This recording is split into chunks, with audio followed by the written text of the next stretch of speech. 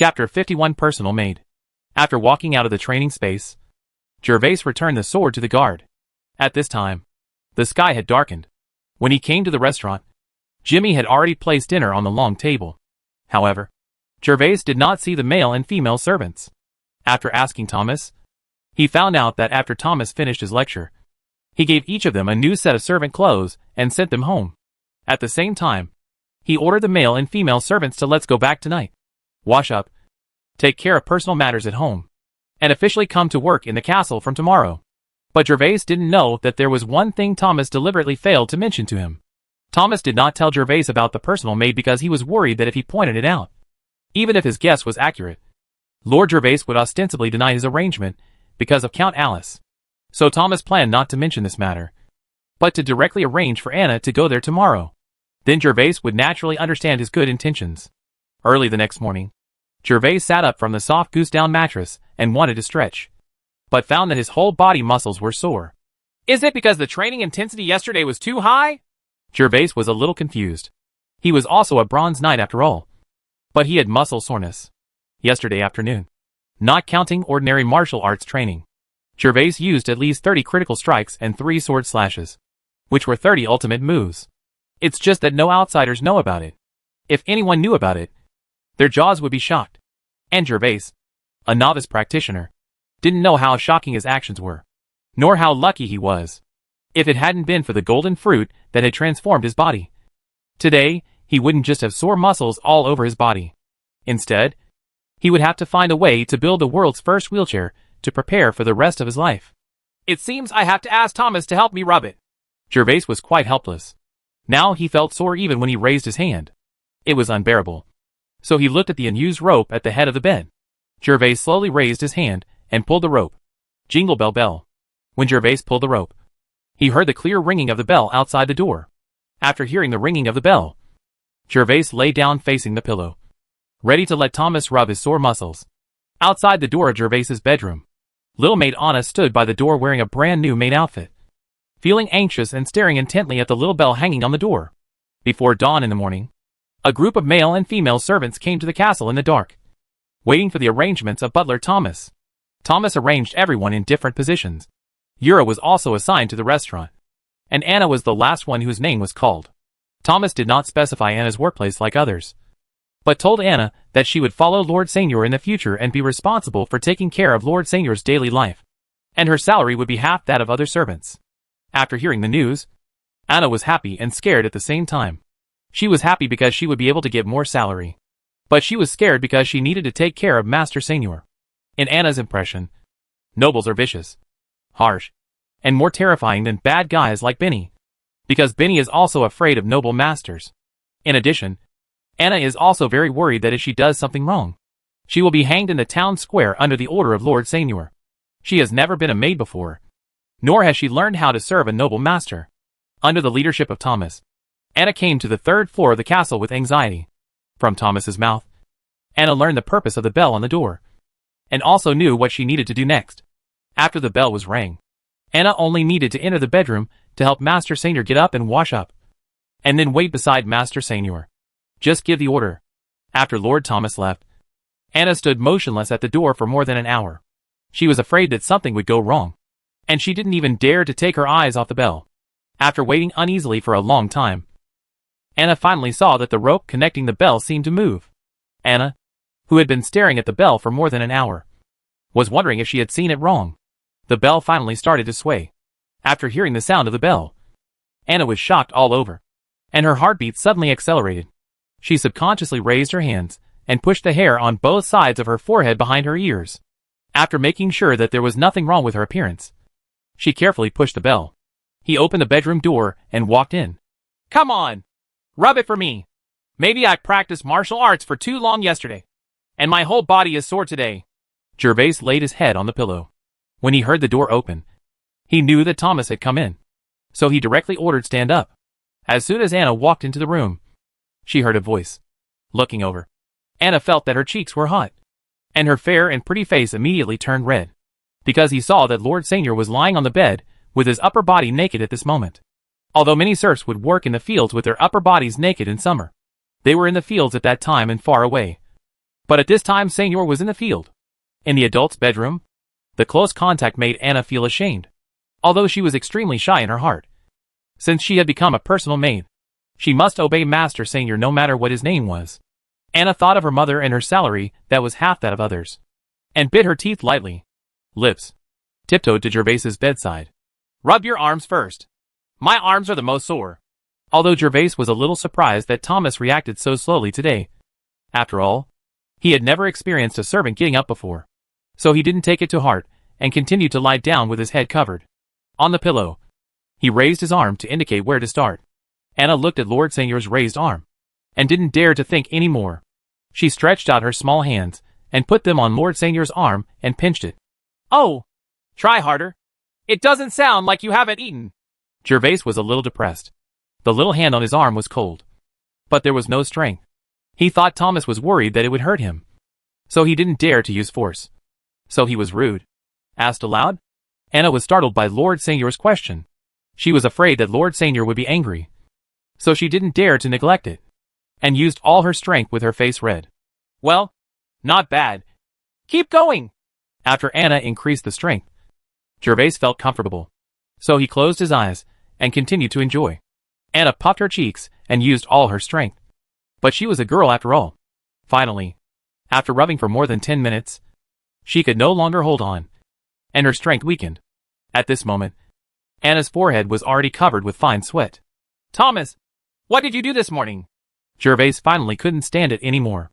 Thomas didn't even have the strength to rub someone's shoulders, which made Jervas feel something was wrong.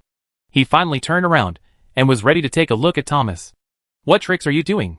Chapter 52 Misunderstanding. I go! The moment Jervas turned his head, he was stunned.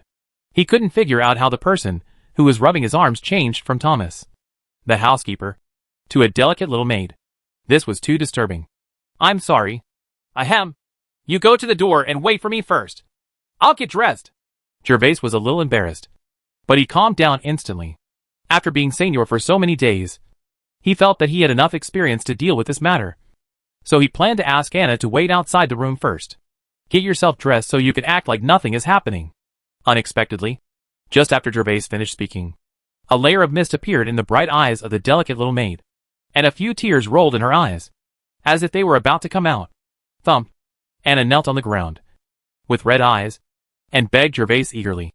Lord Seignior, I know I was wrong. Please don't drive me away. I will rub your arms hard. Anna was very frightened. Master Seignior ordered her to massage. Because of her weak strength, she failed to serve Master Seignior well. Now Master Seignior is angry.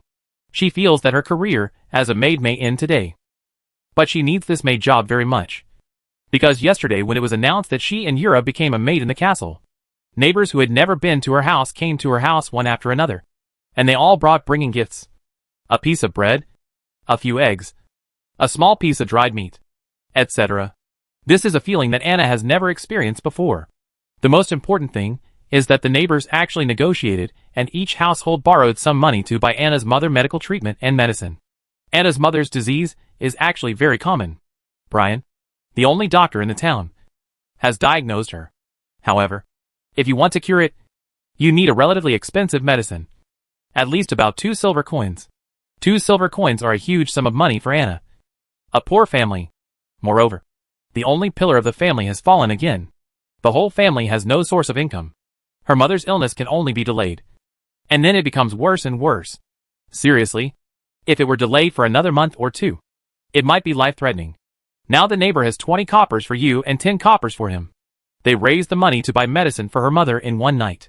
Yura's father also agreed to use the money to help Anna go to a nearby town today. Buy potions. Anna's mother has also been taken care of. And her aunt next door has also come to her house. During this period, she will help Anna take care of her mother. As for the salary, Anna can just pay it. Anna knew that it was all because of the transformation that came with becoming a castle maid. If she thought it didn't matter whether she wanted to be a maid or not during this election yesterday. But after experiencing the incredible things last night, Anna knew that she needed the job of a castle maid. She knew that if she no longer had the identity of a castle maid, then those neighbors last night would definitely ask for the money they lent to her mother for medical treatment as soon as possible. Knowing that this might be the only chance to cure her mother, If her mother's illness cannot be cured as soon as possible and something unexpected happens, Anna can't imagine what kind of nightmare she will fall into. Jervas looked confused. Where is my Seignior experience? Isn't this a slap in the face? I just let you go out for a while. Seeing the little maid crying, Jervas was a little confused. In his previous life, he was most afraid of women crying. But now, he was in front of a delicate little maid. Jervas felt that he had a heinous feeling. He seems to have become a standard bully Seignior. Master Seignior, please give me another chance. Sir, please. Anna lowered her head, seeing that Jervas did not respond for a while. She thought that Jervas had decided to drive her out of the castle, so she ignored her. For the sake of her mother, Anna took the risk of offending Master Seignior, and once again pleaded for herself. I just want to get dressed. It's not convenient for me to do so while you are here. You go to the door and wait for me. I won't drive you away. Jervas was a little helpless. He didn't know why this cute little girl thought that he wanted to drive her away. So he explained softly. How did Jervas know that he just thought that the person rubbing his arm was Thomas? So his words were mixed with a lot of stern tone. If Thomas heard such a tone, he would not be frightened. After all, Thomas is already Jervas. C's confidant knows his master's temperament. But the person who just rubbed Jervas' shoulders was Anna, who had become a maid on her first day. From Anna's perspective, Jervas' few complaints had successfully angered Lord Seignior, and she now cared about this job very much. The preconceived situation caused Anna to overthink things. Looking at Anna with tears already flowing out of her eyes, Jervas thought that he was a kind-hearted person.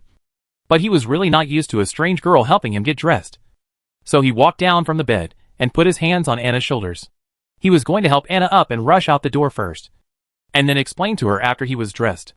After all, he was only wearing a pair of big pants, which was very unsightly. Jervas put his hands on both sides of Anna's shoulders, and then slowly lifted Anna's little maid up from the ground. Anna was startled by Jervas' actions, but she did not dare to resist. She could only think about her mother and let Jervas pull her up from the ground. Sir, someone is coming outside the castle to report. Just when Jervas slowly pulled Anna up from the ground and was about to drive the little maid out of the bedroom, Thomas's voice came from the door. But Thomas's voice only stopped halfway and stopped immediately. Chapter 53. A bold idea. Thomas was very embarrassed, because the matter was urgent. He came to the door and started reporting before he saw the situation inside. Jervas' bedroom door was not closed. When he saw the situation inside the bedroom clearly, he didn't know what to do. He was worried that if he spoke any more, he would disturb the Baron. But the matter he needed to report was very urgent. So he was in a dilemma for a while, not knowing what to do. But although Thomas looked embarrassed and at a loss what to do, he was screaming in his heart. Sure enough, my guess is correct. Sir Jervas just likes the service of the maid. Otherwise, why would Sir Jervas always get dressed before coming out when he was waiting at the door? But today, the maid's first day of work. Sir, let the maid enter the room to serve you. But, why do you know that the maid is serving today and not you? By the way, maybe because you said you hired an extra maid yesterday. Lord Jervas understood the reason. What a wise Lord Seignior. Thomas kept thinking in his mind and checked his previous guess to indicate it was correct. Jervas held the little maid in his hands and looked at Thomas standing at the door. Although Thomas had an embarrassed expression on his face, Jervas clearly felt that Thomas's eyes were full of unexplainable meaning. Jervas understood what he meant. That's right. Sir, you are indeed this kind of person. Hey Thomas, why is the maid at the door today? I thought it was you. Jervas was a little depressed and felt that his perfect personality was about to collapse. He tried to explain a little to save the situation. Although as Lord Seignior, he did not need to explain any of his actions to his servants. My lord, because we are quite busy with things in the castle. We need Anna to serve you in the future. From now on, she will be your personal maid and will serve you by your side. Anna is also literate, so it will be more convenient for you. You pretend. You just pretend. Thomas thought in his heart that his lord was setting up an archway now. However, as Jervas' loyal butler, Thomas was still prepared to take this big blame on himself. In the future, if the Earl blamed him, he would also blame him. We'll carry it down. So that's it. What did you have to report just now? Jervas looked at Thomas, who looked in disbelief. He felt like mud had fallen into his crotch, and immediately changed the subject. After hearing Jervas' question, Thomas realized that he had something urgent to report. Sir, some villagers from the village on the edge of the dark forest came to report that the white wolf that invaded their village has appeared again.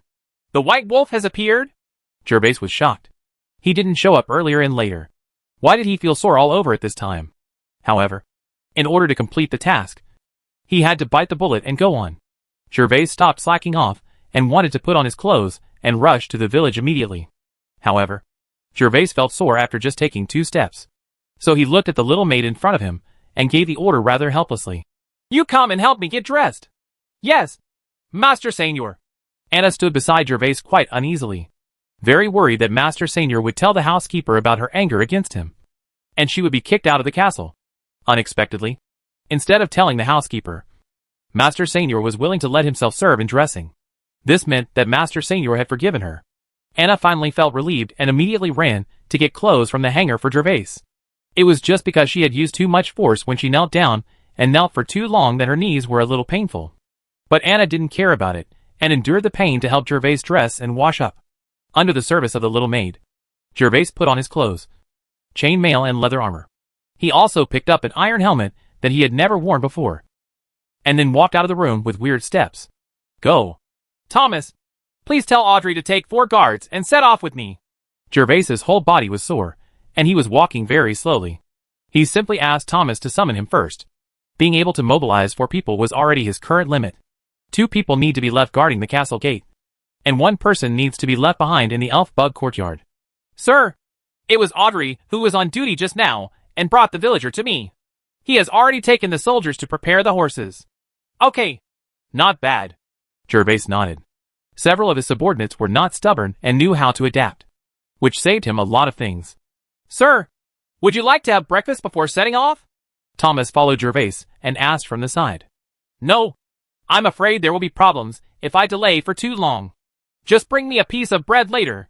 Yes, sir. A moment later, Jervas came to the vestibule with strange steps, and swallowed the bread in his hand 3 times. In the vestibule, Audrey was already waiting for Jervas at the door with 4 guards, and Jervas's horses were also ready. Jervas walked directly to his horse, endured the pain, and got on the saddle. After sitting on the horse, Jervas discovered that in addition to Thomas, there was another little tail behind him, a maid who served him when he got up. Seeing Jervas riding a horse, he was a little overwhelmed. You stay in the castle. I am going to fight now, so you don't have to follow me. Jervas felt that this little maid should want to follow him. After all, she is a personal maid and will follow him instead of Thomas in the future. But now he was going to fight, and of course she couldn't follow him. Yes, sir. Sir, I wish you a great victory on your return. Then Jervas nodded to Thomas, then pulled the reins to urge the horse, and led several of his men out of the castle gate with a roar. After Jervas rode out of the castle gate, Thomas turned around and looked at Anna beside him with slightly complicated eyes. What a lucky little guy, Thomas thought to himself. He just saw Jervas walking in a weird way, but as a housekeeper, he asked Jervas without concern because he had a bold idea in his mind. Jervas walked in a weird way, and Anna also walked in a weird way. When he arrived in Jervas's room, Jervas was only wearing underwear and put his hands on the shoulders of Anna, who was crying to comfort her. It had been more than an hour since Anna had gone up to the 3rd floor. Something indescribable must have happened during this time. Thomas felt that Jervas and Anna were unusual, and what he had just seen. Thomas came up with a bold idea in his mind. He didn't see Anna kneeling down, and he didn't know what happened. Combined with his previous guesses, it prompted him to keep calm and have bold ideas in his heart. If Jervas knew what Thomas was thinking, he would definitely use the 3 crit strikes on Thomas, so that he would not be a good housekeeper and would imitate those street riders on the earth all day long and make up nonsense. Thing. Chapter 54, Taking the Sword. After Jervas left, Anna didn't know what she should do next, so she turned to look at Thomas, ready to ask the housekeeper what she should do now. Anna didn't know yet that the housekeeper had already had a bold idea in his mind about her relationship with Jervas. It was precisely because of this idea that her status in the castle increased again. Anna, how is your mother's illness? Do you have no money for medical treatment? Before Anna could ask, Thomas spoke first. Thomas felt that after Anna had that kind of relationship with Jervas, he would need to treat Anna alone in the future and could no longer treat her like an ordinary servant. Housekeeper, many neighbors lent me money last night, and I collected enough money to buy medicine for my mother. Anna was a little surprised as to why the housekeeper suddenly asked about this matter, but she still answered honestly. Oh, that's good. Work hard. With your salary, it won't take long for you to pay them all back. Thomas nodded, knowing that the money had been raised. He stopped talking about it. He originally thought that if Anna was short of money to treat her mother, he could advance some salary to her. After all, Anna is different now. Even if Jervas didn't say it. As a housekeeper, he should give Anna some conveniences. By the way, Anna, can you ride a horse? Housekeeper, I have never learned to ride a horse. Anna heard Thomas's question and quickly answered respectfully. Then you have to learn to ride a horse. Sir Jervas always rides a horse when traveling. If you want to follow him all the time, you must learn to ride a horse. Thomas nodded. Because Anna was literate. He asked specifically. Otherwise, he would know without asking. Horses are so precious. How could a serf girl have the opportunity to learn them? Not even some lord's daughters could learn from them. Thomas himself also knew that horses were so precious. I only had a little practice under the great nobles of Roseburg. But, Mr. Butler, I don't have a horse to study. Anna lowered her head, feeling a little uneasy. Most aristocratic masters usually rode horses when traveling. Of course she knew that. But she didn't know how to do it. She didn't have a horse even if she wanted to learn. If she didn't know how to ride a horse, would the housekeeper find someone to replace her? It doesn't matter. You can use the horses in the castle to learn. And I will teach you when the time comes. Thomas smiled and said to Anna in a soft tone. Thomas will naturally give preferential treatment to Lord Jervas's pillow. Really? Master Butler? Thank you, Master Butler. Anna was extremely surprised. When she saw Thomas nodding to her, she was convinced that it was true. So she quickly expressed her gratitude to Thomas. Anna couldn't help but believe that Thomas was willing to let her, a little maid, learn from something as valuable as a horse. This is as shocking as the butler of a rich man on earth asking a servant to learn how to drive using a brand-name sports car costing millions. Master Butler, can I learn now? Seeing Thomas's warm smile, Anna plucked up the courage and asked Thomas in a low voice that she wanted to learn to ride a horse quickly so that her job as a personal maid would be secure. Study now? Thomas was a little surprised.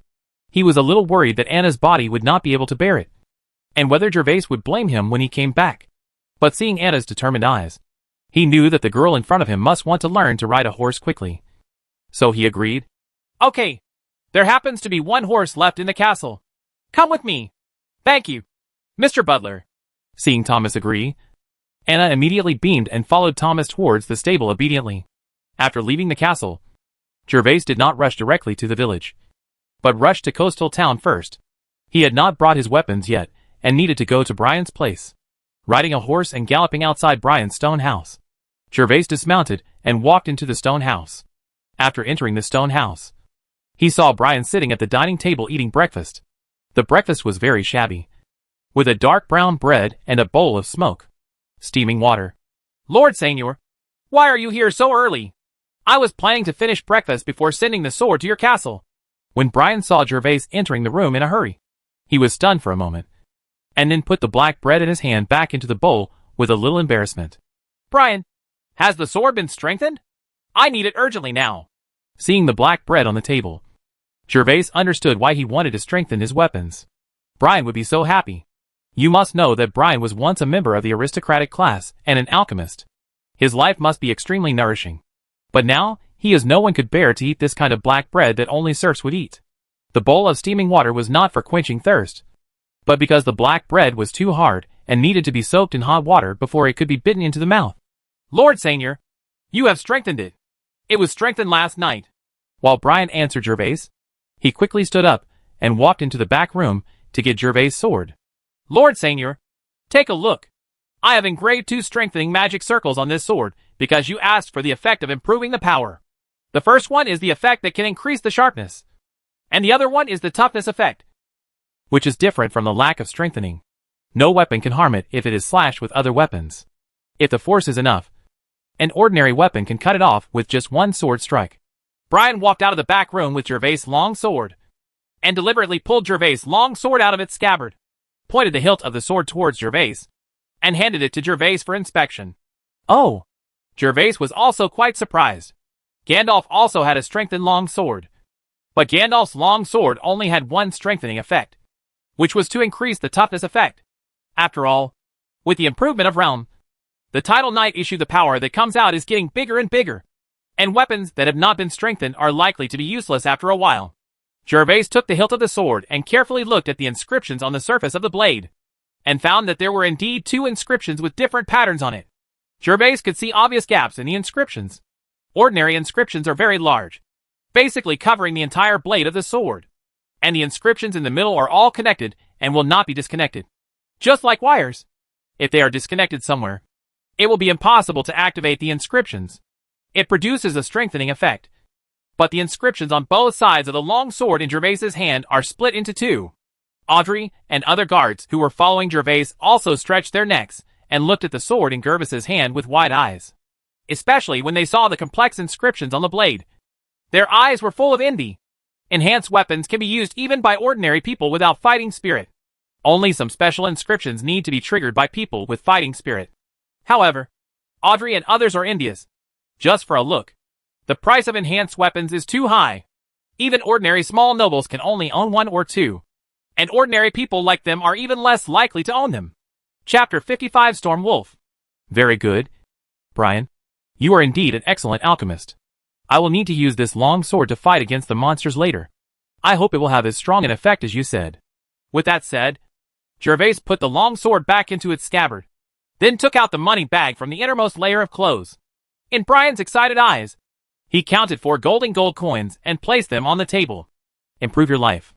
I don't want a talented alchemist like you to live like a serf in my territory. Brian was not polite. He saw 4 gold coins the size of a thumb cap scattered on the dining table. He rushed over, picked them up and held them in his hand. He said to Jervas with a grateful face, "Don't worry, Lord Seignior. With these 4 gold coins, I will definitely improve my living standard. I have had enough of this black bread that I can't bite."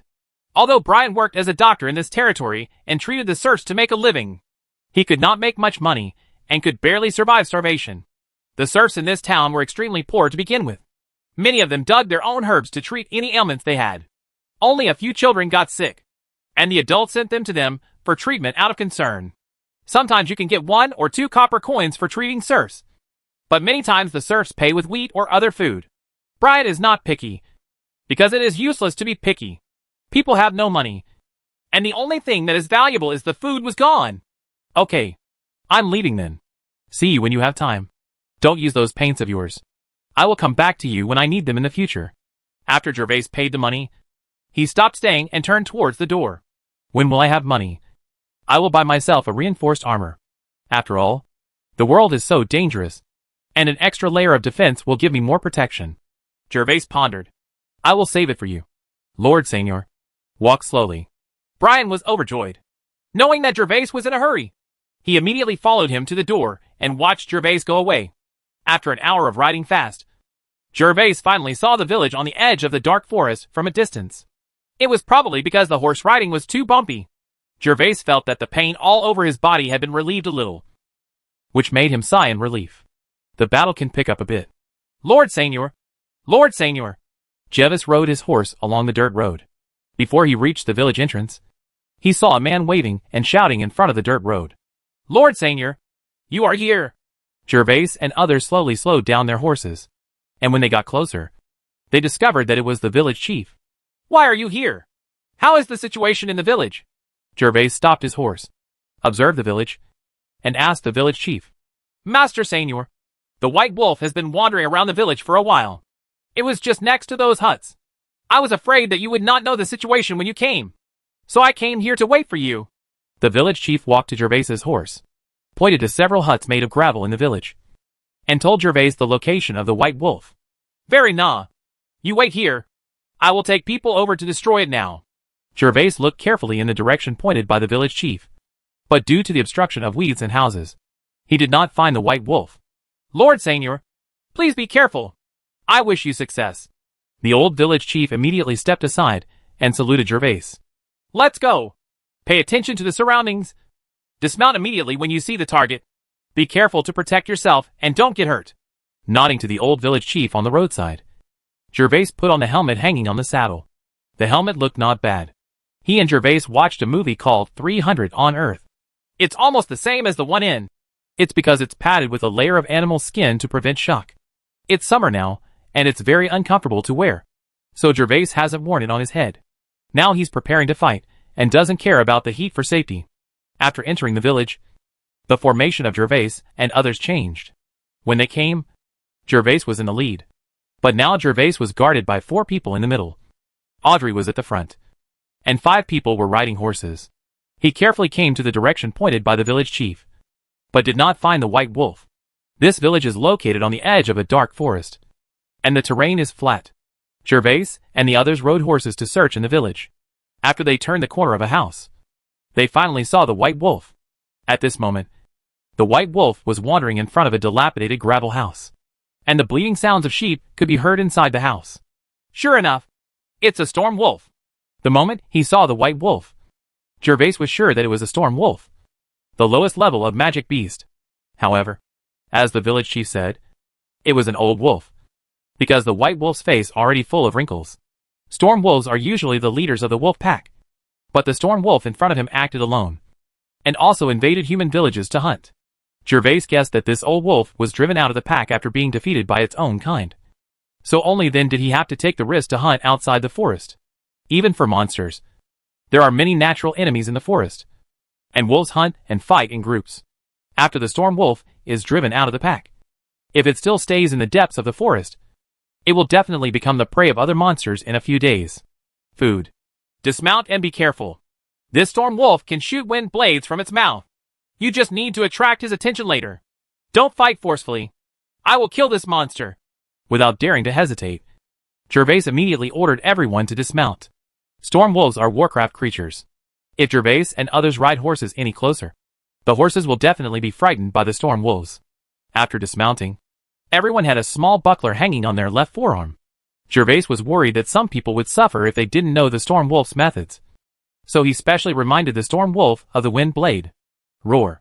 The movement of Jervas and others was finally noticed by Storm Wolf.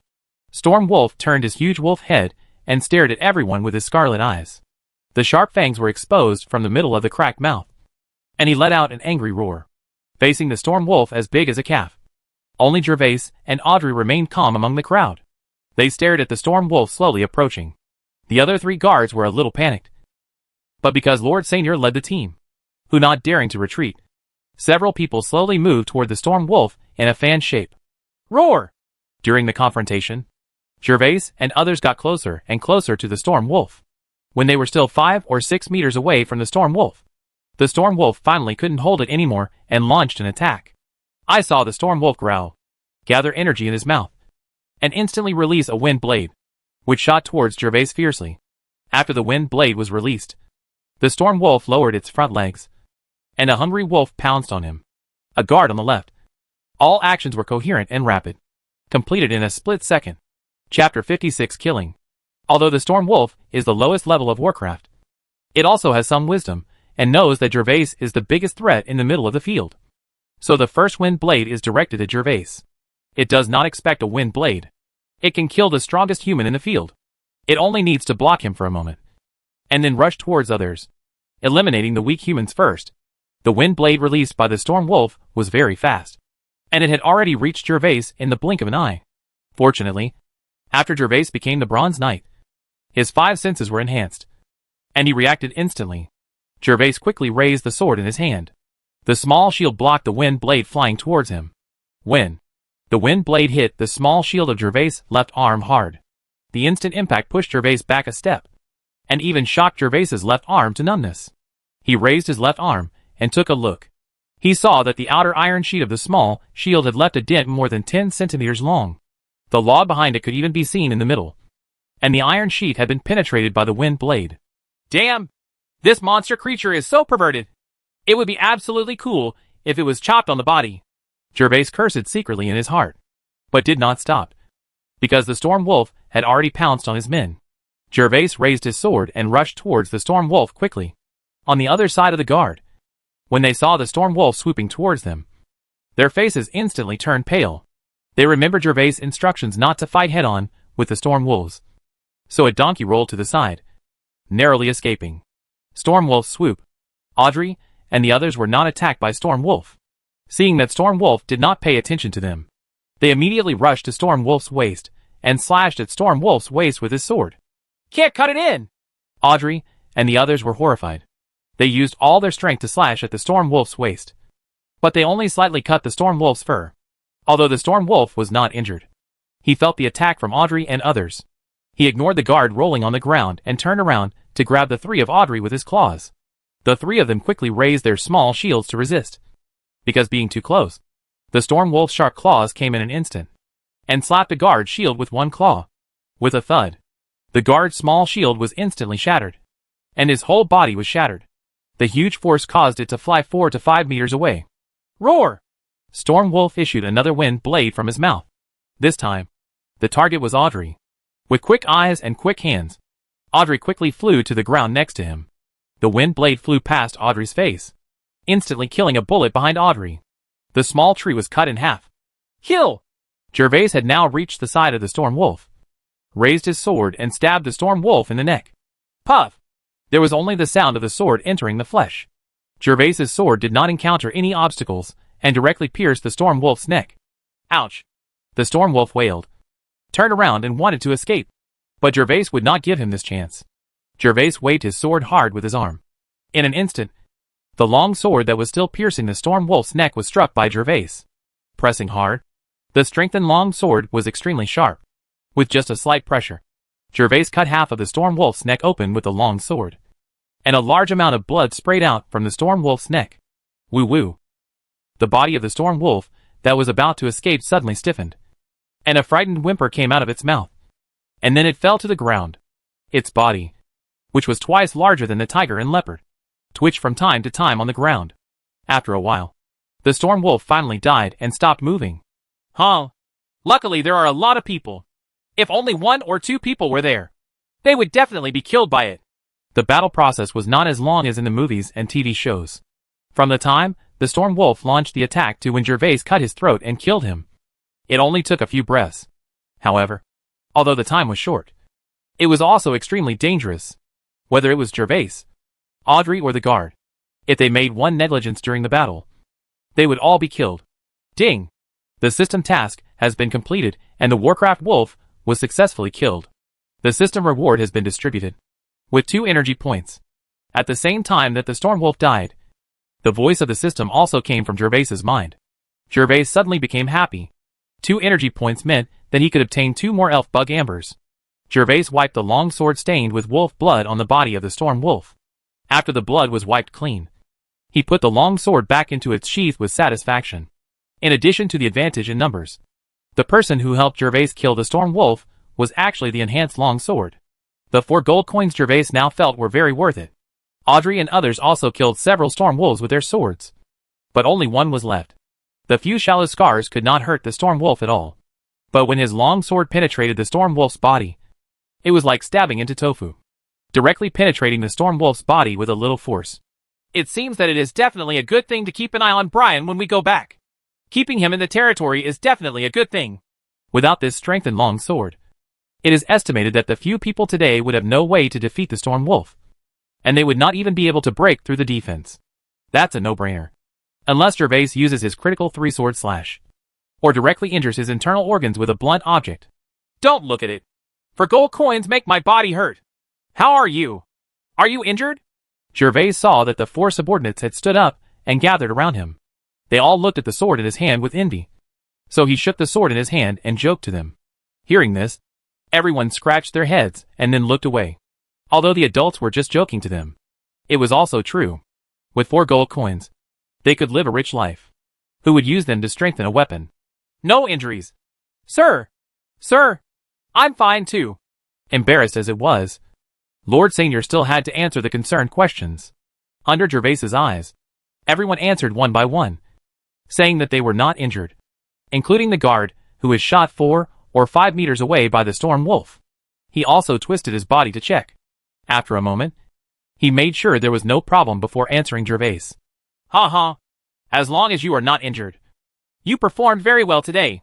Jervas saw that there were many scratches on the face of the guard, who was shot away. They should have been scratched when he hit the ground after flying out. So he patted the guard on the shoulder and praised him without hesitation. Them. Swear loyalty to the Lord. Upon hearing Jervas's praise, several people immediately clenched their fists in their chests and saluted to Jervas. Then let's take a rest first. Jervas waved to a few people, indicating that they were looking for a place to rest. Then he found a flat stone to sit on and took off his helmet. He was already sweating profusely. After sitting down, Jervas eagerly opened the panel, and saw that 2 energy points had arrived, and the search function button had also been lit. Jervas suddenly became excited, and without hesitation used his mind point to activate the search function. The moment after Jervas clicked his mind, the circular radar immediately appeared on the upper left side of the panel, and the red dot inside was flashing. Jervas turned sideways, and found that the distance between the red dots was a bit far. But the direction was towards the Golden Castle. "Why don't you press it again, and see if the radar displays 2 red dots at the same time?" After confirming the location of the first red dot, Jervas secretly wondered whether the radar would display multiple red dots at the same time, which would save him from searching multiple times. After thinking for a while, Jervas felt that he still needed to give it a try. This golden finger should not trick him. He happened to be out today. It would be easier to find the 2 red dots if he could know them at the same time. Now that the decision had been made, Jervas controlled his mind and turned on the search function again. When Jervas clicked the search function button with his mind, the remaining 1 point of energy value was also deducted by the system. But at this moment, there was another red dot in the radar. Just as Jervas had guessed, the radar had already displayed the directions of 2 red dots at the same time. "Yes! This system is powerful!" Looking at the 2 red dots flashing at the same time, Jervas muttered calmly, "Huh?" Just after Jervas finished praising the awesome system, he was surprised to find that the red dot that appeared later was actually nearby. "Hee hee! This luck is so bad! Could it be that I am really enveloped in the glory of a night?" After confirming that the red dot was nearby, Jervas decided to take action immediately. So he stood up from the ground pretending to be casual. "You guys rest here. You don't need to follow me. I'll go over there for a while." Chapter 57 The Second Elf Bug Amber. When Audrey and others saw Jervas standing up, they immediately stood up. But they were stopped by Jervas as soon as they stood up. "Yes, sir." After hearing Jervas's instructions, several people immediately sat back down again. After seeing Audrey and others sitting back down, Jervas continued to look at the panel, followed the navigation of the panel radar, and slowly headed to the direction of the red dot. When Jervas followed the navigation and came to an open space, the red dots and green dots had completely overlapped. Jervas looked around and saw that there were many weeds in the open space. However, after this first experience, Jervas not in a hurry. He pretended to be casual and kept kicking around in the low grass nearby. Sure enough, within 2 minutes, Jervas saw a touch of brown under a small haystack. Jervas was immediately overjoyed and immediately squatted down and peeled away the grass on the brown object, only to see an elf insect amber spark quietly, lying there, waiting for Jervas to pick it up. "Ha ha! It's really worth it this time!" Jervas was silly and happy. He picked up the amber crystal on the ground and looked at it. It was exactly the same as the one he picked up the first time. Then he took off a small and sturdy one from his waist. The leather bag contained the amber crystal, since he guessed that the search function found all elf insect amber crystals. Jervas asked Thomas to help him get a strong small bag after returning, so that he would have no place to put it in next time. Jervas was not going to tell Audrey and the others about finding the elf insect amber this time. If he let them know this time, the time interval between the 2 pickups was too short, which would definitely cause unnecessary speculation. Jervas thought it would be best to only pick it up once every month or 2, which was reasonable. If he showed them this elf bug amber now, it would definitely be a bit unbelievable. As for the number of elf bugs in the future not matching the number of times picked up, there is no need to worry. Where did Mr. Seignior get the elf bugs from? Do you still have to report them to his subordinates? It could be a gift from Gandalf, or it could be a gift from Alice, or it could even be a purchase. No servant dares to verify it. After packing the elf bug amber, Jervas tied the small leather bag around his waist and walked back to the resting place. When Audrey and the others saw Jervas coming back, they did not notice anything unusual and did not pay attention to Jervas. There was something extra on C's waist, and he just saluted respectfully to Jervas. "Did you see that? The white wolf was killed by Master Seignior with just 1 sword strike." "What white wolf?" "That's a monster. Didn't you see that he can spit out wind blades? Our Lord Seignior must be a titled knight. Only a titled knight can kill monsters." "Whoa! Warcraft. How you know that?" "However, Master Seignior is really powerful. He can kill this Warcraft wolf with 1 sword. Then we won't have to run to the Deadleaf River to take refuge in the winter. Hey, last time I went to Pat Barron to buy something, I heard people in the town talking about their Seignior buying the meat of World of Warcraft everywhere. Otherwise, I wouldn't know what Warcraft looks like. I think we still need to take refuge over the Dead Leaf River. After all, no matter how powerful Mr. Seignior is, he is only one person.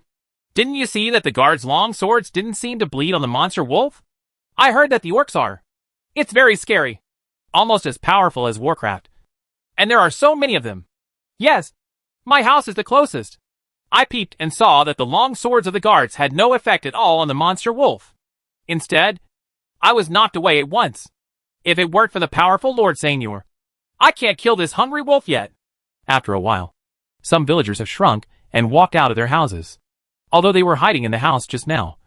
Since Jervas and others fought against the storm wolf, the brave villagers have been peeking at the battlefield through the gaps in the house. Those who were so close could even see all the details clearly. But now it became the subject of their conversation, and everything was filled with saliva. At this moment, the village chief, who received the news, also ran over quickly. Lord Seignior, thank you for getting rid of this hungry wolf for us. The village chief first glanced at the storm wolf, whose throat was cut in half, and then knelt down in front of Jervas with excitement on his face, and thanked him loudly. Although the other villagers stood further away, they all knelt down after hearing the village chief's words, and also said words of thanks to Lord Seignior. Everyone, get up. Since I have become your Seignior, I will protect you. Jervas looked at the serfs kneeling on the ground in darkness. He was used to the serfs kneeling at every turn, and calmly waved his hand to signal them to get up. Thank you, Lord Seignior, for your kindness. I will definitely work hard for Lord Seignior. The village chief and the serfs all stood up, peeking at the corpse of the storm wolf on the ground from time to time. Although the storm wolf was completely dead, they saw the storm wolf's mouth full of sharp fangs and its cow-sized body. All showed expressions of fear. Master Seignior, the ground is not clean. Why don't you go to the villain's house and rest for a while? No. Go get some boiled water. I'm a little thirsty. Jervas shook his head and rejected the village chief's kindness. After everything was done, he had to rush back to the castle early and pocket the second elf insect Amber. Yes, Lord Seignior.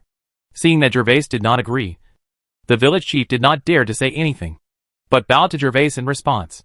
After the village chief answered Jervas, he turned around to get hot water, but saw the villagers gathered not far away, whispering and looking at the body of the storm wolf. The village chief was afraid that Master Seignior would be angry, so he shouted at the villagers. Why are you still squeezing? Since the evil wolf has been killed by Lord Jervas, why don't you go to work in the fields? You have been delayed for how many days? Be careful. All the dealers have been eaten by birds. If you can't pay the tax, I will kill you. Skin. After scolding the serfs who were watching, the village chief turned around and bowed to Jervas before running back to get hot water. After resting for about 5 or 6 minutes, the village chief finally came back with 3 or 5 villagers. In addition to boiling hot water, he also brought a lot of wild fruits that Jervas had never seen before, and Jervas did not dislike them. Picked it up and ate some, each with its own characteristics of sour, sweet and sour. After eating and drinking, Jervas stood up, took out 3 silver coins from his arms, and handed them to the village chief. Take these 3 silver coins. Give 1 to the 2 injured villagers, and use the other 2 to buy sheep. In fact, the 2 sheep taken away by the storm wolf are not the private property of the serfs.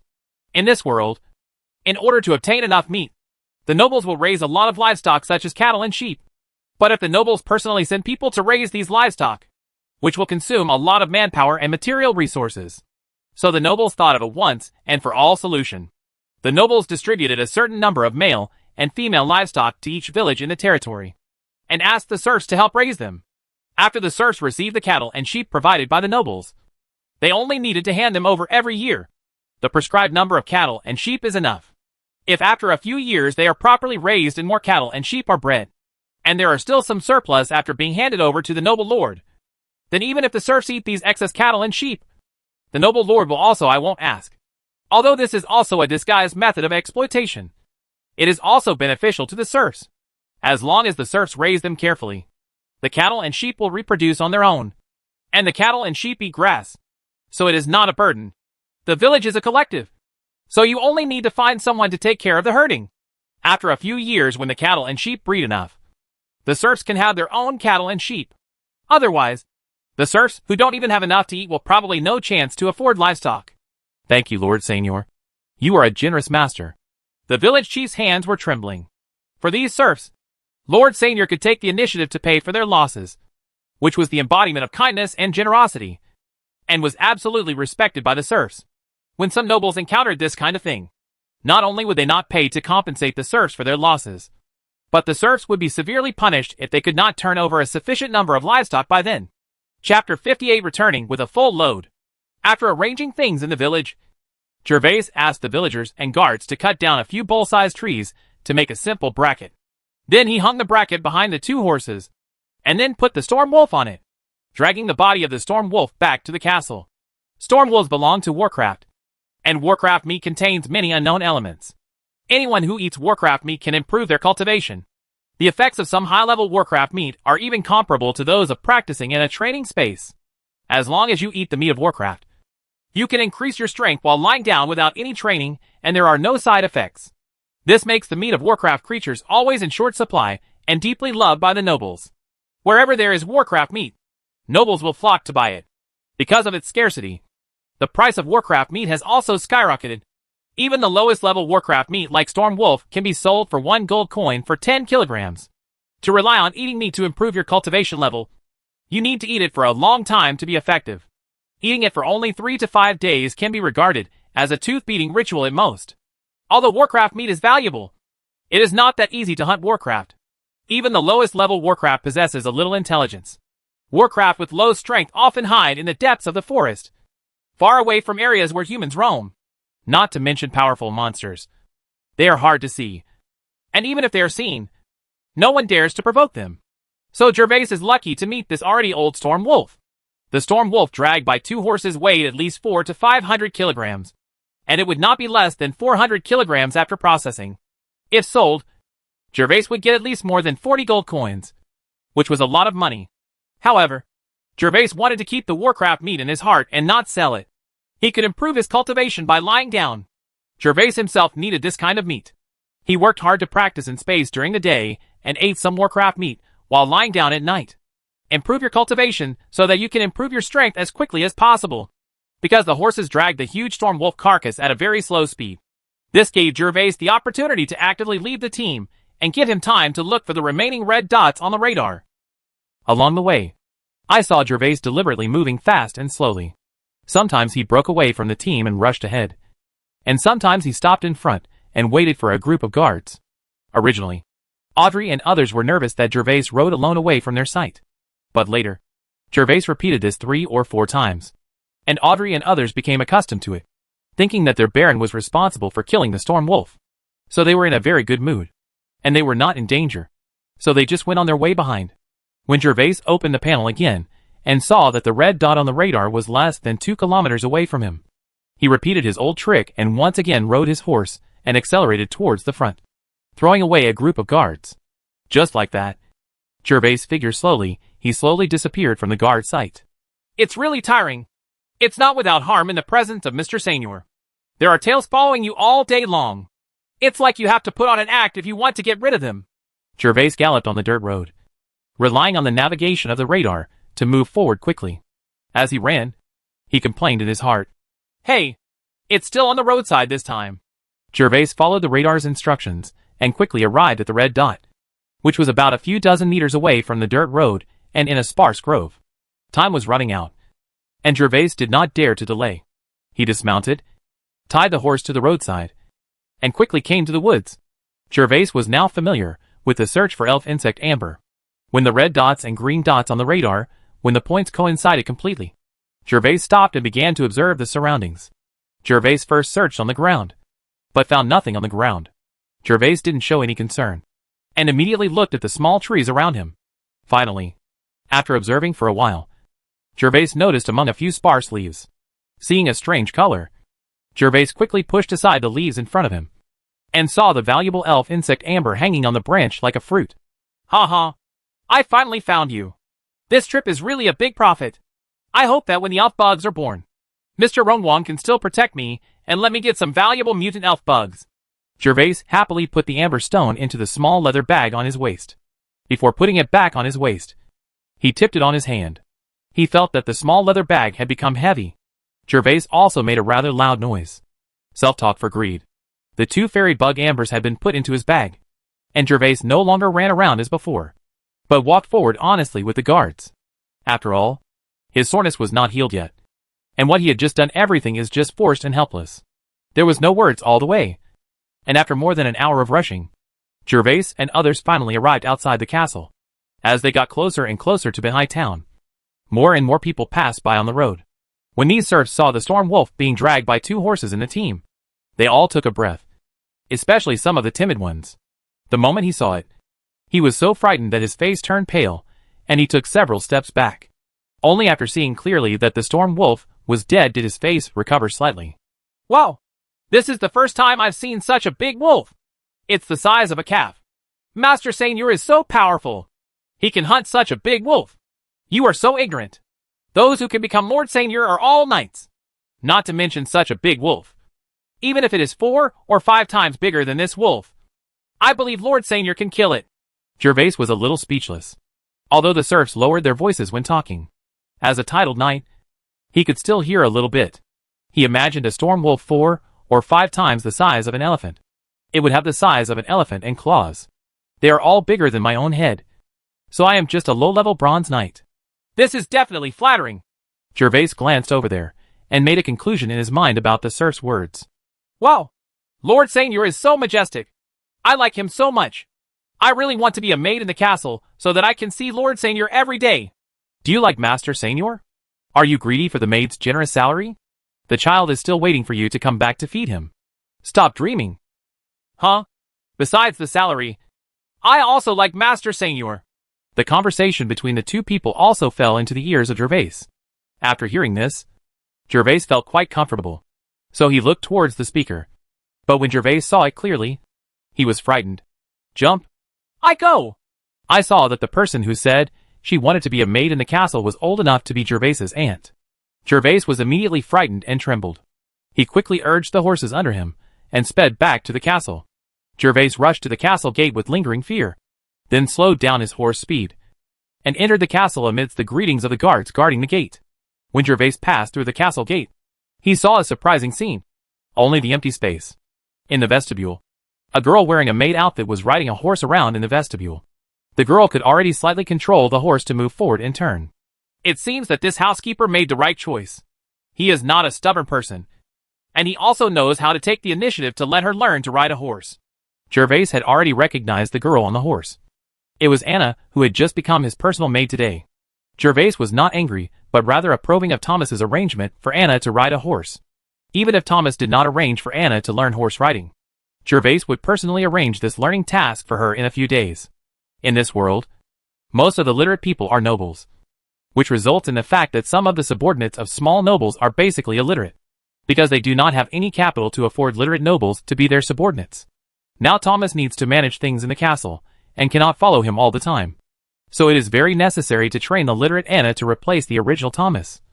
So Anna must learn to ride a horse, so that she can be used as a secretary. Do it. It's pleasant just thinking about it. Jervas praised Thomas for knowing how to think about himself. But he didn't know that if Thomas hadn't come up with a bold idea and misunderstood the relationship between Jervas and Anna, how could he have dared to let Anna study without Jervas's consent? Horse riding. Chapter 59 Save Beauty. Hiss. Jervas rode a horse to the gate of the inner castle while wandering in the sky. He calmly turned over and got off the horse. Unexpectedly, when he stood still, he heard the neighing of a horse. I go! Jervas quickly turned his head to look for the sound, and saw that the horse under Anna had lost control for some unknown reason. The horse that had been leisurely just now had begun to run, swinging its body while running, and sat down. Anna on the horse is like a lonely leaf in the waves, flying up from time to time as the horse jumps, and may be thrown away by the horse at any time. Jervas took a breath. If Anna was thrown away, she would definitely be injured. He, a literate personal maid, might be in vain. Without thinking any more, Jervas hurriedly ran towards Anna. Quick! The horse over there is frightened! Go and save him quickly! After Jervas rushed out, other people in the castle, including Audrey and others who had just arrived, also discovered Anna's condition, and they all shouted and rushed over there. Anna felt that she had a bad day today. She made a mistake when serving Lord Seignior for the first time in the morning and annoyed Lord Seignior. It turned out that the same was true for practicing horse riding. Everything went smoothly. Under Thomas's guidance, she was able to control the horse slightly. However, just now, Anna saw Master Seignior and wanted to get off the horse quickly and come to greet him. In desperation, she didn't control the reins well, so she became unstable and accidentally photographed the horse. As a result, the horse began to accelerate. For Anna, who had only been riding for half a day, it was very dangerous for the horse to run. Panicked, Anna lost control of the horse. The horse ran faster and faster, and kept jolting her body during the run. Anna, who had no riding experience, was jolted to pieces by the horse. She saw the horse rushing straight towards the house in front of her like crazy. Anna felt that she was dead. She was thinking about her sick mother at the moment, wondering if the horse would be injured soon, whether Mr. Seignior would blame Thomas the steward, and whether he would blame Ura, who asked her to come to choose a maid. She was thinking about how she would fall to death like this. Will it become ugly? Listening to the whistling wind in her ears, Anna was a little reluctant and a little nostalgic. But she had no choice but to pray that the horse would not be injured if it really hit the house. Would you like to let go of the reins now so that the horse will stop? Suddenly, an idea came to Anna's mind. She didn't know much about horses. She just felt that if she was no longer on the horse would not run straight ahead, so that the horse would not be injured and would not be implicated. As for others, and as for herself, Anna felt that even if she continued to stay on the horse, she would suffer the same injury when she bumped into the cabin again. So she might as well let go and protect this precious horse. I'll go. Silly girl. Seeing the frightened horse leading Anna closer and closer to the wooden house, and about to collide with it, Jervas found that one of Anna's hands had loosened the reins, and he was very worried. If this continued, after a while, his own maid was about to be gone, and Jervas was now within arm's reach of the horses. Drink! Jervas roared, quickly mobilized his fighting spirit, put it on his legs, and landed on the ground. His figure immediately jumped up from the ground, and his body flew over the horse's back like an arrow from the string. He sat firmly on the horse's back. After sitting firmly behind the little maid, Jervas did not dare to neglect, and quickly grabbed the reins of the horse, and then pulled hard to the side. The horse was pulled by the reins, and finally stopped sprinting in a straight line, completed the turn half a meter away from the wooden house, and finally avoided the fate of collision. Although this horse is not a good war horse, it has been trained. When charging into the battle, even if there is a mountain of swords and guns in front of it, it must rush directly into it. It is for this reason that Anna and this horse almost died. Good Jervas saved the situation with the blessing of fighting spirit. Anna had already made up her mind to let go. Just when he let go of the reins with one hand, she suddenly felt a force coming from behind. Then a pair of hands passed over her shoulders and took the reins from her hands. She felt the strange. Anna finally opened her eyes. When she opened her eyes, she realized that the crisis had been resolved. Anna turned her head slightly and looked behind her, and found that it was Lord Seignior. Anna's eyes were slightly red, but she didn't dare to speak. She was a little thankful now, but also a little scared, and she didn't know what to do for a while. After the horse turned the corner, there was an open space in front of it. Jervas pulled the reins to control the horse to slow down slowly, and finally stopped the horse. Are you okay? After the horse stopped, Jervas lowered his head and looked at Anna in front of him. Seeing that Anna was in a daze, he thought she was scared, so he asked, It's okay, Master Seignior. Anna deserves to die. After being asked by Jervas, Anna reacted and remembered that she almost got into a big trouble today. She quickly lowered her head and admitted her mistake to Lord Seignior. Okay. It's good that everything is alright. Please be careful when riding horses in the future, and don't be impatient. Jervas interrupted Anna's words and looked at Anna's cute and well-behaved appearance. Instead of being angry, he felt a sense of accomplishment because he was a hero and saved the beauty. Am I from the Appearance Association? In the eyes of other nobles, this should be regarded as a very serious mistake. Not only Anna will be punished, but even Thomas may need a few words of reprimand. Horses are more valuable than serfs. In the heart of any noble, this is absolute. Even the serfs themselves think so. Only Jervas, a time traveler, feels that human life is more important than horses. Seeing that there was no other abnormality in Anna, Jervas put his hands under Anna's arms, gently lifted Anna from the horse, and placed her firmly on the ground. And then he stepped off the horse. Thank you, Master Seignior. Seeing that Master Seignior was not angry, Anna had mixed feelings, especially when Master Seignior lifted her off the horse without any explanation.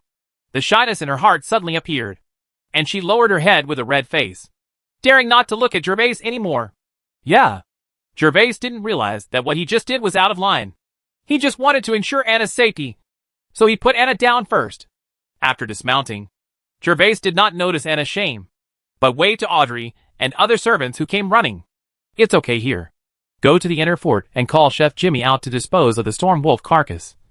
Otherwise the meat will go bad if left for a long time. Yes, sir. Everyone looked at Jervas with admiring eyes. Just when Jervas ran to save people, everyone finally realized that Jervas was different. It was impossible for ordinary people to run so fast and so easily. He jumped onto the galloping horse. My lord, have you become a titled knight? Among the people present, only Audrey came from Gandalf's territory. Although he didn't have much interaction with Jervas, he also knew a little about Jervas. Gervas's cultivation talent was not good.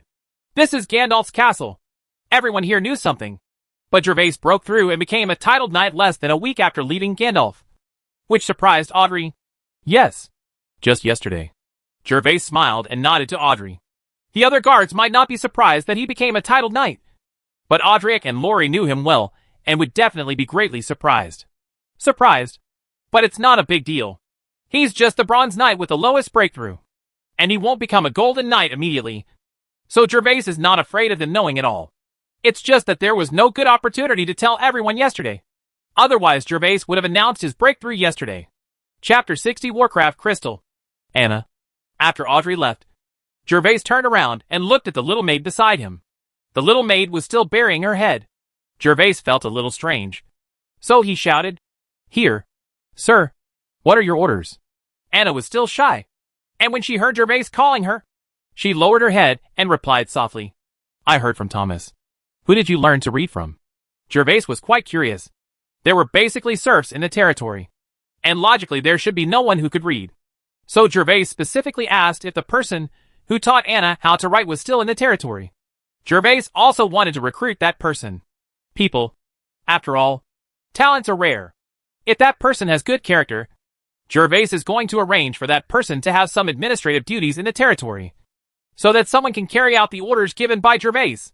Sir, it's Teacher Brian. Teacher Brian is a doctor. I often help him clean and classify herbs. So Teacher Brian has been teaching me how to read words to prevent me from putting the herbs in the wrong drawer. Anna gave Jervas a truthful answer as to why she was literate. Huh? It turns out to be Brian. After hearing Anna's answer, Jervas was speechless for a moment. It seemed that his expectations had been disappointed. It was impossible for a person who focused on technology to manage administration. It seems that I have to find some people who can manage the administration from other aspects. Jervas was thinking in his mind. This is what he needs to do most next. If he wants to develop the territory, he needs to establish effective management first. Unit, so that we can control the entire territory step by step and rationally distribute and utilize serfs. Anna, then you continue to practice riding horses. The plan to recruit people failed. Jervas looked at Audrey and Jimmy. They had already begun to deal with the corpse of the storm wolf. He thought that his muscles were still a little sore. It was impossible to practice martial arts today. He might as well be here. Watch the cute little maid in front of you practice riding a horse and give yourself a holiday. But my lord, just now Anna was a little hesitant, although she was very eager to continue practicing. She was worried that if the situation happened again and something happened to the horse, she really couldn't afford to pay for it. It's okay. I'm watching over there. You can ride with confidence. Only by learning to ride a horse as soon as possible can you truly follow me. Jervas waved his hand to interrupt Anna's words. Knowing what the little maid would care about, he gave her a boost, saying that he would take care of her. Thank you, sir.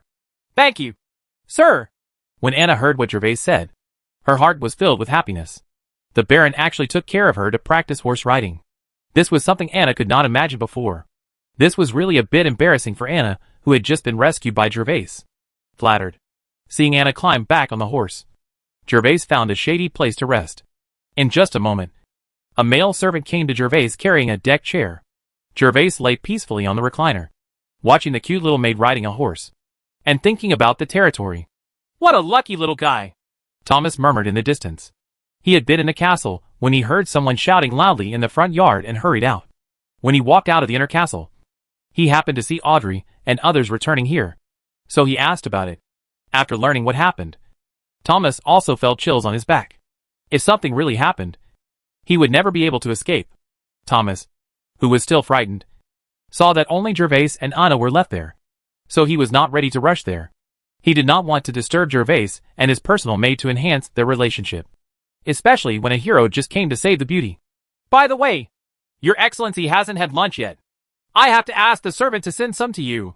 Thomas had just returned to the inner castle when he remembered that Jervas hadn't had lunch yet. So he ran into the restaurant neatly and ordered Yura to deliver food to Jervas. I wish I had ice. Drinking the juice and barbecue brought by the maid, Jervas sighed softly. This juice was made by Jimmy using some wild fruits. It is sweet and sour, and is perfect for drinking in this hot summer. Unfortunately, there is no ice. If you had some ice when the block went in, Jervas felt that it was extremely refreshing. Calculating the time. Lori should have sent the letter to my Cheap Daddy in Rose Castle. I hope Cheap Daddy's support will arrive soon. Jervas's mind wandered, and he suddenly thought about the buffer zone. He eagerly hoped that Gandalf's support would arrive soon, because this Count Lanny's camp had been built for some time, and Jervas was worried about the camp during this period. The valuables were returned to Lanny's territory. Another reason is that Jervas is in urgent need of the supplies that Gandalf gave him. Without those supplies, Jervas would have no way to develop his territory. Jervas is also planning to put the sanitation situation in the town on the agenda, building new public toilets around the town, so that the roads in the town are not covered with feces and urine, and the stench can be smelled from a distance, and the odor collected in the public toilets after fermentation. Things can be composted, as long as the effect of composting is realized. Jervas believes that even if he does not force sanitary improvements by then, the serfs will not be willing to dump it on the path as they are now. Oh my god! What is this? It looks like a gem. Idiot! This is a World of Warcraft crystal. Holy Spirit! It turns out to be a Warcraft crystal. At this moment, exclamations came from the distance, interrupting Jervas's thoughts. Warcraft crystal? Jervas's eyes instantly lit up, and he looked in the direction of the sound, which was where Jimmy, Audrey, and others were dealing with the Storm Wolf. After Jervas looked over, the crowd over there also had a motive. He saw Audrey washing something in the bucket, and then ran towards Jervas without hesitation. Sir! It's the Warcraft crystal! It's the Warcraft crystal! Audrey ran very fast, but raised his hands high and held them tightly, for fear of dropping the things in his hands. After holding the Warcraft crystal in front of Jervas, Audrey released his palm and handed the Warcraft crystal to Jervas. Jervas was also extremely excited and quickly took the Warcraft crystal from Audrey. The Storm Wolf's magic crystal was dark green and translucent. It was about the same size as a pigeon egg. It had sharp edges and corners, and was symmetrical like a work of art. Under the sunlight, it shines brilliantly under the illumination. It's really developed. But how can this low-level Storm Wolf possess the Warcraft crystal? According to the memory of the original owner, this is probably harder than winning the lottery. Looking at the gem-like magic crystal in his hand, Jervas's mind was racing, recalling information about the magic crystal. The original owner had attended the aristocratic school in Winterfell for several years, and things like Warcraft crystals were also there, learned in school. Most of the Warcraft can release spells such as wind, fire, thunder and lightning. They are born with this attribute. For example, the Storm Wolf can emit wind blades from its mouth. People classify it as a wind-type Warcraft. The Warcraft Wolf is still a low-level one. Among the World of Warcraft, some mid to high-level Warcraft spells are more powerful, and the spells are more unique. The spells released by Warcraft are also consumed. Just like human fighting spirit, when the Warcraft's mana is used up, it needs to reabsorb and store mana before it can continue to cast spells. Some mid to high level Warcraft have intelligence that allows them to know how to accumulate mana.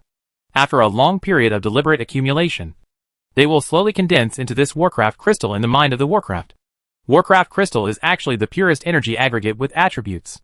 Chapter 61 The Glory Boss Protects Me. As far as Jervas knows, magic crystals are generally only possible to be produced by high-level magic beasts. Even intermediate magic beasts can only be possessed by very few. As for low-level magic beasts, such as storm wolves, there is 1 in 10,000. It was considered a stroke of luck. It was simply unheard of. The production of Warcraft crystals is related to the intelligence of Warcraft. The higher the intelligence, the more likely it is to know how to accumulate mana and condense magic crystals. People with low intelligence, let alone condensing mana, in fact, in addition to being stronger, they also know how to make profits. in avoiding harm. Most of their behaviors are no different from ordinary wild beasts. Sir, this is the glory of knighthood that has enveloped you. Audrey immediately offered his flattery. Although it was flattery, it was also Audrey's sincerity. Jervas had just picked up an elf insect amber a few days ago. Today, I obtained another Warcraft crystal in the body of this low-level storm wolf. If there is a son of God in the world, Audrey will think that Jervas is the son of God. Well, the glory of knighthood has indeed enveloped me. Jervas went along with the flow, with an expression of deep approval. But in fact, he was muttering in his heart. Could it be the function of the golden finger? Otherwise, how could a low-level storm wolf possess the magic crystal? Or was it really the glory boss who was protecting me? Hey, sir, I will continue to help over there. Audrey saw that Jervas had been looking at the Warcraft crystal, so he had the sense not to disturb Jervas anymore. Well, go ahead. Jervas nodded, but felt melancholy in his heart. He had been in the territory for a few days, but the territory had not changed at all. But he had gained a lot of good things, not to mention elfstone amber. This Warcraft crystal is even more rare than elf insect amber, because it is so rare that only high-level Warcraft can possess it. Even the Golden Knight dare not say that he can easily destroy a high-level Warcraft. Kill. And high-level monsters often hide in inaccessible places and are rarely seen at all. Magic crystals are also very powerful and can be used in two ways. The first is to use alchemists to embed magic crystals on weapons or armor, so that the weapons or armors have special properties, such as adding this wind-attributed magic crystal. If the crystal is inlaid on the long sword, the long sword will become lighter, and it can also use the inscription to issue skills. Think about a battle between two people of equal strength. Taking advantage of the opponent's omissions, they can use a wind blade or other skill. Whoever uses it will know the effect. The second is that the Silver Knight can try to absorb magic crystals, because the magic power of Warcraft is also absorbed from the heaven and earth, and the magic crystals are condensed from these magic powers. It can be said to be extremely pure. Once the absorption is successful, you can gain attributes. With the blessing, you can practice skills like wind blades. The two methods look the same, but in fact they are not. The magic power embedded in the weapon is limited, and each time the skill is activated, there is a limit on the number of times. If you use it once or twice, you have to wait for a while to charge the weapon. But if the Silver Knight absorbs it, however, you can use the fighting spirit with attributes to provide energy. As long as the fighting spirit is full, you can activate skills without limit. However, most people use the first method after obtaining Warcraft crystals. Weapons or armors inlaid with magic crystals can be passed down from generation to generation, benefiting future generations. The success rate of the second type of absorbing magic crystal is very low, and it is very likely that a precious Warcraft crystal will be lost in vain. Even if the Warcraft crystal is successfully absorbed, it will only have the ability to release spells. In the perception of people in this world, level is the biggest reliance. In the face of absolute power, any skill is dispensable. Only when you encounter an opponent with similar strength can its advantages be reflected. To put it bluntly, Warcraft crystals are too rare. If you have this thing, you might as well exchange it for some money. Find a way to practice hard, improve your own cultivation, or directly make it into a weapon to benefit future generations. Should it be embedded in the weapon? Or should I wait until I reach the Silver Knight and try to absorb it? Jervas was lying back on the chair at this moment, and the magic crystal was being held up in the air by him. Ever since he took the magic crystal, his eyes had not left the magic crystal, and he could not even care about the cute little maid riding a horse. Saw it. As an adult, Jervas hates choosing. What he likes most is to have them all. However, there is only one world of Warcraft crystal, which cannot fulfill his wish.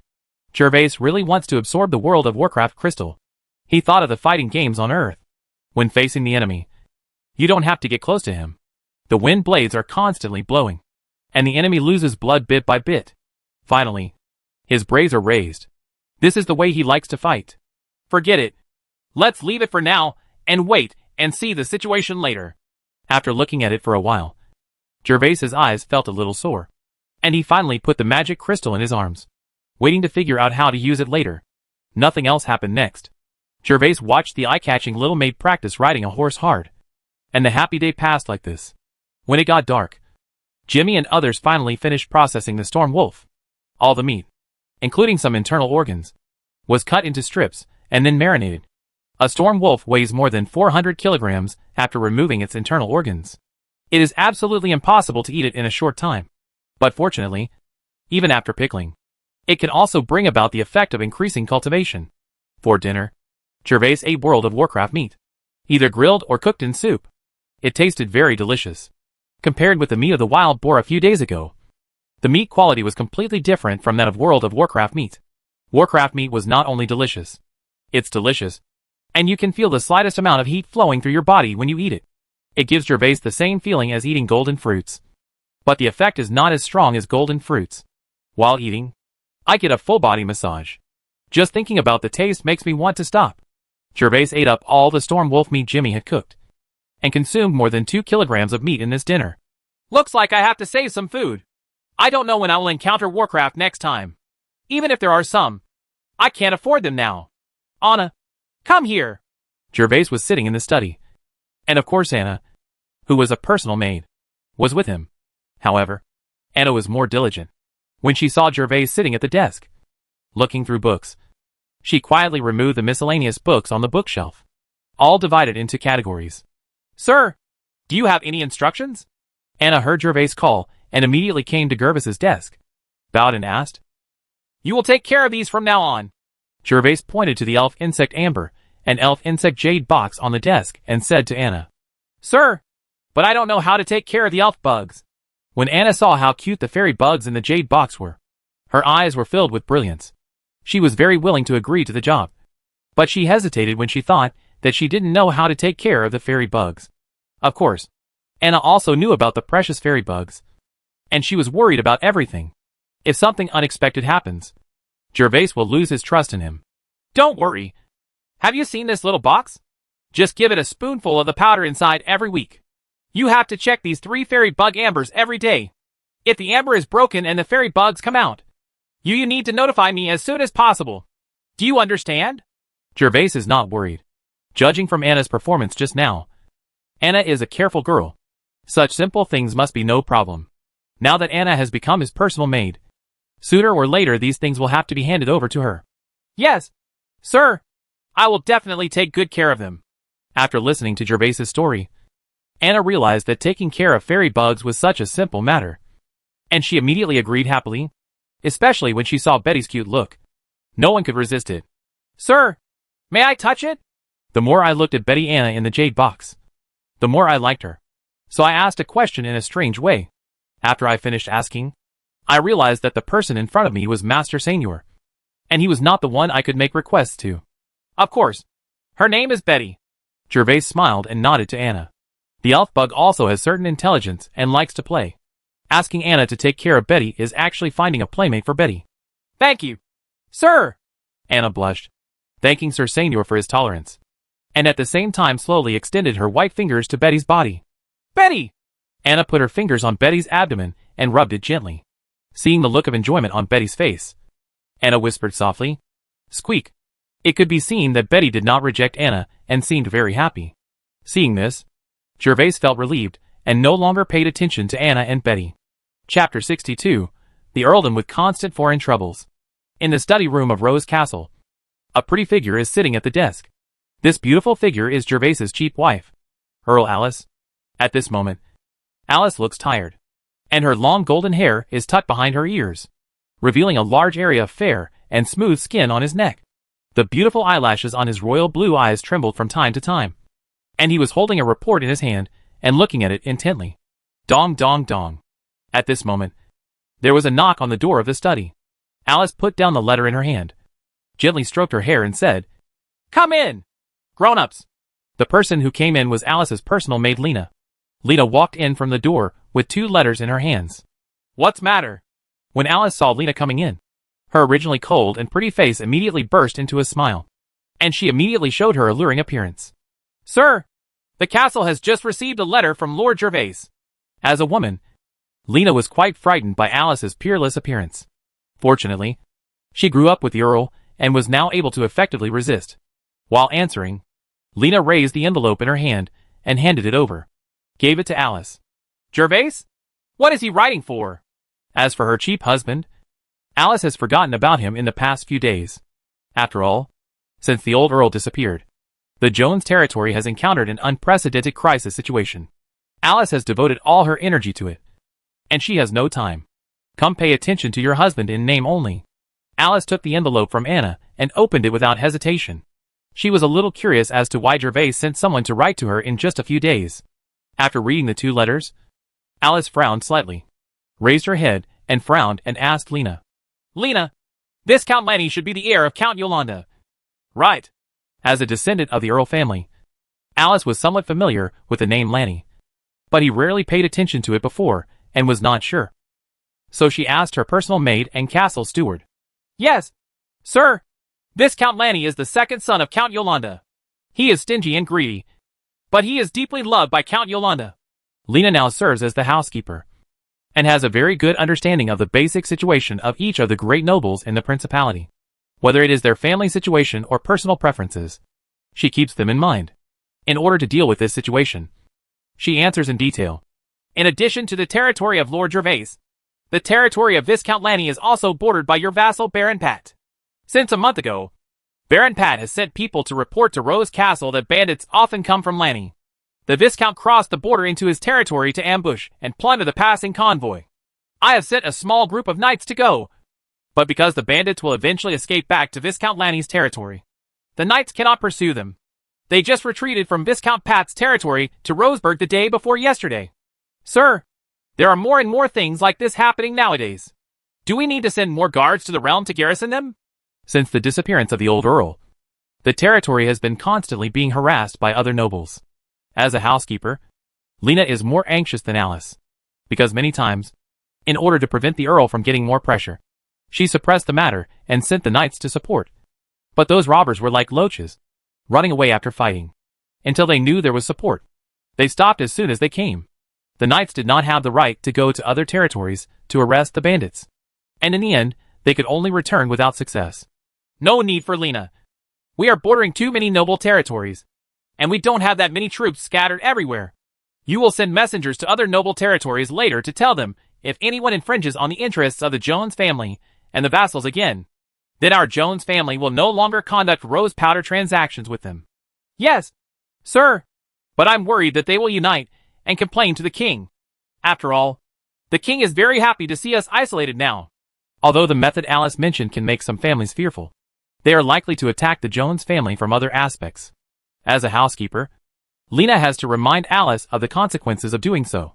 Don't worry about Lena. I will write to my grandfather for help.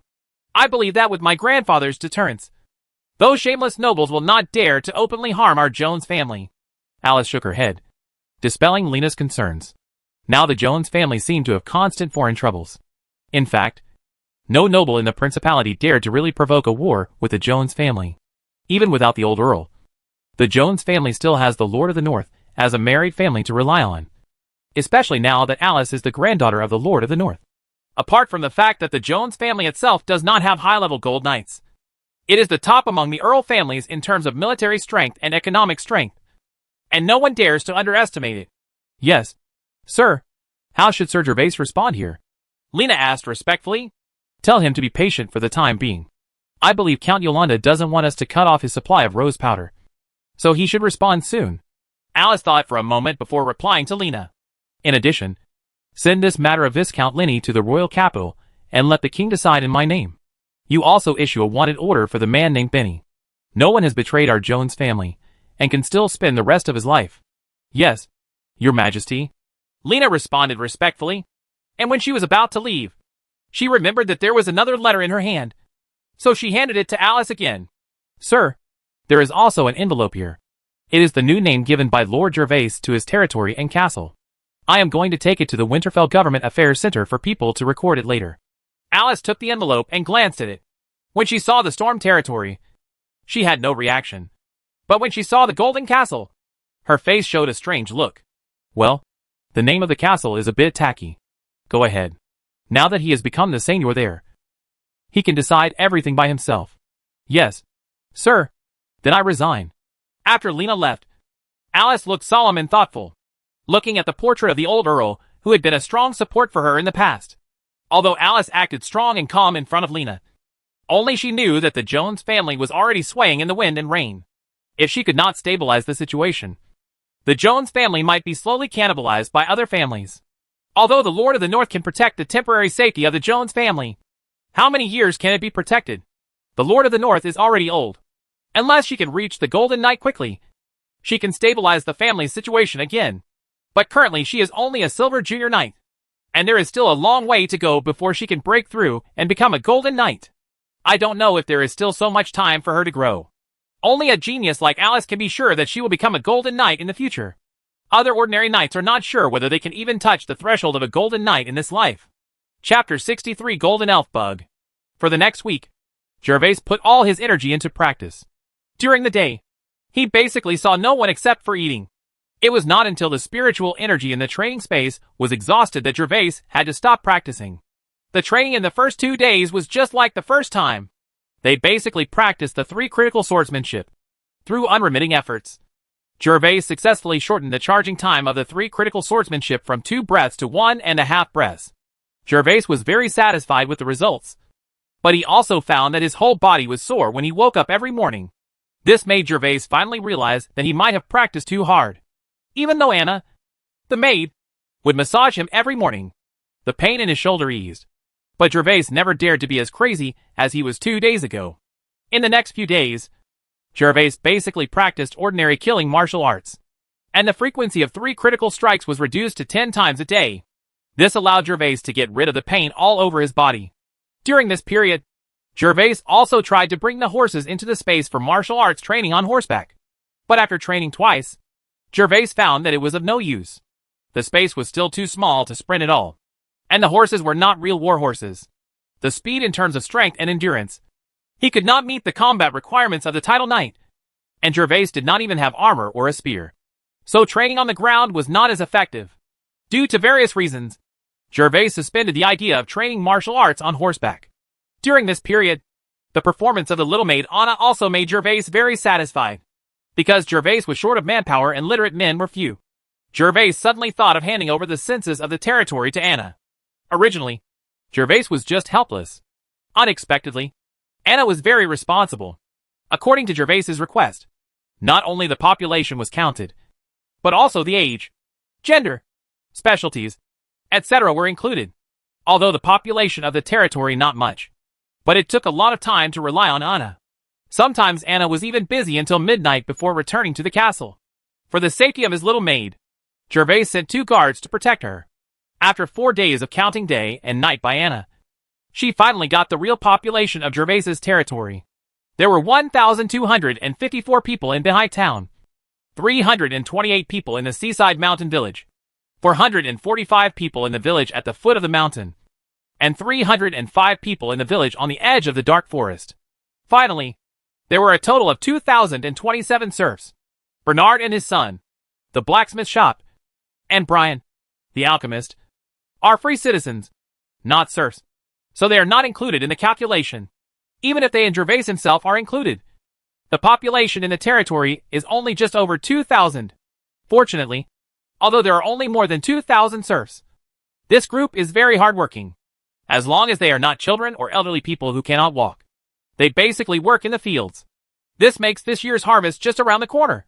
Although it is not a lot, but it means that it won't be long before Jervas will receive his first tax since becoming Seignior. In the early morning, Jervas was dressed neatly under Anna's service. He was already used to being served by his little maid, because whenever he didn't ring the bell and let Anna come in to serve, he would see Anna's aggrieved face as soon as he opened the door. Her appearance made Jervas feel that he was guilty, and in the end, he simply became a slave to this little maid. Jervas treated Thomas and the petite and lovely Anna with double standards, of course, without any burden in his heart. After getting dressed, Jervas walked to the restaurant alone. After eating a rich breakfast, Jervas was about to go to the practice space when he heard Anna's eager footsteps coming from upstairs. Jervas couldn't help but stop and wait, because only Jervas lived and moved upstairs. Servants rarely went upstairs. Even cleaning the castle could be completed very early every day. When Jervas didn't get up, they had done their chores, and no one else was hanging around upstairs. The sound of footsteps came from far away, and when Anna walked down the steps of the second floor, Jervas saw her. "Sir, an elf insect has broken open the amber crystal." Anna ran very fast, but there was a look of excitement on her face. Her fair face was already flushed due to the intense running, which made people want to take a bite. When she saw Jervas, she stood in the aisle and looked at her. In this direction, he immediately shouted. "Oh! It came out so soon?" Hearing Anna's words, Jervas suddenly became excited. He originally thought that it would take another 5 or 6 days for his second elf bug to be born, but he didn't expect that it would come out today. "What color is it, Anna?" "Sir, it's a golden elf bug, and he's eating amber spar fragments." Hearing this, Jervas smiled even brighter, and didn't care about practicing anymore, and hurriedly walked up the stairs to greet Anna. When Jervas came to the study and looked at the place where the fairy bug amber was placed, there was indeed a golden bug shaking there, ignoring the arrival of Jervas and Anna. When Jervas walked up to it, he didn't even notice it. He didn't even look at Jervas. He just put the broken amber into his mouth and chewed it. "Ha ha. As expected. There is a glorious boss protecting me. Now I have to believe it. Rich man with gold." Jervas's eyes shone, and his smile stunned Anna beside him. It was hard to believe that the usually majestic and decent Lord Seignior would show such an expression. This elf bug is about the same size as Betty, with round eyes and a plump and cute body, but its body is translucent golden, like a huge yellow gem. There is no doubt that Jervas got another mutated elf bug. Except for the green elf bug, elf bugs of other colors are very rare, and the spaces opened up have different functions. The space opened up by the sapphire blue elf bug is rich in spiritual power, which greatly improves the speed of people's cultivation in it. And this golden elf bug is also worthy of his rich gold color. The space it opens up contains minerals, all kinds of minerals, and if you are lucky, even gold and mithril may appear. That's why Jervas smiled so brightly. If it were an ordinary green elf bug, its greatest use would be to cultivate crops. Although it was also very valuable, the benefits would require a long period of hard work and waiting. As for this golden elf bug, as long as Jervas is not too unlucky and finds some coal mine, or an unknown and unusable mineral, he can definitely make a fortune. Both copper or an iron ore are very valuable in this world. Coal mines can actually make money, but after all, the price is low, and there are a lot of reserves in reality. If you want to make a fortune from coal mines, it is better to farm with green elf insects. Maybe the crops inside will mutate and become magic crops. Chapter 64. The convoy arrives. After smiling, Jervas realized that Anna was also beside him, looking at him strangely, and quickly put away his proud smile. Ahem. Jervas coughed twice in embarrassment, and then tried hard to act like a serious Lord Seignior before taking out the long sword from his waist. He touched it lightly with his finger, and a large drop of blood condensed on his finger. On the head, Jervas quickly put his fingers on the amber fragments and dripped blood on them. To be on the safe side, Jervas squeezed his fingers until some of them dripped on each fragment, and then he stopped. Then Jervas felt relieved when he saw the elf bug eating a fragment with his own blood in his mouth. "Sir, let me bandage it for you." Seeing that Jervas had finished dripping blood, the little maid Anna quickly took a small strip of cloth from the drawer and began to bandage Jervas's wound. "Lord Nozhen, when will I be able to practice my critical 3-sword slash to the point where you can do it in just 2 breaths?" On the road not far from Benhai town, a huge convoy arrived at this moment. This convoy had more than 30 carriages to transport goods, and more than 100 coachmen and guards. This was exactly what Gandalf had led, set off to Stormland to deliver supplies to Jervas's convoy. Darius and Nozhen were riding at the front of the team. They were used to seeing the single color on both sides of the road. Darius was looking for a topic to chat with Nozhen. "Master Driss, you have only broken through the Bronze Knight not long ago, and you are already very good at using 3 critical strikes. As long as you practice slowly, I believe you can surpass me in a few years." Nozhen's tone was easygoing, but he did not answer Darius's question directly. The 3-storm swordsmanship was a secret skill he taught to the 3 Darius brothers and sisters. Although it was the last of the secret skills, it was not an easy task to practice. Nozhen has been practicing critical strike 3-sword cuts for 10 years, but he has always stayed at the time threshold of 2 breaths. Although there is a factor of insufficient talent, it can also explain the difficulty of practicing the secret technique. Although Darius was more talented than him, it would take at least several years for him to be able to perform a critical 3-sword slash at 2 breaths. In order not to dampen Darius' enthusiasm, Nozhen did not tell him the truth. "Don't worry, Lord Nozhen. I will definitely practice hard. I am different from Jervas. He is lucky, but I want to make achievements on my own." Driss didn't notice Nozhen's intention, and thought Nozhen was praising and encouraging him. So he immediately straightened his back and looked at the towering castle on the hillside in the distance with some jealousy. He took the initiative to ask Gandalf to come with the convoy this time. because he finally broke through and became the title Bronze Knight 5 days ago. Half a day earlier than his sister Bonita. Driss came this time. The purpose is very simple. That is, he wants to use his cultivation talent to attack Jervas and regain some face. That's right. Use your training talent to attack Jervas. Ever since Jervas was chosen by Earl Alice to become the Earl's husband and received a fief and a baronage.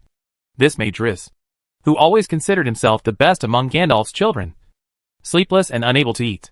His cowardly and incompetent brother, whom he had always looked down upon, unexpectedly gained the favor of Count Alice. Driss instantly lost his balance and felt humiliated by Jervas, who also suffered tons of critical damage. Why was Jervas chosen instead of himself, who was better than Jervas? Although after so many days, Driss kept shouting in his heart. Feeling aggrieved, Darius could only use practice to numb himself, and finally became a Bronze Knight. This greatly boosted Darius' confidence after becoming a Bronze Knight, and he was immediately freed from the feeling of loss. This time when he came to Jervas' territory, he wanted to let Jervas know that he had become a titled knight. If he was his eldest brother, he would always be his eldest brother, and would always be better than him. So what about the fiefdom? What about the title?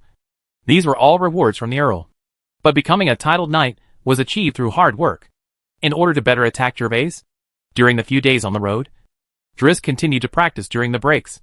He has been able to skillfully use the secret skill of 3 critical strikes with 3 swords. The charging time of the sword slash is still up to 8 breaths. But this is enough to make Driss proud and confident to attack Jervas' heart. Along the way, whenever Darius thought about how powerful he could be in front of his good-for-nothing brother, his heart was uncontrollably agitated, and his face showed an expression of fascination. Looking at Driss's expression, Nazhan knew what Driss was thinking. Along the way, Driss was talking about Jervas.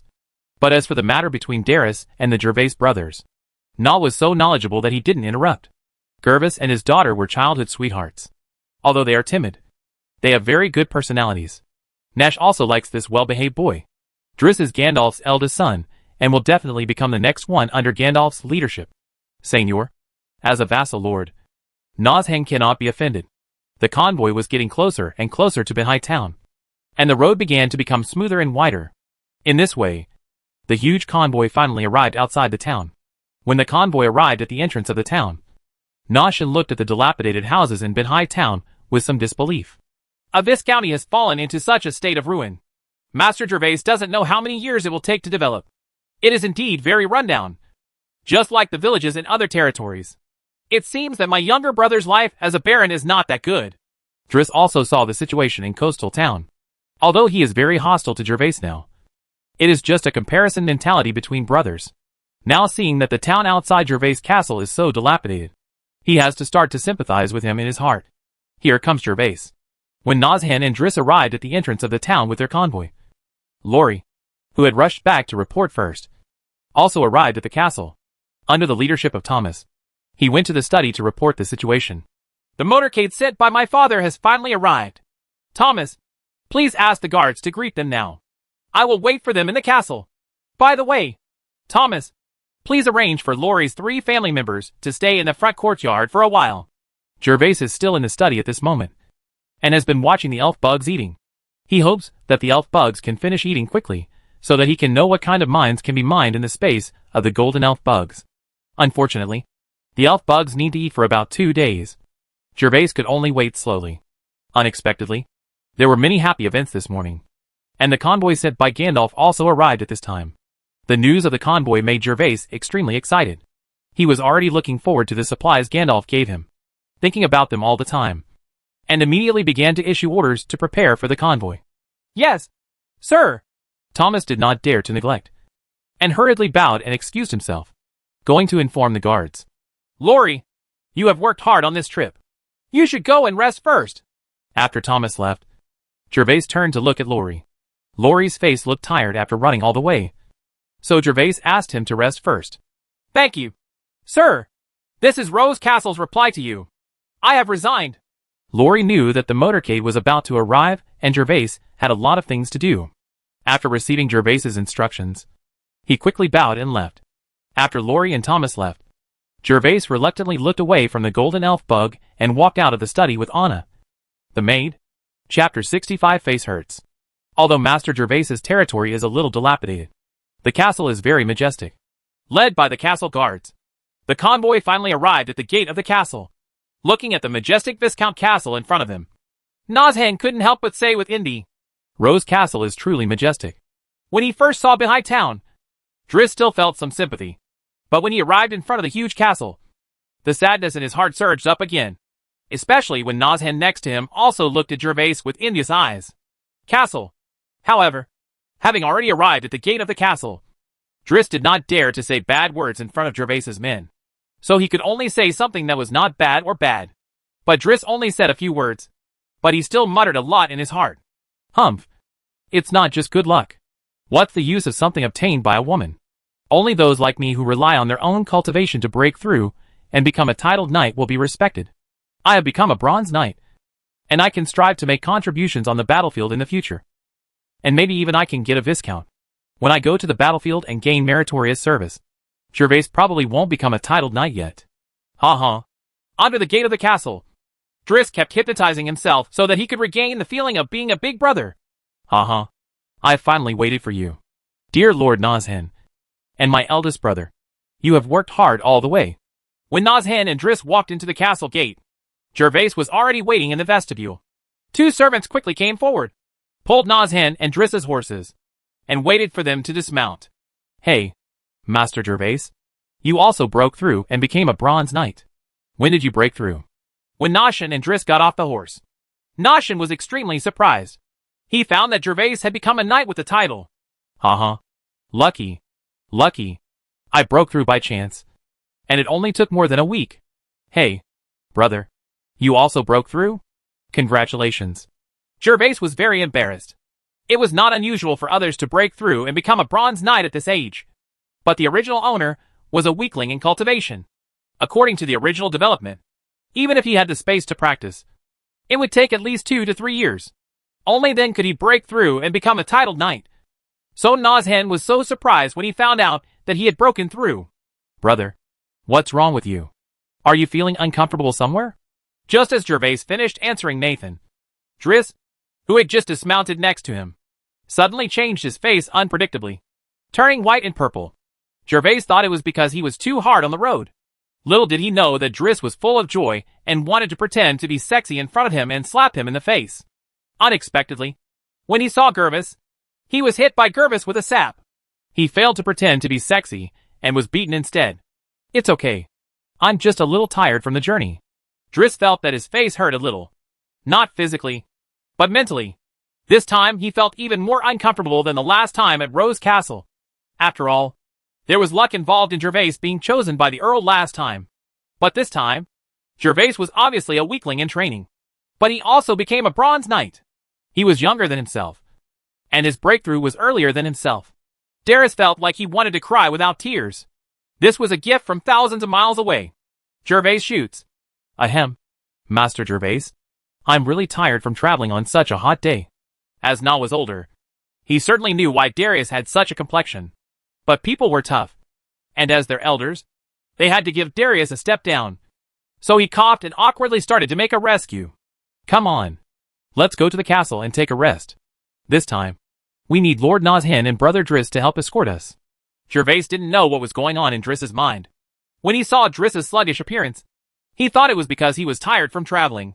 He happily patted Driss on the shoulder and walked into the inner castle gate first. Jervas brought Nozhan and Driss to the restaurant. They were traveling all the way. Jervas felt it was necessary to reward them with some delicious food. After all, they came here for their own business. Come, sit here and wait. The food will be here soon. Before Nozhan and the others arrived at the castle, Thomas had already asked Jimmy to prepare food, although it was still a little early for lunch. Jervas, who had eaten dry food, knew exactly what kind of hospitality the two of them needed now. Lord Nozhan, how is my father's health lately? After sitting down, Jervas saw that Driss was not very interested, so he started talking to Nozhan. Master Jervas, Lord Gandalf is in good health, but I am worried that you will suffer here alone. Since Nozhan entered the castle, he has been quite interested in the Viscount Castle and has been sizing it up. In this world, the castle is not only a defensive fortress, but also the carrier of the highest civilization in the world. Every noble will be full of yearning for the castle. Nobles will spend a lifetime or even several generations building a castle belonging to their own family, because the castle symbolizes the glory of their family.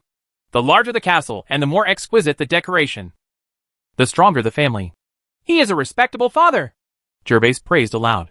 This sentence came from the heart. Gandalf absolutely loved his children, and he could understand it after traveling through time. Lord Nazhen, I don't know how many people my father has sent this time. The politeness between the nobles ended, and Jervas began to get down to business. It was not that Jervas liked ink, but that the nobles in this world were all about respectability. Before speaking, they would say a few commonplace words, which incorporated the memory of the original owner. Wise also learned this unknowingly.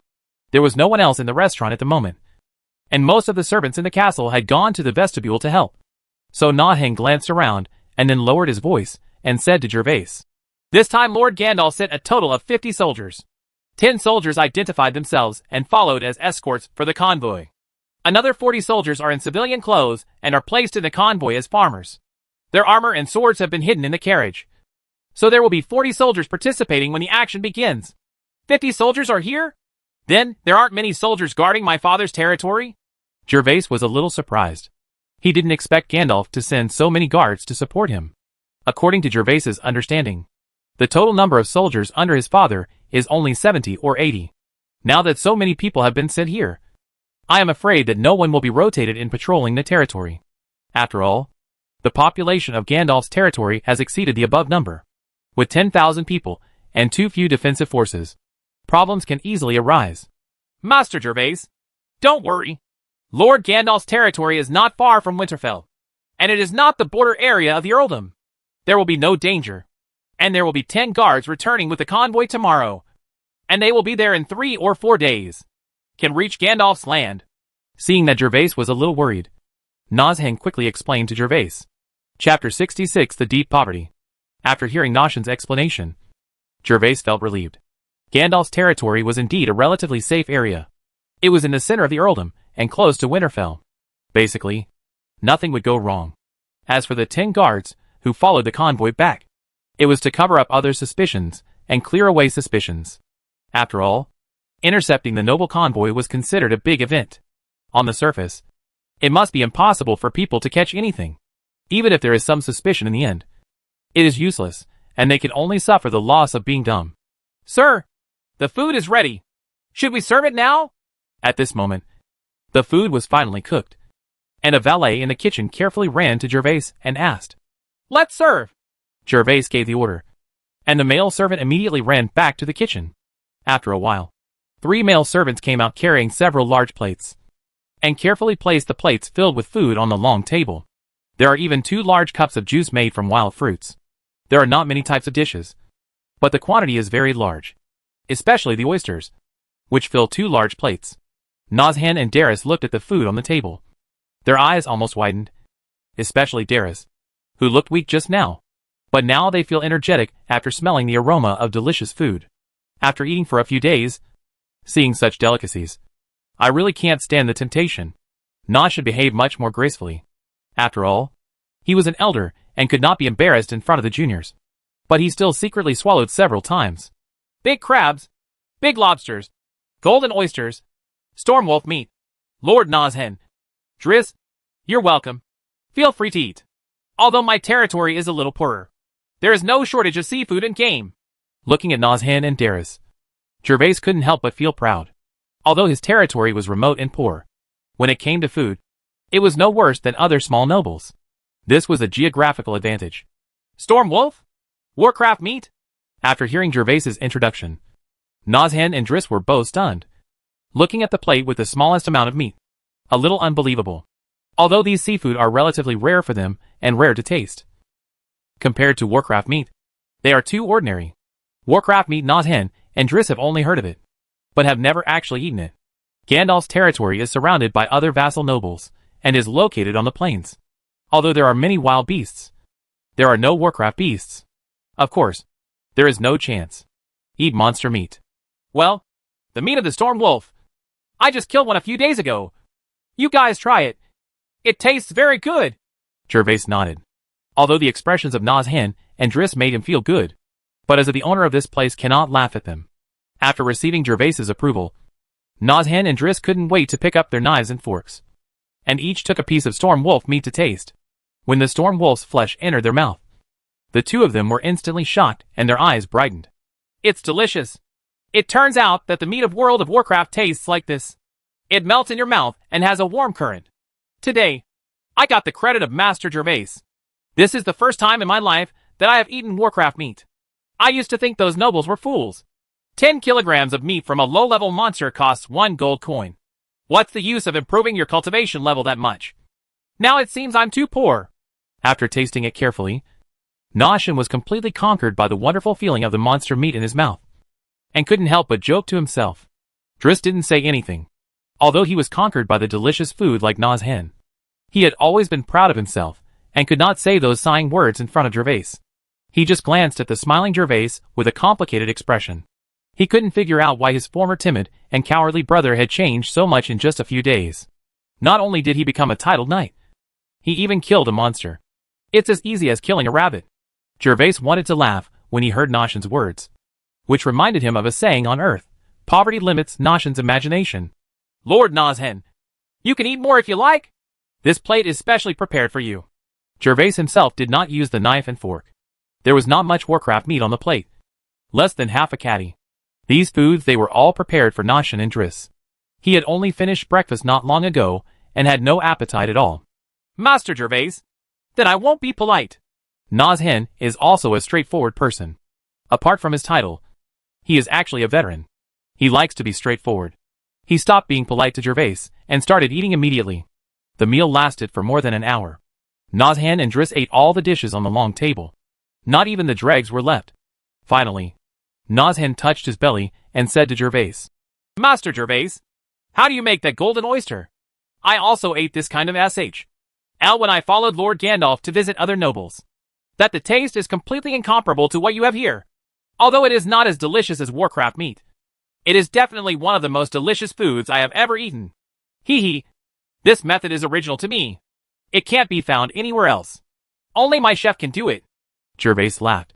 With Nozhen's comment, it shows that his oyster plan is very feasible. Even if it is a single transaction can also earn him a lot of gold coins. It seems that we need to find some reliable people to learn how to bake oysters under Jimmy. Jervas was thinking secretly in his mind. The 3 male servants hired a few days ago were assigned to Jimmy. But those few were just helpers. Jimmy serves as a helper, or later makes food for the castle servants.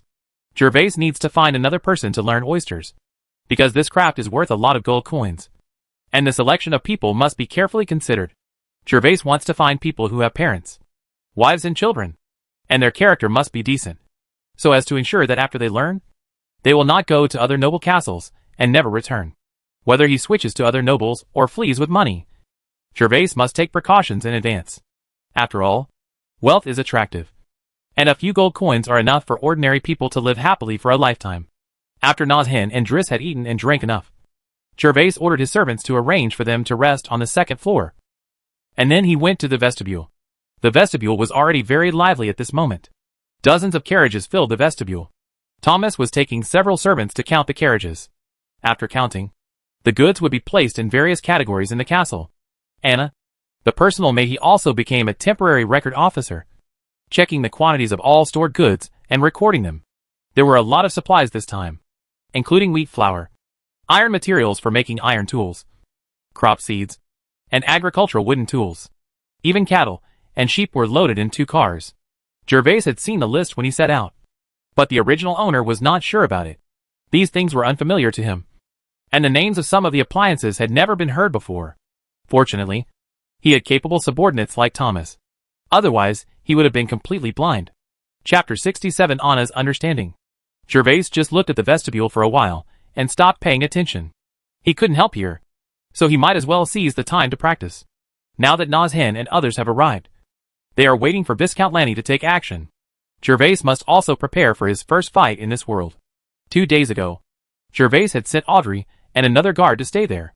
If there was any change there, they would report back. When the time comes, he and Nozhen will become the main fighting force. The title knight of this world will play a decisive role in a small-scale battle. As long as the number of soldiers does not reach a certain level, they will not be able to pose any threat to the title knight. If you want to rely on ordinary soldiers to deal with the titled knight, The only way is to secretly plot, or rely on the number of people to consume the fighting spirit of the titled knight. When the fighting spirit of the titled knight is exhausted, a few ordinary soldiers can kill him. In front of a wooden house in the vestibule, a lot of sweat had gathered on Anna's fair face. Although she was standing in a cool place to avoid direct sunlight, in the high temperature of more than 40 degrees, as long as she walked out of the warm winter and summer in the cold inner fort. No matter where you stand in the vestibule, you will immediately break out in a hot sweat. Although she was dripping with sweat, Anna did not complain at all. Instead, she was in high spirits, because in this castle, apart from the housekeeper, she was the only one who could do these things for the adults. This made Anna feel very satisfied. She remembered Dr. Brian. She has always been taught something. If you want to be recognized by others, you must show your abilities. Anna now really wants to be recognized by Lord Seignior. Just like how she helped him count the population of the Storm Territory a few days ago, and was praised by Lord Seignior. Anna found that she had fallen in love with this job as a personal maid. Since she became Lord Seignior's personal maid, her family has regained a new lease of life. Her mother's condition has gradually improved after taking the medicine bought by Yura's father. Well, you can recover as long as you cultivate for a while. And she also liked the atmosphere in the castle very much. The servants who were friendly to her, the tolerant and kind housekeeper Thomas, and most importantly, the handsome and majestic Lord Seignior. Whenever she thought of the scene when Lord Seignior rescued her from horseback, Anna's face would turn red. Hey, Anna, what are you thinking about? Your face is so red? Are you thinking about the handsome and majestic Seignior? At this moment, Anna was suddenly patted on the back, and then Yura's voice came from behind. Yura, what nonsense are you talking about? Be careful if the housekeeper hears it. You will be scolded again. Anna was lost in thought when she was startled by Yura's sudden question. Her originally shy cheeks turned even redder, as if she had done something shameful, and was exposed by Yura on the spot. Ha ha. Anna, you won't let me guess right? Do you really want to be a baroness? I like you. Yura was just teasing Anna, but seeing her reaction was a bit strange. He couldn't help but feel suspicious. Started laughing and joking. Be careful and don't talk nonsense. I was just thinking about my mother. Why don't you go to work? Aren't you afraid of being discovered by the housekeeper? Anna was a little unable to hold back. Although she felt more ashamed, she deliberately put on a serious expression on her face. She has now become Jervas's personal maid, and everyone in the castle respects her, both the guards and the servants. Only Yura, a good friend, dared to make random jokes in front of her. The housekeeper asked us to take a rest for a while. I will take this opportunity to bring you some water. Huh? Who knew you were so heartless? And you turned your back on me when you became a personal maid? Yura magically took out a wooden cup from behind and handed it to Anna, deliberately pouting to express his grievances. Thank you. Yura, I know I was wrong. Don't be angry. Anna took the cup unceremoniously, took a few sips of water, and continued. However, you can't make random jokes in the future. In case the housekeeper, my lord. It would be bad to hear this. Lord Seignior is the Earl's husband, and Butler Thomas used to be a footman in the Earl's castle. After working as a personal maid for a few days, Anna also learned more or less about Jervas. For example, Jervas's wife was an Earl, and Thomas was also a valet in Roseburg. Anna learned this news one after another from Butler Thomas, and it was all said by Butler Thomas himself. When Anna thought about it, there must be a reason why Butler Thomas told her such a secret thing. For example, he warned himself not to do anything beyond his identity. Otherwise the Earl would be very angry, and the consequences would be serious. And Butler Thomas came from the Earl. Her subordinates will always pay attention to her and supervise her. If Thomas knew Anna's thoughts, he would definitely vomit 3 liters of blood in depression. Because his original intention was to let Anna remember his relationship. It was he who risked angering the Earl and arranged for Anna to become Jervas's wife. Personal maid. Anna now has that kind of relationship with Jervas. A few days ago, Jervas even arranged for Anna to be responsible for counting the population of the town. In Thomas's view, this is a sign that Anna is deeply favored by Jervas. That's why Thomas revealed the situation of Jervas and himself intentionally or unintentionally. As long as Anna remembers her feelings, then she will add insurance to her position as housekeeper. For example, one day in the future, she accidentally offends Lord Jervas. If he was unhappy, there would be someone who could intercede on his behalf. Although Thomas didn't think he would make Jervas unhappy, multiple insurances would bring peace of mind. Ah? Really? Then I will never dare to do it again. I almost hurt you. Anna, I'm sorry. Earl was shocked and frightened when he heard about the relationship between Jervas and the Earl. For them, Lord Seignior is already a supreme being, not to mention Lord Earl. If he casually teases Anna and Lord Earl finds out, Anna will definitely end up miserable. Well, it's okay if you don't say anything from now on. The steward seems to have started counting again. You should go quickly. Otherwise the steward will deduct your salary. Seeing that Earl was frightened, Anna felt relieved. Although this good friend of hers was outgoing, he was very serious when facing important matters. After this time, Earl would definitely not make such a joke. Well, I'll go then.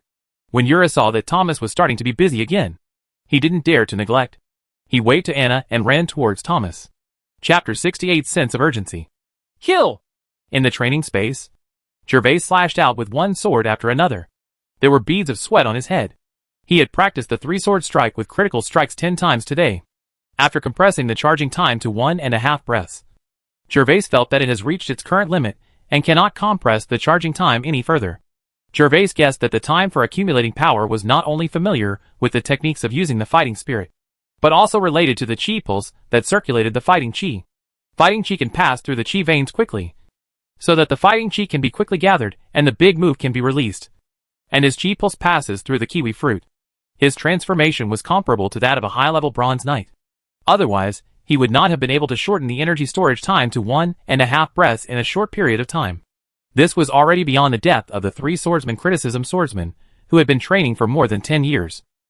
I don't know if there is any way to get energy points quickly, Jervas muttered to himself while resting. After a week of crazy training, he truly realized the extraordinary effect of the kiwi fruit in the exchange mall. Just one kiwi fruit can transform his cultivation talent from a weakling to a genius.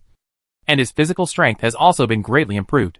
If he eats a few more kiwi fruits, Jervas feels that his future cultivation path will be smooth, making great progress. The more he knew about the magical uses of kiwi fruit, the deeper Jervas became obsessed with energy points. It's better to practice honestly first. Shaking his head, Jervas calmed down his worry about gain and loss, picked up the long sword and continued practicing. They practiced until noon before Jervas walked out of the training space and walked to the entrance of the small courtyard.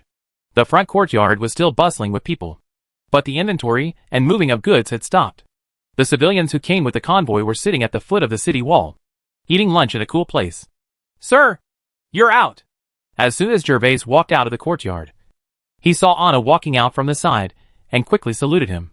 Well, I'm a little hungry. You don't have to wait for me in the vestibule on such hot days.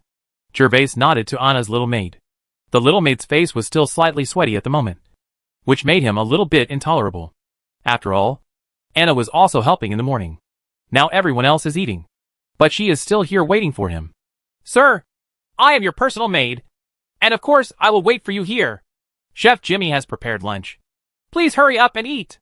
Anna followed Jervas respectfully, and her voice felt sticky in Jervas's ears.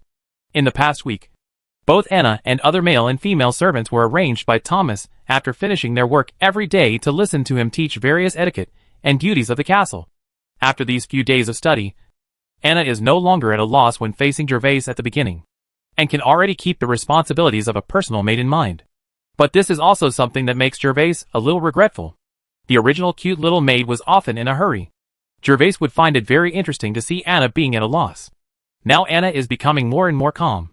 Jervas has not seen Anna for a long time. Another mistake? But this also greatly improved Jervas's quality of life. When they arrived at the restaurant, Nazhan and Darius had not arrived yet, because only the host could sit down at the long table before the guests could sit down. So after Jervas arrived at the restaurant, the two servants rushed to the second floor to invite Nazhan and Darius. Reese.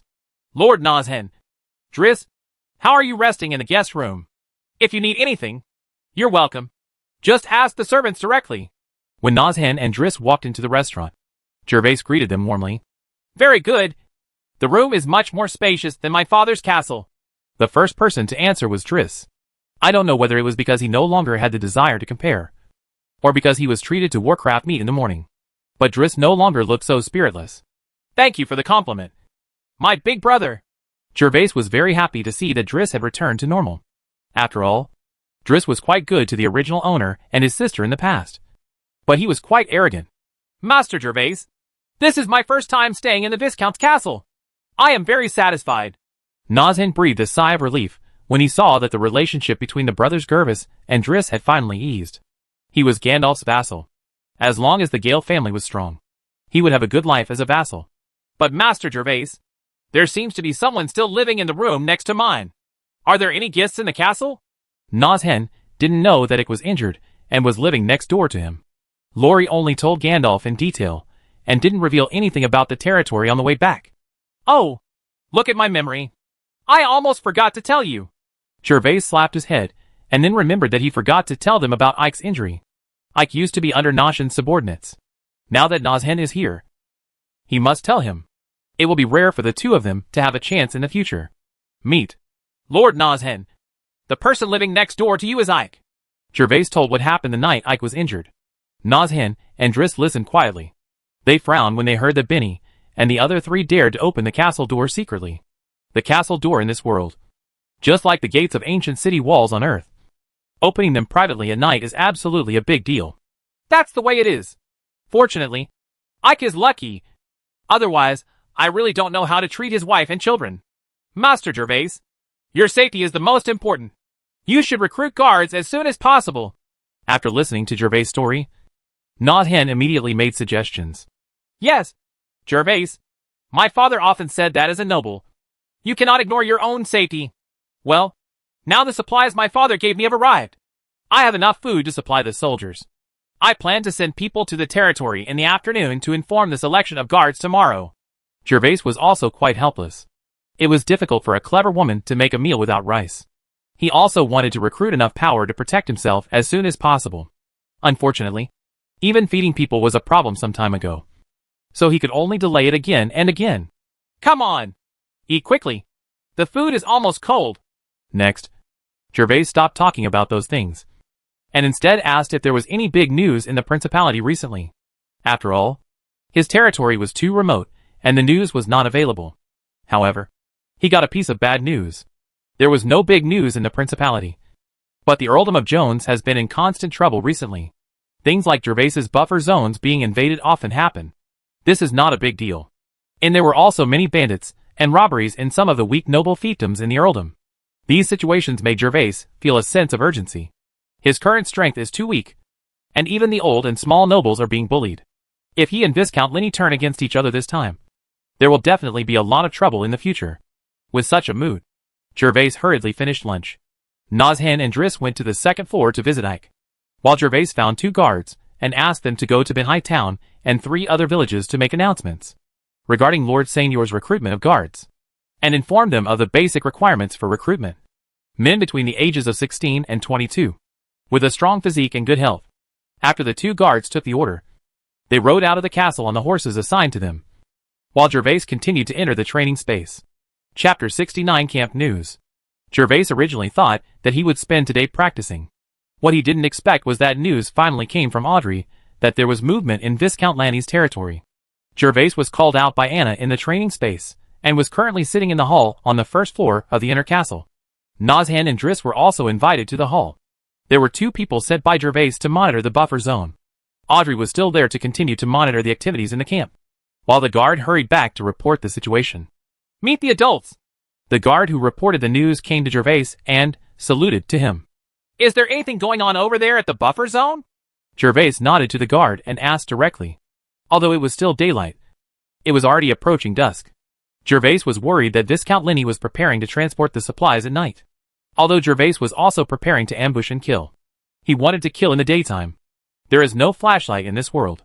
It is not easy to fight in the dark in the middle of the night. And it is especially easy to accidentally injure one's own people. My lord, in the afternoon, a group of people came to the buffer zone. There were about 40 people, and there were 5 carriages in the middle. They all entered Viscount Lanny's camp. After discovering the situation, Audrey asked me to report back to you. He will continue to monitor there. The guard bent down and reported to Jervas. After he finished speaking, he looked at Jervas and continued. Sir, Audrey asked me to tell you that there was actually a suspicious caravan that stayed in the buffer zone at noon.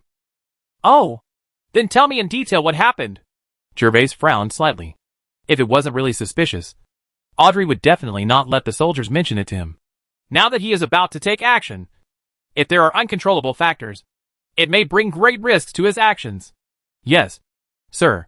In fact, at noon today, a convoy has already passed through the buffer zone. There are more than 10 carriages in that convoy. But there are not many people. Only the driver driving the carriage can be seen. And there is no escort. The carriages in the convoy are all it was the kind with a roof. They stayed in the buffer zone for more than 10 minutes. After more than 10 minutes, they turned around and returned to the territory of Viscount Lanny. During this period, we kept paying attention, and no one came from Viscount Lanny. I went in and out of the camp. So I didn't come back to report to you at that time. Stayed for more than 10 minutes? Then returned the same way? After listening to the detailed story told by the guard, Jervas frowned. Jervas had been in the territory for almost 10 days, and he had never seen a convoy crossing his territory from the Lanny Viscounty. This season, except for individual caravans rarely pass through his territory. Only in autumn can you occasionally see passing convoys in the Storm territory. Those convoys are basically convoys that purchase coal mines from the Lanny Viscounty. It happened that at noon today, such a convoy came to the buffer zone and stayed in the buffer zone for more than 10 minutes. In the end, it strangely returned the same way. Then, in the afternoon, Viscount Lenny's men arrived at the camp. This had to make Jervas feel a little strange. But I can't figure out the reason. Lord Nozhen, what do you think of this matter? Jervas couldn't understand. So he raised his head and looked at Nozhen, who was also thinking silently, to see if he had any ideas. Master Jervas, I think that although that motorcade is a bit weird, it shouldn't be Viscount Lenny's motorcade. Nozhen heard Jervas' question and thought for a moment before answering Jervas slowly. Why do you say that? Jervas couldn't help but straighten up and asked curiously. Because that would attract a lot of attention. What Viscount Lanny did was inherently disgraceful. And he attached so much importance to that camp. He must be worried that the news of today's shipment would be leaked. So it is impossible to send 2 convoys to the buffer zone in one day. Otherwise, not only will there be no benefit, but there will also be a huge risk of being targeted. Nozhen smiled at Jervas. He had been a lord for so many years, and had fought with Gandalf for many years. So he had a better understanding of these things than Jervas. So he told Jervas the reason for his guess. Sri Lanka. What Lord Nozhen said makes sense. In this case, no matter what the purpose of the convoy at noon, we need to act immediately and rush to the buffer zone to ambush. Otherwise, if Viscount Lenny's convoy transports the things from the camp overnight, the success fell short. Jervas nodded to Nozhen, and he agreed with Nozhen's explanation. Since Lanny's manpower came all at once in the afternoon, there was no reason to use it at noon. In addition to attracting attention, there was really no other benefit. Jervas, since you are about to take action, I am ready to return to the territory now. Please take care of yourself. My brother. Seeing that Jervas was determined to take action today, Darius also stood up and said to Jervas in a very sincere tone, I'm very sorry, Dris. I have to let you set off again in such a hurry. Come to my place when you are free next time, and I will treat you well. Jervas also did not expect that things happened so suddenly to Viscount Lanny. In order to prevent any clues from falling into Lanny's hands, Nozhen and the 40 soldiers who were acting together today would stay in the castle, while Dris take the caravan and the rest of the people back to Gandalf's territory. Although this plan was clumsy, as long as there was no reason for Viscount Lanny to attack. Once the ambush and interception of the convoy happened, even if Jervas did it flawlessly, he felt that Lanny could guess it just by guessing. He did it. I'm surprised to be able to eat monster meat. I would also like to thank you for your hospitality, Jervas. Seeing Dris like this, Jervas stopped saying anything else. Now that time was running out, he led a few people out of the hall and began to make arrangements. Fortunately, the goods on the carriage had been unloaded. After loading the carriage with the dry food needed for the return trip, Dris left the castle with the ordinary coachman and 10 guards. After Darius took away the convoy, more than 40 people gathered in the vestibule. Everyone was fully armed, including leather armor and long swords, and many also carried longbows. Gandalf's people supporting Jervas, including Nozhen, total 41. There are a total of 6 people on Jervas' side plus himself. Ik is injured and cannot go. Audrey is already watching on the mountain in the buffer zone. 3 guards need to stay at the castle just in case. Therefore, the total number of people working together today, including Audrey, was 48. If Lanny's team also had more than 40 people at night, Jervas felt that their success rate was still very high. 20 of the men sent by Gandalf were skilled archers. The road to the ambush site was only a short distance away. A round of arrow rain could take away at least 10 people in a sneak attack. Then, more than 40 people gave up their bows and arrows and swarmed forward. It shouldn't be a big problem. Chapter 70 Ambush. Thomas, are the dry food ready? When the team was assembled, Jervas looked at Thomas, who had been standing beside him. Sir, water and dry food have been loaded on the carriage. Thomas had a rare seriousness on his face at this moment, and he could not see the flattering smile from before. He knew what his master was going out to do tonight, so he was quite nervous. When Driss left, he did not take all the carriages away, but left 4 carriages in Jervas's castle. The buffer zone was far away from the Golden Castle, and Jervas did not have so many horses, so the soldiers had to travel in carriages. It was only dusk now, and he didn't know when Lanny's convoy would return to Lanny Viscounty. So Jervas specially asked Thomas to prepare dry food for the soldiers to eat on the carriage later, so as not to go hungry in the meantime. Affect combat effectiveness. Very good. Then I need you to look after the castle for me tonight. Sir, don't worry. The castle villain will definitely take care of it for you. I wish you success. Yes. Jervas nodded to Thomas and did not continue talking to him. He turned to the more than 40 soldiers in front of him and shouted, "Let's go now." Jervas gave the order, and all the soldiers immediately walked towards the carriage. Although Nazhen was also present, Jervas was also the second son of Gandalf, and they would also obey Jervas's order. After the soldiers dispersed, several servants quickly pulled the horses of Jervas, Nazhen and others to the front, waiting for Jervas and the others to ride on them. "Sir, please be careful." Just after Jervas got on the horse, Anna, who had been silent, finally couldn't help but speak, reminding Jervas in a slightly worried tone. Seeing Jervas leading a large group of people to fight, she was so frightened that her face was a little bit scared. Pale. "Don't worry, Anna." Jervas pulled the reins of the horse and saw the uneasiness in Anna's fair face. So he smiled at her and replied to the little maid in a soft tone. After saying that, Jervas saw that the guards were already seated in the carriage. So he no longer hesitated, urged the horses to the front of the convoy, and took the lead towards the castle gate. When Jervas and others arrived at the border of the territory, it was already sunset and the hazy sky was about to turn completely dark. After Jervas asked the soldiers to hide the carriage, he immediately led everyone towards the path. Audrey monitored halfway up the mountain ahead. "Sir, you are here." When Jervas led everyone around the corner, they saw Audrey squatting behind a small tree, observing the wooden camp in the distance intently. When Jervas arrived, he immediately prepared to stand up and salute. "Thank you for your hard work. Audrey, how is the situation in the camp now?" Jervas waved his hand to indicate that Audrey did not need to salute, and then asked him, seeing Jervas waving. Audrey continued to squat behind the small tree and began to report the situation. "Sir, the team of people did not come out after entering the camp. Things were loaded onto carriages from time to time in the camp. 3 carriages have been loaded. The carriages are ready, and there are 2 carriages that are not full. Well, let's rush over before it gets dark and set up an ambush first. Have you confirmed the ambush point for you to investigate?" Jervas also looked towards Lanny's camp, but the sky was already hazy at the moment, and the camp was too far away to see clearly. He could only see 4 or 5 larger black spots, which should be where the cargo was loaded. Carriage. Jervas had already told Audrey about the ambush site. Although there were woods on both sides, there were quite a few of them. They needed to be well concealed and easy to rush out. If there were any thorns or the like there, they could also ask Audrey to sneak out. Get rid of it.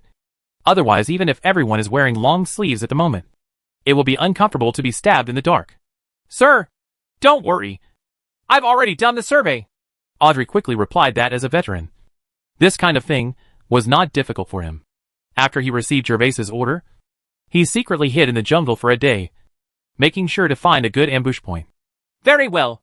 Without further ado, Audrey, lead the way." "Yes, sir." After Audrey received the order, he immediately walked down the mountain to lead the way for Jervas and others. "Follow everyone behind you. Don't get separated." Seeing Audrey leading the way forward, Jervas waved to Nazhen and other soldiers who were still waiting behind him, gesturing for them to follow. After the sun went down, the speed of darkness was visible to the naked eye. When Jervas and others arrived at the foot of the mountain, they could hardly see the scene in the distance. Audrey's performance made Jervas very satisfied. Even in such a dark situation, in this dense forest, Audrey still led everyone forward. Feeling in the dark, turning left and right in the woods. Jervas and the others finally arrived at the ambush point explored by Audrey. Sir, this is it. After stopping, Audrey carefully came to Jervas and whispered in his ear. Okay. Jervas nodded slightly, then turned around, waved to the people behind him, and motioned for them to squat down, and then said to Noshin beside him. If there is only one titled knight later. If so, the two of us will besiege together. You create opportunities for me, and I will attack with a critical strike and 3 sword strikes. If there are 2 titled knights, then don't worry about me, Lord Noshin. We will each deal with 1. Okay, Master Jervas. In fact, it is best for Noshin to take command of this kind of battle. However, Noshin told Jervas that Gandalf had told him that if it was not an emergency, he would let Jervas give the order. This would train Jervas' command ability. Jervas was very speechless when he learned about this from Noshin. This was just a sneak attack and ambush. What kind of command ability could be exercised? However, Jervas did not object. When the enemy reached the ambush point, he would finish shooting. Cold arrows. Just swarm them. Next, Jervas did not dare to speak anymore. Everyone crouched silently in the jungle, staring intently at the front of the road in the moonlight. Only slight scratching sounds could be heard occasionally, although they all wore long sleeves and applied a kind of plant juice to prevent mosquitoes before setting off. It was summer now, and they were squatting in the bushes one by one. They still occasionally got bitten by mosquitoes. No one dared to bite them, so they could only silently scratch the bite area. Before setting off, Jervas hoped that Lanny's team could wait until tomorrow morning to return. But now he hoped that Lanny's team would appear in front of him immediately. Jervas and others waited like this in the jungle for more than 2 hours. 2 hours later, they finally heard the sound of wheels rolling in the distance. Jervas was immediately shaken and could no longer care about the pain on the back of his hand. Itchy raised his head slightly and looked carefully at the place where the sound came from through the gap between the trees. Chapter 71: An Untimely Mission. Because the sky was completely dark at this moment, only a full moon appeared from the clouds from time to time. When the moon emerged from the clouds, the weak moonlight dissipated a little of the darkness. By the moonlight, Jervas saw a convoy slowly approaching in front of the avenue. The number of people could not be determined yet, but it was at least more than 20 people. Of course, the convoy in front would not be only more than 20 people. Jervas was just passing through that there are more than 20 bright torches to count the minimum number of people. As the convoy continued to move forward, it was slowly approaching the ambush location of Jervas and others, which allowed Jervas to finally see the specific appearance of the convoy. When Jervas briefly observed the motorcade on the road, he couldn't help but take a breath, and his originally extremely excited mood suddenly fell to the bottom. Through careful identification, Jervas discovered that there were more than 60 people in the convoy, which was more than 20 more than the number of people reported by Audrey and others in the afternoon. This is not what makes Jervas desperate. What makes Jervas most desperate is that the other party actually has 2 titled knights. One of the leading titled knights is extremely domineering at first sight, and the other knight is no better than Jervas. Weak means having at least low-level bronze strength. If the opponent only has more ordinary soldiers, Jervas is not afraid. He and Noshin are both titled knights. It is trivial to fight 10 of them. However, the opponent also has 2 titled knights, and one of them is very likely to be stronger than Noshin, a level stronger, which made Jervas hesitate, because even if he rushed out, there was no chance of winning. Even if he rushes out and gives it a try, the ordinary soldiers he brings will definitely suffer heavy casualties. Facing the high-level bronze knights, even if he and Noshin are invincible, if they are careful, they can escape through the night. But the soldiers under his command will not even have a chance to escape. None. Jervas would never do such a mindless act under any circumstances. At this time, Noshin also saw clearly the overall strength of the opponent's team, and couldn't help but raise his hand and gently pull Jervas's cuffs. Of course, Noshin understood that the situation before him was beyond control. He was worried that Jervas was participating in this kind of battle for the first time, and could not see the situation clearly. He would impulsively choose to continue the attack and ruin all the soldiers present. You must know that these soldiers account for most of Gandalf's troops, and all of them are veterans, who have fought for many years. If these soldiers are lost, it will take at least 3 or 4 years for Gandalf to train them again. The veterans must not only train, but also pass only through continuous fighting and elimination on the battlefield can a certain degree of combat effectiveness be formed. On the other hand, there is the equipment of these soldiers. Each one is equipped with a leather sword and 20 long bows, which adds up to a lot of wealth. Gervais felt Na's hen pull his clothes. So he turned back to look at Na's hen, only to see Na's hen looking at him anxiously and winking at him. Na's hen saw Gervais looking over, pointing at the motorcade on the avenue, and then slowly shook his head. The meaning is very clear. The opponent is too strong and cannot be eaten by them. So Gervais should not take action. Although Gervais was unhappy in his heart, he still had sense and was not dazzled by the benefits. Seeing Nashin's anxious face, he silently nodded to him, indicating that he understood and would not be reckless. Seeing Gervais nodding and taking a deep breath, he was slightly relieved, and then continued to observe the movement of the convoy through the gaps in the trees. The convoy slowly moved forward under the gaze of Gervais and others. The two title knights of the convoy were wearing armor and riding high horses at the front. The horses' hooves should have been wrapped with cloth strips, so the sound of the horses' hooves it wasn't very big, as the two titled knights passed by slowly on horseback. The guards behind escorted 5 carriages filled with goods and drove over. The carriages were covered with linen, and Gervais and others could not see what was on the carriages. What exactly was being loaded could only be judged by the squeaking sound of the carriage and the deep ruts on the ground. Gervais clenched his teeth and clenched his fists, and his eyes were almost bursting with fire. This was so frustrating. The things on the carriage originally belonged to him, but they were snatched away by Viscount Lanny, and he was still full of money. He was so passionate that he was going to be a big thief, take back what belonged to him, and teach Viscount Lanny a lesson by the way. But because of his weakness, he could only watch helplessly as the motorcade passed by him. Grass!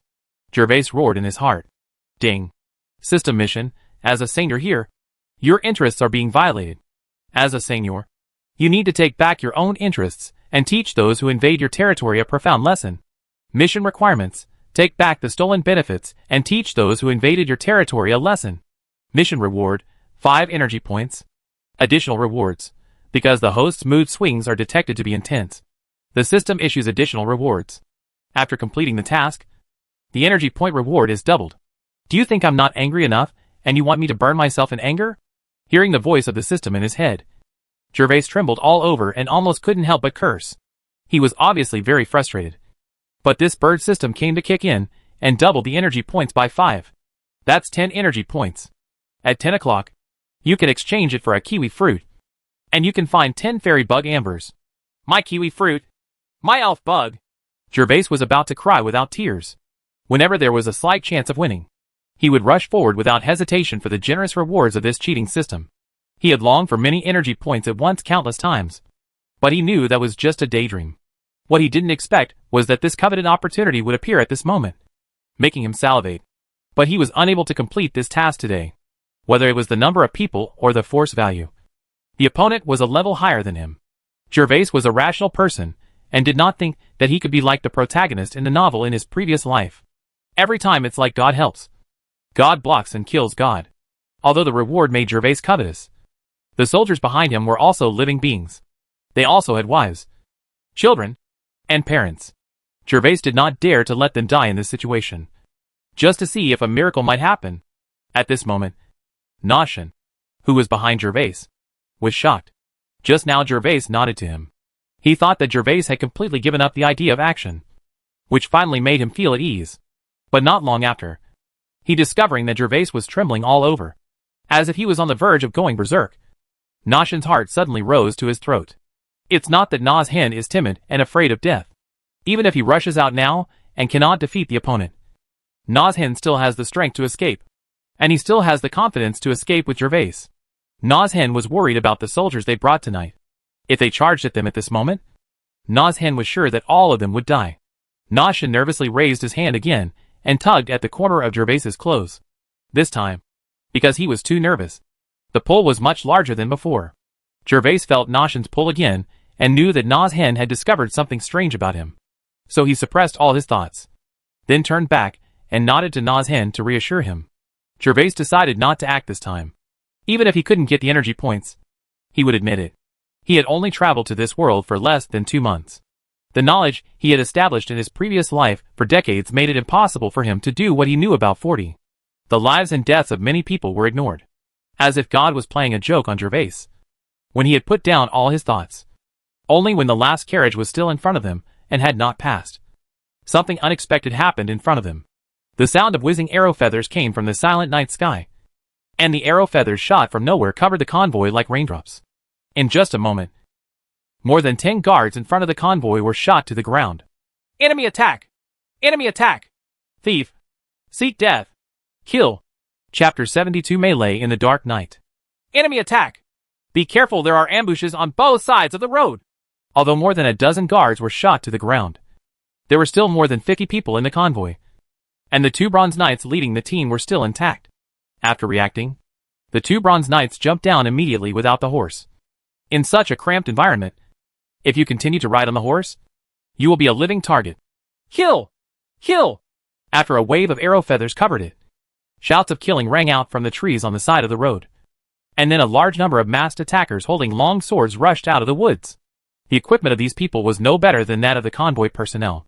Well, all of them were wearing leather armor, and some even wore helmets. Everything happened so suddenly that no one, including Jervas, reacted.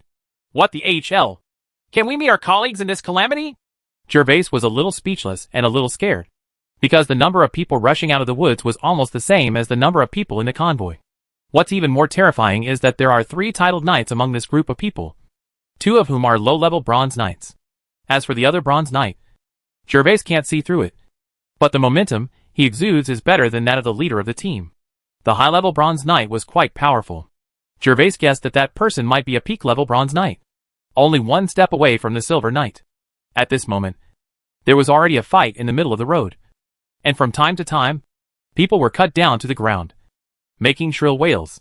Several bronze knights over there were also fighting together. The 2 bronze knights in the convoy had obviously been suppressed, especially the low-level bronze knight, who was suppressed and beaten by 2 masked low-level bronze knights from the other side.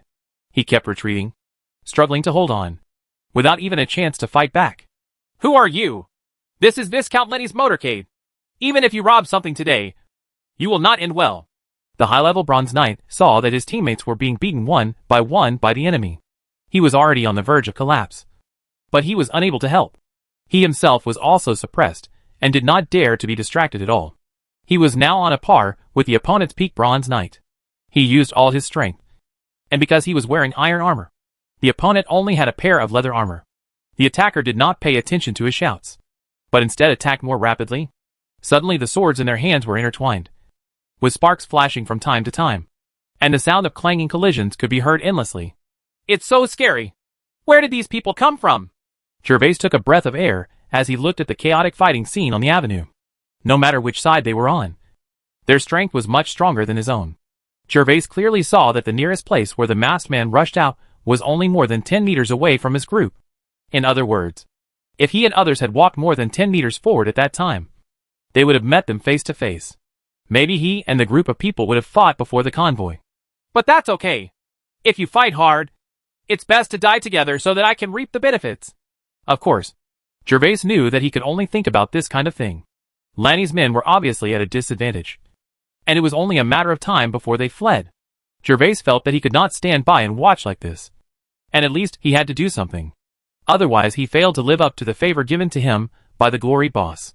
Jervas knelt down, waved to Noshin, and then whispered in Noshin's ear. Let's go a little further. Wait at their ambush point just now, and rush out when we see the opportunity. If there is no chance, then wait until they come back to pick up the longbow. The opponent's ambush strategy was exactly the same as what Jervas had prepared in advance.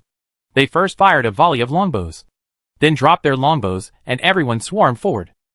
The longbow was lost in the woods and must be picked up later.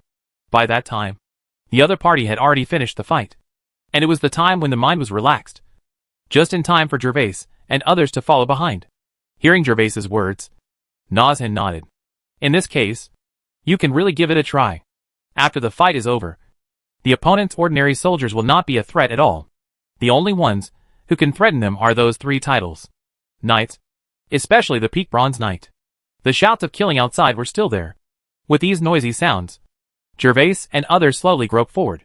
The people on the road focused all their attention on the enemy in front of them, and did not notice that there was a group of people in the dark jungle. The team is ready to be the Oriole and reap the benefits. Soon Jervas and others reached the front, where they could more clearly see the fighting of the bronze knights on both sides. The low-level knight under Lanny was already in danger, and his shoulder had been slashed by a sword. Fortunately, he was wearing iron armor, and his shoulder pads were also made of iron, which offset a lot of the force and allowed him to avoid the fate of having his arm broken. However, in the face of the title knight's strength was not without damage. There was a gap in the shoulder guard, and a lot of blood flowed from his arm. This man had already decided to quit, and looked at the high-level bronze knight from time to time, just waiting for his order. He would immediately abandon the team and go into the jungle. Can't he? You can't run away. Otherwise the Viscount will not be able to spare our family. The high-level knight was also struggling to hold on. Seeing that Cantor wanted to give up, he immediately yelled loudly. He was afraid that Cantor would run away and he would be unable to support himself. In this situation, he could only pray that the guards in the camp would find him. And then came to support. Cantor was shocked when he heard what he said. His already wandering eyes immediately became sharp, and he roared angrily, I will fight with you. Although Cantor was shouting loudly, his body was rolling like a donkey, dodging the sword coming from the opponent. He quickly grabbed a handful of sand on the ground with his palm, and when the opponent was about to continue chasing him with his sword, he spread out. The opponent's reaction was not slow, and he immediately retreated to avoid the sneak attack from the mud. Cantor took advantage of the gap in the opponent's defense and wandered to the bush where Jervas was. When the two masked bronze knights saw Cantor fleeing to the opposite side, they immediately surrounded him on the left and right. In an instant, the three of them were fighting again. But at this moment Cantor already knew that he could not escape. He would either kill all the opponents or he died under the opponent's sword. So he ignored it and began to fight with the opponent by exchanging injuries for injuries. Even more so because he was wearing iron armor. He simply gave up some vital defenses. The two low-level bronze knights knew that their side had a chance to win. So naturally they didn't want to fight Cantor to the death. As long as they delayed for a while, they could find the right time to kill Cantor with one blow. One of them was shocked when he saw that Cantor ignored his teammate's sword attack on his back and instead stabbed his chest with a long sword. He quickly retreated towards the back, regardless of the dense bushes behind him. Because he retreated too quickly, he tripped over a branch and fell into the bushes. However, he managed to retreat in time, allowing him to avoid Cantor's stabbing sword. The man was relieved and was about to get up and jump out of the bushes again. He was fighting, but his mouth was suddenly covered by a palm. And then, he felt something cold being scratched across his neck. Chapter 73 Pretending. Jervas watched the fighting in the avenue intently, especially the peak bronze knight. Jervas's eyes rolled straight. He eagerly wanted to get rid of the most powerful bronze knight, because the person present was he is the biggest threat. Jervas has been waiting for the opportunity. If there is a good opportunity, he doesn't mind showing up early for a sneak attack. But what Jervas didn't expect was that he didn't have the opportunity to sneak attack the peak bronze knight. But several low-level bronze knights came. When the masked man fell straight beside him, Jervas' wife smiled, showing off her white teeth. The moment the man fell to the ground, Jervas covered the other man's mouth with his hand, and the sharp sword slashed across the other man's neck at the same time. The man's eyes widened, and he wanted to resist, but it was already too late. The strengthened sword was extremely sharp and caused huge damage to his neck. In just 2 or 3 breaths, the rapidly passing blood took away all his strength. Don't blame me. If you want to blame me, I blame you for targeting the things in this car, Jervas said silently in his heart, looking at the bronze knight who was killed by him. Jervas had no mercy. Although this man was a stranger to him, they all came for this convoy. The things in the convoy belonged to Jervas. This was Lanny. With their strong strength, they snatched things from his buffer zone. These people who intercepted the convoy tonight also wanted to take away what belonged to Jervas. Jervas did not feel pity for those who wanted to rob him. After 4 or 5 breaths, when he saw that the person in front of him was motionless, Jervas smoothed his eyes that were still staring at him with his hands, and then put them away. He took off the towel from his face and tied it around his face. Nazhan wanted to step forward, take the face towel, and disguise himself to go out. But Jervas shook his head to persuade him to retreat. The man he just killed was thin and could be distinguished from Nazhan's burly body at a glance. So it was more appropriate for him to pretend to be this man, for the sake of the goods on the car and to complete the system tasks. Jervas felt that it was necessary to take the risk and give it a try. Jervas persuaded Nazhan to retreat, and without hesitation he stood up and jumped out of the grass. If he delayed any longer, he would probably be noticed, because there was one enemy missing temporarily. Cantor's attack became even more frenzied. In addition, he was wearing iron armor, and the masked man had been forced back by Cantor. The man was preparing to escape to the peak bronze knight. When he was standing by, Jervas yelled and raised his sword to slash at Cantor's neck. The person on the opposite side breathed a sigh of relief when he saw his teammate finally coming out. Especially since Cantor could no longer defend himself against his teammate's sword. Cantor knew that the long sword behind him was already slashing at him. But he did not turn around because it was too late. He was already prepared to die with the enemy in front of him. So Cantor ignored it and used all his strength to move towards the opponent. His face was slashed away. After he died in battle. At least, he could still live a good life for his family. The teammates opposite Jervas could no longer guard against Cantor's sword at this moment. But they were laughing at Cantor's overestimation. Because the sword of the teammate behind him was about to reach Cantor's neck and would definitely be able to cut him before Cantor. Get rid of him. Puff. The sound of a long sword penetrating flesh. But this sound came from the masked man. The moment he fell, his smile was still frozen on his face. Because Jervas' long sword was not as direct as he expected. He slashed at Cantor's neck, but paused 5 centimeters away from Cantor's neck. At this moment of pause, Cantor's long sword fell on his face. Although the Title Knight's vitality was stronger than that of ordinary people, he could still be killed with one blow if his vital part was struck. With doubts and unwillingness, he slowly fell to the ground, and Cantor fell with him at the same time. Damn it! Jervas lowered his voice, pretending to be hoarse, so that no one could distinguish the authenticity of the voice. Then, as if he cared about his teammates, he squatted in front of the man in black, who fell to the ground. Trash! Come here and help quickly! We can't delay it any longer. The Peak Knight was attracted by Jervas's whispered curses. When he saw one of his men falling to the ground, he couldn't help but became furious. The two surrounded and killed a knight of the same level, and one of them was killed by the other party. He couldn't help but be angry. But at this moment, he can no longer care about so much. Although he is in a higher level than Lanny's men. The opponent is wearing iron armor, and is a high-level bronze knight. He cannot be killed immediately if he wants to. He is already under Lanny's men. There were 2 scars on his armor. If it weren't for the protection of the armor, he would have been seriously injured. He didn't want to delay any more time. The enemy might choose to escape. So he yelled at Jervas to come and help. After being yelled at by the Peak Knight, Jervas slowly stood up from the ground, lowered his head slightly, and rushed into the battle circle between the two. The high-level knight saw that his teammates had been killed, and Jervas had also come behind him. He couldn't help but panic. At this moment, he had no helpers. The ordinary guards over there had also fought hard, and it had been so long since the camp. There was no one here to support him, which meant that he could only fight alone. But if he tried to fight here, he would definitely die.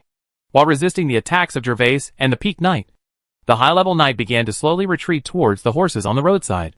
His only way to survive now was to escape to the camp and lead people back here in person. There were still many people in the camp. A few soldiers, and a bronze junior knight. As long as he goes to ask for help and gathers those troops. Although he may not be able to kill all these people, he can keep the goods and survive. He wants to run away. Go and kill the horse. The Peak Knight is not stupid either. Every move of Lanny's men is in his eyes. How could he let this dead man go? So he shouted and ordered Jervas to kill the horses and cut off his escape. It was even faster to get up the long sword. After Jervas joined the battle group, the high-level knight still had the power to fight back. Of course, he deliberately let it slip. After hearing the words of the Peak Knight, Jervas was happy to see the two of them spend a little more time. So he ran over without saying a word, next to the horse. He pushed the horse into the woods. The horse would belong to him later. And of course, he would not kill it. Trash. The Peak Knight became angry. Why didn't he realize that this subordinate was so stupid before? He could kill one of his teammates in 2-on-1. He asked him to help him deal with the enemies in front of him. But after joining the battle group, he didn't do anything. It's so useful that I didn't even touch the corners of people's clothes. He was asked to kill the horse. But he pushed the horse into the woods. He had a feeling that he wanted to kill the cheater first. It would be cheaper for Viscount Lanny to keep the horse. They couldn't leave Lanny on the horse territory. Kill! After driving the horse into the woods, Jervas yelled again, pretending to fight to the death, and rejoined the battle between the two. Chapter 74 Angry Knight. Kill! Jervas slashed his sword at the back of Lanny's high-level bronze knight.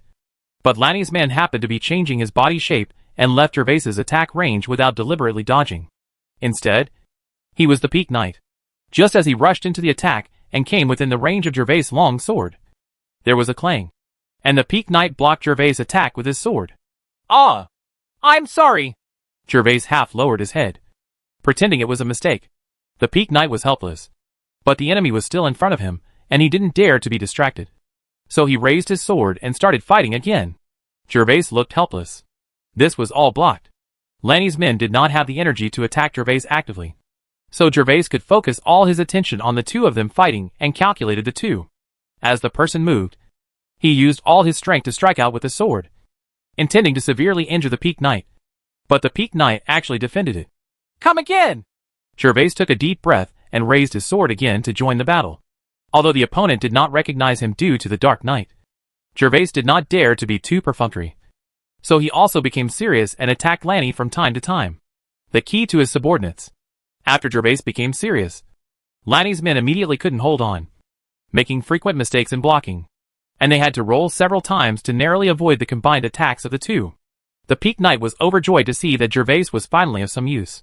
He was no longer as conservative as before, and his offensive became fierce. Death! Suddenly, the Peak Knight caught a flaw in Lanny's hand, and the long sword was like the wind, stabbing straight into his abdomen. Seeing this, Jervas's eyes also lit up. He saw that the Peak Knight was using a straight thrust. If he tried his old trick again at this time, he would definitely not be able to block it with his sword. Go to H.L. So Jervas shouted deliberately, raised his sword, and slashed forward with the sword. It's a pity that people who can become Peak Knights don't have as mediocre fighting consciousness as Jervas thought. When Jervas's long sword was more than 10 centimeters away from the Peak Knight's neck, he had already reacted and blocked it with his long sword. It was definitely too late. So he turned slightly sideways, and used the hard shoulder armor instead of his neck to bear Jervas's sword. Oops! Mistake! Mistake!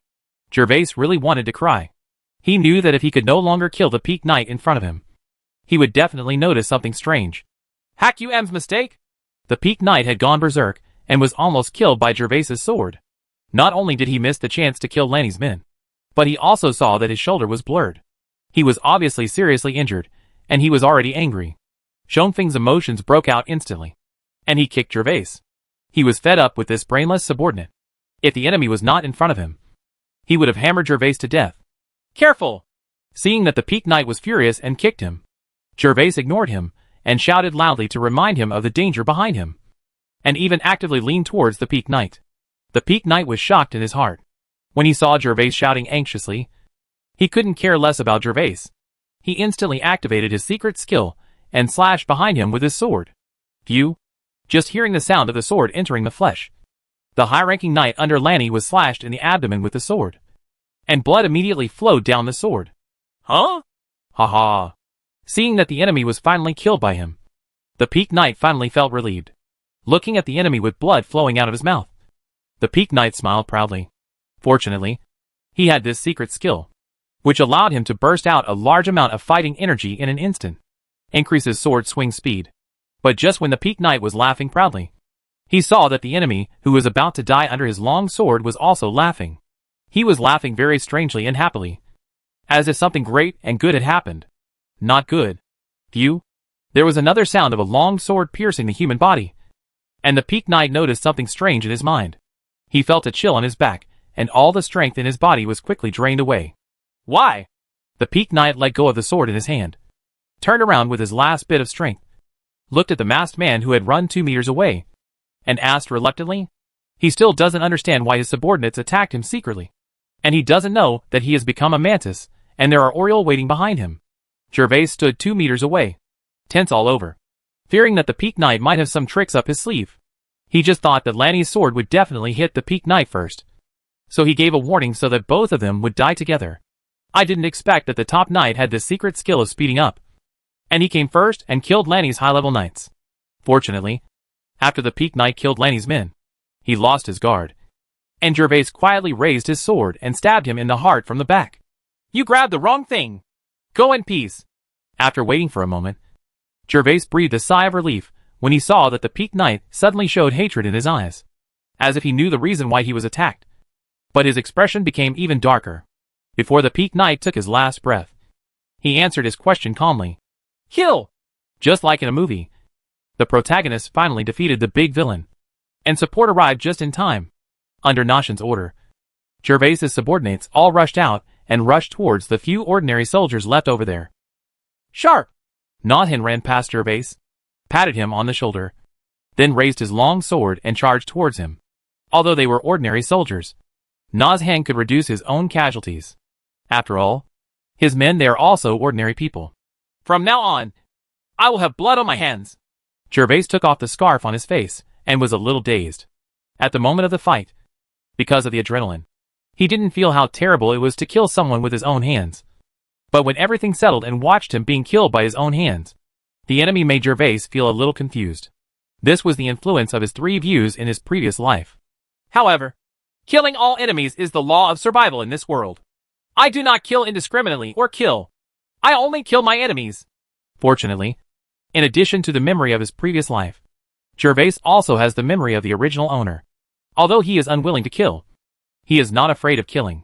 When Jervas' side was freed from the confusion after the killing, the battle on Nothin's side had also ended. The 2 sides had been fighting for a long time, and the few remaining people were exhausted and more or less disabled. Even though he was injured, Nothin, as a mid-level bronze knight, could deal with dozens or 20 remnant soldiers like a tiger among wolves. And he could take away one person with a slash or a stab. When all the standing enemies were chopped down to the ground, Nothin came to Jervas alone and said, Master Jervas, kill them all. Well, let's clean up the battlefield first. Jervas glanced at the back of the convoy. The guards were still searching around to see if there were any survivors. If there were any, they would be given a happy life. However, what Jervas is really concerned about right now is not the battlefield situation, but the system panel in his eyes.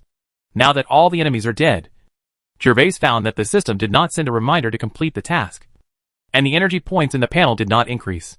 Chapter 75 Attacking the Camp. Recovering the benefits should be considered completed. After all, the carriages transporting the goods are in front of me. Could it be that the task of teaching Lanny a lesson was not completed?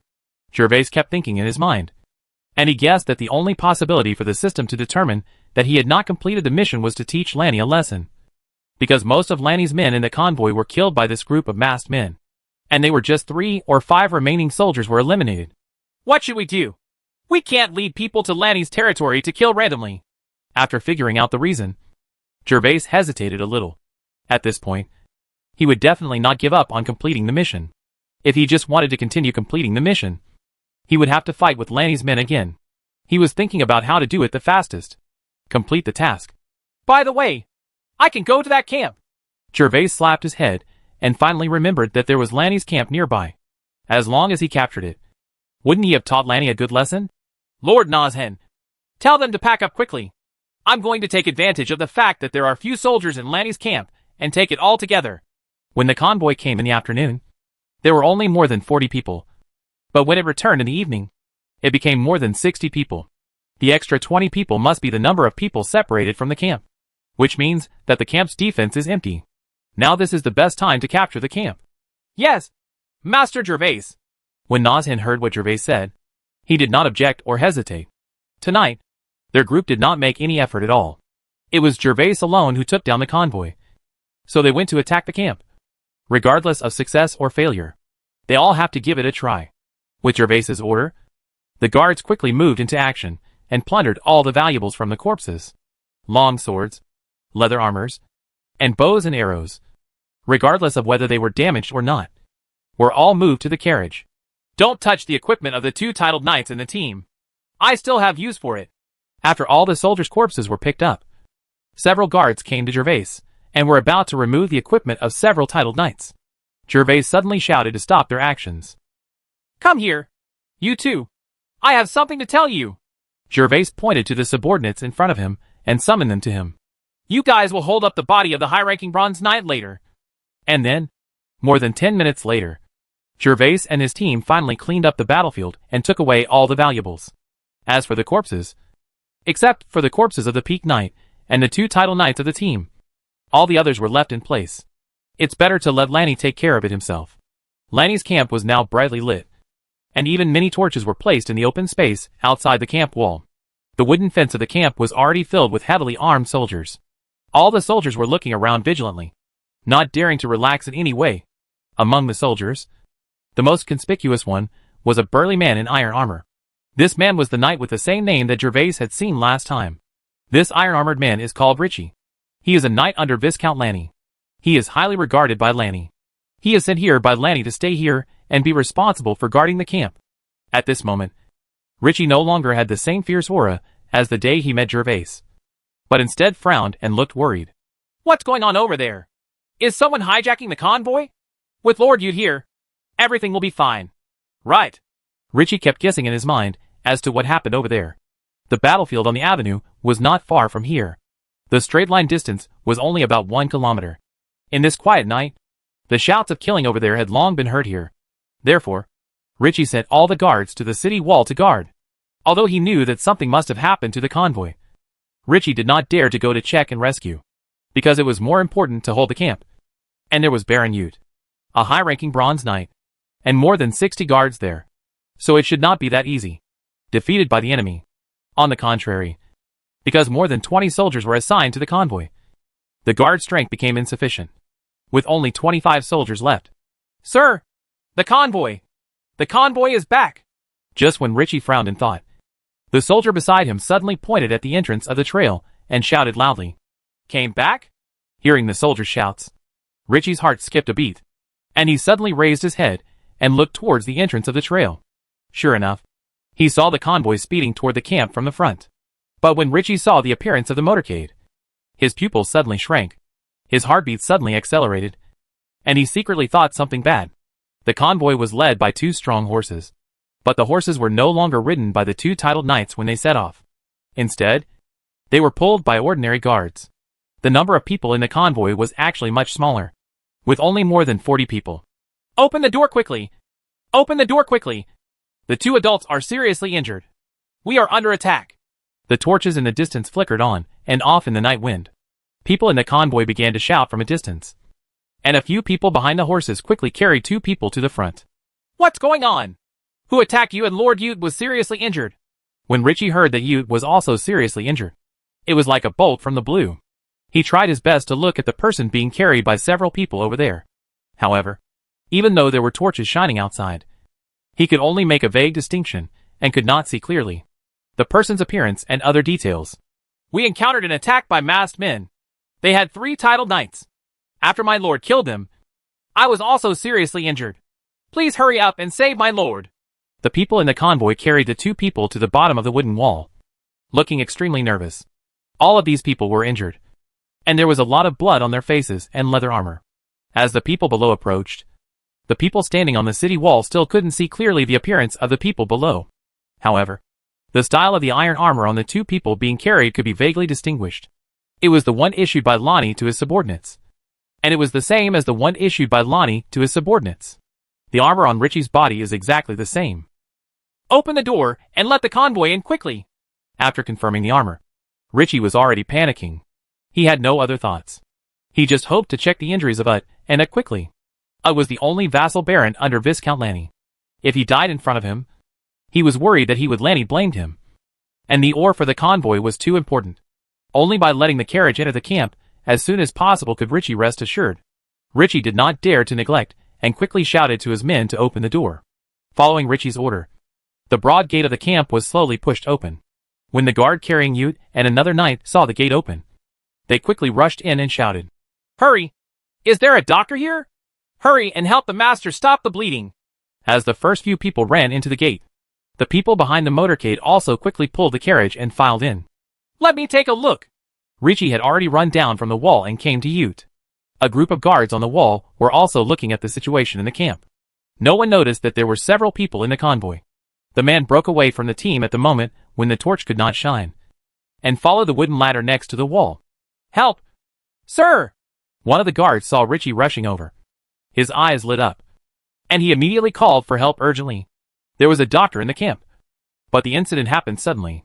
The guards who had just gone to call for help did not arrive so quickly.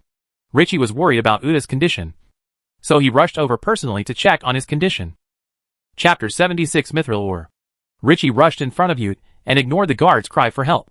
However, when he took a closer look, he found that Baron Yute was pale and unresponsive. Richie tremblingly stretched out his fingers on Yute. He touched his neck and was shocked. Died? Sir, be careful. Richie was surprised how Baron Utter died, and heard the shouts of soldiers from the wall. But it was too late. Richie was worried about Utter's injury and the ore on the carriage. So he did not further verify the identity of the convoy. He was also an intermediate bronze knight. Facing the sneak attacks of Jervas and Na's hen, he was doomed to die. Kill!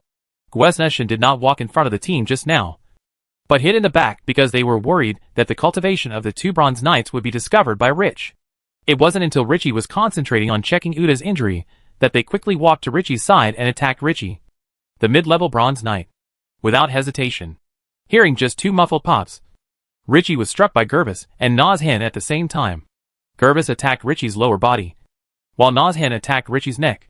While Jervas and the two attacked Richie, other soldiers also pulled out their swords and attacked the soldiers in the camp who had not yet reacted.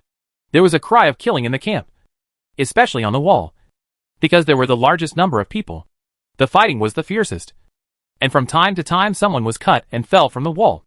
After Jervas and Na's hen successfully attacked Richie, they did not hesitate at all. They looked at each other and rushed towards the city wall where the battle was fiercest. Lanny's soldiers on the wall saw Jervas rushing over.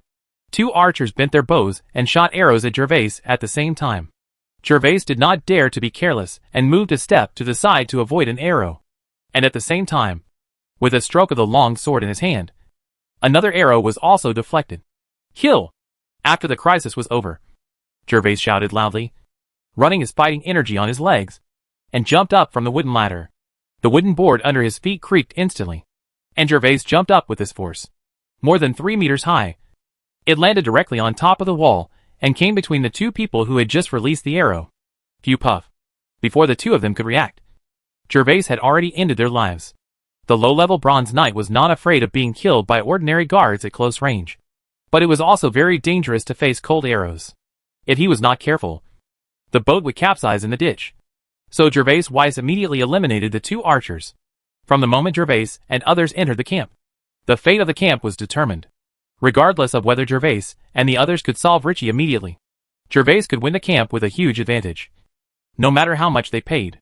Just casualties. After killing 5 camp soldiers in a row, Jervas discovered that there were no enemies nearby and the fighting around him had ended. All his men were searching around with long swords to see if there were any fish that had slipped through the net. He checked carefully and found that none of his subordinates fell to the ground.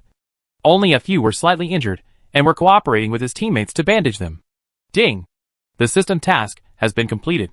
Reward, 5 energy points. Additional reward energy points are doubled. The total reward is 10 energy points. With a ding, a system prompt came from Jervas's mind. Jervas quickly opened the panel. Sure enough, 10 energy points had arrived, and the kiwi fruit icon in the exchange mall had also lit up. Ha ha! Jervas looked at the picture on the panel and thought about tonight's harvest, and couldn't help but laugh happily. Things tonight can be said to be a turn of events, like divine help. From the very beginning when he gave up the ambush to now, he has achieved a complete victory, which made Jervas Weiss truly felt that sometimes luck was also a kind of capital. The guards who were still searching around the camp heard Jervas' laughter, and they all looked towards him. They saw Jervas standing on the wall holding a sword full of blood and laughing loudly. For a moment, everyone a complex look of admiration and fear flashed in his eyes. They admired it because they could clearly see all Jervas' actions tonight. A junior bronze knight killed 3 titled knights in a row, including a peak-level bronze knight. Whether Jervas relied on luck or not, it was done through trickery. And the guards didn't care. After all, on the battlefield, the result is the most important. If Jervas had been replaced by them, they might not have had the courage to rush out of the woods. After all, high-level and peak-level bronze knights, as long as Jervas showed a slight flaw, they could kill him within 10 moves. Under the sword, they were afraid because Jervas was surrounded by dead bodies at the moment, and he could still smile so heartily, which made them feel a little creepy. Even the soldiers sent by Gandalf had been on the battlefield, and they would also be worried about Jervas's behavior at this moment. Behave in fear. Jervas didn't know. He was just happy that tonight, with his own efforts, he not only completed the system task, but also got back his own things. He laughed subconsciously, but was misunderstood by a group of guards as him, a bloodthirsty man. Master Jervas, come down quickly! Jervas only laughed twice before he realized that his actions were a bit inappropriate, so he stopped smiling. At this moment, he heard Noshin shout. Jervas looked for the sound and saw Na's hen already standing beside the carriages, waving to him excitedly. Jervas then remembered that he had worked so hard tonight, and still hadn't seen what caused the fighting. So he quickly walked down the wall and walked quickly towards Noshin. Lord Noshen, what is it? Seeing the excited look on Noshin's face, Jervas knew it must be something good, so he couldn't wait to ask while walking. Mythril. Noshin's hands were trembling a little. Hearing Jervas's inquiry, he looked around and then lowered his voice and answered Jervas. Silver? Because Noshin's voice was a bit low, Jervas couldn't hear it clearly. He only heard the word silver clearly, thinking it was a silver mine, and immediately started to smile. Mythril. Noshin rolled his eyes, seeing that Jervas thought it was a silver mine and was still so happy. He was speechless and worried about whether Jervas would be able to bear it later. Mythril? Jervas had already run to Noshin's side, and finally heard Noshin's words clearly. His eyes widened. His hands were shaking like Noshin, and he couldn't even speak clearly. Hush! There are so many people talking. Master Jervas, keep your voice down. Noshin quickly reminded Jervas that although the guards they brought were loyal and trustworthy, they were still so large in number that there was no guarantee that these people would be there. Revealed accidentally. Well, is it really Mythril? Jervas was still a little unbelievable. So he opened the linen cloth on the carriage and saw that it was filled with ore. The ore was dark overall, but there was a little silver mixed in it. It was indeed Mythril. When Jervas saw the appearance of the ore, he was finally sure. He had learned something as rare as Mythril when he was in a noble school. Mythril is the main material for strengthening paint, and is 10 times more expensive than gold. In addition to being used as a strengthening paint, Mythril can also be mixed with other iron materials and forged into weapons and armor. As long as a certain amount of Mythril is added, the effects of forged weapons and armor will be improved several times. If an army is equipped with weapons and armor made of these Mythrils, the combat effectiveness will be absolutely terrifying. Fortunately, we robbed this batch of Mythril today. Otherwise my intestines would be filled with regret if I found out the truth later.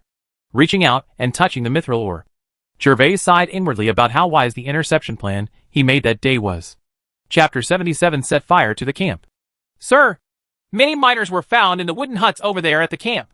Just as Jervas was standing beside the carriage having a good time, a guard ran over. Oh, then go and have a look.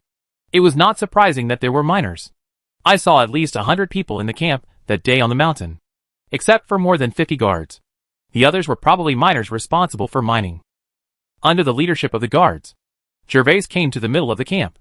I don't know if it was to prevent the miners from escaping. All the wooden houses were built in the center of the camp, a long way away from the wooden walls. When Jervas came to the door of the wooden house, the door of the wooden house had been opened.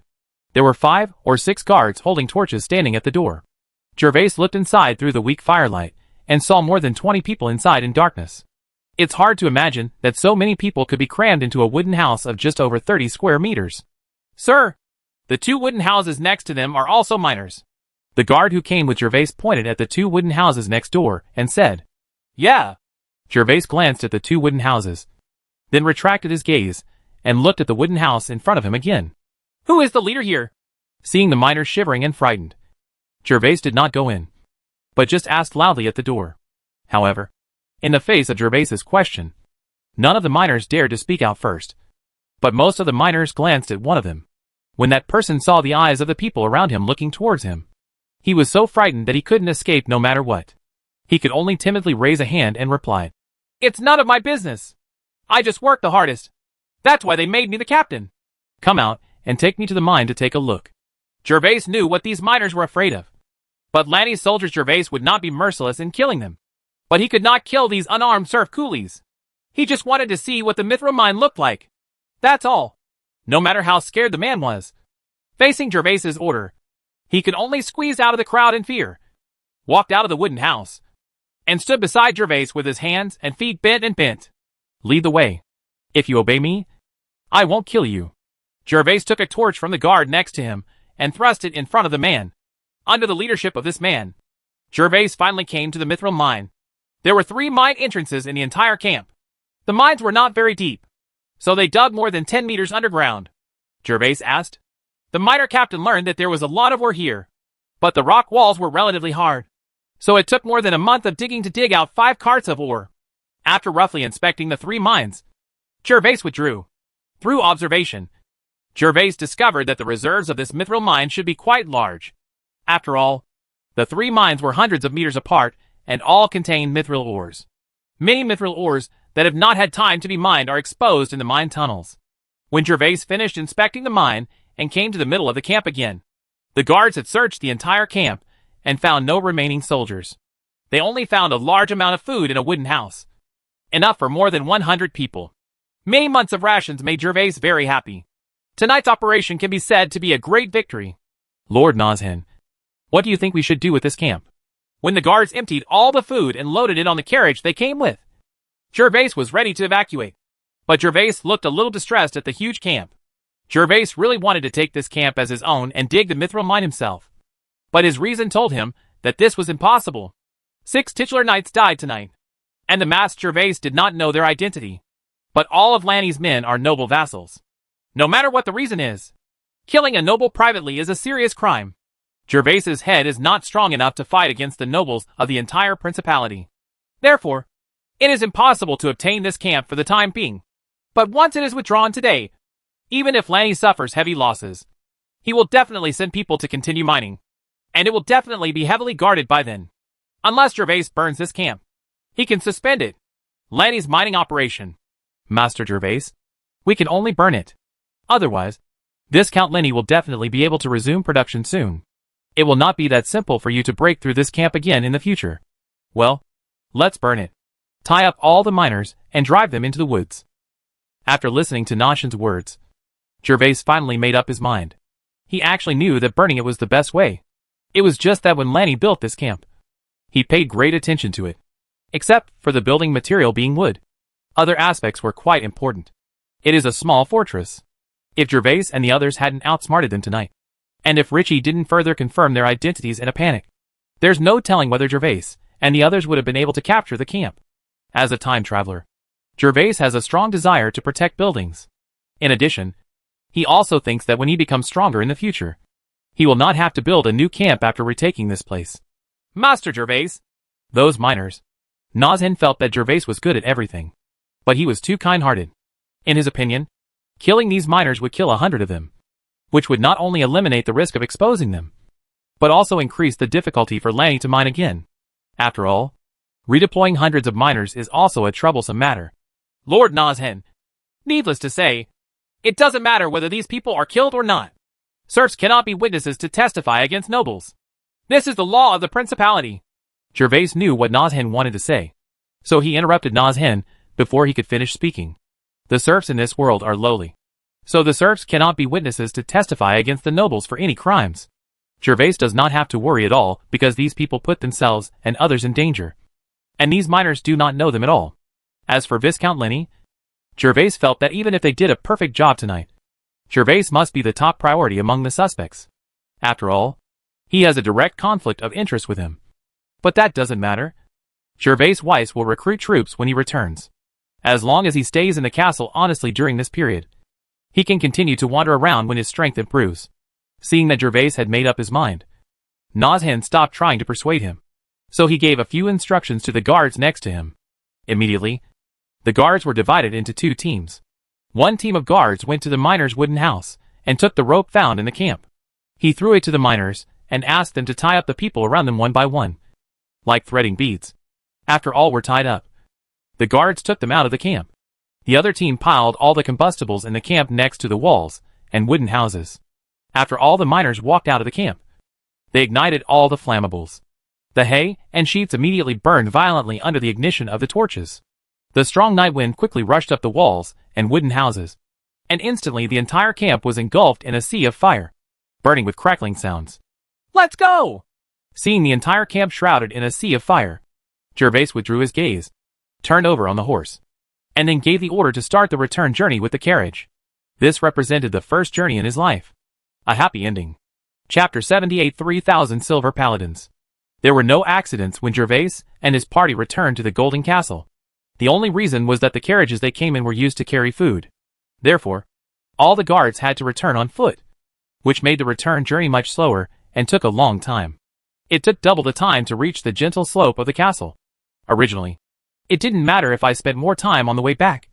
But halfway through, the full moon in the sky had disappeared, replaced by spiderweb like lightning across the sky, illuminating the entire world. And the shocking sound of thunderbolts was even louder. It keeps coming. Jervas was very worried that it would rain. The roads in this world were all dirt roads. A heavy rain would probably make it impossible for several carriages to move forward. Moreover, being exposed to the rain all the time might make people catch a cold. This was not the case in this world. Special medicine. Those with weak immunity may die from a small cold. Fortunately, the downpour of fear did not fall when they felt outside the castle. Phew! Finally arrived. Riding on horses and arriving at the gate of the golden castle, Jervas finally breathed a sigh of relief. They finally returned to the castle before it rained. The procedure for entering the castle was exactly the same as the last time he returned to Gandalf's castle. A guard was put down with a sling on the castle. And after confirming Jervas's identity, the door was slowly opened. Sir, thank you for your hard work. Jervas and his party filed in through the castle gate. Anna and Thomas were already standing in the vestibule. Jervas dismounted. Anna had already walked up with a towel and handed the towel to Jervas. Sir, thank you for your hard work. Anna has now become Jervas's personal maid, and she is now responsible for serving Jervas. Instead, Thomas lined up behind Anna and did not step forward. He just waited for Jervas's orders with a flattering look on his face. Thank you, Anna. Jervas wiped his face and hands with a towel and handed it back to Anna. He looked at her cute face and said thank you with a smile. Thomas, ask the kitchen to make some hot food for the soldiers. By the way, also burn some stormwolf meat. Lord Nahen and I will also eat some later. It was already midnight, and everyone had been working hard for half the night, and they were all hungry, especially himself, who had been fighting the whole night. Yes, sir. Thomas took the order and quickly returned to the inner castle. Anna, there is a lot of food on the carriage. You are responsible for counting it and letting the soldiers carry it into the warehouse.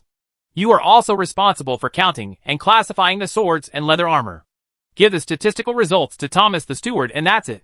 Yes, sir. After Thomas and Anna went to do things according to Jervas's instructions, Jervas took Nazhen to the hall on the first floor of the inner castle. Lord Nazhen, thank you for your hard work tonight. Jervas sat on a large armchair, drank several sips of juice, then looked at Nazhen with a smile and said, You're welcome, Master Jervas. I was just following orders, and it was my duty. And the reason why tonight went so smoothly is all thanks to you, Master. Nazhen was embarrassed to accept Jervas's thanks. To be honest, if Jervas hadn't planned to kill several title knights tonight, there is no doubt whether they could have successfully intercepted the convoy. Only in the camp, he and Jervas Weiss made a sneak attack on the armored man. And the rest of the time he basically just played tricks. I should thank my dear father. If it weren't for his support, this interception plan would not have been possible. I didn't expect that there was a mithril mine in that camp. Jervas laughed dumbly, but he felt a little proud in his heart. All the top knights died under his sword. If it were not for the aristocratic law, Jervas would have the urge to hang up a banner to show off. Master Jervas, the less people know about mithril, the better. Especially don't let people in the church know about it. Nazhen heard Jervas mention mithril. Although he was also laughing, his tone became slightly serious, and he slowly spoke to Jervas. Oh, does the church also collect mithril? Jervas was a little surprised. It was understandable that fewer people knew about this. After all, he was guilty of possessing a treasure. If someone took notice of him, his life would definitely be difficult. His overall strength was still very weak. If people knew about it, he would not be able to stay in the buffer zone. Mithril mine. But Nazhen specifically mentioned the church, which made Jervas a little confused. Yes, Master Jervas. The church collects mithril. Most of the mithril in our principality has been taken away by the church. Some mithril mines are even mined by the church. Only a small part of the mithril mines are hidden by the Seigniors, privately exploited and sold. Lord Nazhen, the church is not at war. Why do they need so much mithril? Even if they equip a few knights, they won't use that much. Right? Are they deliberately hoarding it and selling it at a high price? Doesn't the king also interfere? Jervas was a little confused. Although the mithril mine was a good thing, it was inedible. The church actually monopolized the entire principality's mithril. Jervas could only guess whether the church wanted to make money. But he was such a Philistine. The behavior is different from the church in the original owner's impression. No one knows why the church needs so much mithril. However, the price of mithril is not due to the church. Mithril is inherently scarce and has a huge effect. So it is so expensive. 10 gold coins for 1 gram of mithril is the reason for the church. The selling price is the price that alchemists use to buy mithril in the church. As for the Seignior sold privately, the price may rise to 11 gold coins per gram, because the church has a limit on the quantity sold each year, and only alchemists can have the right of first refusal. With that said, Nazhen raised the juice in his hand and took a few sips, moistened his throat before continuing to say to Jervas, "The church is very powerful. The Pope of the church is the peak golden knight, and the church has 3 knights. Among them, the holy knights are all composed of silver knights, with a number of about 3,000. The strength of the remaining 2 knights is unknown, but those knights are resident in the holy city. No one else can go to the holy city except people from the church." After listening to Nazhen's words, Jervas took a breath. This was the first time he knew that the strength of the church was so terrifying. No wonder it could take half of the tax revenue from Seignior. And the king who monopolized Mythril did not dare to object. The holy knights. Jervas knew that it was a legion that provided security for the church as it traveled across the continent. But he didn't expect that this knighthood was all made up of silver knights. It's intimidating just thinking about it. And it's just the official face of the church. Armed forces. God knows what the strength of the other 2 knights stationed in the holy city will be. But since they can be used as a trump card to protect the holy city, Jervas thought that they would be stronger than the holy knights on the surface. The most conservative approach said, at least the strength is comparable to that of the holy knights. If it is true as guessed, it means that the church has nearly 10,000 silver knights, as well as the peak golden knight pope, and each of them extraordinary powerful archbishops. Jervas feels that unless several major principalities unite, there will be possibly against the church. It seems that the information about these mithrils must be kept secret. When used, they can only be used bit by bit without attracting the attention of the church. Otherwise, I will have to give up my share of the mithril mine. Having fully understood the terrifying power of the church, Jervas also took seriously the confidentiality that Nazhen had told him. Skipping chapter 79 does not affect viewing. Chapter 80 Smelting Mythril. Lord Nazhen, then my mithril mines can only be refined in the castle. Jervas was a little troubled. Originally, he planned to send it to the blacksmith to let Bernard help him smelt mithril. But now it seems that for the sake of confidentiality, he can only smelt it himself in the castle. After all, 5 carts of mithril are a bit eye-catching. He is not very clear about Bernard's origin. Master Jervas, it's best this way. There should be a furnace for blacksmithing and smelting in the castle. I'll help you smelt it later. Nazhen nodded. For the sake of confidentiality, it is best to do this. Moreover, it is best not to tell the servants and guards about mithril. The more people know about it, the more likely it is to be leaked. There should be a furnace, but I don't know if it can still be used. I'll ask the servants to clean it out and take a look later. The furnace and the blacksmith's room are standard features in castles in this world. They are work sites specially prepared for wartime. They are used to temporarily make and repair weapons in case they are surrounded by enemies, and the weapons are too worn out. They are not used normally.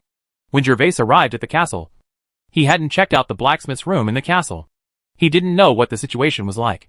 Some nobles would build the blacksmith's room very carefully when building the castle, using bluestone to make it look like an ordinary blacksmith's shop. In order to save money, some nobles just built a small wooden house with a stove in it as a blacksmith's room. They never considered that one day their castle would be surrounded by enemies. It should be possible. After all, it is a Viscount's castle, and orcs invade this territory every year. Viscount Seignior will definitely take precautions. Nazhen was very sure that the blacksmith's room in the castle must have been built according to standards. After all, this territory was not as safe as Gandalf's territory, and was always in a dangerous zone. Hope so. Jervas smiled and nodded. By the way, Lord Nazhen, I wonder how Vivian is doing lately. After chatting about mithril, Jervas was silent for a while, but he still couldn't help asking Nazhen about Vivian's current situation. When Nazhen first came, Jervas wanted to ask, but he was embarrassed to ask because there were so many people. Now that the business was over and there was no one else in the hall, I asked shamelessly, Vivian, I have been riding the horse you gave me to Miss Bonita every day recently, and my mood has improved a lot. Master Jervas, don't worry. Nazhen looked at the embarrassed Jervas, feeling a little helpless, although he knew that Jervas had no choice but to become the Earl's husband. After all, Vivian was his daughter. Seeing his daughter so sad, no father would be helpless. Distressed. That's it. That's good. Jervas was also slightly embarrassed.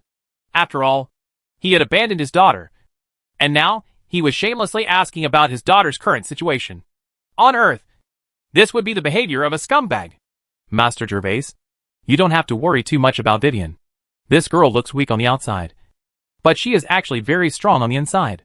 Recently I heard that she is practicing Do Chi and has made great progress. Nazhan looked at Jervas's expression with a smile. It was a day since he arrived, and only now did he show a slight expression that suited his age, which made him very interesting. Master Jervas needs to be more careful recently. After all, Viscount Lanny has suffered a lot this time and may be disadvantageous to you. Well, don't worry, Lord Nazhan. I will pay attention to this aspect. I will recruit soldiers tomorrow, when there are more soldiers in the territory. There is no need to worry about Viscount Lanny. Jervas nodded and was convinced by Nashan's words. The camp was destroyed. The convoy was robbed, and nearly 100 people were killed, including several titled knights. Anyone would be furious. Even those Mythrils lost. I couldn't sleep for half a month. Next, Jervas and Nazhan continued to chat in the lobby for more than 10 minutes. It was not until Thomas came to remind them that the food was ready that Jervas and Nazhan went to the restaurant. During the meal, Jervas told Thomas to go to the blacksmith room to check and clean it up. Thomas went to check and brought back the news that did not disappoint Jervas. The blacksmith room in the castle was well maintained and was built with bluestone. The house not only has a small furnace needed for forging, but also a large furnace for smelting ore. This made Jervas extremely happy. At least the smelting of the ore could be carried out in the castle, which would reduce the risk of leakage. So he asked Thomas to send a servant to burn the furnace first, and then go to smelt the ore as soon as they finished eating. When Jervas and Nazhan filled their bellies and came to the vestibule together, they discovered that the long-brewing rainstorm had finally arrived. Big raindrops poured down from the sky like beads, hitting the land that had been dry for a long time. Let the land become muddy. Under the leadership of the servant, Jervas came to the blacksmith room of the castle. At the end of the vestibule, it was built of bluestone, and even the roof above was made of large stone slabs. It can be seen from this that the Viscount Mythhril family put a lot of effort into this castle. The slate roof is not only strong, but also fireproof, ensuring that it will not be destroyed during war. The stone house was not too big, only about 50 square meters. After 5 carts of ore were piled up, it became very crowded. The furnace in the house was already burning red. After Jervas cleared all the servants, he and Nazhan began to throw away the ore. Fortunately, the two of them were bronze knights. A piece of ore the size of a basketball weighed dozens of kilograms at least, and there was no place to hold it. But the two of them could easily lift it with the blessing of fighting spirit. Rise! Jervas and Nazhan kept throwing ores into the red-hot fusion. As time passed, liquid mithril slowly gathered in the groove below. Mithril is a very strange metal. If it is used alone, its hardness will not be much stronger than silver. At most, it is much better at transmitting fighting energy. However, if it is added to iron materials and mixed together, it can improve the performance of the iron materials. It is several times higher, according to the description obtained by Jervas from the book. The strength of mithril equipment can reach the hardness and toughness of those military armors of later generations. This is very incredible. But whether it can reach this strength, Jervas has not verified it and cannot guarantee it. The above speculation is only based on the book. If such armor is used to equip the army, even a thin layer can withstand an ordinary blow from a low-level bronze knight. However, the mithril in this world is monopolized by the church, and the price is high, so only some big nobles can a small amount of mithril weapons and armor will be forged to reward meritorious officials. But they are very rare. Even the armor of Jervas' cheap father is not made of mithril. Chapter 81 The Troubles After Having Energy Points. The mithril ore looks large, but after smelting there is not much left. Jervas estimated that an ore the size of a basketball can only produce high-purity mithril the size of corn kernels at most. And the smelting ratio of the ore to mithril is low. Horrible. After Jervas and Nazhan worked non-stop for more than an hour, they finally smelted all the mithril ore in half an hour. Huh? I'm so exhausted. Thank you, Lord Nazhan. If I were alone, I would have to be busy until dawn. Throwing the last piece of ore into the furnace, Jervas finally breathed a sigh of relief. Even though his chi was larger than others and could run continuously for more than an hour, that was still his limit. The secret was exposed. Jervas deliberately took a short rest, and he would definitely collapse on the ground from exhaustion. Young Master Jervas, you're welcome. Young Master, you are really outstanding now. It's hard to imagine that you didn't have any outstanding achievements in cultivation back then. Now you may be on par with Miss Bonita. It's really unbelievable. Noshin smiled and shook his head and said that this was what he should do. At the same time, he was surprised that Jervas had made such rapid progress. Compared with before, he was like a different person. There is no magic medicine in this world that can improve people's cultivation talents. The only cheating device was just the training space. Noshin was puzzled by Jervas's breakthrough after not seeing each other for a few days. Ha. I used to be afraid of hardship and tiredness when practicing. I thought that with my father's protection, it would be okay even if I didn't practice. But since I knew that I would live alone and that my territory was very dangerous, I started to practice hard. I didn't thinking that I could break through and become a titled knight so quickly. Maybe the glory of knighthood has enveloped me. Jervas pretended to be a prodigal son and moved out the glory boss. It didn't matter whether Noshin believed it or not. The low-level bronze knights and the nobles couldn't open their eyes and had no time. Let's delve deeper into the reasons for his breakthrough. Let alone people like Nash and Gandalf. Ha. Maybe Master Jervas is really shrouded in the glory of knighthood. Lord Gandalf will definitely be very pleased if he knows that you are so good. Master Jervas. Whoever is covered by the glory of knighthood has always been what others praise the nobles. But the nobles will not praise themselves in this way. When Noshin heard that Jervas actually used the glory of knighthood to praise himself, he couldn't help laughing. And he said to Jervas why he broke through so quickly is not a question. With Jervas's current age and his training space, he is only at an above-average level. While the two were talking, all the ores in the furnace had been refined, and all the mithril had flowed from the grooves into the earthen container used to hold the liquid mithril. Jervas saw that the mithril in the container had slowly solidified as the temperature dropped, and the color changed from fiery red to silvery white.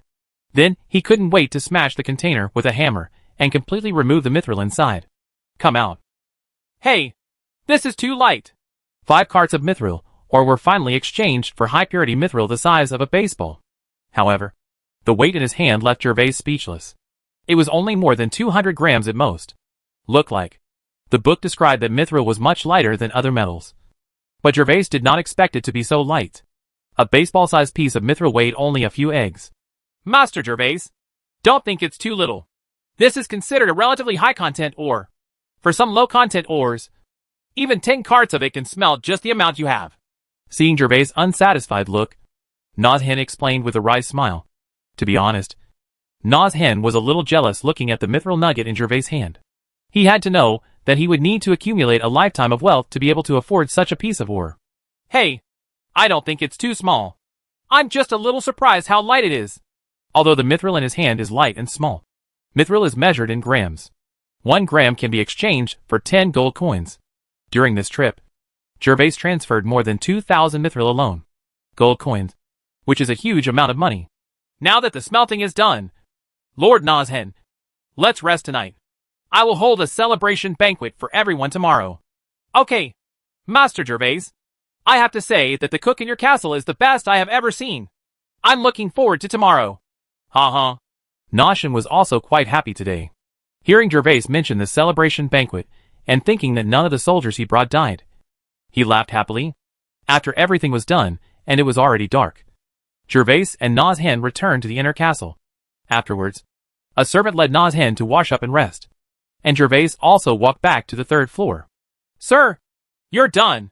Jervas walked into the corridor on the 3rd floor. Anna heard the movement and came out of the study. Well, we're done. Anna, why aren't you sleeping yet? Anna, the little maid, has been recognized by Jervas for her performance these days, so Jervas is quite concerned about her. My lord is not asleep yet, so I don't dare to sleep. Butler Thomas made it very clear in his lecture about the responsibilities of being a personal servant. Anna's bright eyes were extremely lively, and her tone was steaky. When she heard Jervas' question, she immediately answered respectfully. In the past 2 days, Anna no longer had the initial nervousness and fear, but she also understood the responsibilities of a personal maid, and was meticulously learning the rules taught by Thomas to hold herself accountable. Sir, the bath water has been prepared for you. You can take a bath now. Well, thank you for your hard work. Anna, you go to bed now. I went to bed directly after taking a shower. I have nothing else to do. Okay. Sir, I have told Butler Thomas the results of tonight's statistics. There is also a statistical table in your study. Oh, good. Then go and rest. Yes, sir. Good night, sir. After Anna left, Jervas went into the study to get the statistical paper, then returned to the corridor and entered the bathroom. Sitting in the warm bath, Jervas looked at the paper in his hand. The food was enough to feed 100 people for 3 months. There were more than 150 sets of leather armor with long swords, more than 50 small bucklers, and 3 sets of iron armor worn by bronze knights. Because the battle was too fierce, many weapons and equipment were damaged and unusable, especially leather armor. There were more than 30 long swords that could still be used after being polished, but there were very few leather armors. Only a dozen sets were intact. The other leather armors were more or less damaged, and the iron pieces on them could only be taken off and used as iron materials. But Jervas didn't care. His main goal tonight was ore. The rest didn't matter. He had already made a big profit by getting 5 carts of mithril ore. After seeing tonight's spoils, Jervas put the note on next to the pool. Now I finally have time to look at the panel. He couldn't wait to open the panel. And Jervas saw 10 energy points. And a happy smile immediately appeared on his face. Hey, I didn't expect happiness to come so suddenly. He always thought that he might not have the chance to get 10 energy points at once this year. But things are unpredictable. And he got it in just a few days. What color kiwi fruit should I choose? Looking at the redemption mall on the panel, Jervas thought happily. After getting 10 energy points at once, he would certainly not be stupid enough to use them to find elf bugs. Should I choose the golden fruit? Jervas was greatly surprised by the effect of the golden fruit. So he was salivating for the golden fruit. But in addition to the golden fruit, other fruits must also have extraordinary effects. And he has not taken it yet. What if other fruits also have miraculous effects? When I have no energy points, I worry all day long. How to have energy points is also troublesome. It's all because of poverty. Jervas leaned in the bathtub, quite distressed, and finally understood why rich people worked harder than poor people. Because people can never have too much money, energy points. Chapter 82: The Extremely Smelly Kiwi Fruit. It's better to choose a kiwi fruit that you haven't eaten before. Jervas thought for a long time before making this decision. After all, the golden fruit had only been used recently, and his body had been modified.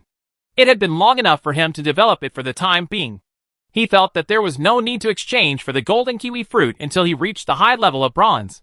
Then the next step is to choose one of these 3 kiwi fruits. In addition to the golden fruits, there are 3 kiwi fruits of different colors on the panel, namely green, purple, and blue. Well, green doesn't taste good at first glance, so I won't choose it for now. The green fruits look a bit like apples. Green apples are not considered delicious in Jervas' senses, so they are removed first. The blue one is a bit eerie, and may have some miraculous effects. The purple one is also good. Purple symbolizes wealth. Jervas' eyes fell on the last 2 kiwi fruit icons, especially the purple kiwi fruit. As a Chinese, he heard the word Ziqidongwai the most, although the golden fruit gave him a genius for cultivation. If he wanted to advance, he had to practice steadily, and use time to improve his cultivation like everyone else. Cultivation is a very hard thing, and Jervas knows it very well. So he fantasizes that kiwi fruit can make him like eating monster meat. Eating one can greatly increase his cultivation level and break through the realm. It's decided. It's you, Purple Kiwi. Brother Glory, please protect me. The decision was made. Jervas stopped delaying and took a deep breath. As soon as his mind moved, a purple big fruit appeared in his hand. The fruit is purple in color and has a smooth and translucent appearance. It is shaped like a big grapefruit on earth and looks very good. I'll go. Why does it smell so bad? How can I eat this? But looking at the large kiwi fruit in his hand, Jervas quickly took out a hand to cover his nose. His head was a little blurry, and he couldn't be happy no matter what. Brother Rongwang, are you on holiday today? Although the kiwi fruit in his hand looks great, it tastes extremely unpleasant. Jervas can no longer describe what this smell is. Just smelling it makes people have no desire to eat it. The aroma of the golden fruit is so fragrant that it makes him feel uncomfortable. Moving one's index finger is completely the other way around. Holding up the purple kiwi fruit in his hand, Jervas' intestines turned green with regret. Such a foul-smelling fruit made him nauseous even when he smelled it. How could he possibly eat it? Besides, something went wrong. I wonder if this purple kiwi fruit would be bad. Poisonous. I'm really out of my mind. Why did I choose purple? Isn't the behavior of people after being poisoned purple? Jervas slapped his head, almost crying but without tears, secretly cursing himself for not thinking carefully. At least the golden fruit has a fragrant aroma, which reminds people of the mythical fairy fruit plant. The purple fruit in front of you looks like a poison that penetrates the intestines. I feel like I'm suffocating. What should I do? Jervas felt that his whole body was going to be choked by the smell of the purple kiwi fruit, and he was subconsciously thinking about where to hide the purple kiwi fruit. Unexpectedly, just when the idea came to him, he felt that his hands were empty, and the strange fruit disappeared quietly.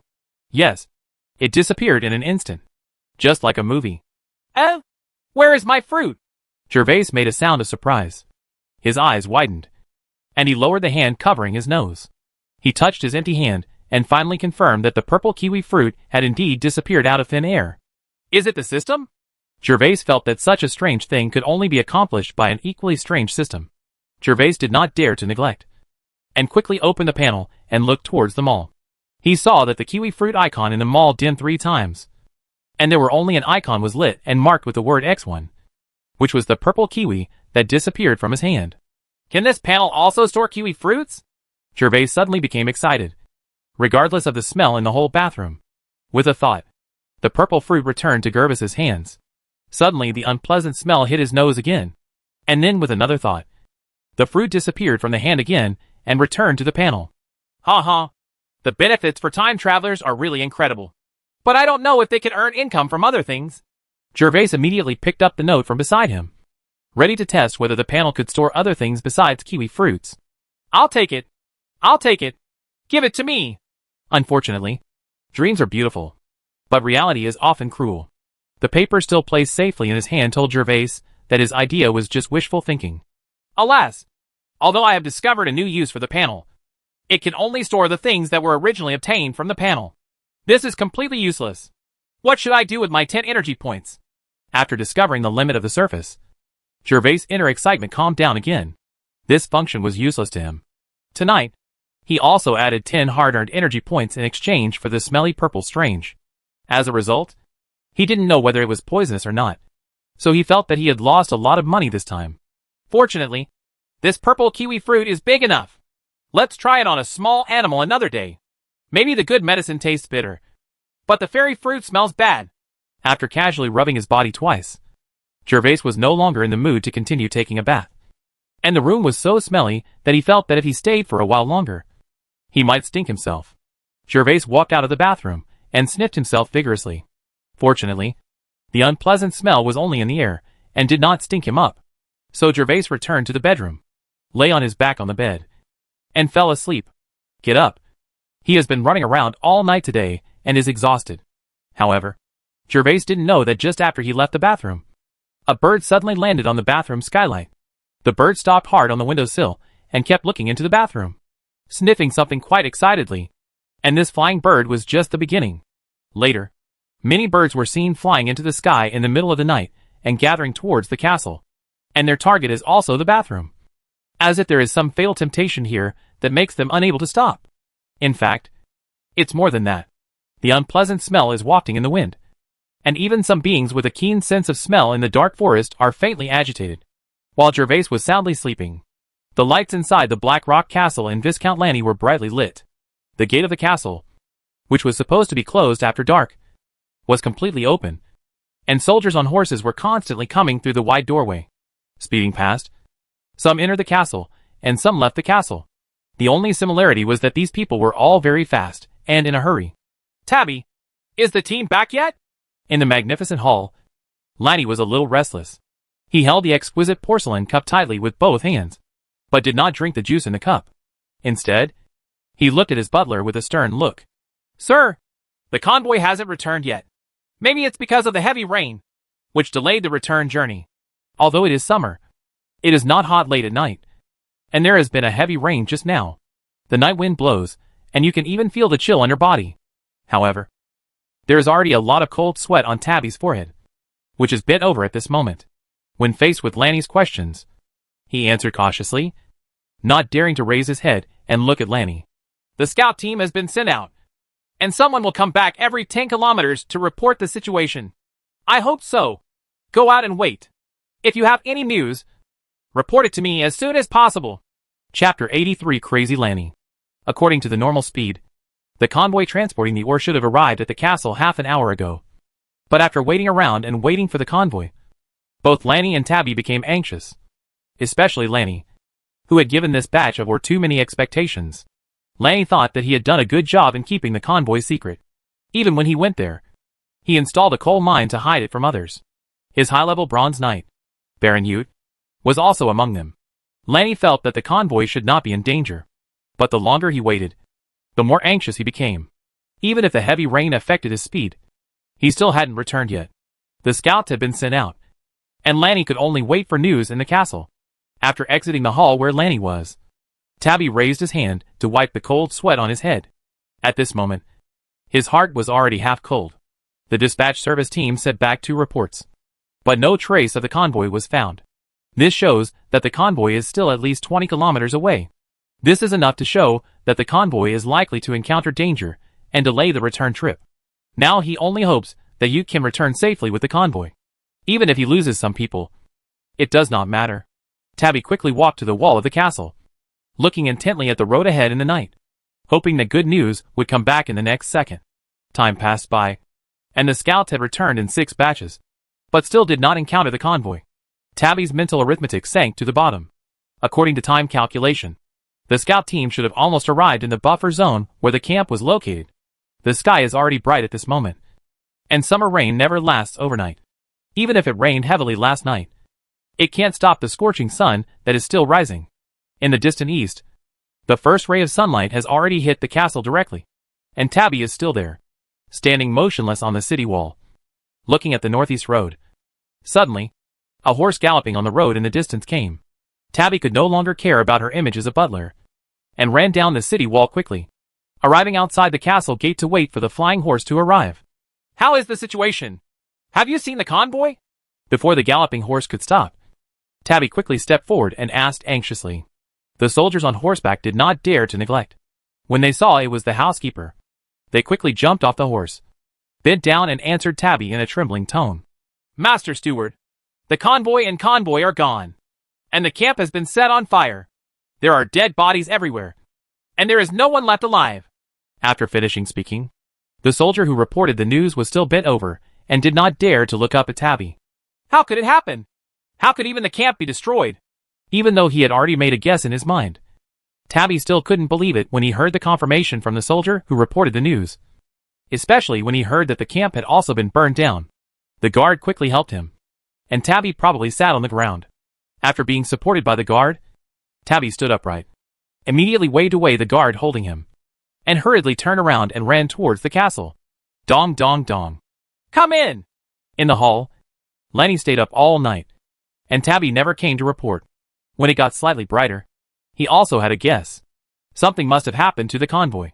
When he heard the knock on the door, Lanny quickly stood up from the soft sofa. He stood up and hurriedly answered the knock on the door. The person who knocked on the door was Tabby. With Lanny's permission, Tabby arranged his clothes a little before opening the hall door and walking in. Sir, the convoy was robbed and the camp was burned down. Tabby tried to suppress the tone of her voice to avoid the soldier's vibrato. What? The camp was destroyed too? Lanny already had a premonition that the convoy was robbed. But what shocked him was that even the camp was destroyed. Who is it? Lanny's voice suddenly rose and became hoarse. He was furious at the moment. He had invested so much in all his calculations and had such heavy expectations. This made him unbearable, and he was on the verge of going berserk. Bang bang. Wow! Lanny went crazy, smashing and yelling in the hall. No matter how beautiful the artwork was, he would throw it to the ground as long as it appeared in his field of vision. The valuable artwork was instantly destroyed, and the house was immediately in a mess. But Tabby was like a sculpture, not daring to move at all. Every time Lanny hit something, Tabby's body would shake unconsciously. This was the first time he had seen Viscount Lanny so crazy.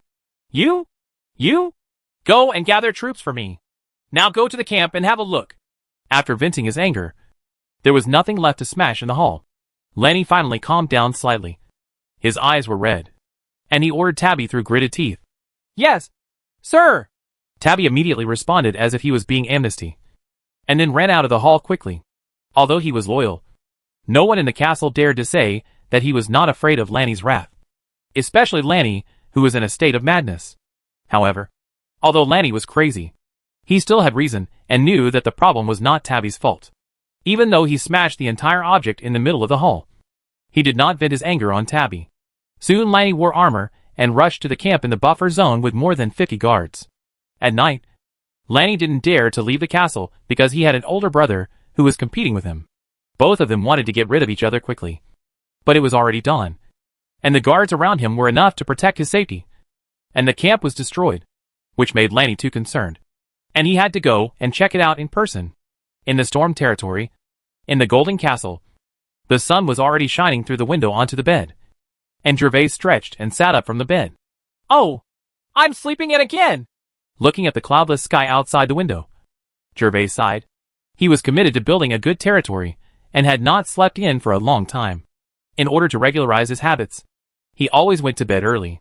I got up early and slept in only today for more than a week. After complaining slightly to himself, Jervas raised his hand and pulled the rope on the bedside. Over time, he had become accustomed to the service of the little maid. Isn't there a saying on earth? Life is like XX. If you can't resist, then you will enjoy. Facing Anna's big watery eyes, Jervas felt that he couldn't resist. So he happily decided not to resist and enjoy the shameless life of the nobles. Huh? This is, just as Jervas pulled the rope and waited for Anna to come in and help her get up. A feeling suddenly came through her heart, conveying the feeling of intimacy. Has the golden elf insect recognized its master? The fluctuations in Jervas's heart came from the elf bugs. Elf bugs are just like humans. Each individual has a separate breath. So Jervas quickly distinguished that this breath was not Betty, but a strange breath. Then it can only be the golden elf bug that broke out the amber crystal yesterday morning. Ha ha. Little god of wealth. I'll be here right away. Jervas was overjoyed. He was looking forward to the space opened up by the golden elf bugs, and responded to the elf bugs in his heart through a special induction. Good morning, my lord. While Jervas was enjoying himself, Anna also entered the bedroom and began to serve Jervas and dress him. Morning, Anna. Chapter 84 Wally. Under Anna's service, Jervas finished dressing and washing, and he couldn't wait to come to the study. He saw the golden elf bug looking around with big round eyes. When he saw Jervas entering from the door of the study, his eyes immediately as soon as he lit up. He tilted his little head and looked at Jervas lovingly with an extremely anthropomorphic expression. When Jervas saw the golden elf bug looking like this, he laughed loudly and quickened his pace to come to the little guy, and then stretched out his palm in front of him. Seeing Jervas's palm in front of him, the golden elf bug moved its plump body without any hesitation, clumsily and slowly climbed onto Jervas's palm, making Jervas and Anna behind him laugh incessantly. Little guy, I didn't expect you to finish the amber fragments so quickly. After the golden elf bug crawled into his palm, Jervas raised his palm to his eyes, stroked the little guy's head with his other hand, and said to it with a smile, under normal circumstances, the elf bug comes out of the amber crystal and takes 2 days to eat. But there is a slight fluctuation. The eating speed of the elf bug and the size of the amber can affect the eating time. Squeak! Lying in the palm of Jervas's hand, the golden elf bug was also very happy. When Jervas spoke to it, it immediately squeaked in response. I'm going to give you a name now. Let me think about what name I should give you. Jervas immediately began to think about a name for his second elf bug. How about I call you Wally? Suddenly, Jervas had an idea. Betty was royal blue, so Jervas felt that Betty should be more feminine, and the golden elf bug in front of him must be more masculine. After all, no girl would be so vulgar to dress herself in gold, wearing yellow clothes, and eating so fast. He is definitely a big stomach elf bug.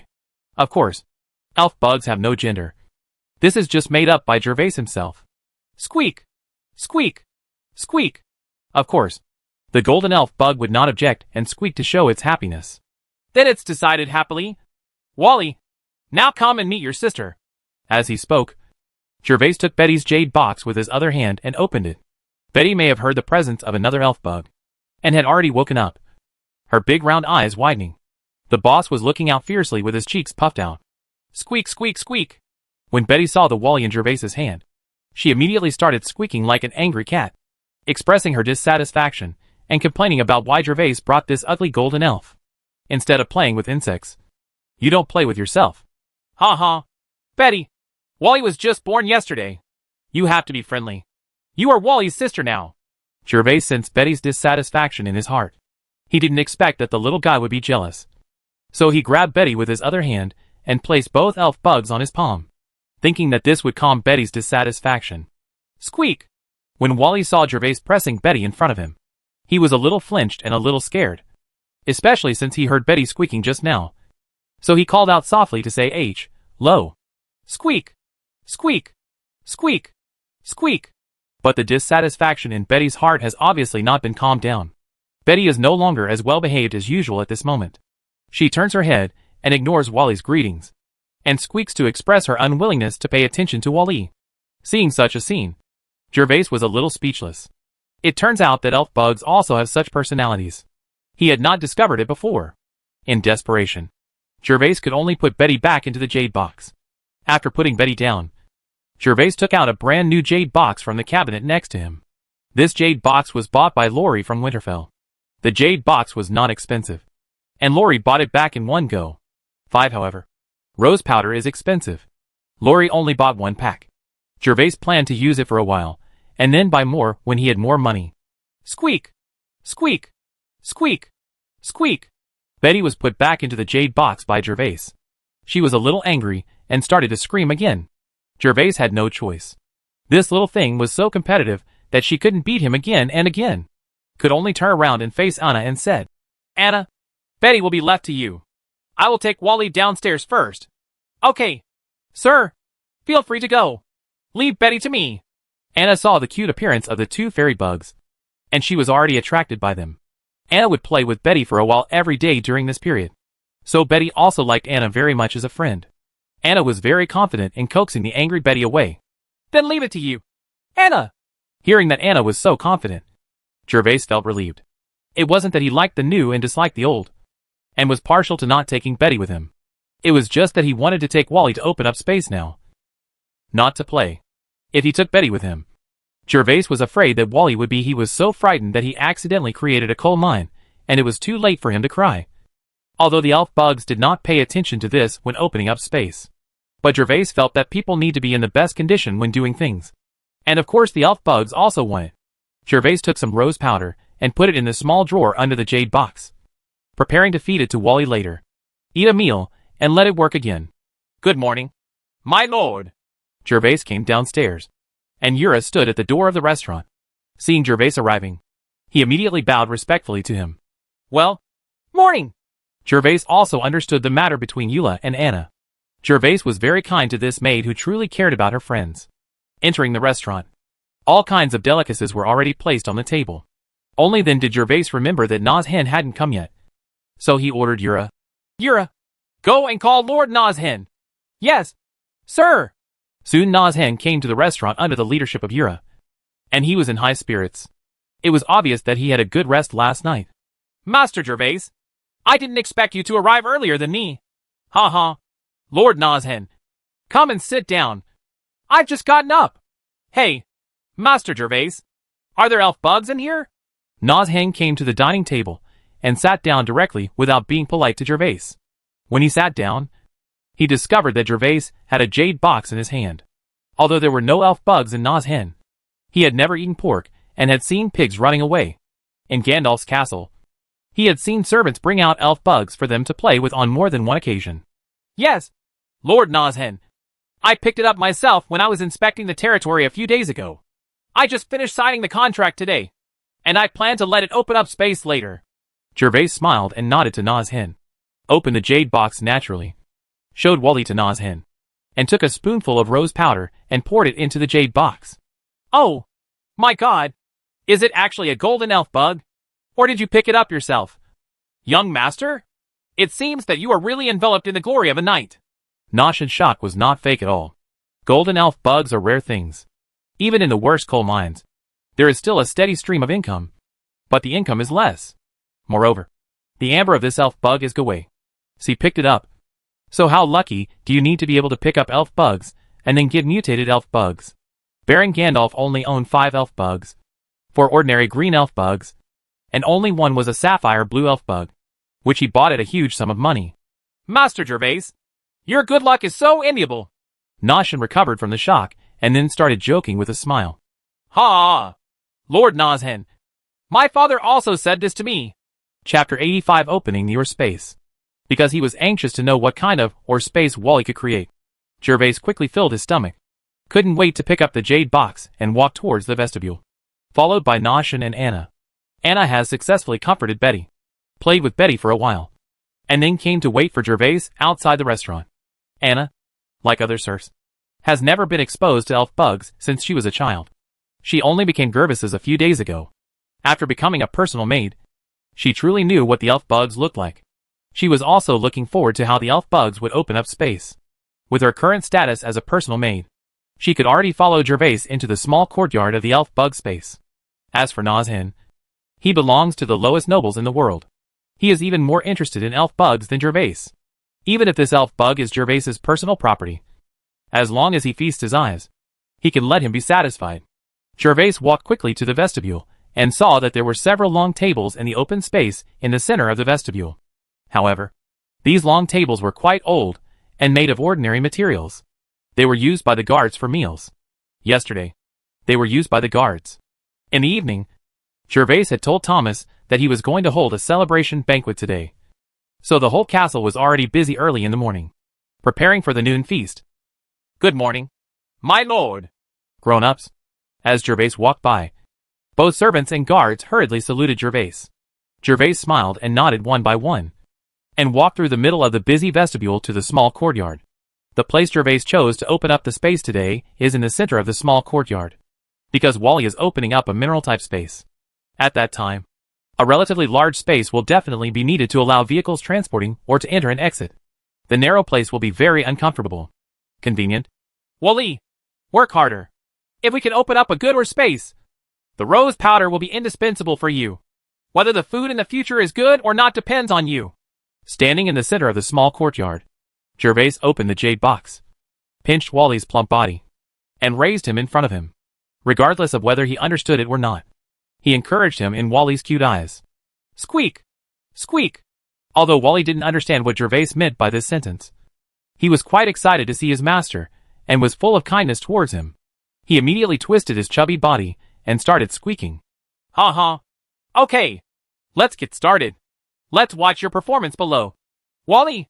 Seeing that Wally's squeaking was so cute, Jervas laughed loudly, placed Wally on the ground, and told Wally to start opening up space. Squeak! Squeak! Squeak!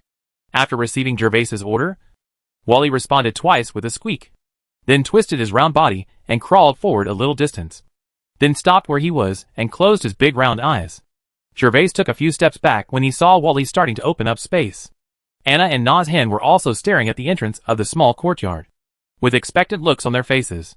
Especially Anna, seeing Wally's body began to shine with light, gathering energy, and she had already covered her little mouth with her white hands, fearing that she would make a sound to disturb Wally because of her excitement. After all, this was the first time she had seen such a magical thing. Although the types of spaces opened by elf bugs are different, the process and scenes are exactly the same. After Wally closes his eyes, the energy in his body continues to gather in his body. When it gathers to a certain level, it will slowly move to its as more and more energy accumulated on the small head. Dazzling bright light came from Wally, forcing Jervas and others to raise their hands to resist. With the dazzling light, Wally slowly rose from the ground, then rose into the air and suspended there. Time seemed to have stopped, and the nearby space began to distort as Wally energy gathered. Boom! There was a muffled sound, and the gathering of energy finally reached the critical point, following a sound like an inflated balloon being popped. Jervas immediately opened his eyes, and saw that a space had appeared in front of him out of thin air. The entrance has the same appearance as the training space. The only difference is the scene inside the space. As the surface of the entrance ripples, you can see the dense bushes inside. Anna also opened her eyes at this moment. Her clear and bright eyes widened, and she looked extremely surprised when she encountered such an incredible scene for the first time. Next to Anna, Noshin also had bright eyes. He was looking at the fluctuating space door with interest. Then he raised his steps and came to Jervas.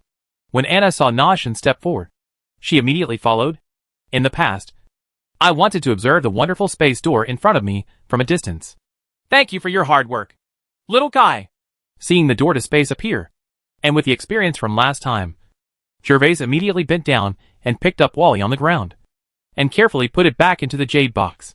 At this moment, Wally's expression had become sluggish and listless. Jervas did not dare to neglect, and immediately scooped up 2 full spoonfuls of rose powder and poured it into the jade box. When Wally saw the rose powder, his round body immediately twisted, looked at Jervas with a pitiful look, then buried his whole little head into the rose powder, and started eating. Seeing this, Jervas finally felt relieved, closed the jade box, and handed it to Anna, who just stepped forward. Lord Nozhen, can the elf bugs be brought into the space they created? After handing the jade box to Anna, Jervas suddenly remembered this problem. After Betty opened up a space last time, Jervas was not sure whether the elf bug could be brought into the space, so he left the jade box outside the space. Now Nozhen was beside him, and he just wanted to ask. Of course, Master Jervas. Nozhen had been looking inside through the fluctuating space door. When he heard Jervas' question, he immediately answered his question in the affirmative. Oh, that's good. Let's go in and see what kind of mineral it is. Jervas can't wait at this moment, although he can vaguely see the scene inside when standing outside the door of space.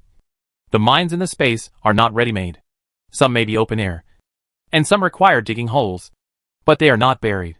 It's not that deep. You can usually dig it to about 1 meter. Anna, come in and take a look.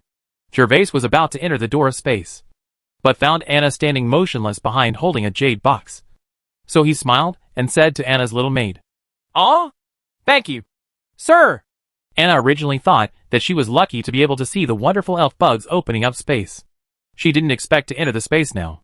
After all, what kind of minerals are in it has not yet been determined. In order to maintain confidentiality, it is usually the first time to enter the minerals. The person in the space is the noble master himself, and he rarely brings other people in. We can only wait for the nobles to determine the value of the minerals inside, and decide on the confidentiality of the space depending on the situation. If it is an ordinary coal or iron mine, of course Anna can enter as a personal maid. If it is other precious minerals, such as gold mines, silver mines, or even other more precious mines, then the noble master needs to carefully arrange and determine the personnel who can enter and exit. List. Chapter 86 Cave. Seeing Anna's pretty face flush with excitement, Jervas smiled, then turned around and stepped into the space door first. Huh? Is there such a terrain? When Jervas stepped completely into the door of space, he came to the mineral space in an instant. When Jervas took a closer look, he was a little confused. Most of the terrain in front of him was rocky cliffs. Among the rocky cliffs, there is also a large entrance below. Master Jervas, have you discovered anything? Because Nozhen was relatively close to the door of space, he was the second person to enter the space. When Nozhen came to the space, he scanned around and saw the way. Weiss was stunned there. So he asked Jervas. It's nothing. I just didn't expect that there is such a cliff-like terrain in space. Jervas was indeed a little surprised. He thought that the terrain in the space was mostly flat or slightly undulating. Unexpectedly, there were even cliffs, exactly like the real world. Ha ha. Master Jervas, the space opened by the elf bugs is ever-changing. Especially the space opened by the golden elf bugs. Your place is quite normal. The terrain is not important. It mainly depends on the minerals. Nozhen laughed heartily after hearing what Jervas said. Although such terrain is not common, it is not rare either. Nozhen walked forward to Jervas and continued. I once heard Lord Gandalf say that the space created by the golden elf bug of a noble in the principality was actually on the seaside. Half of it is seawater, and half of it is a rocky beach. Looking for after a long time of not being able to find the mineral. The noble was so angry that he almost threw the golden elf worm into the sea. This incident also became the joke of many nobles. Fortunately, the noble later became quite smart. He was located inland, so he actually thought of using seawater to boil sea salt and sell it. And he made a lot of small profits. So he recovered his losses. Ha ha. There is such a thing. That noble is really unlucky. Jervas also laughed after listening to the second half of Nozhen's words. An ordinary green elf bug costs at least a few dozen gold coins. The price of golden elf bugs is only high. But mineral elf bugs are like the earth. Just like the gambling stones on the map. You don't know what minerals you can get before you open up the space. It may be mithril gold, coal mines, or other useless minerals that you have never seen before. Therefore, the value of the golden elf worm depends on the space. The final conclusion is based on the minerals within. The nobleman didn't know which boss he offended, but he encountered such a weird thing. Even the most ordinary coal mine can still make a profit, but it will be less. Fortunately, He finally recovered his money by using seawater to make salt. There is still a market for sea salt in inland areas, because sea salt is white and clean. Nobles pride themselves on being noble. Even if the price of sea salt is high due to inconvenient transportation, they only use sea salt for consumption. I hope Mr. Rongwang can continue to protect me today. After laughing at the noble, Jervas became a little worried again. He had a strange terrain that was rare. Most of it was covered by cliffs. Could it be a rock mine? But I don't plan to build a castle or anything. It's of no use. And no one will buy it at all. Let's go look around and see what kind of mine there is. The more I thought about Jervas, the more guilty I felt. So I quickly stopped my thoughts and started walking inside, hoping in my heart that my luck would be better. The area of the space opened by Wally is not small. Jervas estimates that it is about the same as the space opened by Betty. However, most of the area is occupied by steep rock walls. The rock walls are more than 20 meters high, so Jervas cannot temporarily climbing up. You can only search in the open area below the rock wall. The vegetation in the open area is quite dense, and there are many small trees and weeds. Jervas and others need to use their long swords to clear the way while searching. He didn't know how to look for ore. Now he could only look around to see if there was any ore exposed on the surface. If not, he would dig underground later. Jervas took the lead, followed by Nazhen and Anna. The three of them looked around. Jervas used his long sword to cut away some weeds and trees from time to time. As a result, he walked around for a long time and searched all over the open space without finding anything. Lord Nazhen, have you discovered anything? Jervas's position at this moment has returned to the entrance of the space. Without the slightest clue, he could only ask Nazhen to see if they had found anything. Master Jervas, I haven't discovered anything, and I have no experience in finding ores. Nazhen shook his head helplessly. He couldn't even afford elf bugs. Of course, he would not have more experience in this area than Jervas. As for the news related to elf bugs, they were not secrets. They were all common sense. Nazhen, after all, he had been a lord for more than 10 years, so he was familiar with it and could teach Jervas a little. But he knew nothing about things in space. Anna, what about you? Did you find anything? Jervas looked at the last little maid again. At this moment, Anna was holding Wally's jade box and looking around curiously. Not found. Sir! Hearing Jervas' question, Anna shrank her neck, blushed, and quickly answered Jervas's question, because she had not paid attention to the ground just now, and was only looking at the surrounding environment, for fear that Jervas would blame him. After receiving Anna's answer, Jervas was not angry. Anna was not even a knight, and her senses were not as strong as his and Nazhen's. Even if she looked carefully, she might not be able to find anything. Are we going to start digging? After confirming that no one had discovered anything, Jervas began to think. Since there was no discovery on the surface, it could only be buried underground. Forget it. I didn't bring any tools with me. Let's go check out the cliff first. Although he felt that there was a high possibility that the minerals were underground, since he did not have the tools to dig, Jervas planned to go to the cliff first to check if there were any traces of minerals, especially since there was a cave there. Come on. Let's go over there and check it out. Jervas waved his hand and signaled to Nazhen and Anna behind him, pushing aside the low branches. Jervas took the lead and came to the edge of the cliff. In front of him was the entrance of the huge cave. The entrance of the cave didn't look very big from a distance. Unexpectedly, when he got closer, he discovered that the space inside the cave was very large. The terrain inside goes deep into the ground, with a height of 3 or 4 meters from the ground. However, the road going down is very gentle. With the light coming from outside, the situation inside can be clearly seen. This cave is at least the size of 2 basketball courts. Come on, let's go in and take a look. Seeing the scene inside, Jervas took the lead and walked in. There was enough light inside, and there were no living things in the mineral space. There was no need to worry about safety. Jervas entered the cave entrance directly, and walked slowly down the gentle slope. Go down. After arriving at the bottom of the cave, the entire cave seemed even more empty, except for the mud at the bottom. The cave was surrounded by rocks. The rocks were relatively flat, and did not look like jagged rocks. Only some large and small stalactites hung on the top. A few water droplets on the stalactites fell to the ground from time to time, and there was a small puddle on the ground not far from Jervas and the others. Seeing such terrain, Jervas's heart beat wildly, and he had a vague guess. So he quickly came to the puddle and squatted down. Chapter 87 Boiling Saltpeter. Both Nazhen and Anna looked curious. but they could only follow Jervas to the edge of the puddle. Na's hen even imitated Jervas and squatted down.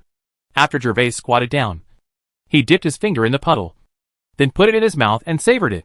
Seeing the behavior, Na's hen was even more strange. He also imitated Jervas and dipped his fingers in the water, then stuffed it into his mouth. Bah! Bah! Bah! It's so painful! As soon as Na's hen put his fingers into his mouth, he felt a bitter taste and immediately began to spit. Ha ha! Jervas was still immersed in his own thoughts. He only reacted when he heard Na's hen's voice. He knew that Na's hen was imitating his own behavior to react like this. He couldn't help laughing. How could Na's hen be like this sometimes? Tease. Lord Na's hen. Anna! I'm going to get rich. Sir! What did you find? Is this water a mine? Hearing Jervas shouting excitedly, Anna was a little confused. There was a small puddle in front of her. Jervas just tasted it and said he was going to get rich.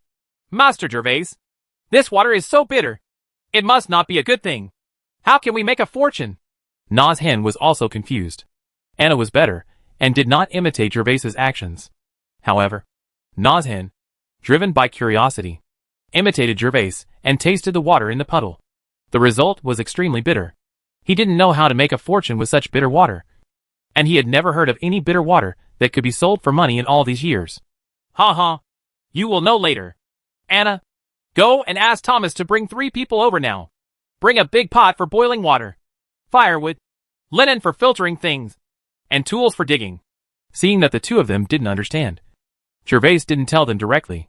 He couldn't explain this kind of thing to them. So he simply let it go and directly ordered Anna to prepare the tools. Yes, sir! Anna was not angry when she saw that her master was cheating. Instead, she felt that her master was really smart. But she and others were stupid and could not guess what the master was thinking. After hearing Jervas's order, she responded and immediately turned around and ran out of the cave. Master Jervas, is the mine located in this cave? Na hen didn't know that out of her blind worship of Jervas, Anna had lowered his IQ and turned him into a foil to Jervas. I guess it might be, but I'm not sure yet. We'll know when we get the tools later. Jervas shook his head. Although he was 80% sure that the thing in the cave was an extraordinary mineral on the earth, he was not sure that the mineral in space was exactly the same. Na's hen still had a puzzled look on his face. But since Jervas said this, he stopped asking and could only squat beside Jervas quietly and wait and see. Sir, the things are here. A few minutes later, under the leadership of Anna, Thomas and 3 servants walked into the cave. The things Jervas said were not left behind, and they all took them with them. Very good. Put the tools over here. Jervas quickly stood up and directed the servant to put the tools next to the puddle. You guys build a simple stove and light a fire. And you're going to put this pot on it and cook it later. While Jervas was instructing everyone, he personally picked up the hoe for digging and walked to the side. He swung the hoe at the ground several times. It was probably due to the long-term humidity that the ground in the cave was very soft. So Jervas only swung the hoe a few times. Just threw up a lot of dirt. Sir, let me dig it for you. Several servants were building a stove there. When Thomas saw his master digging in the soil, he immediately came over and wanted to take the hoe from Jervas's hand. No, Thomas. The digging has been done. Just put all the soil into the puddle. Jervas dug the soil himself just to see how thick the soil in the cave was. He used a hoe to dig a few times and dug to a depth of more than 1 meter. The result made him very excited. The soil layer was not at the bottom yet. This showed that, if it was really what he expected, the reserves would be quite high. Yes, sir. After the soil was dug, Jervas stopped doing anything. He just stood aside and directed a few servants to work. When Thomas put the soil into the puddle, Jervas directly ordered the servant to stir it with a hoe and mix all the soil, completely integrated into the water. When the water in the puddle was a little clearer, Jervas asked them to cover the mouth of the pot with a filtered cloth, scooped half the pot of water from the puddle, and then put it on the stove to boil. Time passed by, and everyone remained silent, looking at the pot curiously. They really didn't know what Jervas was going to do. Jervas stood calmly next to the big pot and observed that as the water in the pot was slowly boiled dry, white crystals began to appear on the edge of the pot. Huh?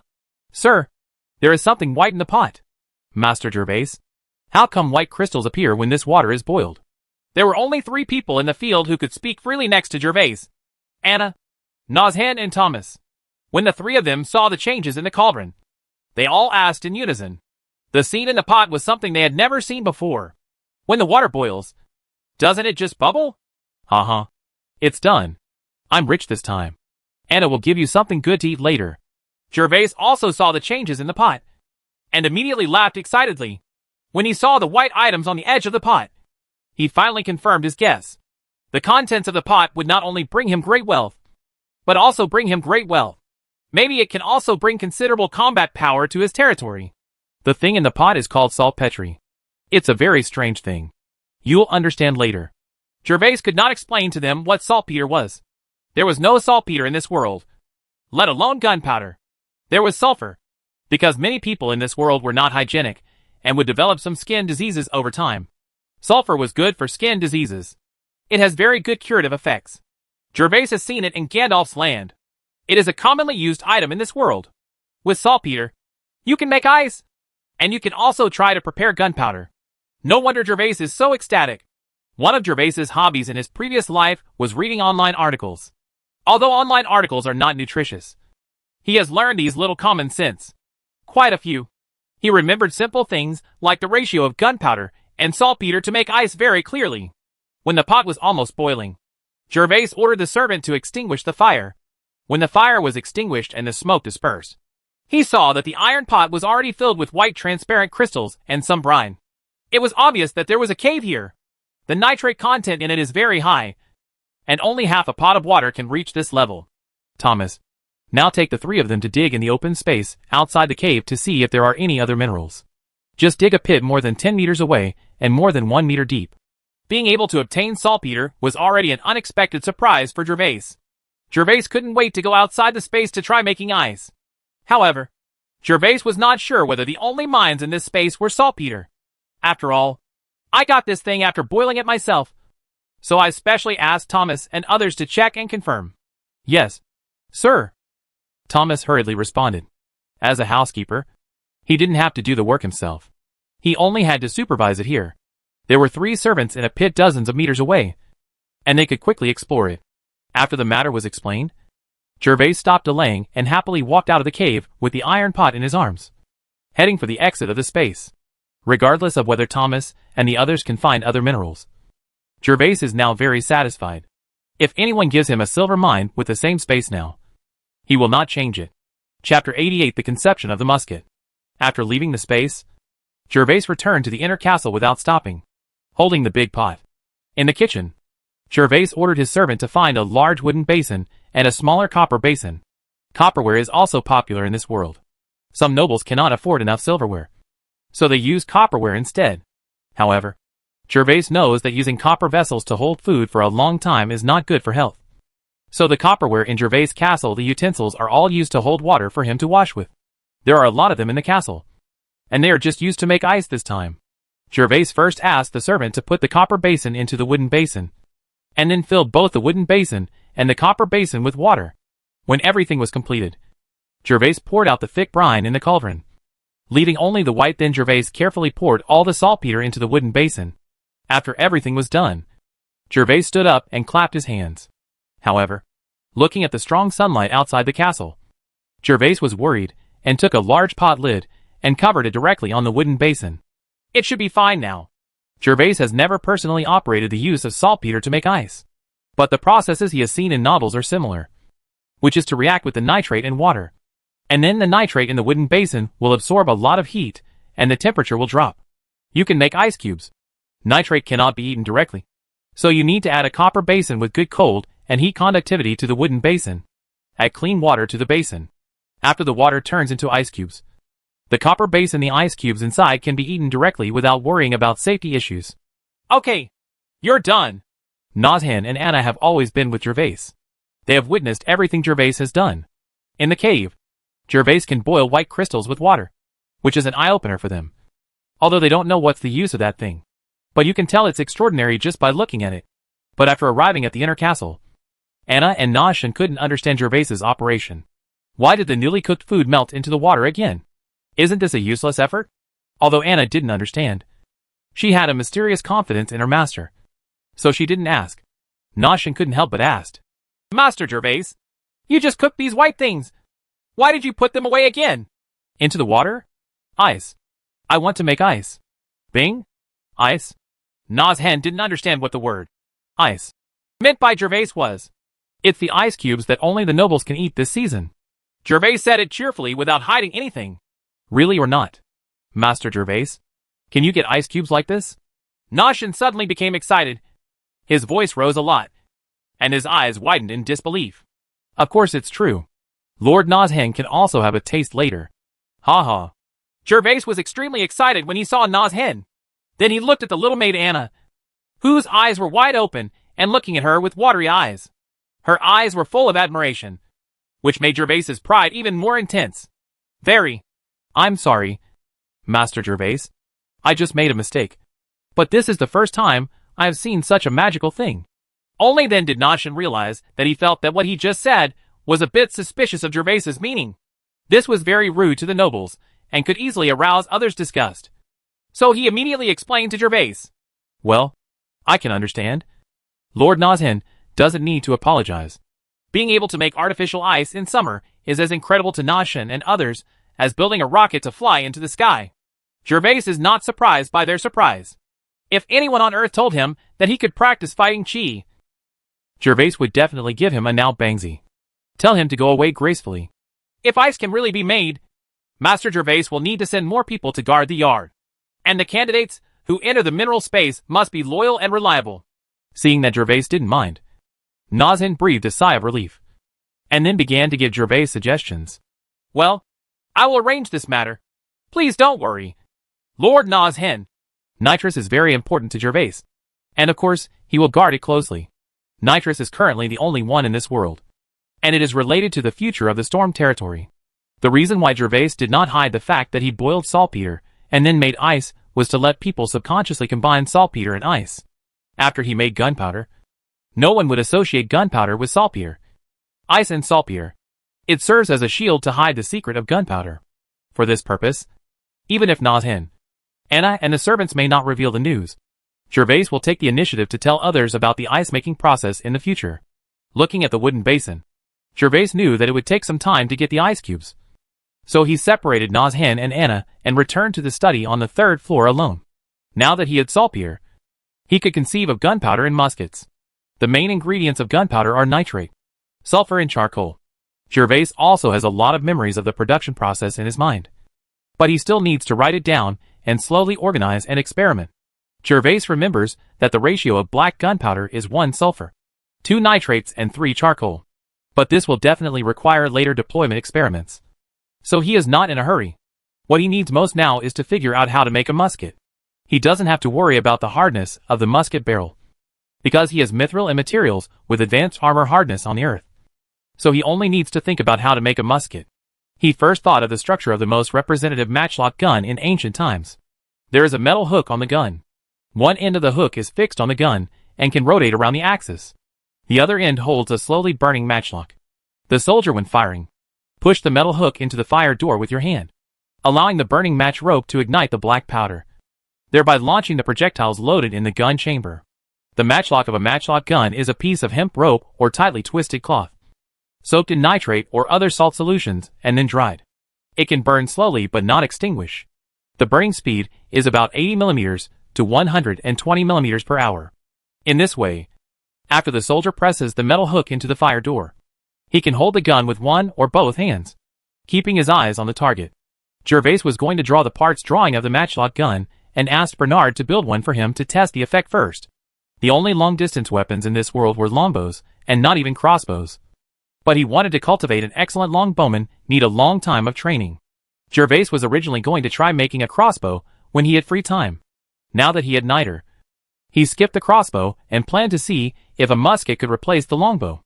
After all, he had an advantage in making muskets, and that was the hard barrel material. This means that Jervas does not have to worry about the problem of exploding the barrel, and it can be filled with more gunpowder, and the power will be much greater. I just don't know if the power of the musket is a threat to those titled knights. As long as the musket is made, Jervas has no doubt about the lethality of ordinary soldiers. However, Jervas feels that it is a bit unreliable for the title knights with inhuman strength, especially the high-level bronze knights and silver knights. However, Jervas did not prepare to use muskets to deal with high-level knights. He just wanted to quickly equip ordinary guards to face small-scale battles. For example, on the night of the interception, if each person had a musket and fired a volley that day, can destroy at least half of the enemy soldiers. It can be said to be a necessary weapon for killing people, stealing goods, and ambushing sap. Chapter 89 Ice Cube. Jervas kept recalling and drawing pictures in his study. After he drew them out and felt something was wrong, he tore them up and drew them again. It took more than an hour to finally get the drawings for the matchlock gun. During this period, Thomas had already reported the results of the excavation. No signs of minerals were found, which led Jervas to determine that the space created by Wally was the saltpeter mine. It's difficult to draw the things in my memory on paper. It seems that I need to record more knowledge in my mind in the future to avoid forgetting it later. Jervas has only traveled here for less than a month and a half, and he can still remember a lot of knowledge in his mind. He is worried that if a few years pass, most of the memories will become blurred, and he will not be able to recall them as clearly as now. There is no Baidu in this world. If you forget it, you will forget it forever. You will never have the opportunity to review it again. It is so difficult to draw a profound impact today. It is conceivable that it will be difficult in the future. Dong dong dong. Come in. Hearing the knock on the door, Jervas folded up the gunpowder ratio and the drawings of the matchlock gun, put them in his arms, and then shouted to the door. Sir, the celebration party is about to begin. The little maid Anna came in. After Anna opened the door, she quickly came to the desk and bent down to report to Jervas. Is it noon already? Let's go take a look at my ice cubes first.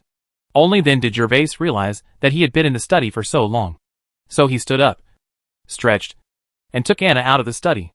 Arriving on the first floor, Jervas walked into the kitchen, couldn't wait to come to the ice-making tub, and then opened the pot lid on the tub under Anna's expectant eyes. It worked. Ice cube. I really made a fortune this time. After opening the lid of the pot, the ice cubes in the copper basin showed that Jervas's first time using saltpeter to make ice was very successful. This made Jervas extremely excited, and he even had the urge to hug the little maid Anna and cheer together. But thinking of Anna's shy character, Jervas gave up the idea. Come on, Anna. Try some summer ice. Looking at the chilly ice cubes, Jervas quickly took out the copper basin, then used a kitchen cutting knife to smash 2 pieces of crushed ice, quickly stuffed one piece into his mouth, and handed the other piece to Anna. Anna looked at the ice cubes handed over by Master Seignior, and was extremely surprised. Being able to eat ice cubes in summer was unheard of, and had never been seen by serfs. Poverty limited the imagination of serfs. Before this, they would never have thought that those nobles could store ice cubes for consumption in the hot summer. Thank you, sir. Anna exhaled, blushing slightly, and taking the ice cube from Jervas's hand. So this is what ice cubes feel like in the summer. Anna was startled as soon as the ice cubes came into her hands. The cold feeling came from her fingertips, giving her an unprecedented feeling. In the past, Anna, who was a serf, hated the cold winter the most, because the cold winter meant no harvest and starvation. The cold weather would also test their bodies. If they were not careful, they might die, being frozen to death, or catching a cold due to the cold. The ice and snow in the dead of winter were like demonic existence to Anna in the past. Silly girl. Hurry up and put it in your mouth. If you don't eat it, it will melt. Jervas saw that Anna was in a daze holding the ice cube. He didn't know why. Seeing that the ice cube in her hand was melting, he reminded Anna, who was still in a daze. Oh, yes, Lord Seignior. After Jervas reminded her, Anna reacted, seeing the ice water constantly falling from her fingertips. She quickly put the ice cubes into her mouth. The coldness in the mouth instantly separated people from the scorching summer heat. Anna felt indescribably comfortable all over her body, making her feel that this piece of ice without any taste was the most wonderful food she had eaten in more than 10 years. That's right. You must know that only the nobles can eat ice cubes in the summer. Let's go find Jimmy. When I invent more delicious ice cubes in the future, I will definitely let you know what delicious food is. Jervas was in a daze after seeing the little maid taking the ice cubes, and she looked even more adorable after eating it in her mouth. This made Jervas feel very accomplished. He felt that Anna was conquered by the taste of the ice cubes. So he put on a pose. If you follow me, I will be popular and drink spicy food without having to worry about being a coquettish guy. Yes, thank you, sir. Anna saw that Jervas was so kind to her, and even heard that only the big nobles could eat this ice cube. She immediately blushed and bowed to thank Jervas. Well, let's go. The ice will melt later. The little maid's rosy little face was very beautiful, and Jervas also wanted to look at it for a while. But the copper basin he held in his hand prevented him from doing so. It was the hottest summer, and Jervas was worried that the ice cubes would break down if it took too long. Melt away. Jervas was preparing to use the ice cubes in the copper basin to reward the entire army. Jervas was very generous to his subordinates, who followed him through life and death. Besides, the saltpeter could be used repeatedly. He only had to boil the water in the wooden shed again, and it would be ready again. It can be turned into saltpetre. If you need to enjoy ice cubes, you can do so anytime and anywhere. Ice cubes are water to Jervas now. Holding the copper basin, Jervas ran quickly in the vestibule. The place where the soldiers cooked meals would definitely not be in the kitchen of the inner fort. They had a separate kitchen. Jervas trotted along, attracting the attention of many guards. Everyone saluted Jervas. Jervas had no time to pay attention to them, and nodded to them in response. Jimmy! Quickly! Cut this ice cube and put one in each glass of juice. You have to do it quickly, otherwise it will melt. When Jervas ran into a stone room in the front yard, Jimmy was working with several of his kitchen helpers. This was the place where food was cooked for the guards and servants. Although the space was smaller, it was cleaned by the servants. Sir, you said it was ice. Such a big piece of ice?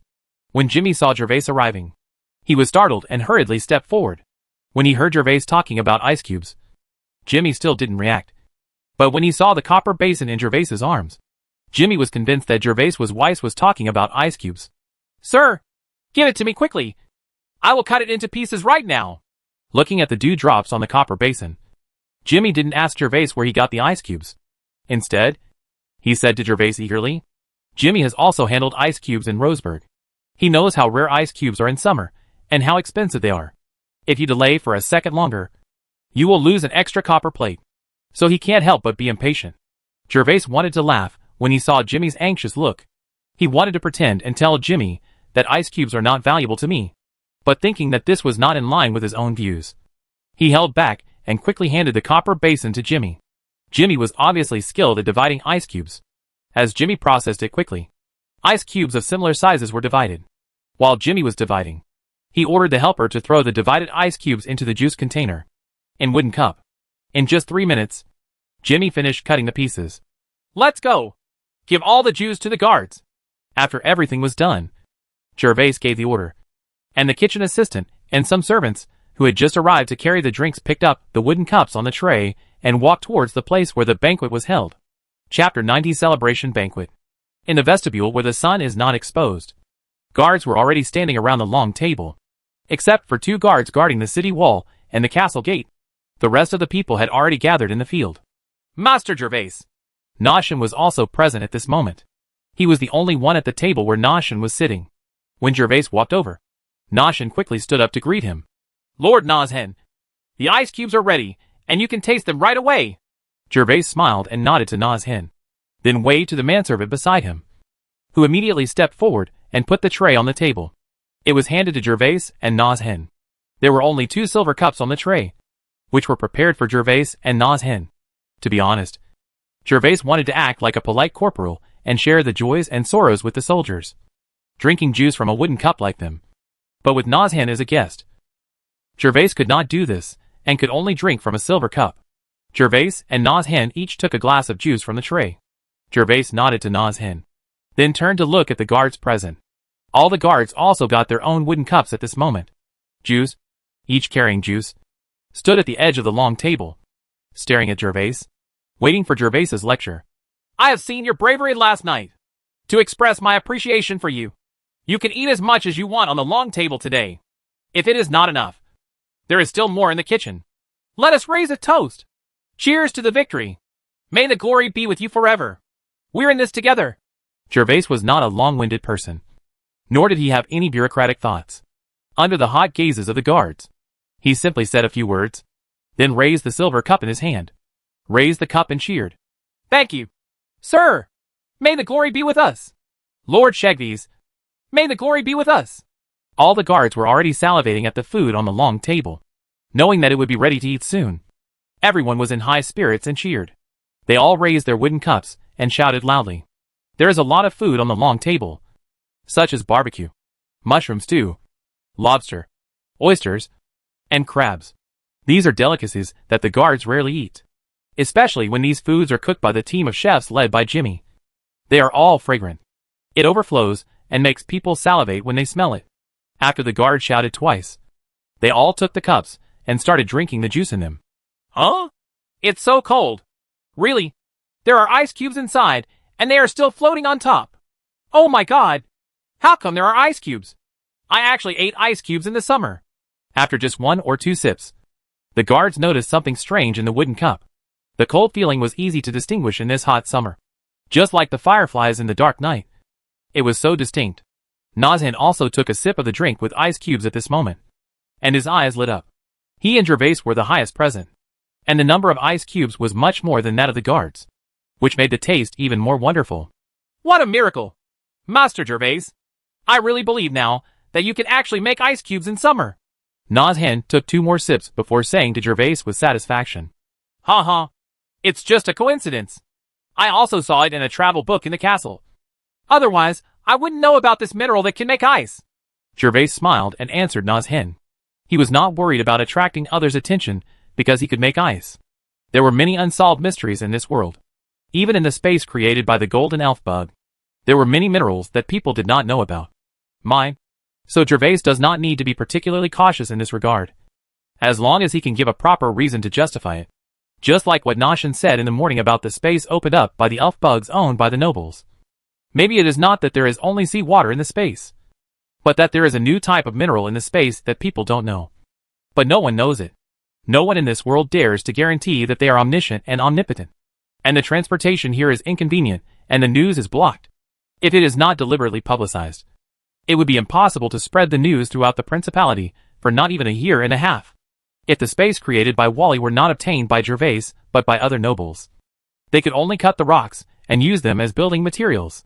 However, if Jervas, a time traveler, obtained it, he could boil it and boil it. It can make ice and gunpowder. Aren't you all surprised that there are ice cubes in the drink? To reward everyone, I asked Chef Jimmy to put it in. Please finish the drink quickly. Otherwise the ice cubes will be wasted when the ice cubes melt. Jervas saw the guards standing and discussing one by one. Many guards even drank the drinks in one go, then took out the ice cubes and put them in their hands and looked at them for a while. Jervas was afraid that the ice on their hands would the chunks turned into water before they were eaten. So they warned them. Yes, Lord Seignior. The guards who put the ice cubes in their hands and watched carefully reacted after hearing Jervas's words, and quickly stuffed the ice cubes into their mouths. Now everyone can sit down and enjoy the food on the long table. Seeing their eating looks, Jervas couldn't laugh or cry, but he didn't care about them. In front of him, these people's eating looks were already restrained. So he told them to sit down and start eating. Yes, Lord Seignior. The guards suddenly became excited and quickly saluted Jervas.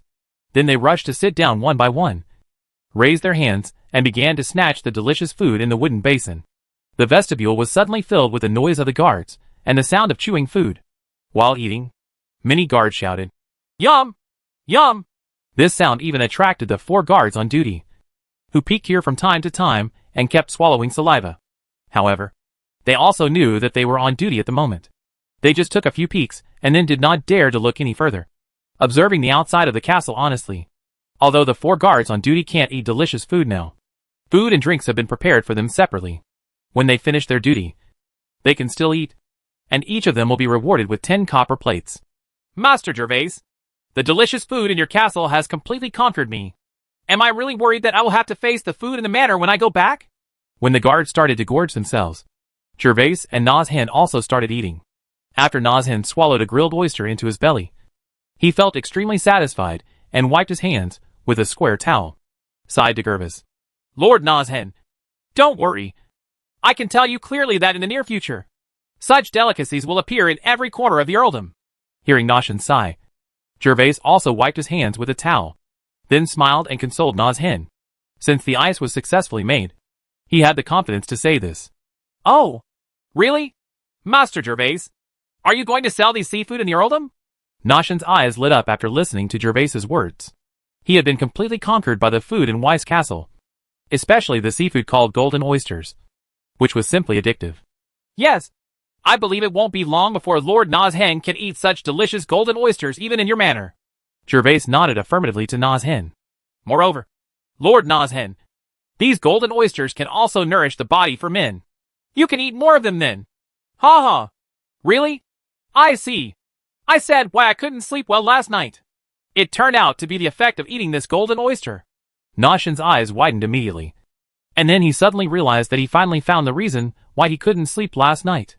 Gervais was speechless about Nozhen's uprightness. But since Nozhen believed that oysters were so effective, Gervais liked it. Now that ice is available, and obtained in the cheapest way, Gervais has put the previously abandoned seafood business back on the agenda, and tied it with the cooking method of grilled oysters that he had already thought of to make money. The two complemented each other, and Gervais felt that he deserved to make a lot of money. Chapter 91 Nozhen leaves. The celebration banquet lasted for more than half an hour, and was mainly eaten by the guards. It was not easy for them to get such delicious food once, but they still had enough. Everyone ate with open stomachs, and they couldn't hold it anymore. After going down, a few guards saw that the Baron was not paying attention to them. Before leaving the long table, they stuffed 2 pieces of barbecue into their mouths and left with puffed cheeks. Gervais and Nozhen didn't eat much, and spent half the time talking. When all the guards had eaten about the same, Nozhen looked at the sky, estimated the time, and said to Gervais, Gervais Master Weiss, it's almost time for us to set off and return. Are you leaving so early? Why don't you wait until you finish eating in the afternoon? It's very hot to go on the road now. Nozhen set out to return to Gandalf's territory today. He had already greeted Gervais in the morning, and Gervais also ordered Thomas to prepare dry food for them. It's just that Gervais thought that Nozhen would at least have dinner before leaving. After all, they and their group were sleeping in the wilderness during the journey, and there was no need to rush to the next town. Master Gervais, to be honest, your proposal makes me very excited. After all, we can never have enough delicacies like this. But it's hard to rush when it gets late. And we have a carriage, so we don't need to walk. It's okay if it's warmer. Nozhen smiled and shook his head, rejecting Gervais's kindness. Well, that's okay. I have a letter here. Lord Nozhen, please take it back and hand it over to my father for me. Seeing that Nozhen had made up his mind, Gervais no longer tried to persuade him to stay. Traveling in such weather would be much easier with a carriage. Most of his father's troops were here. Gandalf's territory was indeed a bit unsettled. It would also be a good thing if Shin and others can go back early. Then do you want to say goodbye to Ike and the others? No need. Master Gervais, I already greeted them in the morning. Then I wish you a safe journey. After greeting Gervais, Nozhen began to act vigorously, and immediately summoned the soldiers belonging to Gandalf. After all the soldiers got on the carriage slowly drove out of the castle, under the urging of the coachman. Master Gervais, thank you for your hospitality. Then we will set off. I wish your territory will become more and more prosperous. The convoy had already left the castle, but Nozhen had his own horses, so he was still walking side by side with Gervais until they reached the gate outside the castle. Nozhen saluted and said goodbye to Gervais. Get ready to mount your horse. Lord Nozhen, have a safe journey. Help me tell my father so that he doesn't have to worry about me. Gervais nodded to Nozhen and performed aristocratic etiquette with Nozhen before waving goodbye to him. To Gervais, Nozhen can be regarded as both a teacher and a friend. Most of his martial arts he came from studying with Nozhen. When he and Vivian were getting along, they would often go to Nozhen's manor to play. Okay, Master Gervais, may the glory of knighthood be with you. May the glory of knighthood be with you. After the two said goodbye, Nozhen turned around and got on his horse, urging the horse to chase the convoy down the hillside. Gervais has been standing at the gate of the castle, watching Nozhen and others leave behind town. After Nozhen left, the most familiar people in the original owner's memory left him again, and the next period of time was an independent day, which actually made Gervais feel a little sentimental in his heart. In this world, there are no means of instant communication such as mobile phones. It is normal not to see each other for months or even years. When Nozhen and others disappeared from his sight, Gervais suppressed the emotions in his heart and turned his head to look at his butler. Thomas, are they loaded with Warcraft meat? In order to support his son, Gandalf went out of his way to support his son, although most of the efforts in the end were made by Gervais himself. Thanks are necessary. Gold coins are too vulgar. Well, the main reason is that Gervais has no cash. Mythril is somewhat reluctant to part with it. Gervais thought for a long time and finally decided to send some Warcraft meat to Gandalf. This way he could express his gratitude to his father. Warcraft meat was also a good thing. Gandalf would definitely not have a chance to eat it. After all, he was a small nobleman. I can't bear to spend gold coins to buy this thing. This time when Nozhen went back, Jervas specifically ordered Thomas to load 20 kilograms of Warcraft meat on the carriage. 10 kilograms of Warcraft meat was for Gandalf. The other 10 kilograms are given to his cheap wife Alice. In any case, Alice is also his wife in name. And the title, territory, and elf bugs are all given by this cheap wife. Jervas will give 10 kilograms as a gift. Warcraft meat is very necessary. Jervas was even a little worried about whether he would give too little. After all, the Jones family was a big business, and low-level Warcraft meat was not unusual for them. Not to mention, it was only 10 kilograms. However, Jervas would definitely be reluctant to give him too much. He still wanted to lie down and increase his cultivation. After thinking about it, Jervas thought that he would just give 10 pounds, which was exactly the same as Gandalf. After thinking about it, his father was only 10 pounds. Jean. Alice will never feel stingy anymore. Sir, according to your instructions, the monster meat has been loaded on the carriage. Very good. Thomas, your space also needs 2 miners. Go to the town to recruit them when you have time. The miners must recruit those with families. The more wise, children and parents the better.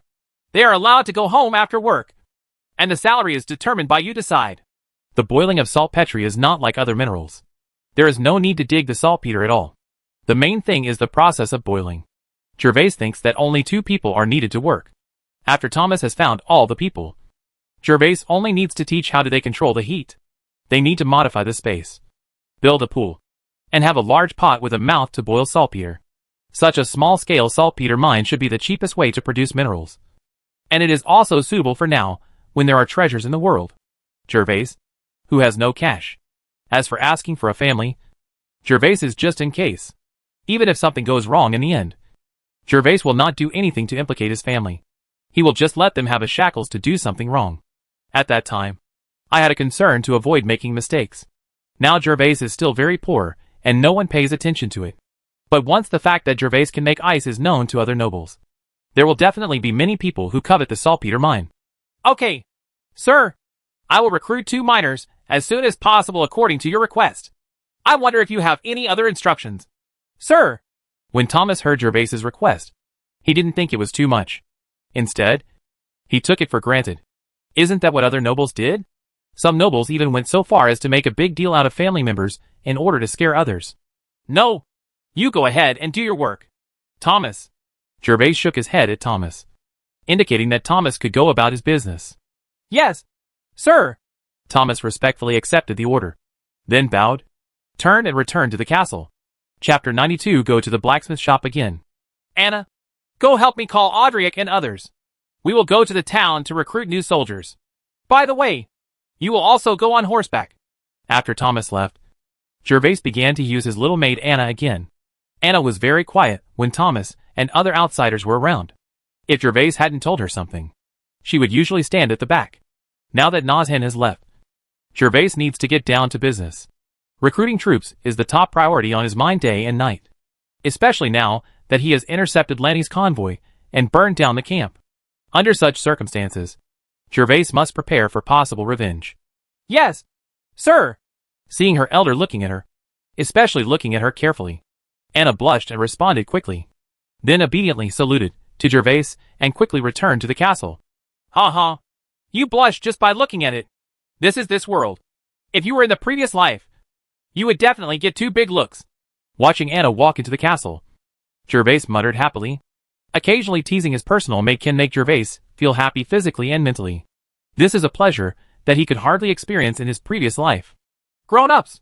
In just a moment, Audrey and Laurie followed Anna outside the castle. Well, Laurie and Audrey, you 2 will be responsible for recruiting soldiers later. There will be 30 people, ranging from 18 to 22 years old. You can take care of the rest yourself. Jervas nodded to the 2 of them and left it to them to recruit soldiers. After all, they were veterans, and their vision must be better than his own. Even though they were only selecting the top soldiers, there was nothing to choose from. The number of soldiers recruited by Jervas increased by 10. Originally, because of poverty, He could only recruit 20 soldiers to temporarily maintain the defense force of the territory. However, in the near future, he will have a lot of income soon. Jervas, he simply recruited 10 more guards as his own bodyguards. After all, Viscount Lanny was a big threat to him. If it weren't for the small population in the territory, Jervas would have wanted to recruit 180 people before he could feel at ease. Now that he has the nitrate to make ice, his seafood business can start immediately. And judging from the reactions of Anna, Noshin and others to the ice cubes, just the ice cubes alone can make money. Of course, Jervas will not just sell ice cubes, but will add a little juice, or more advanced milk, to make popsicles or ice cream, and sell them to other territories, especially to the little nobles. The cost is just labor and transportation costs, which is definitely a huge profit. Yes, sir! Laurie and Audrey were excited when they heard that Jervas was recruiting soldiers. The three of them came from Gandalf, and were considered Jervas's most trusted guards. As long as there were more guards, they might be able to get a soldier. It's a half-office job and a small team leader. Although there may only be one spot, there is no rush. If you can improve, you will have opportunities in the future. Very well. Let's go! I see there are already a lot of people in the town square. Yes, sir! The two people responded quickly. After Jervas got on the horse, they also quickly mounted the horse and slowly followed behind Jervas and Anna, in order to take care of Anna, who was not very good at riding. Jervas slowed down his horse, and it took him 5 or 6 minutes to reach the town square. Lord Seignior! Lord Seignior! The scene was exactly the same as last time. Everyone in the town knelt down and saluted when they saw Jervas. It's just that the number of people this time is much smaller than when recruiting maids. Most of them are young men, with only a small number of family members accompanying them. After all, the recruitment requirement is from 18 years old. At this age, they are already independent, and their parents are not so busy coming to accompany them. Get up! Jervas responded to the serf. Audrey! Laurie! You two go recruit first. I'll go to the blacksmith shop and come back later.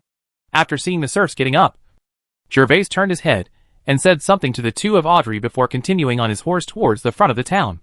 Now that the blueprint of the musket has been drawn, Jervas is going to take it to Bernard to build one first, and at the same time forge a pair of armor for himself. Last night, when he intercepted Lanny's convoy, Jervas saw the armor equipped. In terms of combat power, a high-level knight who can compete equally with a peak knight has a defensive advantage. And the peak knight did not wear armor in order to hide his traces. He only wore a chainmail and leather armor. He was stabbed in the back easily by himself. If the peak knight was wearing iron armor, even if he was Jervas was stabbed with a strengthened long sword. Because of the obstruction of the armor, he had time to react to avoid being stabbed directly in the heart. Arriving at the door of the blacksmith shop, leaving Anna outside, Jervas walked into the blacksmith shop alone. Hello, Lord Seignior. When Jervas walked through the crowded front room, he saw a shirtless Bernard. Bernard was not blacksmithing today, but was alone making the boar skin sent by Jervas. Hello, Bernard. How is the progress of my customized weapons and equipment? Jervas came to Bernard and watched Bernard put the divided mountain boar skin into a large vat filled with liquid to soak. So he asked aloud, Sir, the long sword's blade has been made and can be completed by grinding. The buckler is similar, but the wood is not dried yet, so it will take a few days to wrap the iron sheet. As for the leather armor, you see it's here. It's in progress, and we can start installing the iron sheets in 3 days. When Bernard saw Jervas, he acted calmly and methodically informed Jervas about the progress of several weapons and equipment customized by Jervas. Very good, Bernard. I will start recruiting soldiers today. I am very satisfied with your speed. According to this progress, Jervas will be able to obtain the equipment of 20 guards soon. Bernard, look what I have in my hand. After asking about the progress, Jervas took out a small piece of silver-white metal from his arms, only the size of a quail egg, put it in his hand, and handed it to Bernard. Bernard heard Jervas' inquiry and raised his hand in confusion to take the silver-white metal from Jervas' palm. However, when his eyes caught sight of the silver-white metal, he was shocked and his body stagnated.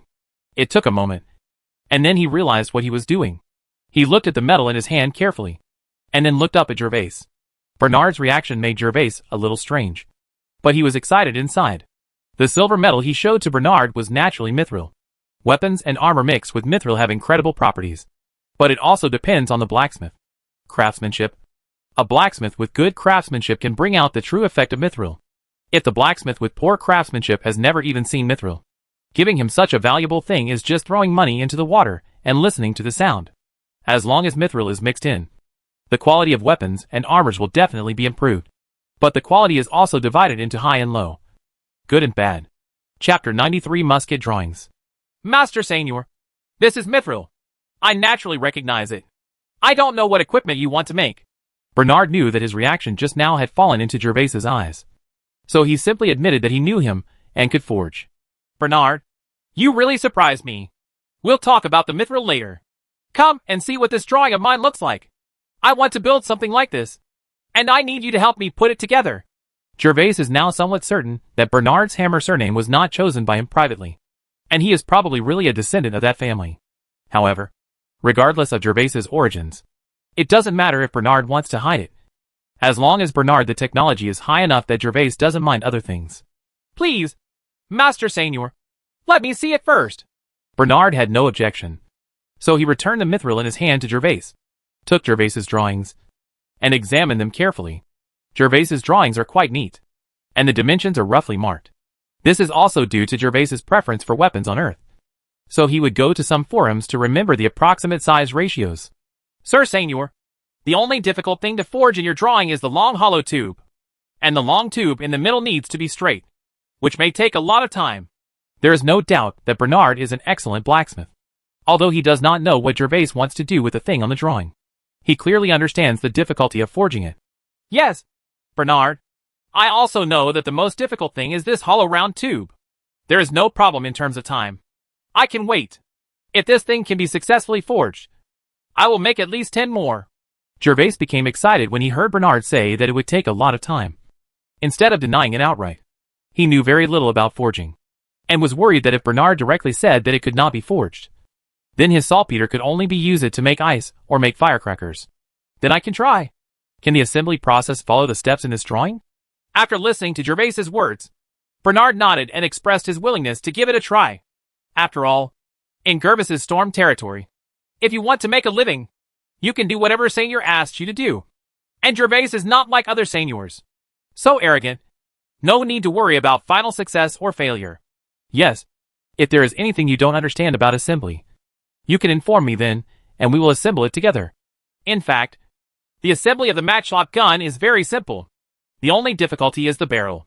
As long as the barrel is made and meets the requirements, Jervas can get the world's first musket. Then let's talk about mithril again. I hope that the materials on the forging drawings can also be mixed with mithril. Mixed with mithril? Lord Seignior, with all due respect, mithril is so precious. It would be best to make it into a weapon or armor. Although I don't know the use of the things on your drawings. They certainly cannot hurt anyone. Bernard was stunned when he heard that Jervas actually wanted to use mithril to forge the things on the blueprint. He looked at the blueprint carefully a few more times, and after confirming again that the things on the blueprint were not any weapons, he hesitated. Weiss advised. A round tube more than 1 meter long was wrapped with wood, and it looked like a fire stick. Bernard didn't know if Jervas had money and no place to spend it, so he actually wanted to forge it with mithril. As an excellent blacksmith, Bernard couldn't bear such a precious thing to be wasted. So he tried to persuade Jervas. Otherwise, he wouldn't be so talkative. Don't worry about this, Mr. Bernard. I know how precious mithril is, so I won't waste it. I added this thing to the mithril forging blueprint because it is necessary to meet my requirements. There are no muskets in this world. Of course, Bernard doesn't know that this thing is a weapon of war. But Jervas is not prepared to explain. Bernard doesn't know for the best. After all, he is not his serf. So it is better to reveal less secrets to him. Bernard, I wonder how you are going to forge this barrel. Are you going to forge it directly, or do you have other tools? On Earth, if you want to make a hollow seamless pipe, any lathe processing shop can make it. But in this technologically backward world, Jervas doesn't know how Bernard forges it. Of course, Lord Seignior, it was struck with a hammer. Bernard listened to Jervas's question, but he was a little confused and didn't know what tool Jervas was talking about. Sure enough, don't expect any surprises in this world where technology is backward and everything is developed by hand. In that case, let's talk about a big deal. I want to forge 2 pairs of full body armor, 2 knight spears, 13 long swords, 15 pieces of chain mail, 15 pieces of leather armor, and 15 helmets, all of which must be added with mithril. Jervas said in one breath what he wanted to forge. This time he really spent a lot of money. Today, he will recruit a total of 30 guards. He wants to select 10 as his personal guards, and they're in order to make these 10 personal guards into the best of the best. As for the 5 extra pieces of equipment, apart from his own share, they were reserved for Gandalf and Nick respectively. Lord Seignior, are you sure? Although Bernard is well informed, he has never seen any small nobleman have such courage to build so many mithril weapons and armor at once. Of course I'm sure. Are these mithril enough? Jervas answered Bernard in the affirmative. He had to use good things to be valuable, and he didn't want to sell them, so he might as well use them to strengthen himself and his subordinates first, and equip the 10 personal guards with secret equipment. Silver weapons and armor can greatly improve combat effectiveness and better protect Jervas' safety. The only shortcoming is that there are no titled knights. If all the direct guards are titled knights, Jervas is excited just thinking about the scene, and he can definitely walk sideways. Thinking back, it will take a long time to realize it. After all, the title knight is not a cabbage. Even with the help of training space, it will take 2 or 3 years for those with weaker talents. What's more, Jervas' current training space is only enough for himself. Use. That's enough. That's as you wish, Lord Seignior. However, because the mithril equipment process is complicated, a lot of auxiliary materials need to be added. Each long sword requires 10 silver coins, chain armor 20 silver coins, and leather armor 5 silver coins. 5 silver coins for the helmet, 1 gold coin for the full body armor, 1 gold coin for the spear, and the round tube on your drawing also costs 10 silver coins. After confirming that Jervas was not joking, Bernard immediately quoted the price required to forge these equipment and waited for Jervas' confirmation. Bernard finished the quotation. Although Jervas had already budgeted in his mind and knew that making mithril weapons and equipment was expensive, he still twitched his lips. In this calculation, his equipment cost a total of 10.65 gold coins. Why do you have to bleed money every time you want to get some good equipment? The same is true for enhanced weapons. And the same is true for mithril weapons. Think about it. If these gold coins are used to forge ordinary weapons and armor, you can equip at least hundreds or thousands of them. Soldiers. But now they can only build weapons and equipment for more than 10 people. No wonder even some great nobles are reluctant to form a mithril equipment legion on an organic basis. The cost of forging alone can make people bleed. Not to mention that 1 gram of mithril requires 10 gold coins. Who can afford it? Although his current total cash is not that much, the forging of these mithril weapons and equipment will not begin until next month. So Jervas has enough time to raise funds. His seafood business and ice business are about to kick off. Jervas believes that gold coins will roll in by then, which will greatly ease the financial tension. You are an aspiring nobleman, Lord Seignior. Please rest assured in terms of quality. The weapons and armor produced under my hammer are all of the best. In the past, it was Jervas who looked up to Bernard. But now it is Bernard who looks up to Jervas. After all, Jervas is only a small baron, and the population in the territory is only more than 2,000. Although Jervas didn't blink an eye, he decided on a forging plan worth hundreds of gold coins. Chapter 94 Mithril Equipment. Then forge it at this price. As long as the quality is guaranteed, your wages will definitely not be short.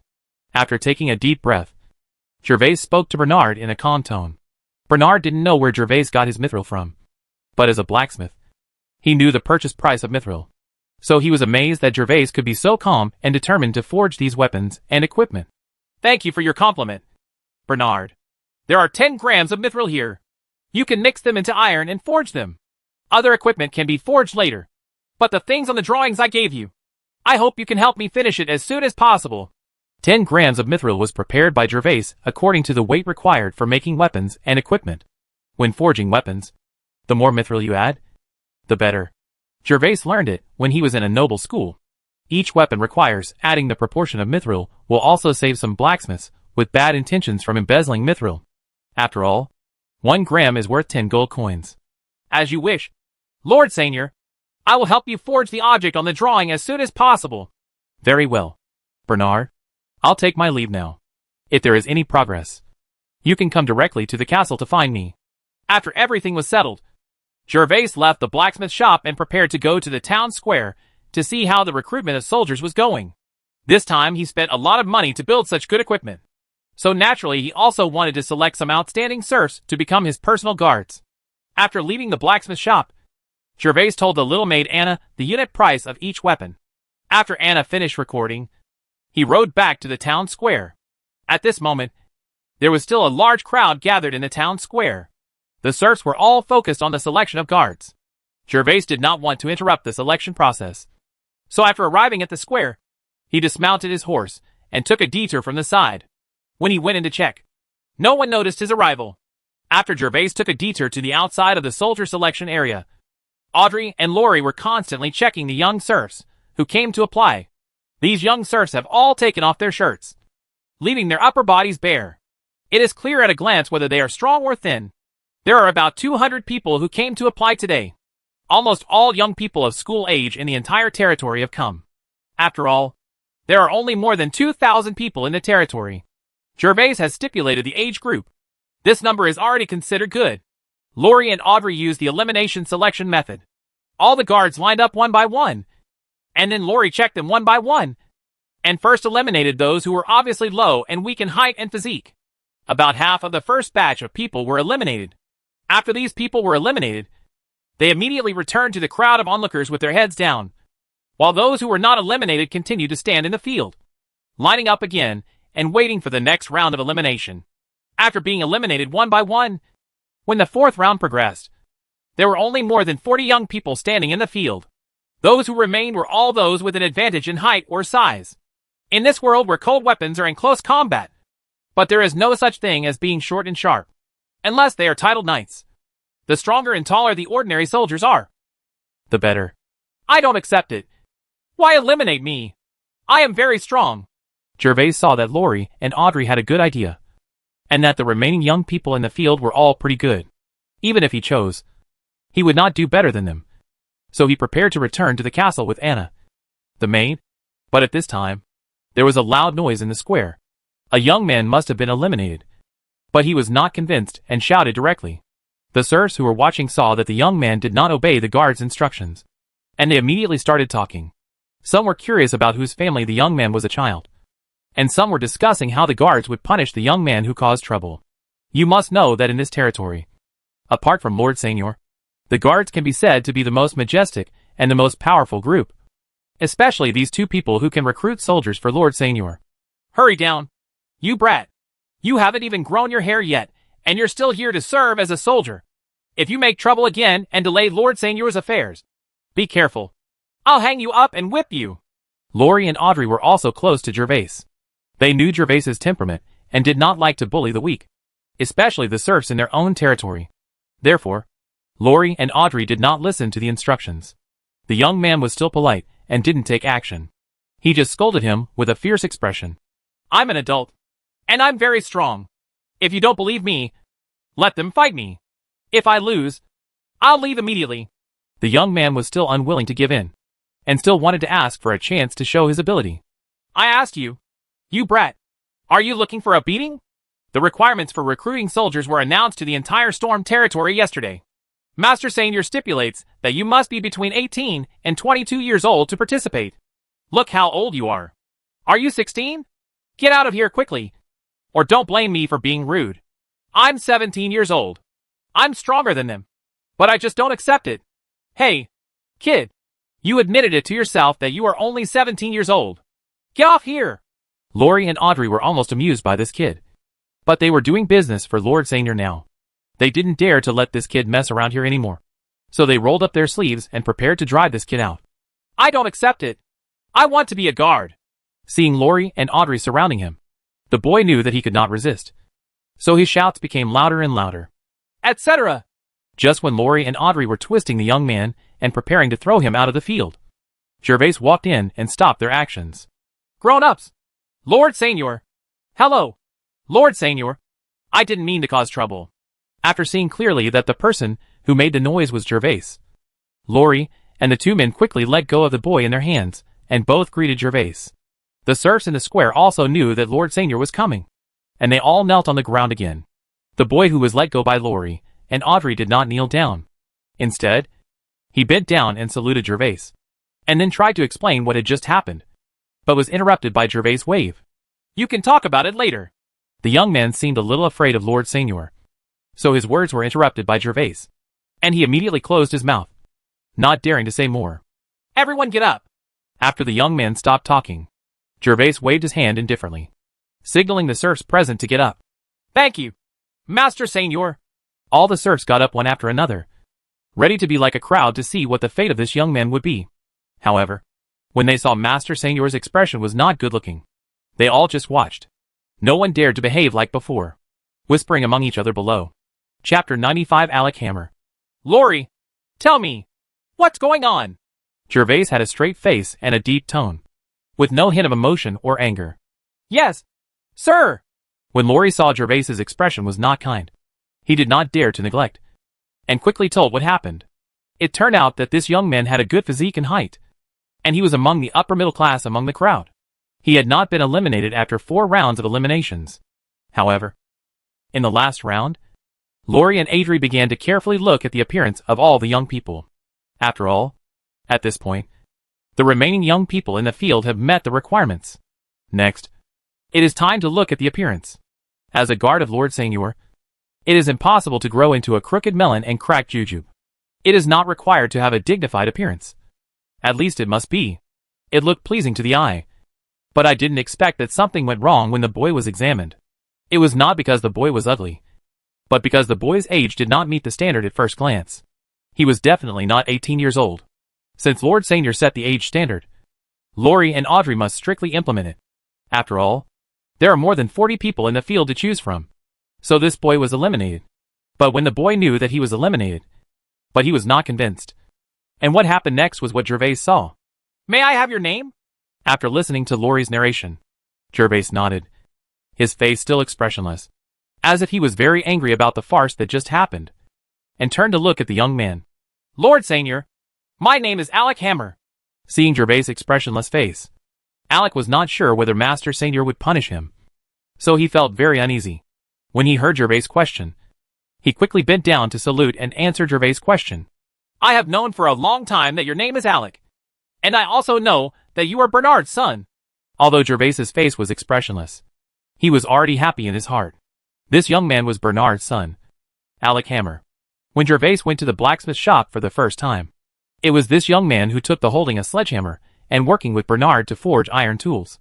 It was precisely because he knew the identity of this young man that Jervas put on a calm expression. Bernard gave Jervas many surprises. He might have a great background, but he was not a serf. Moreover, Bernard was different from Brian. Brian was wanted in the principality and had no place to go but to stay in Jervas' house in the territory. As for Bernard, Jervas also sent someone to find out. There was no arrest warrant for them and his son in the principality. Not even a similar warrant for the blacksmith. So Jervas had no way of knowing the whereabouts of Bernard and his son. According to past information, if an excellent blacksmith like Bernard wanted to leave one day, Jervas would not be able to keep him. Such an excellent blacksmith, Jervas, was very eager to have him under his command. This time Alec jumped out and wanted to get into Jervas' pocket. Jervas felt that if he didn't seize this opportunity, he would be sorry for the kindness of the glory boss. Alec, tell me, why didn't you just obey the orders of the 2 guards, Laurie and Bernard? Instead, you were yelling and making trouble here? Jervas had a straight face, as if he was about to have an attack, and his tone was very stern. Alec's head shrank when he heard it. However, Alec had been with his father for a long time and was not a serf. So even though he was a little scared, he still argued eloquently to Jervas. Lord Seignior, I wanted to be a guard, but your 2 guards eliminated me because of my age. This is unfair. I am stronger than others. You are all older. Why did you eliminate me just because I am 1 year younger? I said this age limit. No one in this territory dares to violate it. The 2 guards, Laurie and Audrey, don't dare. And neither can you. Do you understand? Facing a calm person like Bernard, Jervas could not take advantage of him. But Jervas could still defeat Alec, a fledgling boy. As he spoke, Jervas' eyes lit up. He looked around with fierce eyes, and finally fixed his gaze on Alec. Obviously, Lord Seignior. Alec was startled by Jervas' gaze, and finally lowered his head under Jervas' gaze to express his understanding. Just understand. Why do you want to be a guard so much? Seeing that Alec had softened, Jervas felt that his stick had begun to bear fruit, and a carrot was coming next. The carrot plus the stick was a major criterion for controlling his subordinates on Earth. Lord Seignior, I don't want to be a blacksmith. I want to be a knight and a noble. Alec was a little embarrassed, Lowered his head, and whispered the reason why he wanted to be a guard. Very good. I'm afraid you don't have ideals. If you have ideals, Bernard can't persuade you to look back. Jervas felt happy. He probably didn't know about this yet. Otherwise, he would have pulled Alec back and hit him with a hammer. Everyone wanted to be a noble and a seigneur. But how many people could do it? Come on. Don't you see? How many of the serfs and soldiers who are drafted to the battlefield come back alive every time? And how many of them can both survive and gain enough merit to become nobles? Anyway, in Jervas's memory, there is no chance. It is not difficult to come back alive as long as you have better luck. But basically no one can get enough merit to become a noble. Even those who do are only the heirs of some nobles. And the ones with the lowest strength are junior bronze knight. Your ideal is very good, but the age limit is what I said myself. As a seigneur, I can't go back on your promise. But I admire your courage. I can give you a chance now. Jervas paused and saw that Alec had raised his head, waiting excitedly for his next words, and then slowly continued. You are still 1 year younger than you are to meet the requirements. Then you have to choose 2 people present. Come out and compete with you. As long as you defeat them, I will make an exception and let you become a guard. If you can't do it, then you can go back and work hard and wait for the opportunity to participate in the selection again in the future. Lord Seignior, I can do it. I want to challenge. As soon as Jervas finished speaking, Alec shouted excitedly, fearing that Jervas would change his mind. Very good. Then go and choose. Jervas nodded to Alec and asked him to choose his opponent. The more than 40 people present were all selected after 4 rounds of screening. Their body shapes and heights were basically the same. So no matter who Alec chose, there is no chance of any trickery. Alec didn't try any tricks. He was very confident in himself. Probably because he wanted to show off his abilities in front of Lord Seignior. So the 2 he chose were the best in size and height. Lord Seignior, I have chosen. After choosing his opponent, Alec immediately returned to Jervas. He couldn't hold it anymore and couldn't wait to prove himself. Kindness. If you 2 can defeat Alec, you won't need to be selected in this round, and you can directly become a guard. Yes, sir. Chapter 96 Win. The 2 people selected by Alec were also very confident. After receiving Jervas's promise, they immediately beamed with joy. Because although Alec claimed to be very powerful, compared with the 2 of them, both in size and body shape were slightly smaller. After all, the age difference is 1 or 2 years. And teenagers who are in the developmental stage can grow a lot taller within 2 years. After confirming the battle between the 3 of them, Audrey and Laurie drove the nearby youth aside, leaving a large open space for the 3 of them. Drink! The 3 of them stood facing each other, and Alec was the first to make a move. Alec's feet suddenly exerted force, and his thick arms were slightly raised as he rushed towards the 2 people.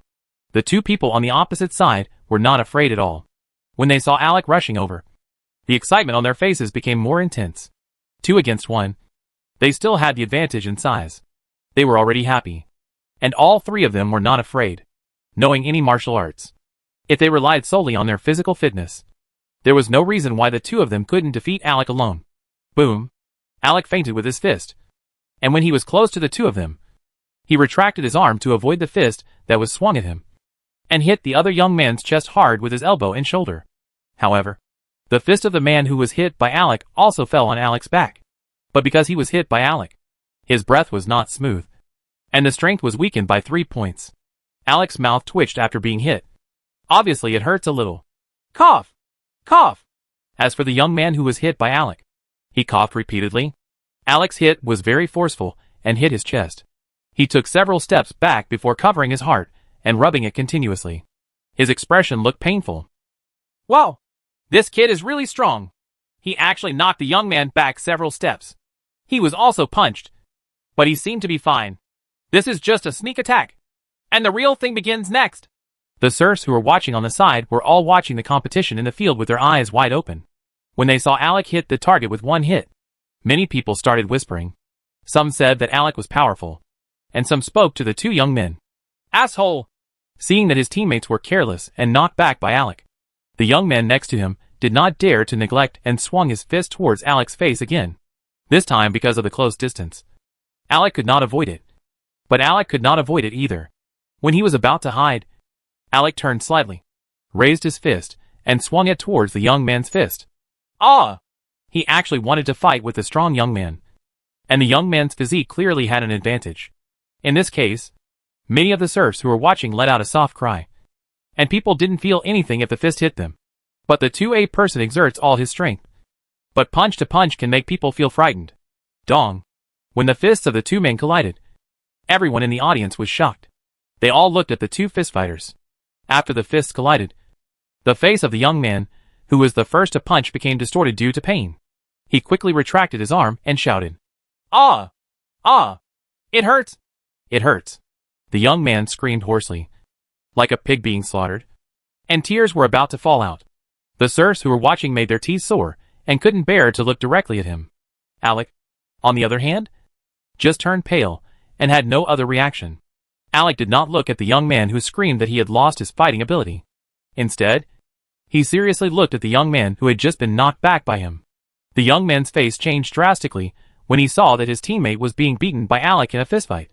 But today's competition was too important to him, so he could only grit his teeth and continue the competition. The young man slowly approached Alec, but he did not dare to punch him like his teammates. Instead, he wanted to use his size advantage to trip Alec. As long as he could trip Alec, he would win half the battle. The two bodies slowly approached each other, and in the process they also threw fists to test. But they were avoided by both sides. Suddenly, the young man seized an opening, accelerated his body suddenly, and moved his arms towards Alec's neck, trying to buckle him. He grabbed Alec's neck to subdue him. But at this moment, Alec also reacted. He quickly squatted down and put his arms around the young man's waist. Drink! Hearing Alec's violent shout, the young man was picked up by Alec with the help of his terrifying waist strength. Alec didn't waste any time after lifting the young man, and was ready to throw the young man to the ground. Stop! At this moment, Jervas took action. With the blessing of fighting spirit, Jervas was in front of the two of them in an instant, and raised his hand to stop Alec's movement. After all, it's just a competition. If this young man is thrown to the ground by Alec, and if he is unlucky enough to have a broken bone or something, there will be no cure in this world. He will only become a useless person in the future. Such a young serf will become a useless person and be killed. He makes no difference. So Jervas must prevent the young man from being thrown to the ground. After feeling that he couldn't move, Alec reacted, immediately put the young man down on his shoulders, and looked at Jervas with excitement. But the young man who was placed steadily on the ground by Alec turned pale, and was obviously very frightened. Very good. You have proven yourself with your strength. After Alec put the young man down, Jervas took a serious look at Alec. There was no fighting spirit in him, which meant that Alec defeated the two young men with brute force alone, without any skills. This was very rare. In fact, no matter whether Alec succeeds or fails, Jervas will find a way to get him into the guards. But now Alec can enter the guards on his own, saving Jervas the trouble, and his performance is quite outstanding. Lord Seignior, can I become your guard? When Alec heard Jervas's praise, his face turned red, like a victorious rooster. He held his head high and waited for Jervas to fulfill the promise he made before the competition. Of course you can. What I promised is as good as gold. Congratulations. Alec, you have now become a guard of the Storm Territory. Thank you, sir, and I will swear to serve you to the death.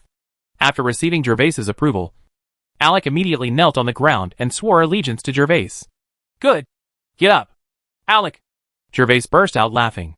Bernard, this is your son, who came to the door automatically.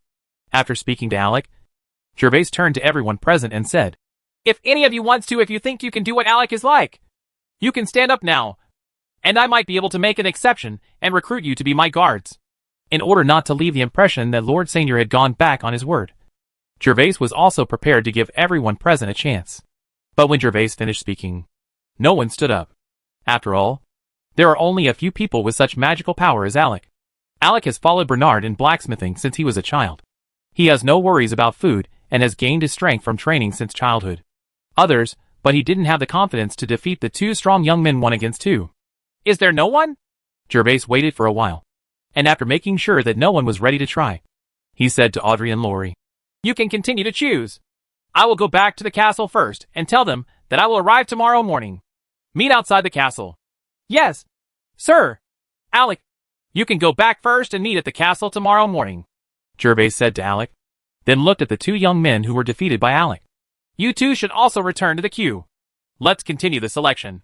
The young man who was sparring with Alec was fine at the moment. Laurie checked him out. It was just a little bruised, and no bones were injured. However, both of them were defeated in front of Lord Seignior. At this moment, they were dejected and guessed they were definitely going to lose their spot as guardsmen.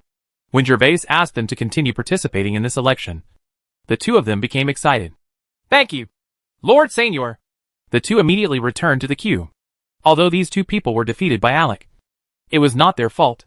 It was just that Alec was too strong. Even if it were other people on the field, the result would be the same. So Jervas asked them to continue to accept this election. As for whether they would end up will be eliminated by Audrey and Lowry. And Jervas will no longer pay attention.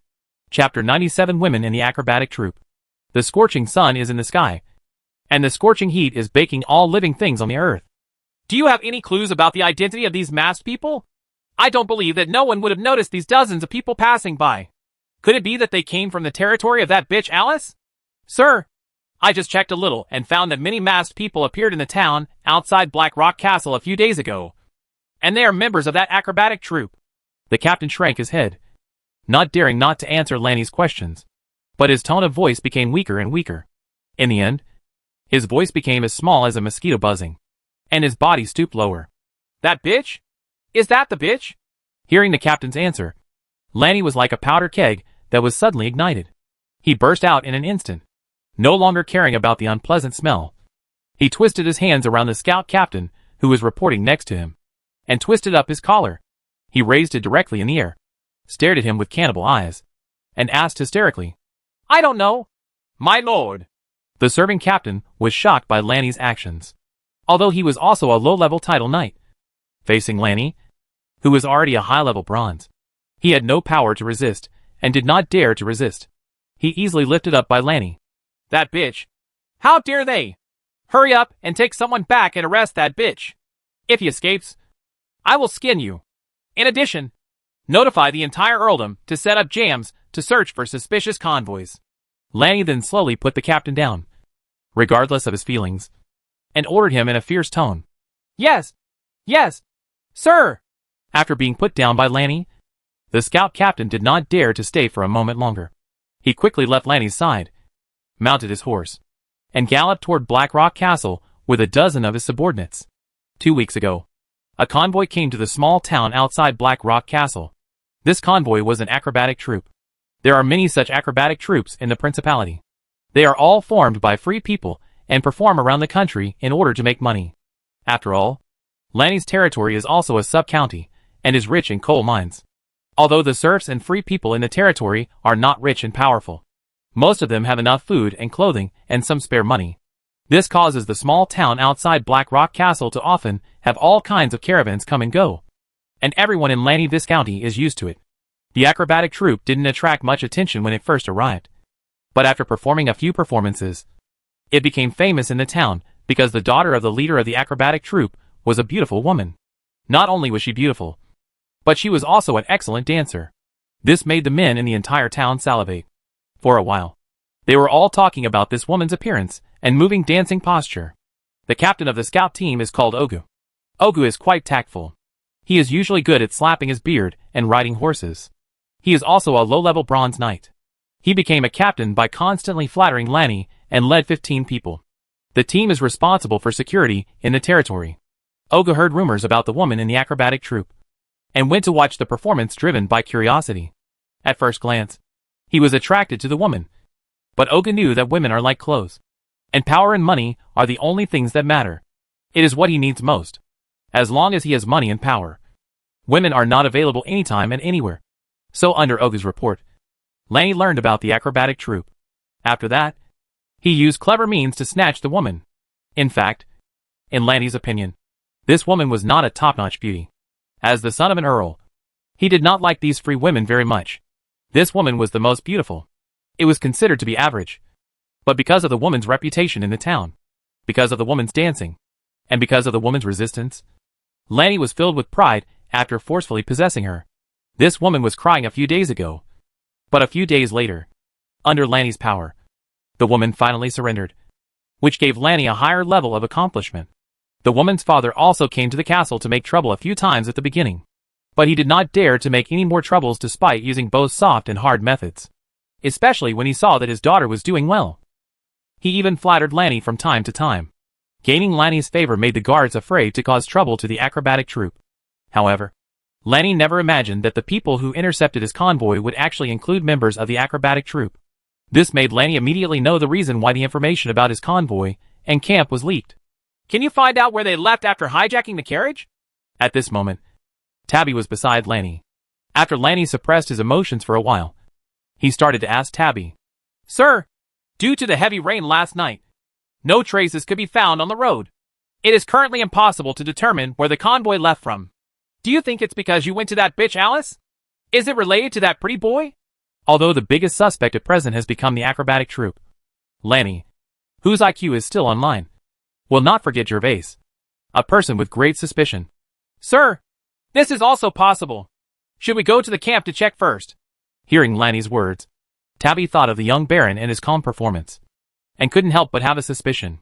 However, the corpse on the ground showed that this matter probably had nothing to do with the weak Baron.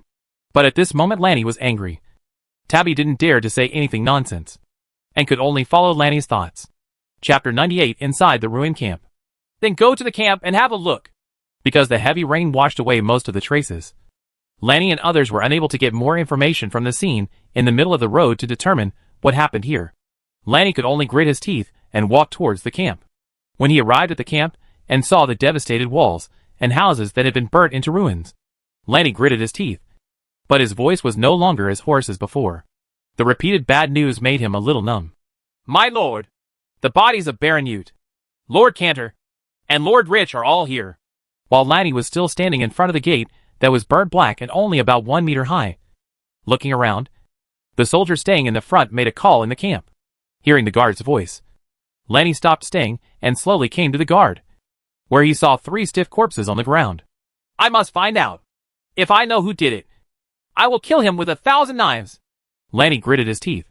Although the ore was robbed and the camp was destroyed, Biddy was angry. But the 3 corpses on the ground also made him feel heartbroken. It was not how deep his feelings for the 3 people were, but the 3 people on the ground. Death means that the subordinate's strength is weakened by half. The camp can be rebuilt if it is destroyed, and the mine cart can be dug again if it is robbed. However, half of his military power has been wiped out and cannot be replenished in a short while. Especially the 3 titled knights, among whom Ute is still a high-level bronze knight, and Ute's talent was excellent. He was very likely to become a silver knight. This was Lanny's most powerful weapon against his half-brother, but it was broken here quietly. What worries Lanny even more is that this mithril mine must have been known to the attackers. He is very worried that this mine will be exposed, in which case he will never give mithril ore again. Tabby, you will send some people to the pretty boy's territory later to check and see if there is anything abnormal. In addition, I will write a letter later, and you will send someone to send it to my mother, asking her to talk to my father. After strictly investigating the origins of that acrobatic troupe, I guess that if it wasn't the pretty boy, then it was definitely the work of my good brother. Lanny, who was freed from his anger, thought about what he was thinking. He currently guessed that there were 2 people who were most likely to be responsible. Jervas or Alice was one of them, and there was no evidence for the time being. The second is his half-brother. There is currently a lot of evidence that shows that those masked men were probably his elder brother's actions. After all, the acrobatic troupe came to his territory more than 2 weeks ago. At that time, the pretty boy he has not yet become the Seignior of the Storm territory, and no one knows what is going on in the buffer zone. So it was impossible to send people to his territory to plant nails 2 weeks ago. Lanny now only hopes that the bitch in the castle has not escaped, so that he can torture the woman to find out the exact person who did it. But Lanny also knows that this possibility is very small, since the acrobatic troupe has taken action. No matter whether it succeeds or not, that bitch will definitely take advantage of this time period to escape. My lord, we found 2 miners in the woods. At this moment, Lanny's guards came over with 2 miners. These 2 were among the miners who were tied up in the woods by Jervas in the camp last night. After no one was watching, the ropes, it did not bind them for long. After the miners saw that the attacker left, they waited for half an hour and no one came back. So they untied the ropes themselves. After the miners got out of trouble, Some hid in the woods and waited, while others ran away without knowing where to go. Those waiting in the woods were basically family members, who were preparing to return after dawn in the Lanny Viscounty. And those who escaped without knowing where to go. They were not planning to return to the Lanny Viscounty. And now they took this opportunity to escape. Seignior! The two miners were brought to Lanny. Seeing Lanny's fierce eyes piercing their hearts, they lost all their courage in an instant and fell to their knees on the ground with a plop. Trembling. Tell me about last night. Looking at the two shivering miners, Lanny's tone did not waver. Sir, last night we heard shouts of killing coming from outside the house. But the door was locked from the outside. We couldn't go out to check. We waited for a long time before the shouts of killing stopped. We saw then some strangers came to the house, and they were armed. The two miners were trembling with fear, but the older one was calmer. So he tremblingly told Lanny what happened last night. Do you know who those attackers were last night? Lanny was unmoved and continued to ask. I don't know. Sir, we were all locked in the house last night. Only the house next door was opened. We were finally released by those people and tied up. Then they took us outside the camp. Wait for us after leaving. They set fire to the camp. What about the other miners? Sir, I don't know. We all ran away last night. We originally planned to escape in the morning, but there were many corpses on the road. We were afraid and ran back again. We just walked out of the woods when we found you coming. After these serfs untied the ropes last night, they found that the entire camp was full of corpses against the backdrop of the fire. They were all so frightened that they hurried into the dense forest and hid until dawn before daring to sneak out. Is there any other news you want to tell me? As he spoke, Lanny suddenly leaned down and looked at the two of them carefully, his tone becoming weird. No more. Sir, the miner only spoke a few words, but his words suddenly got stuck and turned into painful whimpering. A snow-white knight's sword was already inserted into his body. Ah! Puff! In an instant, the two miners kneeling on the ground were both killed. Both killed by Lanny's sword. You bitches!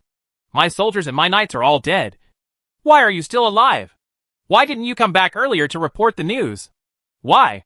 Looking at the two miners, who had not completely lost consciousness, Lanny had a ferocious expression and a deep tone, which became deeper and deeper towards the end. The last sentence, why, was already coming out of his throat like a beast's roar. After the two miners were completely silent, Lanny pulled the sword out of the miners, wiped the blood off the sword with his body, and returned the sword to its sheath. Tabby, tell the guards that if any miners show up later, they will first ask about the situation last night, and then handle everything accordingly. Yes, sir. After saying that, Lanny walked towards the deepest part of the camp, where there was the mithril mine that he thought about day and night. Although the camp was destroyed, it could not stop Lanny from continuing to occupy this treasure mine. As long as if mithril is mined, 1 month share can recover all his losses. Chapter 99 Wine Opening. After explaining the matter in the town square, Jervas did not stay here. The weather was too hot, and he was quite satisfied with the selection method of Laurie and Audrey. Jervas got on the horse and took it with him. His little maid Anna returned to the castle slowly. Jervas was in a very happy mood at the moment. The supplies sent to him by Gandalf had arrived. Viscount Lenny's camp was temporarily destroyed by him. The ice-making business was about to start. The recruitment of soldiers was also a certainty. Next, he just had to wait for the territory to flourish. He felt that your dream of being a landlord and a wealthy man will be getting closer and closer to you. Young man, don't be complacent and keep working hard. Ha ha! Jervas rode his horse to the vestibule of the castle and burst into laughter, which attracted the attention of the guards and servants in the castle. They didn't understand how his Lord Seignior could behave so well. He laughed. He didn't see Master Seignior talking to anyone just now. Lord Seignior! When Jervas's horse came to the front yard, a servant was already ready. The moment Jervas stopped the horse, he came over and stabilized the horse and waited for Jervas to dismount. Kindness! After Jervas dismounted, he nodded to the neat manservant and walked towards the inner castle. Sir, you are back. Dinner is ready. Do you want to start eating right away? When Jervas walked into the inner castle, Thomas immediately rushed over after hearing the news, bowed to Jervas and asked, Well, let's eat. I'm a little hungry too. Because I got up relatively late this morning, and it was already afternoon when the celebration banquet started. It was already time for dinner in just a short while. During the celebration banquet, Jervas only focused on talking to Nazhen and did not eat anything. After walking around for a while, I was really hungry at the moment. Okay, sir. Knowing that Jervas was going to dine immediately, Thomas did not dare to neglect. He immediately bowed to Jervas, and quickly ran into the kitchen to inform Jimmy that the chef was about to serve. Thomas, I have a few things to tell you here. You should go and do it tomorrow. The long table was now filled with delicious food. While eating, Jervas explained to Thomas, who was waiting beside him. My lord, please give me your instructions. When Thomas heard that Jervas was going to assign him a task, he immediately took out his notepad from his arms professionally. His ears perked up, and he waited attentively for Jervas' next words. Tomorrow you go to the seaside mountain village and inform the village chief there that I will start purchasing oysters and let them prepare them. They will be needed in about a week. The quantity is tentatively set at 1,000 kilograms. There are also lobsters and crabs. The quantity is 100 each. You can let them find it and keep it on the beach first, and I will send someone to pick it up after a week. As for the price, Jervas thought for a moment, and then said slowly, golden oysters cost 1 silver coin, and 2 lobsters and crabs cost 1 copper coin. You tell the village chief that if the farming is busy recently, you can let the elderly and children pick it up. I will buy these seafood such as golden oysters and lobsters for a long time. Everyone in their village can take turns to pick them up in the future. However, there is one thing to note. Only the big ones are caught, and the small ones are released. If I know who catches the small ones, go and eat, and punish them with 10 lashes. In this world, if a serf works for others, the average salary is 3 copper coins, and some even only 2 copper coins. 1,000 kilograms of oysters sounds like a lot, but this thing is quite heavy, and the seaside has been flooded, so it takes no effort to pick it up. A dozen or 20 people can pick them up in one day. Big lobsters and crabs are a little harder to catch. They need to be caught in the sea. So Jervas gave them a price of half a copper coin each. Although the price offered by Jervas is not very high, it is definitely not low. You must know that even if the serfs are willing to work as slaves for 2 coppers a day, there is no place for them to work. The storm territory is full of hardships, and there is nothing at all. Industry needs workers. Remember? Thomas. After saying that, Jervas had almost finished his dinner. So Jervas put down the knife and fork in his hand. Ura behind him immediately handed over the handkerchief obediently. Jervas wiped his hands with the handkerchief. Then he continued to look at Thomas. Sir, remember this. Very good.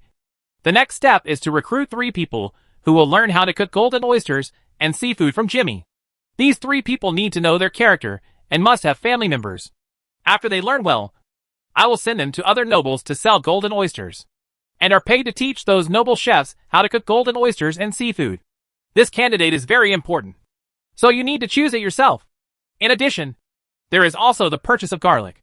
You will take the garlic to the town and 3 villages tomorrow to show it to the villagers, and ask them to gather all the garlic in one place and plant it well.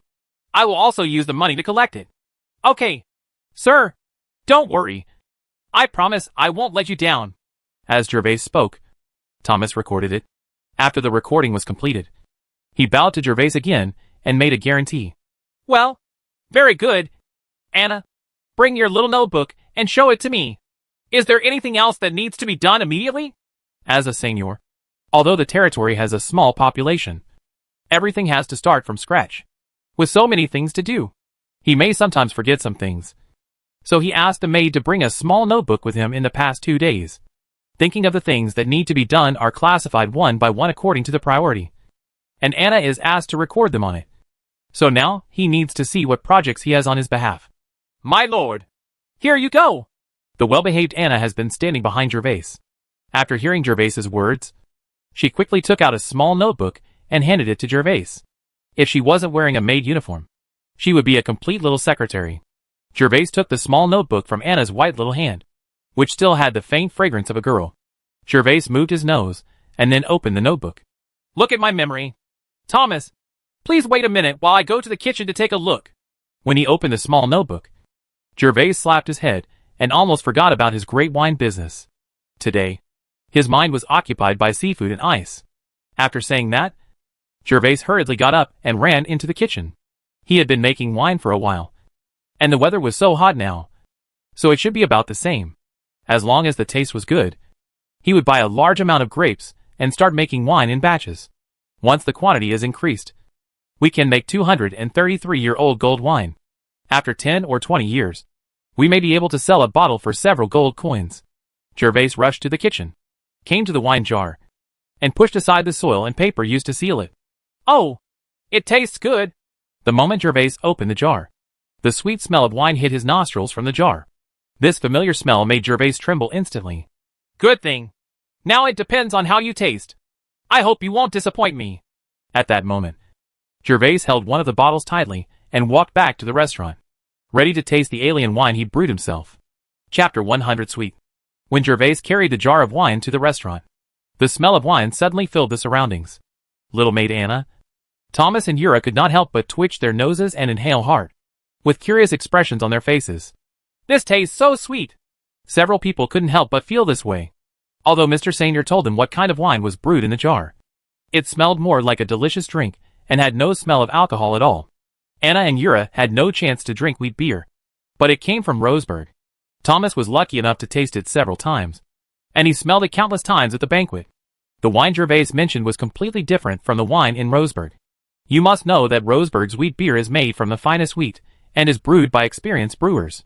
It is not like those little nobles who, in order to save money, add water to the beer after it is brewed. It's not that Thomas doesn't believe in Jervas. It's just that he hasn't heard of anything other than wheat that can be used to make wine in 100 years. So Thomas has a little doubt in his mind whether adults would mistake wild fruit drinks for alcohol. At this moment, Jervas had no time to care about the thoughts of the people present. After placing the jar firmly on the long table, Jervas looked into the mouth of the jar, but because of insufficient light, he could not see anything. Come. So Jervas ordered to Ura without looking back. Ura, bring me a spoon. I want a longer one. Yes, sir. Eula did not dare to neglect, and quickly picked a large spoon of suitable length from the cart nearby, and carefully handed it to Jervas. My lord, here you go. Kindness. Taking the spoon from Ura, Jervas quickly stuffed the spoon into the mouth of the jar and scooped out a spoonful of wine. When the spoon filled the wine and took it out of the jar, Jervas's eyes widened. He saw that the purple-red liquid in the spoon had a fragrant aroma and was very transparent. It didn't look turbid at all. Good. Jervas couldn't help but admired. The transparent color of the wine showed that the fermentation of the wine was successful. Then Jervas poured the wine into a clean cup with a steady spoon. Anna and others saw Jervas cheering alone. They didn't know why. They all looked at the spoon in Jervas' hand with their eyes wide open. When they saw the purple wine, they all opened their eyes wide. Unexpectedly, the wild fruit the brewed wine looked so beautiful. And because of the stirring of Jervas' spoon, the aroma from the jar became even stronger. Smelling the tangy sweetness, Anna and others swallowed slightly. After pouring the wine into the cup, Jervas couldn't wait to lift the cup and put it to his mouth. As an ordinary person in his previous life, the most expensive wine Jervas drank was the hundreds of bottles of domestic wine at the wedding banquet. Drinking it was Sprite. Of course, I don't have the habit of sobering up, which is the exclusive preserve of rich men. Jervas took the cup and took a small sip first, then smashed it a few times to confirm the taste. After all, it was his first time to make wine. If the taste was not right, he was afraid that he would spit it out if he drank too much. Smacking his lips, Jervas suddenly had bright eyes, and his whole body became excited. Then without any hesitation, he brought the cup to his mouth again and took a sip. Okay. Ha. I succeeded. Anna Thomas, your lord. I'm going to make a fortune. When this sip was poured into my mouth, the sweet wine taste instantly filled my mouth. There was no bitterness or strange taste that I was originally worried about. And I don't know if it is because of the difference between the environment of this world and the earth, but the wine taste is actually more mellow. Sweet. This made Jervas extremely happy. The only thing in the world was the sour wheat beer, which was incomparable to his own wine. Come on. Ura, bring us 3 more glasses. You guys can taste it too and see how it tastes. Especially Thomas. Do you think this wine will be popular with the nobles? The 3 of them were standing aside and watching Jervas enjoying himself. They were already quite envious. Especially Jervas' sudden cheering made them full of curiosity about the wine in front of them. Thomas, in particular, had the experience of Jervas roasting golden oysters, and he even guessed what the juice would taste like. That's right. Thomas still doesn't want to believe that the purple-red, sweet-smelling liquid is wine. Yes, sir. Eula heard Jervas' instructions and moved more neatly this time, temporarily forgetting the instructions of butler Thomas and the rules of poise and elegance required by maids. because she also eagerly wanted to taste the delicious food in the small jar in front of Master Seignior. Yura quickly took 3 glasses and placed them on the long table. Jervas did not delay. After the glasses were placed firmly, he scooped the wine from the jar with a spoon and poured it into several glasses. Sir, this is too stingy. This was the inner thought of the 3 people present, because they saw that the juice Jervas poured into the cup only filled 1/3 of the cup. Not even half the cup. It was estimated that they would finish it in 2 or 3 sips. But Mr. Seignior himself, the cup has been filled again. Of course. This is just a slight thought. Not even a complaint. The 3 of them know that this is made by Master Seignior himself. Even being able to drink a drop is a gift. And they certainly dare not have any complaint. Jervas is not really stingy. But for the good of the 3 of them. After Jervas tasted this wine, the alcohol content was much higher than the beer in this world. He was worried that some people would not be able to drink it. Especially Anna. He and Yura were afraid that the 2 maids would get drunk in one gulp. So they poured a little less. Come on. Come and have a taste. Don't pour it all into your mouth. Be careful of getting drunk. I'll tell you how you feel later. After all, Jervas is a time traveler. He drank a lot of various drinks in his previous life and has long been accustomed to wine. It is not surprising that he finds it delicious. However, Anna and the other 3 are from this world. They have not been exposed to these things before and do not know about wine, air, whether the taste can be accepted by the indigenous people of this world. They can just give Jervas advice. Jervas is actually very lucky to have found the wild version of alien grapes. If he used wild sorghum, Jervas estimated that if he brewed sorghum wine, the degree of choking would be very high for those who have never come into contact with it. It is said that it is definitely poison. After all, it is too difficult to swallow. It will definitely be a big trouble if you want to promote it. Thank you for the gift. Sir! The 3 of them received Jervas's permission, and they all saluted respectfully. Then, with great anticipation, they arrived at the long table and picked up the glasses filled with wine. After holding the glasses firmly, several people did not immediately notice. After tasting, they retreated further back than before, away from the long table.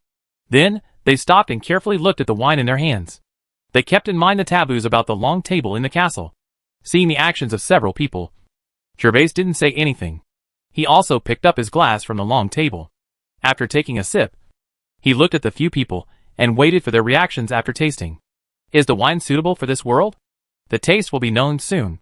If something wants to be popular, the audience cannot be niche. Only by catering to the tastes of the public can it truly become popular and make money.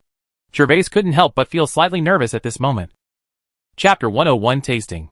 Under the gaze of Jervas, Thomas was the first to lift his glass and drink. After all, he was the most curious about whether the wine Jervas mentioned was really true. In his 3 views, was it true? I believe that Jervas can make wine from grapes. But Jervas can combine wheat with oysters to turn into top-notch delicious golden oysters. But he hesitates. Then will these grapes really turn into wine? With this question in mind, Thomas took a small peck and tasted it in his mouth. It is sweet in the mouth, and you can feel a slight tingling sensation on the tip of your tongue. The sweetness of the grape itself dilutes the bitterness, making the taste buds feel comfortable. It is sweet without losing the aftertaste. Huh? It really feels like wine. At first, Thomas acted like a well-informed Roseburg footman. But after tasting it carefully, his eyes widened in disbelief. So he quickly raised the cup in his hand again and took a sip. When I drank a bit more, I could immediately feel the sweet taste of the wine, which was infinitely better than the taste of the top beers I had drunk before. This, my lord, what a miracle! What a miracle! My lord, you are a nobleman shrouded in the glory of a knight. The second mouthful entered his throat, and Thomas no longer knew how to express his surprise in words. It turned out to be really wine. Wine made from grapes. It was still a drink many times better than wheat beer. What was even more rare was that it tasted sweet, had an excellent texture, and had a stronger alcohol flavor. Thomas, who was already deeply shocked, began to praise Jervas with admiration on his face. Jervas didn't say anything when he heard Thomas's praise. He just smiled and nodded to him, then looked at Anna and Eula and encouraged them to start tasting immediately and wait for their results. Women always pay more attention to appearance than men, and are very willing to appreciate beautiful things. When they got the cups, Anna and Yura couldn't wait to drink them and taste the delicious juice with full color, fragrance and taste. The taste makes Master Seignior so happy. But when they held the cup in their hands and looked at the purple-red transparent liquid. The two of them were reluctant to drink it. It was so beautiful and tasted sweet. As serfs, they had never seen such a beautiful drink. However, the two of them saw that Jervas was already looking at them, and Butler Thomas was full of praise for the juice. Then he raised his hand and put the cup to his mouth and drank. Wow! The reaction was almost the same as Thomas's. This soft cry was the voice of Yura. This maid had a rather out-of-touch personality. She took a sip and immediately felt the wonderful taste of the wine. And the faint smell of wine stimulated her. The taste buds of the drink made her feel uncomfortable. But she had endless aftertaste. After she got used to it a little, Yura realized that everyone was looking at her. And she lowered her head in embarrassment and did not dare to make any more noise. Come! Anna's beautiful eyes fluttered after taking a sip. Obviously the wine brought her a lot of surprises. But with Yura in front of her, she quickly covered her mouth for fear that she would lose etiquette in front of Jervas. For a moment, the three of them were silent and continued to taste the wine in the glass. While drinking, the expressions of enjoyment on their faces could not be concealed. Jervas just looked at the three subordinates quietly. After finishing the wine, he looked at them looking like they were enjoying themselves after drinking. Then he asked, "How do you feel? Does it taste good?" Although Jervas could already know the results from their performance, he still wanted them to describe their specific feelings in words. "Sir, I have no words to express to you how delicious this wine is. It's like golden oysters. It's a miracle." Thomas was the first to speak.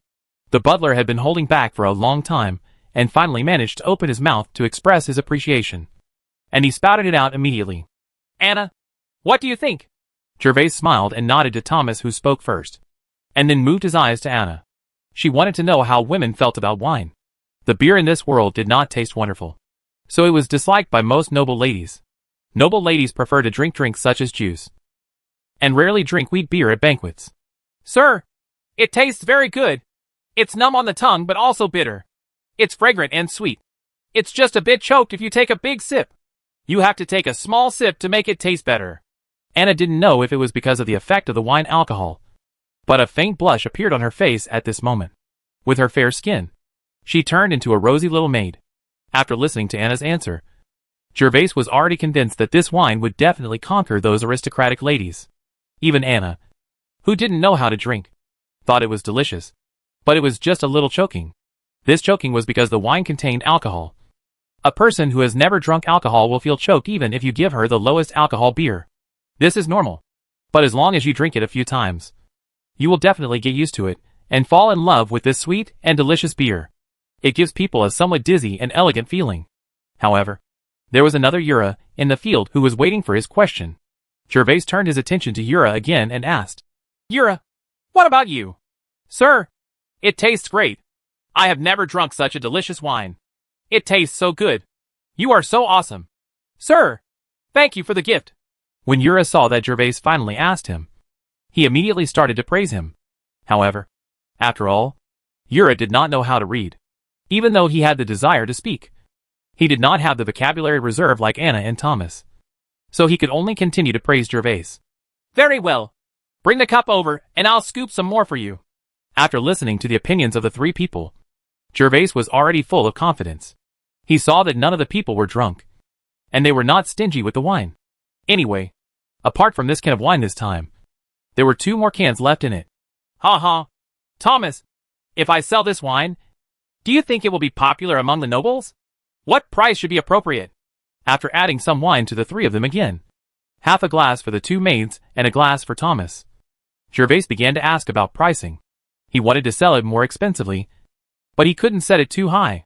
After all, the price was too high and many little nobles couldn't afford it. The little nobles loved face. When holding banquets, you could see gold and silver utensils and rich food. But some small nobles couldn't afford it. Nobles are also very economical in normal times. After all, their productivity is low and they live by collecting taxes. Few people can live a luxurious life every day. Only some nobles, who rely on mineral resources or other resources in their territories, are real. Local tycoon. "Sir, I think such a delicious and unique wine should cost at least 10 silver coins per pot." Thomas thought for a while before answering respectfully to Jervas. 10 silver coins? Because there is no good scale to calculate the units of liquids. The drinks and juices in this world use standard pots, cans, and barrels as units of calculation.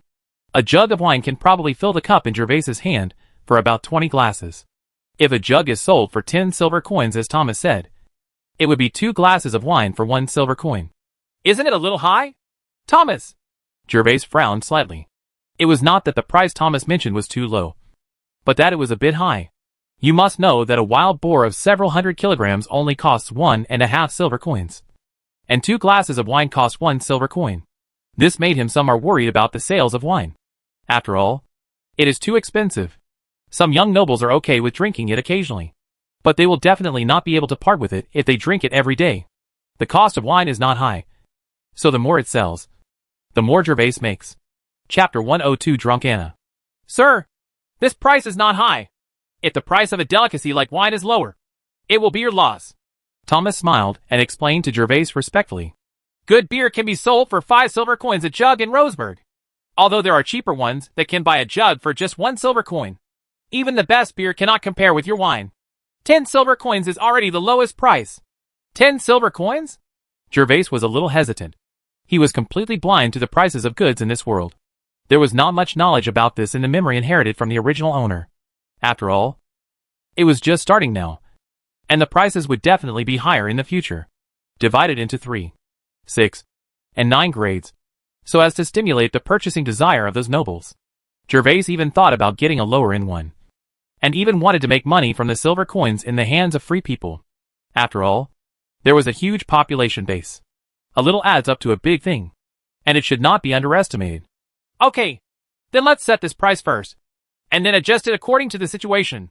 Suddenly, an idea flashed across Jervas's mind, and he remembered that grapes can be either sweet or sour, and grapevines can be big or small. It would not be too late to plan prices according to the situation. Yes, sir. Thomas, please write it down and notify the entire territory tomorrow that you can pick this kind of wild grapefruit and bring it to the castle. The castle will pay for it. 10 pounds per copper plate. Don't break the top of the grapes when they are delivered. They must be ripe. Yes, and those vines are not allowed to be damaged. If anyone is found to damage the vines privately, he will be punished with 10 lashes. The grape business was on the agenda, and Jervas became excited. So the price also increased a lot. Grape trees are low and not difficult to pick. A vine may weigh dozens of kilograms. So as long as the serfs found the wild grapevines are a huge amount of income. After the serfs finished picking the grapes, Jervas plans to transplant some large grapevines to plant near the castle. Yes, sir. I will personally explain them tomorrow. Thomas already knows the delicious taste of wine, and of course, he does not dare to neglect it. He can imagine that once wine is known to other nobles, it will definitely become their new favorite. Oh, kindness. Just when the conversation between Jervas and Thomas was about to end, the sound of a human body falling to the ground was heard in the restaurant. Jervas and Thomas were confused and quickly turned to look, only to see Eula squatting on the ground, holding his hands on the ground. He was shaking against the wall and preparing to stand up. His face had turned red, although it was not as obvious as Anna just because of his skin. He was definitely drunk. I'm going to get really drunk. Seeing Eula's swaying appearance and his red face, Jervas was a little speechless. He just thought that it would be fine if he had less than 1 drink, but he didn't expect that he was still drunk. Although the alcohol content of the wine was not high, it had a lot of stamina. Jervas didn't know that for Eula, who had never drank wine. It was just a glass of something. My lord. Eula staggered and tried to get up from the ground, but his body was still swaying and he had no strength. At the same time, he also knew that he had lost etiquette in front of Jervas. He wanted to apologize, but he felt that his speech was a little awkward and his head was dizzy. Okay, no need to say more. Let's go and rest first. Seeing Eula like this, Jervas could only smile bitterly. He gave her the wine, and it was probably the half cup at the back that made her drunk. Jervas quickly stepped forward, grabbed Eula's arm, lifted her up, and then stabilized Eula's body. Anna, send Eula to her room to sleep quickly. After stabilizing Eula, Jervas turned to look for Anna, ready to let Anna help Eula go to her maid dormitory to rest. Unexpectedly, when Jervas turned his head, he saw Anna was also shaking, with a small white body. His face was already red, and even his fair neck became red. When Anna heard Jervas calling her, she turned around slightly. As a result, she lost her balance and fell into Jervas's arms. In an instant, Jervas was thrown into the arms of the little maid. I'll go. If I had known, I wouldn't have let you drink. Gervais had no choice but to give them a second drink because of his own doing. Now the two little maids were drunk and couldn't even stand still. Thomas, take the jar of wine and my cup to the study, and I'll send them back to rest. Although Gervais now enjoys the feeling of these two little maids hanging on him. We are gentlemen and never take advantage of others. Moreover, this mistake was caused by ourselves. Of course, we have to send them back to rest in person. As for Thomas, just hold your own wine jar. Yes, sir. When Thomas saw the two maids leaning against Gervais, he immediately looked at his nose and heart. He was not prepared to step forward to help, nor was he prepared to summon other servants. Instead, he pretended not to see them and drank from the cup. There were still a few sips of wine left. After hearing Gervais's instructions, he responded weakly. After receiving Thomas's answer, Gervais did not stay long. He held Anna's waist with his left hand and Eula's arm with his right hand, and slowly walked towards the outside of the restaurant. Fortunately, Gervais was strong enough. Otherwise it would be really difficult for him to lift the two drunken maids by himself. Ura's room was on the first floor of the castle, so Gervais quickly sent Ura there, followed by Anna. Since Anna became Gervais's personal maid, her resting place has been arranged on the third floor. There is a room specially prepared for personal servants, which is now occupied by Anna. My lord, I'm sorry. While swaying, Anna was supported by Gervais and walked up the stairs. But she still had some consciousness and admitted her mistake to Gervais as she walked. It's okay. I asked you to drink it. You can rest peacefully later. There's nothing to do at night anyway. Gervais looked at Anna's rosy little face, smelled the aroma of wine, and replied softly to Anna. My lord, you are so handsome. Suddenly, she didn't know whether she was drunk or emboldened by the drunkenness. Anna underestimated the words in a voice that was softer than a mosquito. What? Gervais opened his eyes wide and looked at the cute little maid Anna, wondering if he heard wrongly. However, when he looked at the little maid had closed her eyes, as if she was drunk and unconscious. It's just that the fair neck became even more blushing. This is the first time Gervais has received such a compliment. Although he was a bit handsome when he was on Earth, he had no money. No one has ever praised him like this. Especially for such an innocent girl. This is not Earth. Female children are basically as simple as paper. To be able to say something like this is definitely from the bottom of my heart. Seeing Anna's appearance, Gervais stopped asking any more questions. Although the little maid spoke in a low voice, he could hear her clearly. However, it was hard for him to believe that the cute little maid had always behaved herself and looked weak. The maid would say such a thing. So she was a little surprised, thinking that she was a servant.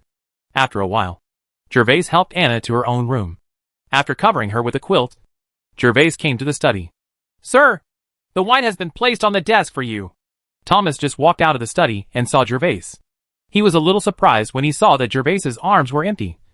But he didn't dare to ask more questions and immediately saluted Gervais and said, Thank you for your hard work. Thomas, go and do your work. I'll go to the study and read for a while. Gervais did not notice Thomas's strangeness, nodded to him, and walked into the study. Chapter 103 The Second Prince Chat. The royal capital of the Principality of Xi'an is also called Jin City. Xi'an City can be said to be the largest and most prosperous city in the Principality. At this moment, in the palace of Jin City, King Lawrence, who is in his 50s, is reading letters from nobles from all over the world in a magnificent palace. Although he is already in his 50s, as a high-level golden knight, Lawrence, it can be said that it was the time of year, and his brows all revealed the majesty of having been in a high position for a long time. Lawrence's title is actually just that of a Grand Duke, and it is actually slightly inappropriate to call himself king. However, since the split of the former kingdom, no one cares whether this is in compliance with the system. Only fists are the rule. Your Majesty the King, the second prince wants to see you. Just as King Lawrence was looking at the letter attentively and making comments from time to time, an attendant walked in outside the door and reported to King Lawrence in a low voice. Let him in. King Lawrence heard the servant's words and didn't even raise his head. He was still focusing on annotating the letter in his hand. He only opened his mouth slightly and responded to the attendant in a low voice. Yes, Your Majesty. The attendant did not dare to neglect, saluted quickly, and then carefully exited the palace with his head lowered. Father! Not long after the attendants exited, a tall and handsome man wearing a silk dress came in. This man was none other than Prince Charter, the second son of King Lawrence. Prince Chat took powerful steps and gracefully arrived at the long desk of King Lawrence's office. Seeing that the king was annotating letters, he bowed respectfully to the king and shouted, "Chat! What else is going on at this late hour?" Hearing his son's cry, King Lawrence finally put down the letter in his hand and raised his head to look at Chat. "Father! I heard that Alice sent someone to write to the capital. I wonder what it is about. Does she regret it?" Seeing Lawrence looking at him, Chat didn't dare to look at him. When he was about to meet Lawrence's eyes, he immediately lowered his head and asked respectfully, "Bang. "Didn't I tell you not to worry about her anymore? You worthless waste." Just after listening to what Chat said, Lawrence slapped his palm hard on the well-crafted office table. The strong and heavy long table suddenly made a loud noise, followed by a stern sound from Lawrence's mouth, scolding. Chat, who had his head lowered, trembled when he heard Lawrence's question. Fortunately, Lawrence was his father in addition to his title of king, so he continued to reply in a low voice. "Father! The child knows that he is wrong. The child is just I couldn't help but ask my father not to be angry." Humph. Don't focus on a woman who has such a well-informed information channel. Pay more attention to other things. How could I have given birth to a waste like you? I asked you to get close to her. You have spent 2 years and made no progress at all. Lawrence heard Chat's confession and his trembling body. After thinking about it, he was his son after all, and the anger in his heart was extinguished a lot. He said a few words in a nonchalant manner, and then took it from the table. He picked up an envelope and threw it in front of Chat. See for yourself. You should learn more from your brother. Don't just eat, drink and have fun all day long. When you graduate from the academy in 2 years, I will make you the only Marquis of the Principality of Jean. Yes, Father. Chat didn't dare to neglect and quickly bowed to Lawrence, then hurriedly picked up the envelope dropped by Lawrence from the ground, opened it and checked it. After Chat opened the envelope, he began to look at the contents. This letter was exactly what Alice had ordered Lena to send to the royal capital. It told that Viscount Lanny had broken through the unspoken rules of the nobility, illegally built a camp in the buffer zone to station soldiers, and requested the king to issue an order to Lanny, dismantle the camps within the buffer zone, withdraw soldiers, and eliminate possible conflicts between the two sides. Father, how are you going to handle this matter? After Chat read the letter carefully, he put the letter back into the envelope and respectfully placed it back in front of Lawrence's long table. How else can we deal with it? There are laws of the kingdom. I will send it to the administrator for them to deal with it later. After Chat read Alice's envelope, Lawrence continued to review other envelopes. Although he was not a qualified monarch regarding the Jones family, he was a diligent king for the entire principality. After hearing Chat's question, Lawrence answered Chat angrily. Chat was not surprised to receive Lawrence's answer. Although his father coveted the Jones family's wealth and land, he only wanted to use some ingenious means to obtain it, and would not show any favoritism on these small issues. It was unfair. His reputation as a king. Father, I think this is a great opportunity. Chat lowered his head, thoughts swirling in his head, and a cold light flashed in his eyes. He hated that bitch who didn't know how to appreciate others. It was that bitch who made him the laughing stock of the entire capital. Even Lanny didn't have to use it this time. Bribe him with gold coins. And if he knows the news, he will try his best to trip up that bitch. Since the Jones family does not obey the marriage arranged by you, it means that they do not regard you as a true monarch. If you cannot show your proper attitude, I will worry that other nobles will have different intentions. After Chat finished saying these words, Lawrence, who seemed to be concentrating on reading the letter, finally made a move, slowly put down the letter, and glanced at Chat with a stern look for a while. But Chat was just like before, lowering his head.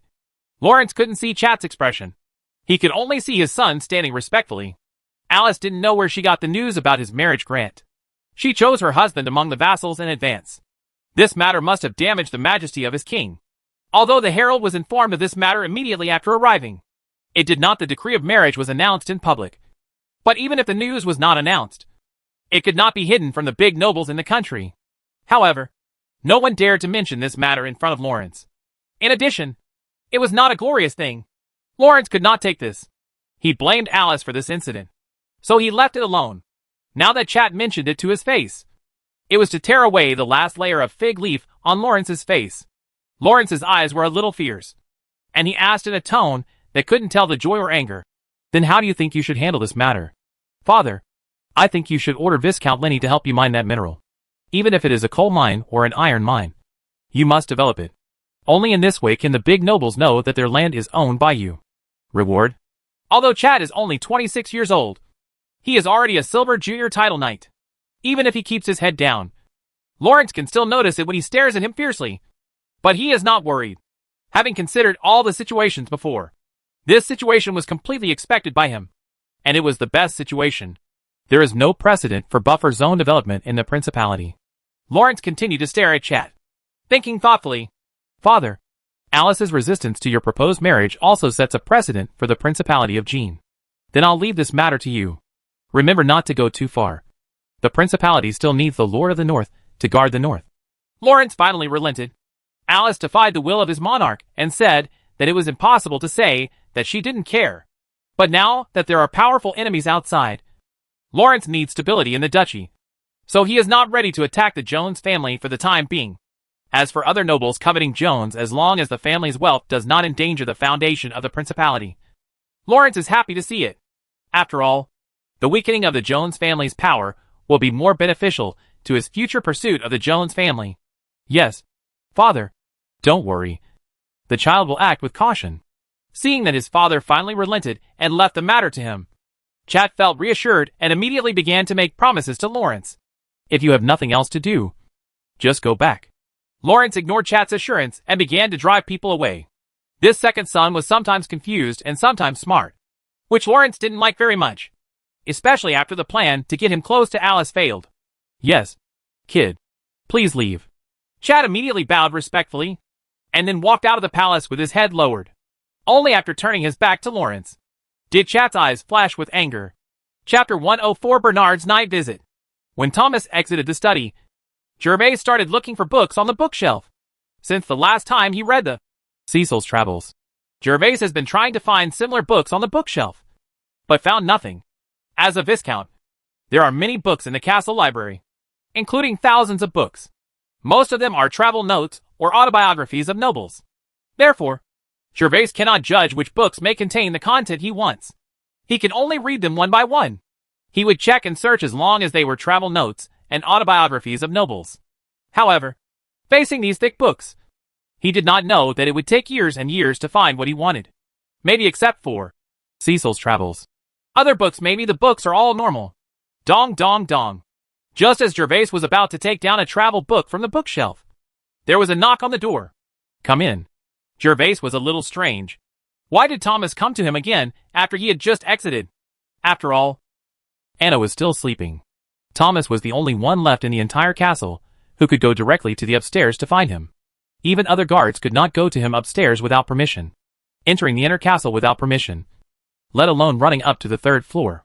Sir, the guards reported that the town's blacksmith is outside the castle, and he said he wants to see you. Thomas slowly opened the study door, walked in from the outside, came to Jervas and bowed respectfully, and then reported the matter to Jervas. Bernard the blacksmith? Jervas was thoughtful, and there was some speculation in his mind that Bernard still came to see him so late. Bring him to the study and bring him a cup. Yes, sir. Thomas responded quickly and quickly exited the study. Since there were visitors, Jervas gave up his plan to read, went to the sofa in the study and sat down, took the wine to the square table next to the sofa, poured himself a glass of wine and waited patiently. Sir, Bernard the blacksmith has been brought to the door of the study. After a while, Thomas walked in alone. Well, let him come in, and you can go and do your own thing. Yes, sir. Thomas carefully placed the cup he had just brought on the square table, then bowed respectfully and continued to leave. The etiquette of nobles in this world is very complicated, although Jervas is very casual. That is because Jervas is a Baron Seignior. He can do whatever he wants in his castle, but outsiders or servants must abide by these etiquettes. When guests come outside the study, Thomas had to inform him in advance and get Jervas's confirmation again before he could enter the private space of a nobleman like the study. Lord Seignior, please forgive me for disturbing you so late. After Thomas exited, Bernard entered the study with permission. He didn't look around curiously, and didn't feel restrained. He just walked quickly to Jervas and saluted respectfully to Jervas. Ha ha. No need to interrupt. Mr. Bernard, sit down and talk. You came at the right time today. I got something good today. It just so happens that you can come and have a taste. Jervas attaches great importance to talents, and is very happy to have a courtesy corporal. Thanks to the memory of the earth, he can perform well without pretending. After all, the nobles in this world are used to being aloof. Even if someone wants to be a courtesy corporal, nor can he be as natural as Jervas. As Jervas spoke, he took a spoonful of wine and poured it into the cup Thomas brought. Thank you, Lord Seignior. After hearing Jervas's words, Bernard stopped being polite. After bowing and thanking him, he respectfully sat on the sofa on the side. After sitting down, he took a look at the jar on the table. When he entered the room, it was already he smelled a special sweet smell. But he was a person with strong self-control. He didn't even take a look at the source of the alluring fragrance before sitting down. Come on, have a taste. After Bernard sat down, Jervas saw Bernard's movements. A smile appeared on his lips. And then he placed the wine that had just been poured in front of Bernard. Bernard was the only one Jervas could not see through. Even the alchemist Brian did not give Jervas such a feeling. This gave Jervas some illusions. Ordinary people should be as unthreatening as children in front of the titled knight. But Brian did it made Jervas feel like a black hole with no bottom. But Jervas was very sure that Bernard was not a titled knight. Thank you, Lord Seignior. Jervas was able to hand the cup to the square table in front of him, which no longer regarded Bernard's status as a low-level civilian. For this, Bernard sincerely thanked Jervas again, and then took it. He picked up the wine on the table and drank it. There is no doubt that wine is delicious. Even though Bernard, who has always been calm and unhurried, his eyes lit up after tasting the deliciousness of wine. He was reluctant to put down the glass and tasted it for several times before giving up. Lord Seignior, is this wine? After taking a few sips and savoring it carefully, Bernard finally spoke in surprise. Yes, golden wine. I only have it here. The castle will make and sell this wine in the future. Jervas nodded and smiled and answered Bernard. Feeling that he was more than polite, he started asking about business. Bernard, I wonder why you came to see me tonight. Praise for your good fortune, Lord Seignior. After sincerely praising Jervas' evidence, Bernard straightened his body. The surprise on his face faded, and he slowly stated the purpose of his trip.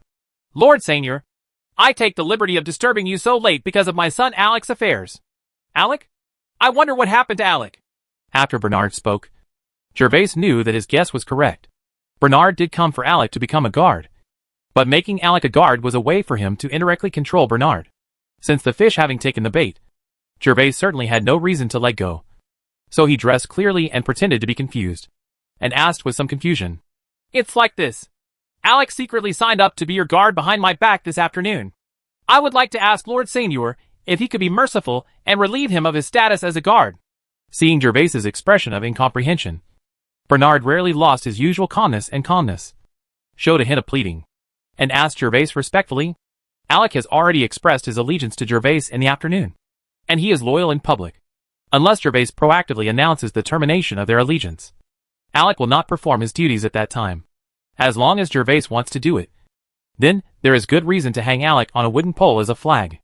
Oh, Alec actually hid it from you. I thought you agreed. My men were originally going to eliminate him, but Alec himself was unconvinced and made trouble there. I think he is your son, so I gave him. He took an opportunity and specially recruited him. For this reason, my number of guards increased from 30 to 31. I didn't expect it to be self-defeating. It's just that Alec likes to be a guard so much, and becoming a guard is no worse than blacksmithing. How can you object? Only then did Jervas seem to suddenly realize it. He briefly mentioned what happened at noon and began to ask about the reason. Sir, Alec is my only son. If he doesn't follow me in blacksmithing, our family's blacksmithing skills will be lost in my generation. Bernard had learned in detail how Alec became a guard from the vivid stories of his neighbors. So he came to the castle so eagerly to ask Jervas to relieve Alec of his allegiance and status as a guard. Bernard, this is your fault. Alec's ideal is to become a noble. Do you think it is better to be a blacksmith or to become a noble? Besides, Alec is born with supernatural power. If he only forges iron, he will be a blacksmith for the rest of his life. Chapter 105 The Hammer Family. From Bernard's words, Jervas finally heard some information. He is now basically certain that Bernard is a descendant of that family. Otherwise, you, a stinky blacksmith, would dare to talk about inheritance in front of a noble lord. The job of a guard is not as good as that of a blacksmith. The noble master will beat you every minute until you don't even recognize your parents. After confirming Bernard's identity, Jervas would not let go. After thinking about it for a while, Jervas issued a blank check that he thought was very tempting. I will not treat them badly when they work under me. If anyone does an outstanding job, I am ready to teach him the method of fighting cheat cultivation. And Alec's current performance is very satisfactory to me.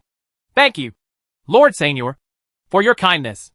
Lord Seignior is really courageous. Bernard heard that Jervas was willing to use the fighting spirit training method to reward his subordinates. And he really admired Jervas. After all, fighting spirit is the cornerstone of the nobility in this world to maintain their rule. The nobles can reward their heroes with gold and silver coins. But fighting spirit, there are very few cultivation techniques. However, although Bernard's words were beautiful, he still didn't want Alec to become a guard. So he took a sip from the wine glass and then continued to say respectfully to Jervas, Sir Seignior, your courage and quality are second to none among the nobles. This is what I have seen in my life. Lord Seignior, please forgive my offense and allow me to tell you a story. Before the kingdom was divided, the king personally ennobled the surname of a blacksmith. That was the surname Hammer. This was unprecedented and unique for the entire kingdom. The man who was given the surname Iron Hammer by the king was also canonized as a viscount, and his territory was less than 100 miles outside the royal capital. Bernard began to tell the story he told. Listening to Bernard's story, Jervas was not angry, but a little excited. Bernard's story completely showed that there was really an excellent blacksmith hidden in his territory, and there is still a blacksmith with a heritage. So Jervas drank wine and listened quietly. He also wanted to know more about the Iron Hammer family. After all, there were only a few records about this family in the books, and it seemed that they had been deliberately deleted. Generally, the blacksmith who is awarded the title of viscount is called Habu. The method of mixing mithril and ordinary iron is what he dedicated to the kingdom. The king of the kingdom got this secret recipe, combined with sharp soldiers and sharp armor. Within a few years, the mainland was included in the territory of the kingdom. It was precisely because of this meritorious service that Habu directly became Viscount Habu Iron Hammer as a civilian. Later, he obtained the method of cultivating fighting spirit from the king and became a high-level silver knight. In the year 205 of the Gregorian calendar, the king died suddenly, and the kingdom was divided. The strange thing is that Viscount Habu also disappeared quietly at this time. Although Viscount Habu disappeared, and the kingdom was divided, Habu's descendants and those who master the production of mithril equipment are still popular. They are favored by every noble. Their status has not been affected by Habu's disappearance, and the fall will only increase to a higher level, because their mithril technology will no longer be controlled by the king. Just when the lives of people after Habu were getting better and better, an archbishop of the church found these descendants of Habu, and invited them to the holy city to help make mithril equipment for the paladins. In the eyes of those descendants, come, this is a glorious thing, because I have never heard of anyone being able to go to the church's holy city before. Habu's descendants all happily agreed to the church's invitation and went to the holy city. But they didn't know that once they leave, they have no hope of returning. At that time, almost all the descendants of Habu were sent out. Only one person delayed his departure for 3 days, because his wife was about to give birth. However, that person overheard the conversation of 2 church personnel who were waiting for him. The church will after Habu's descendants took them to the holy city. They would not let these people return home again. The descendant of Habu who learned about this incident prepared to run away. But the matter was revealed. He was hunted down by the church on the way. The descendant's wife was killed on the way to escape. Only this descendant brought his child, who was only a few days old, escaped, and in the following years, continued to use secret means to make the method of mithril forging public. Bernard kept telling this story for a long time. When he told this story, his face remained calm, as if this was really someone else's story. After finishing speaking, Bernard raised his wine glass and poured out the rest of wine in one gulp. However, Bernard was calm, but Jervas was no longer calm, although Bernard did not specify who the descendants were. At this time, all fools knew that the descendants with Habu were Bernard and Alec. The two are just about the same age, and a blacksmith as versatile as Bernard actually lives in this remote and poor territory of his. What made his hair stand on end was that, according to what Bernard said, the church was not as kind as it seemed on the surface. Combined with Noshan's words last night, Jervas felt that the church was like a large black hole. Mysterious and mysterious. Danger. So, Lord Seignior, I beg you to have mercy on you and terminate your allegiance to Alec. I know this is rude, but I am willing to build those mithril equipment for you for free, as compensation for my offense to you. After Bernard finished telling his story, He raised his head slightly and asked Jervas again. Since you said so, Bernard, I am not an unreasonable Seignior. You can ask Alec to come to me at the castle tomorrow. I will terminate his allegiance contract in public. And you don't have to stay in my territory. Worried about safety issues. There is no church or priest in my territory. Jervas was slightly moved when he heard that Bernard waived the processing fee for mithril equipment.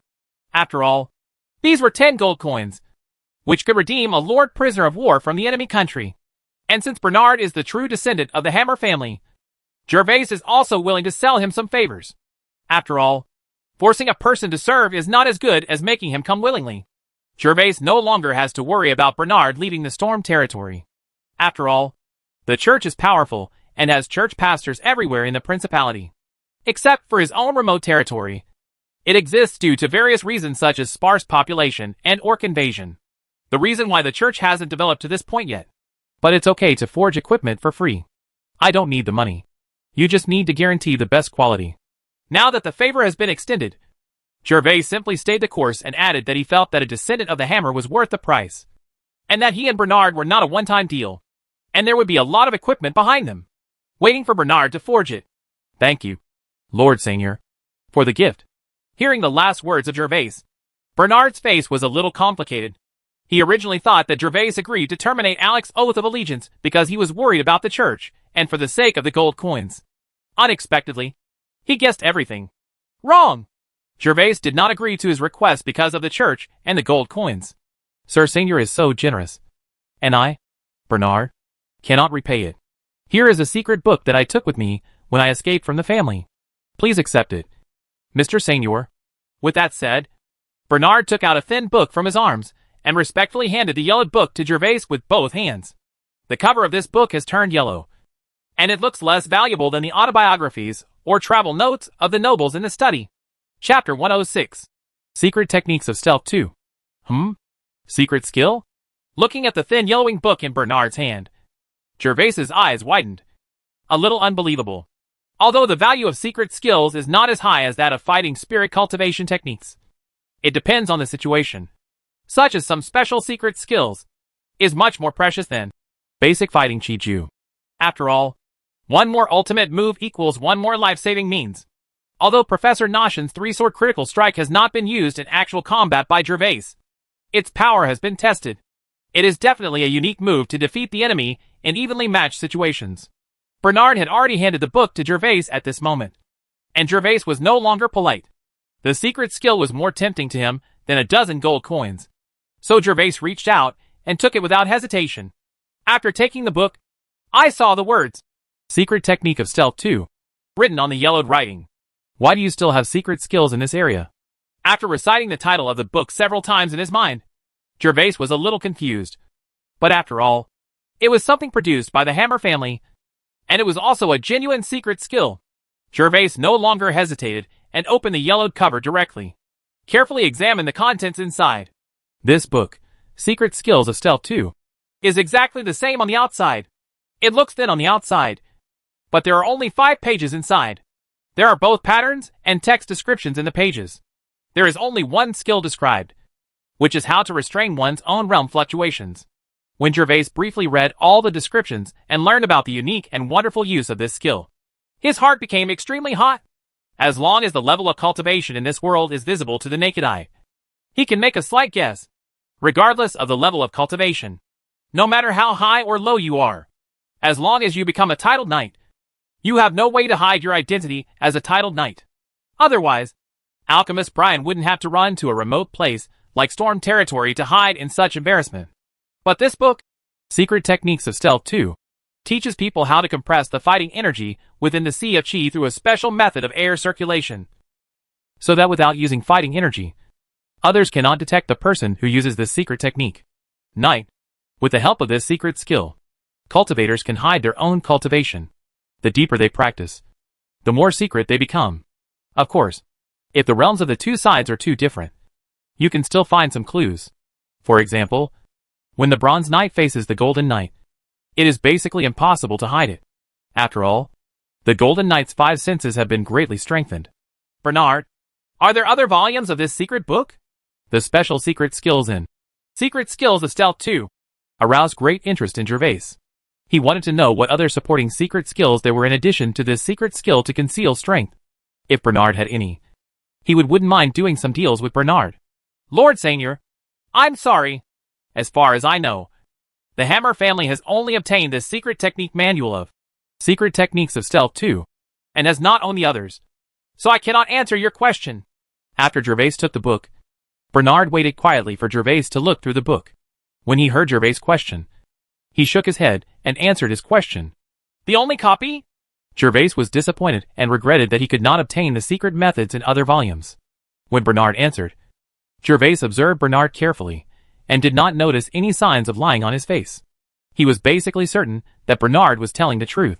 This secret book was indeed just a secret. This is the only copy. Bernard, have you ever practiced this secret technique? Suddenly, Jervas thought of a terrifying possibility. He stared at Bernard closely and felt a chill on his back. Lord Seignior, I have indeed practiced. Bernard looked at Jervas's expression and knew that Jervas must have noticed something. But he did not show any other signs. His expression was still calm. When he took out this unique copy, he thought that Jervas would have noticed it. So I wasn't prepared to hide it. Hiss. Jervas took a breath of cold air. This damn world is really dangerous. He originally thought that Bernard was just an excellent blacksmith with an extraordinary surname. But he didn't expect that he also hid his strength. If he was like other nobles generally speaking, if you treat Bernard like a commoner, you will definitely suffer a big loss.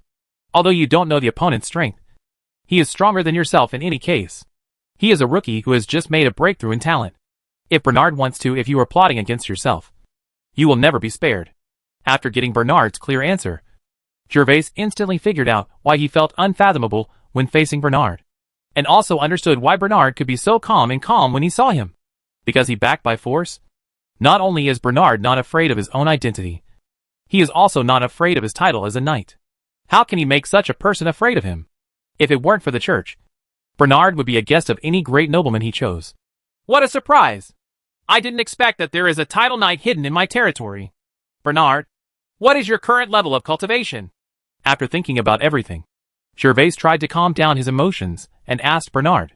However, Bernard did not answer Jervas's question with words.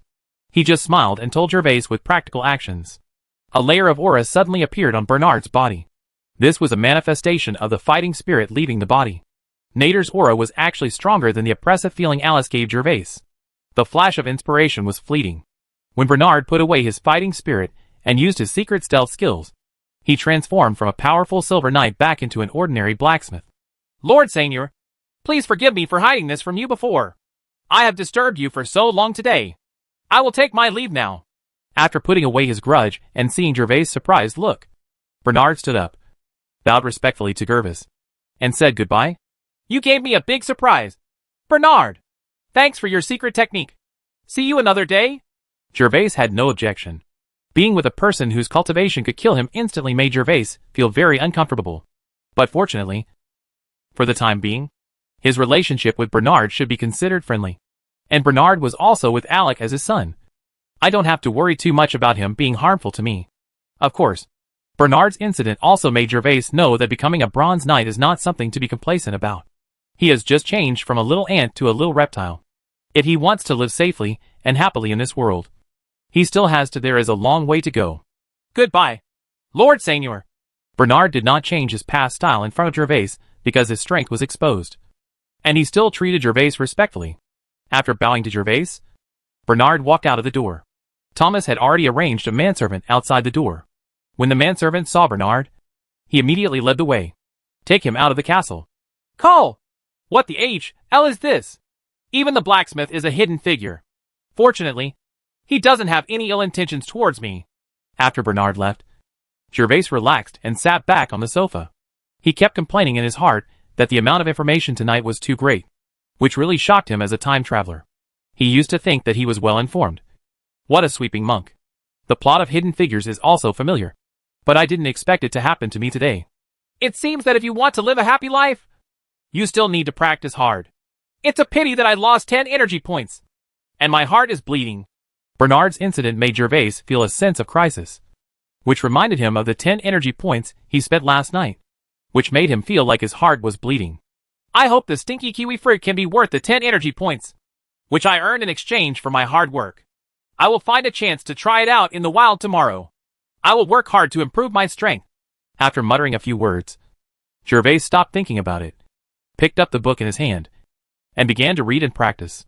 This secret skill of concealing strength has no attack power, so there is no need to go to the training space. Jervas can practice it while sitting in his study. Jervas saw the terrifying effect of this secret skill from Bernard. Jervas estimated that Bernard had practiced this secret skill to a very high level. Otherwise, how could a silver knight disguise himself as an ordinary person?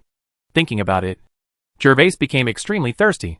So he opened the book and couldn't wait to practice according to the descriptions in the pictures and texts. Chapter 107 Preparing for Troop Training. The next morning, Jervas got up early. The guards recruited yesterday will gather today. Jervas is going to train them personally for a period of time. After all, they are his own soldiers and are crucial to him and the territory. There is no room for carelessness. Another thing is that Jervas is obsessed with the smelly purple kiwi fruit. He plans to find a small animal today to test whether the purple kiwi fruit is poisonous. If it is not poisonous, in order to recover the loss, he covers his nose, and I'm going to take a few bites to try it out. Thousands of gold coins can't be wasted like this. After a night's sleep, Anna's little maid was completely awake when Jervas pulled the rope and rang the bell to call. Anna's little maid entered the bedroom with a red face, saluted and apologized to Jervas for a long time, and confirmed that Jervas after C didn't mean to blame.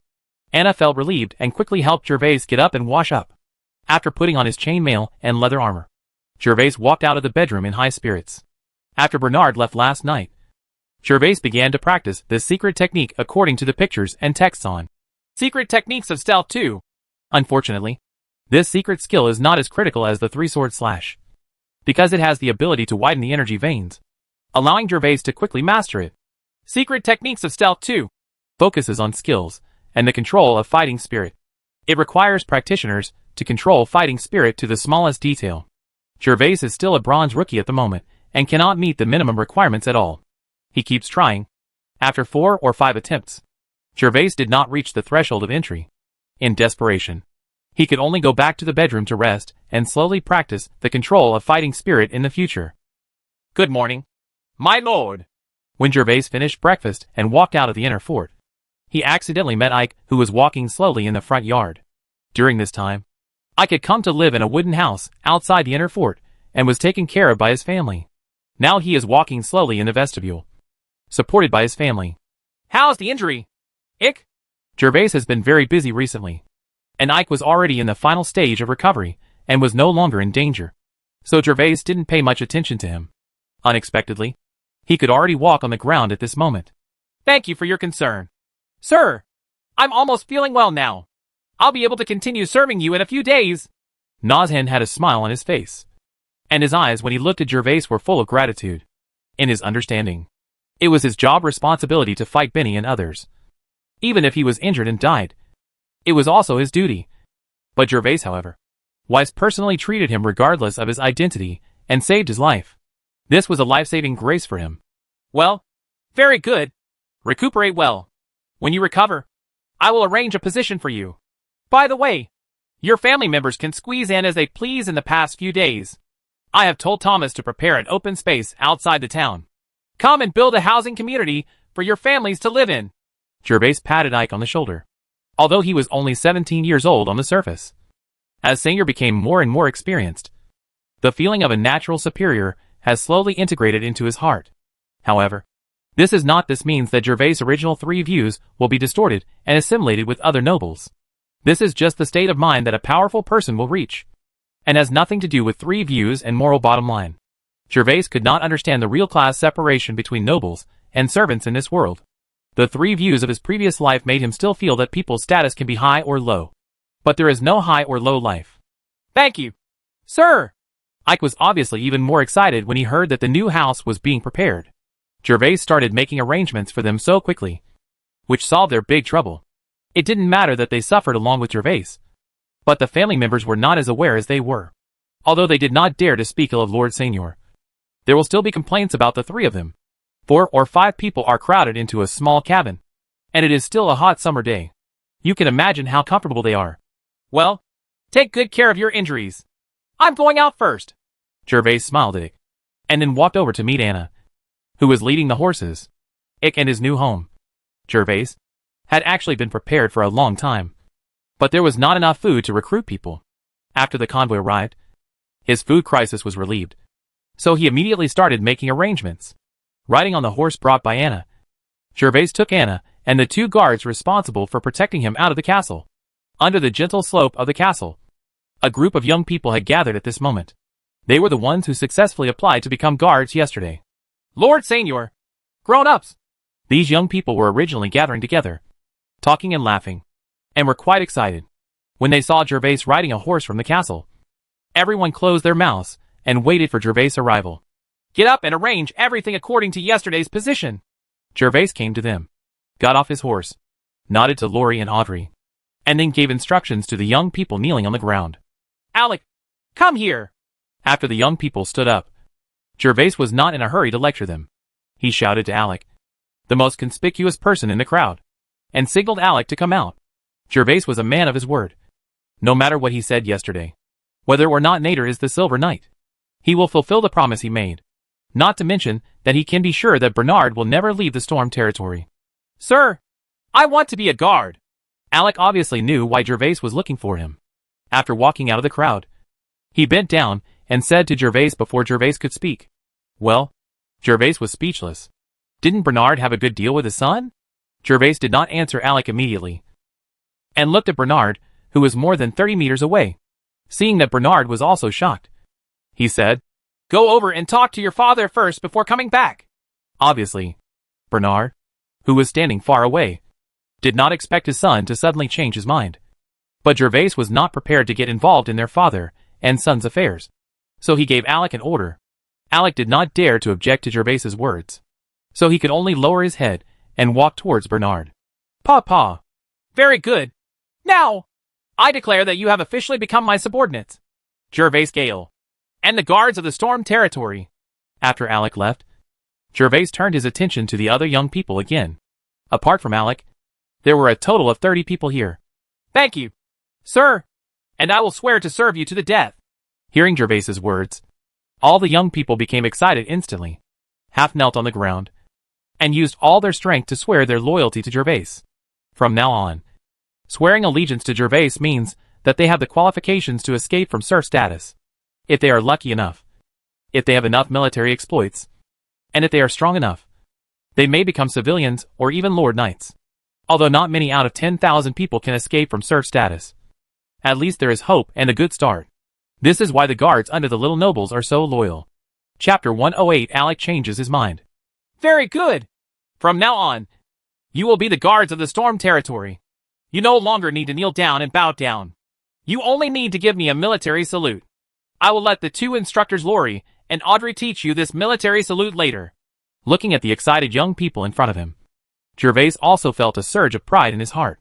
From now on, these guards will become the sharp blade in his hands and his strong shield. These guards will not hesitate to point at the front, fighting forward for Jervas. When these young men become guards, they enjoy generous salaries, high status, and family subsidies. It can be said to be a rare job, but at the same time, they also need to be absolutely loyal to Jervas. Even if there is a cliff ahead, then they must also rush forward without hesitation. If they disobey orders, there will be only one consequence, and that is death, not only for themselves, but also for their families. Now get up and line up in 2 lines and wait for my orders. After the training, Jervas looked at Alec and Bernard, only to find Alec arguing with Bernard about something with a red face. So Jervas walked over. I want to become a guard. I don't want to forge. I want to make meritorious deeds. I want to become a titled knight. When Jervas came close to the 2 of them, he heard Alec's roar. This was exactly like a rebellious teenager disobeying his parents' discipline. I guess Alec didn't know that his father was a Silver Knight. Otherwise he would definitely not leave the near for the far. Bernard, let's talk. The recruits over there have been assembled. Of course, Jervas didn't have much time to wait here. So he took the initiative to call Bernard and prepared to talk to him to see if it was possible to solve the matter. Alec was born with supernatural power, and Jervas, he is very optimistic about it. And if he can be allowed to join, Jervas will be very happy, especially since he also has the father of a Silver Knight. Grown-ups, Lord Seignior. After hearing Jervas's words, Alec and Bernard discovered that Jervas had come close. They both saluted Jervas. Although Alec was blushing at the moment and had a thick neck. Facing Jervas, it immediately calmed down again. Jervas nodded to Alec and walked aside with Bernard. Only then did Jervas ask, Bernard, did you not talk to Alec last night? Last night, Bernard was able to find him to terminate Alec's allegiance. He must have settled Alec. Otherwise, he would not have come to him first. Lord Seignior, it's hard to explain. When I came to see you last night, the boy Alec didn't say a word, thinking that I couldn't even enter the castle.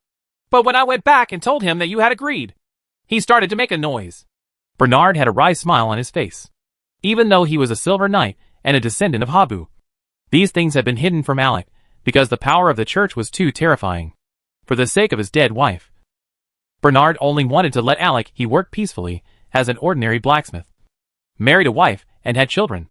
Unexpectedly, it backfired. Alec didn't like the profession of blacksmith. He wanted to become a guard and make great achievements. Bernard, to be honest, everyone has the right to choose their own path in the future. Even if you stopped Alec from becoming a guard today, do you think he would be willing to remain a blacksmith? Bernard Jervas understood what he meant. That is, he hoped that Alec would be an ordinary person and would not attract the attention of the church. After all, he spread the secret of how to make mithril equipment, which could be said to have completely offended the church. If Alec shows up, there is no guarantee that he will not be discovered by the church in the future. However, Jervas feels that Bernard's ostrich mentality is terrible. Is it really good to be lost among all living beings? Now Alec still has Bernard's protection. But when Bernard, what will happen after Nader dies? People's situations are always changeable. If you are worried that the craftsmanship of the Habu family will be lost, I can find children in the territory to be your apprentices. And I can also continue the inheritance of your Habu family. Alec, don't worry. Since you have become my guard, I will definitely take a fancy to him. Well, Bernard has the cultivation of the Silver Knight and is not an indecisive person. Otherwise, he would not have been able to escape the pursuit of the church. However, all his love for his wife was poured into Alec. He was afraid that his palm would fall. So he never dared to tell Alec everything because he was worried that Alec would have other ideas. Alec, you have grown up. Everything is up to you. Knowing that Alec already had his own will, Bernard turned around and said something to Alec, then bowed to Jervas and walked lonely towards Benhai town. Let's go. Let's start training. What else are you watching? Isn't this your own decision? Looking at Bernard's disappointed back, Jervas shook his head. Although comforting Bernard also contained selfish motives, such as arranging for people to go to the blacksmith shop to study. Jervas also understood Bernard's mood. The child grew up. I believe every parent will be disappointed if he has to fly away. Yes, sir. Alec's face had returned to normal at this moment, but his eye circles were a little red. He was not as happy as he imagined because of his freedom. After hearing Jervas's words, he reluctantly looked away from his father's back. Do you know what is the most important skill in being a soldier? When Alec returned to the queue, Jervas looked at the people below and asked loudly. Martial skills. Fencing. Courage. The 31 guards stood up straight. When they heard Jervas's question, they all whispered to each other. Some of the bolder ones raised their hands and shouted loudly. Of course, the answers were varied. Jervas asked about skills. Some people's answers are totally wrong. Wrong! Jervas did not interrupt the whispering of the following recruits, because he would slowly teach these rules later, and letting them talk a little now would help them integrate faster. Listen now. The most important skill for a soldier is running. Buzz, buzz, buzz. In an instant, the recruits below exploded. It was unbelievable that the most important skill of a guard was running. And this was said by Seignior. You heard it right. And I said it right. It's incredible. Isn't it? Jervas glanced at the faces of all the recruits and saw that they all looked confused before continuing. The benefits of practicing running. Let me tell you now. Running can make your march easier, make you faster when chasing the enemy, and even when you are running for your life, you can escape faster than others. After Jervas mentioned 3 benefits in one breath, the recruits below were a little confused. Running has such benefits. As a guard, shouldn't you practice martial arts? Spears and swords? Especially when Jervas said to escape. The recruits below became even more confused. Lord Seignior actually taught them how to be deserters. Of course. Escaping can only be carried out after receiving an order. If there is no order to retreat, behead. Jervas didn't care whether they really understood it or not. Seeing that everyone was in a daze, He continued to shout loudly. Do you all understand the benefits of running now? Understood, sir. Everyone answered subconsciously. Louder. Haven't you eaten? Understood, sir. Chapter 109 Birdie. Very good. I understand. Let's start running now.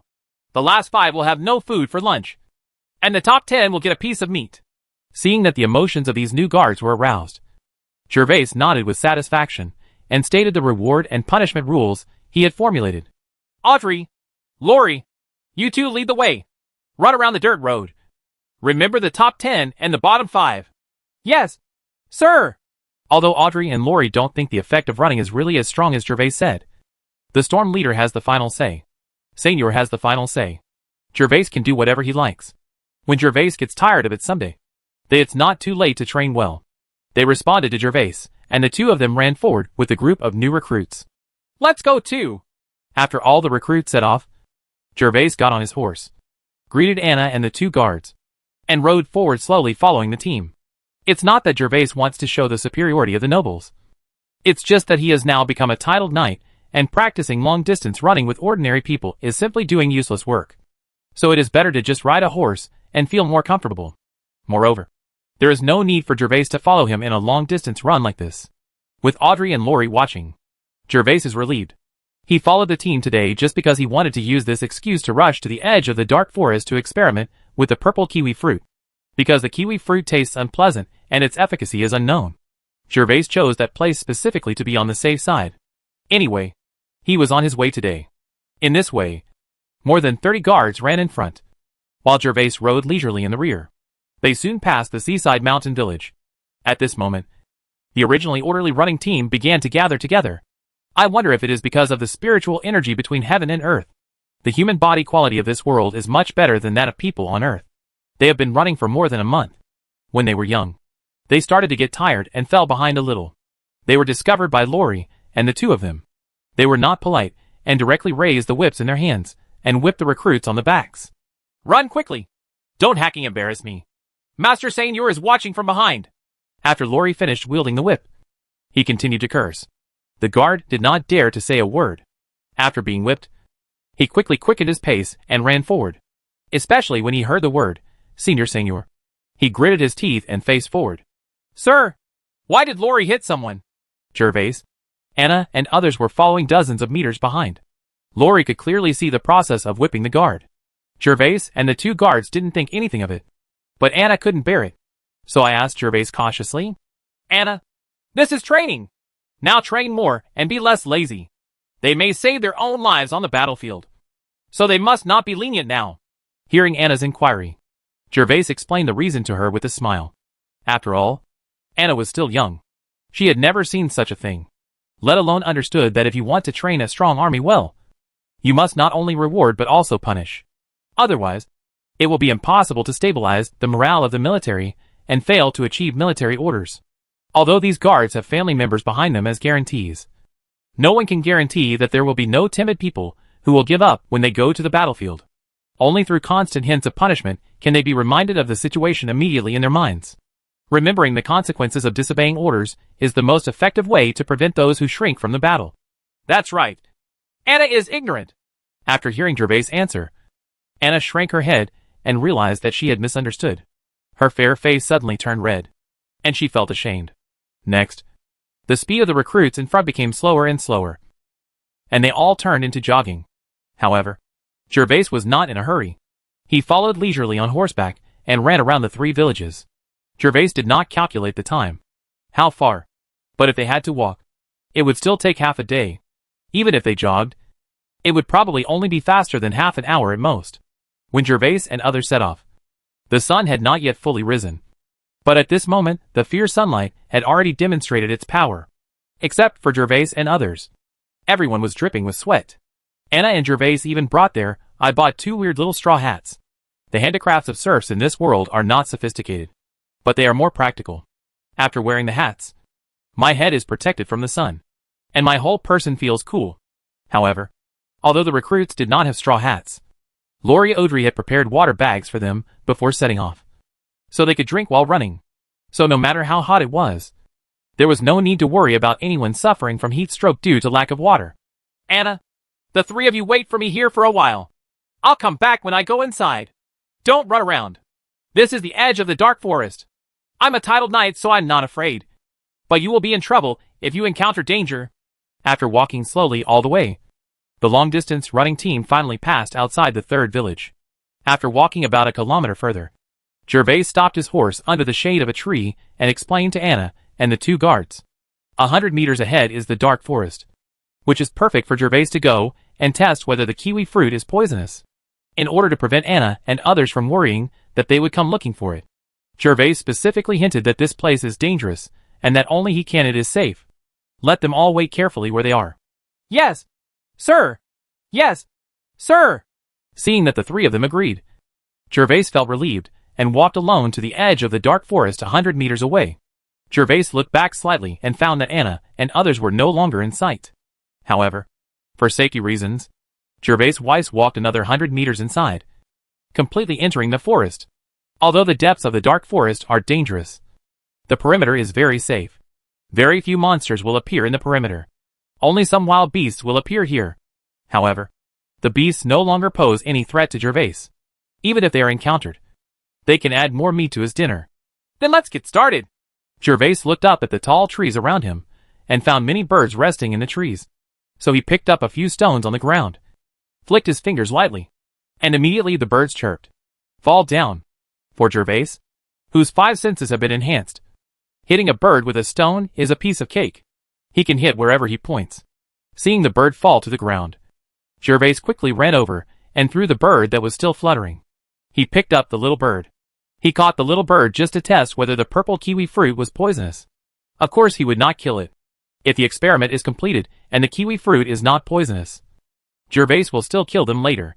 Let go. To be on the safe side, Jervas did not stop, but shot 2 birds in a row until all the nearby birds were frightened and flew away. Don't scream. It might be your chance. This purple kiwi fruit is worth thousands of gold coins.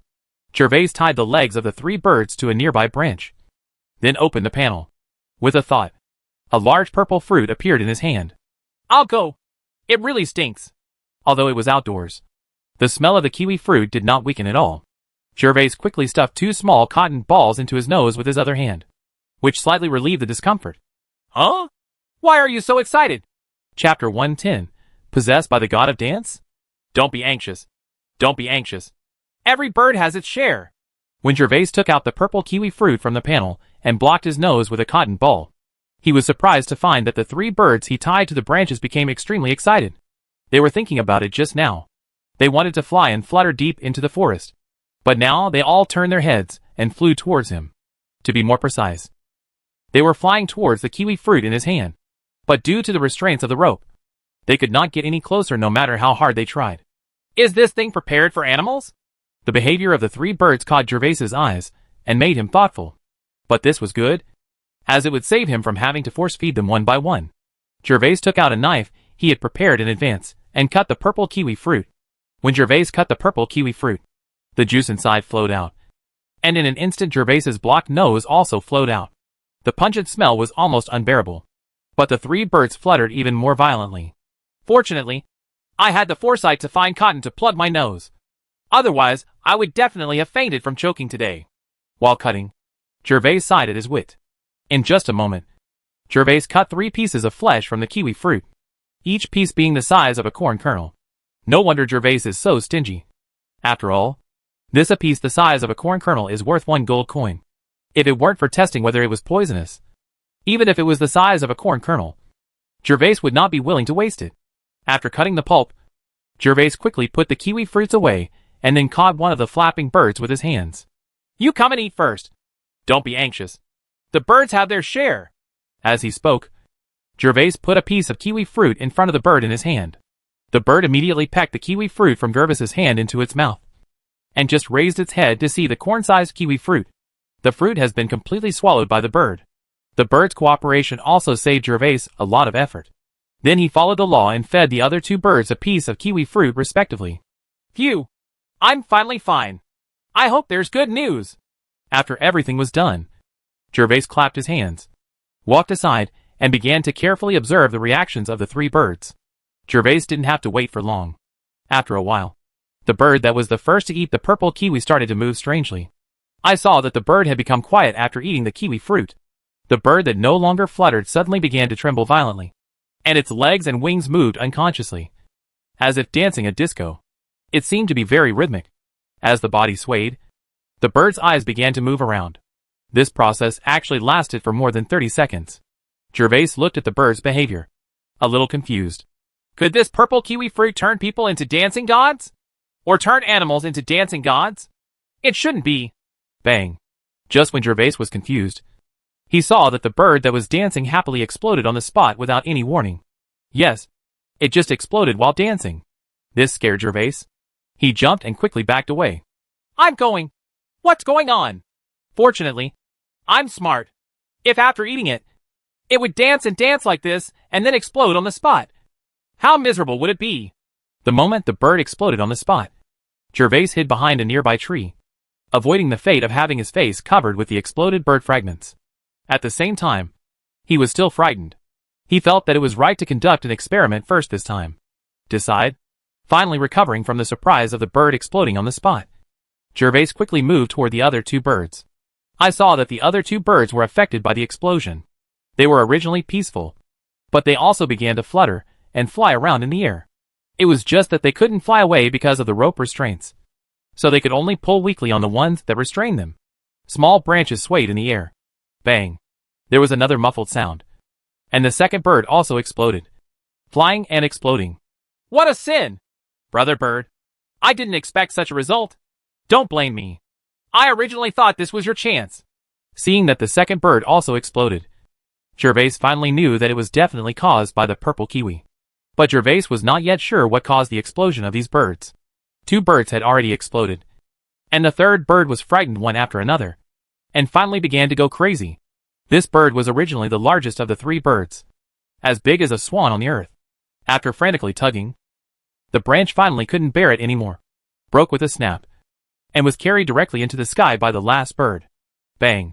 However, although the bird escaped from the restraints, it could not escape the result of the explosion because it had already eaten the kiwi fruit. Just when it was about to fly to the top of the forest, it exploded into pieces. Phew! It seems that this thing is inedible for the time being. How about I go deeper and find a larger animal to try?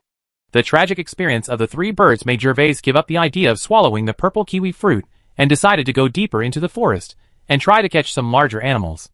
Jervas felt that the reason why the bird exploded might be because it could not withstand the power brought by the kiwi fruit. Otherwise, it would have exploded for no reason. This thing was not an explosive. Huh? What? Just as Jervas stood up and prepared to continue walking into the forest, there was a rustling sound in the forest. It was obvious that something was squeezing through the grass and running towards this direction. Jervas did not dare to neglect, and quickly drew out the long sword from his waist, looking at the direction of the sound attentively. Although this place is basically full of wild animals, after the experience of the storm wolf, Jervas did not dare to take it lightly. Sand. While Jervas was on alert, the thing in the jungle was getting closer and closer to him, squeezing many low trees in front of him and swaying wildly. It was obvious that this thing had a clear target, which was in the direction of Jervas. Getting closer. Wow. Finally, a tall figure appeared in front of Jervas. It turns out to be a horse. Under Jervas' gaze, a snow-white, tall horse appeared in front of him. Jervas breathed a sigh of relief.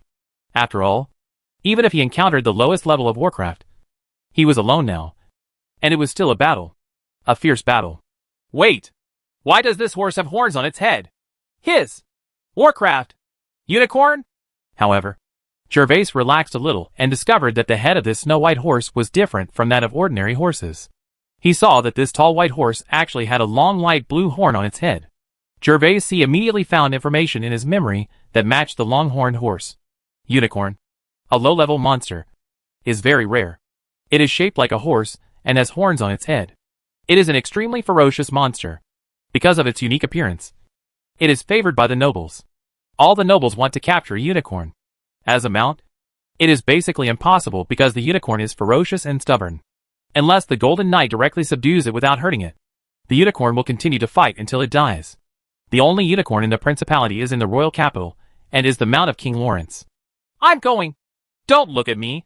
If you don't stay in the depths of the forest, Why are you here? Jervas's mind immediately started to rise again after he relaxed. Although the unicorns in this world have the same names as those on Earth, they do not have wings. But their combat power is extraordinary, and they are among the best among low-level monsters. Being in existence, facing the old and weak storm wolf Jervas requires great strength, let alone the young and strong unicorn in front of him. However, what relieved Jervas was that the unicorn did not attack him as soon as he came face to face. He just stared at Jervas with his eyes, and kept sniffing something everywhere with his nose. Is it a purple kiwi? Seeing the unicorn's behavior, Jervas instantly remembered the behavior of the 3 birds just now. Maybe the unicorn was also attracted by the smell of purple kiwi fruit. Chapter 111, Robbed by Warcraft. As if sensing Jervas's thoughts, the unicorn slowly approached Jervas after finding nothing. The two were only more than 10 meters apart. As the unicorn slowly approached, no one knew whether it wasn't because of the hot weather. Jervas felt that his back was already soaked with sweat, and there was sweat on his forehead. His heartbeat became more and more intense as the unicorn approached. What should I do? What should I do? I definitely can't beat him. This low-level World of Warcraft gold medal unicorn is not just a thug. Even the high-level bronze knight can only compete with him. If you are not careful, he would also capsize in the gutter. Not to mention Jervas, a low-level bronze knight. Would you like to give it the purple kiwi fruit? 10 meters, 9 meters, and 6 meters. As the unicorn got closer and closer, Jervas's mind kept thinking. Although the sword in his hand was still facing the approaching unicorn steadily, Jervas knew that he has no chance of winning. He guessed that it was the purple kiwi fruit that attracted the monster. But he was a little reluctant to leave the kiwi fruit here. After all, he had worked hard to get 10 energy points. And he didn't even know the efficacy of the fruit. If I save 10 energy points again, I still don't know how it will be in the year of the monkey and the month of the horse. 5 meters 4. Hack, your life is at stake. I'll admit it this time. Just wait for me next time. Sooner or later, you will be mine. In the end, reason defeated greed. Even though he was reluctant to give up, Jervas still chose to save his life compared with his own life. At such a distance, the unicorn could reach him with just a slight jump and launch an attack. After making up his mind, Jervas opened the panel without hesitation. As soon as he thought about it, a pungent and unpleasant smell came from his palm. When the unicorn saw the purple kiwi fruit that suddenly appeared on Jervas's palm, his eyes began to glow. Staring straight at the purple kiwi fruit, the footsteps that had been approaching unexpectedly stopped. And too big his nostrils were moving, constantly smelling the unpleasant smell emitted by the kiwi fruit. After a while, the unicorn had enough of the unpleasant smell of the purple kiwi fruit, and seemed to feel very comfortable. He shook his head and groaned. Seeing the reaction of the unicorn, Jervas knew that his guess was correct. He did not expect that in order to avoid being noticed, he deliberately chose the edge of the dark forest to conduct the experiment. But it attracted the covetousness of the Warcraft. What the HL? You can't lose to Grandma's house. You have to keep some for yourself. Seeing the purple kiwi fruit as big as a grapefruit in his hand, he was about to throw it away. But Jervas was a little reluctant to part with it. So he quickly and lightly chopped the palm of his hand with his long sword, and immediately divided the purple kiwi fruit into 2 halves. Before the unicorn could see clearly, Jervas threw the smaller half out, and then with a thought, he put the larger half into the panel. The unicorn also noticed Jervas's movements, and thought that the human in front of him wanted to take action to snatch this attractive fruit from him. He was about to launch an attack, but unexpectedly the human threw the fruit out. So the unicorn, no longer caring about Jervas, he quickly ran to the side, bit into his mouth the small half of the kiwi fruit discarded by Jervas, and started eating.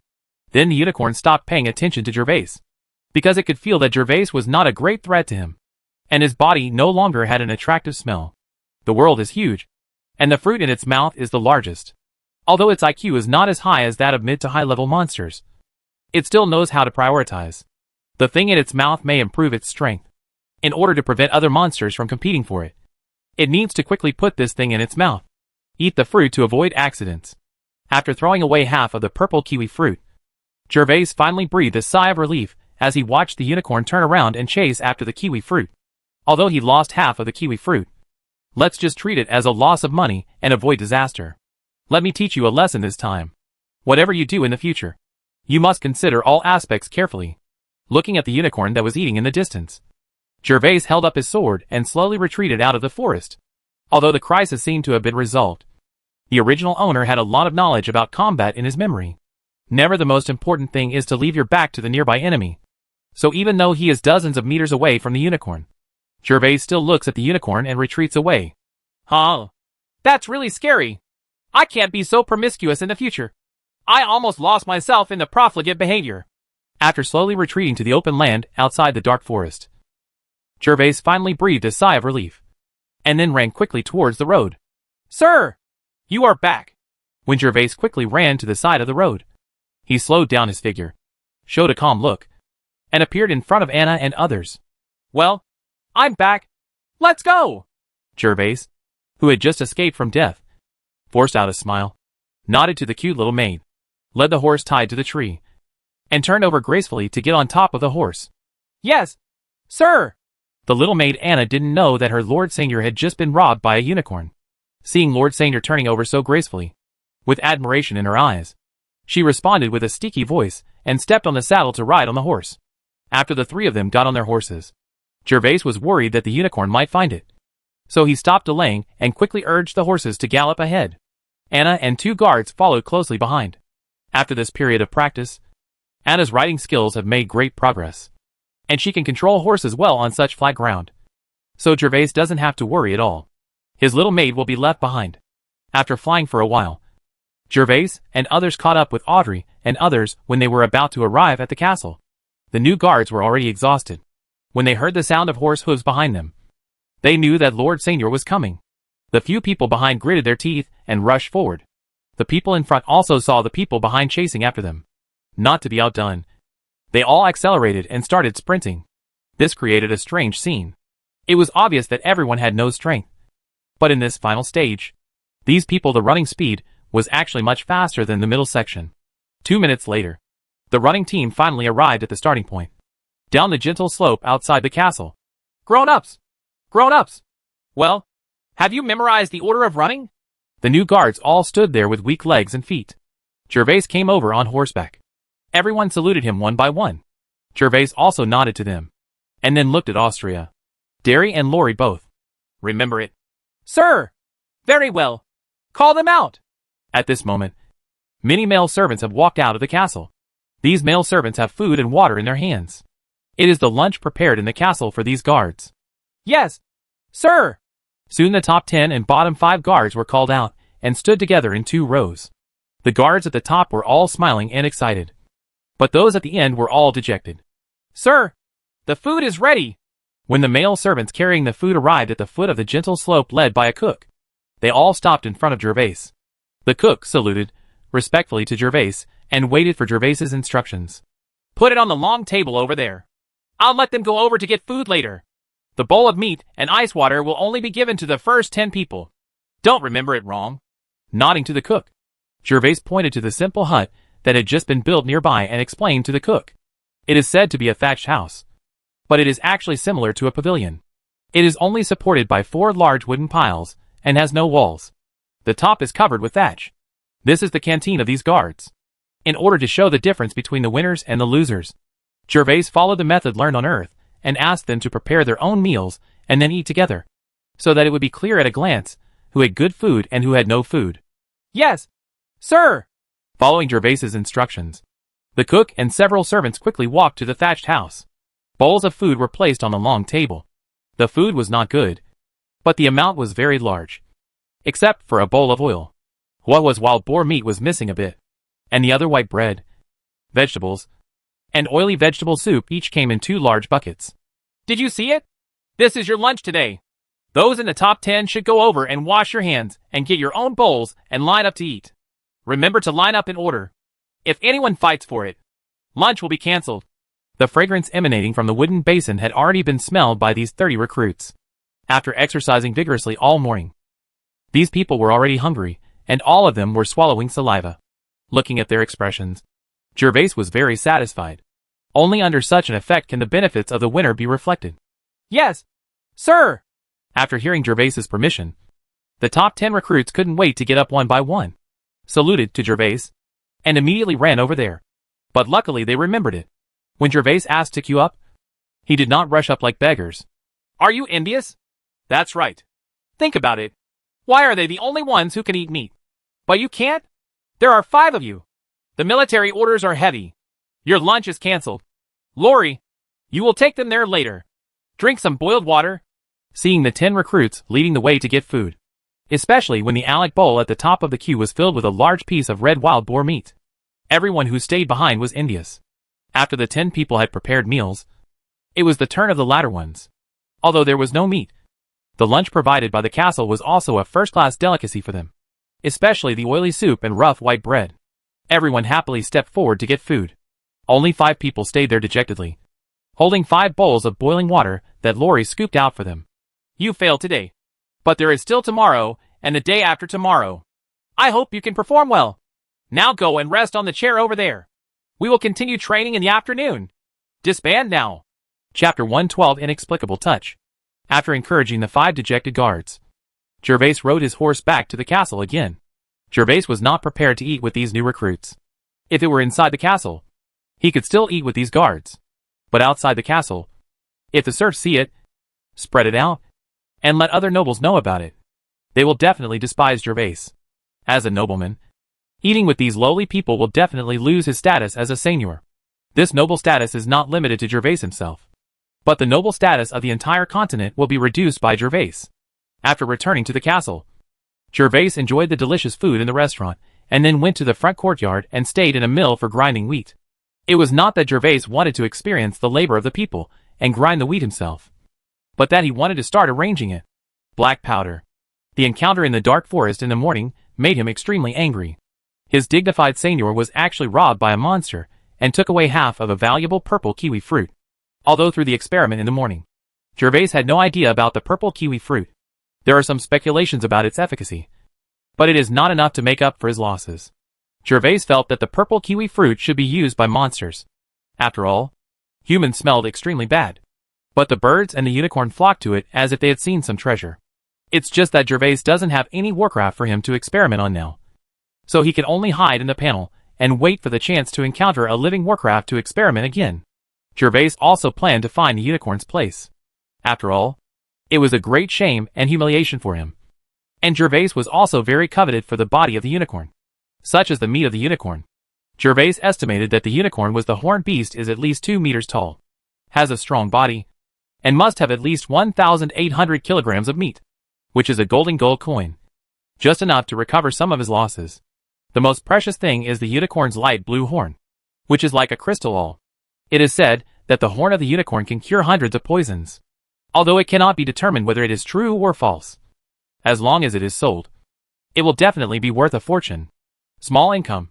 After all, unicorns are extremely rare, even rarer than high-level monsters. As for subduing the unicorn, with Jervas's cultivation level, he would not even think of such an idea, even if he called his father and cheap wife to help. With the unicorn's stubborn temper, as long as he could not subdue it with one move, it's definitely a fight to the death. To catch a unicorn, you still need to boil it slowly like an eagle and surrender it slowly. Jervas believed that he did not have this ability. At this moment, he couldn't wait to make gunpowder. Jervas was preparing to kill the unicorn. Since unicorns like kiwi fruits, after Jervas made the gunpowder, he made a simple grenade and applied the juice of the kiwi fruit on it, waiting for the unicorn to take the bait, then lighting the fuse and throwing it out. Jervas was excited just thinking about that scene. Ha ha. I asked you to rob me. I asked you to eat my kiwi fruit, and this time I will explode on the spot for you. Is my thing so easy to steal? Sir, I have brought you everything you asked for. When Jervas arrived at the mill, 2 male servants had brought a lot of things, including sulfur and charcoal, as well as stones, flour and 7 or 8 other things. In order to prevent the gunpowder formula from being leaked, Jervas added it randomly.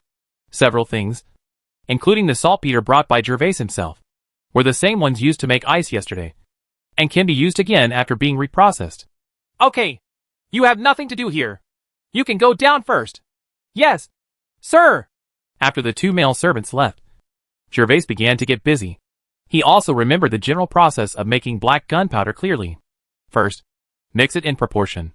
Then soak it, compact it, wait for it to dry, and then carefully mash it. After screening, you will finally get black gunpowder with uniform particle size. Only gunpowder with uniform size can be fully burned. Otherwise, one big particle and one small one will burn unevenly.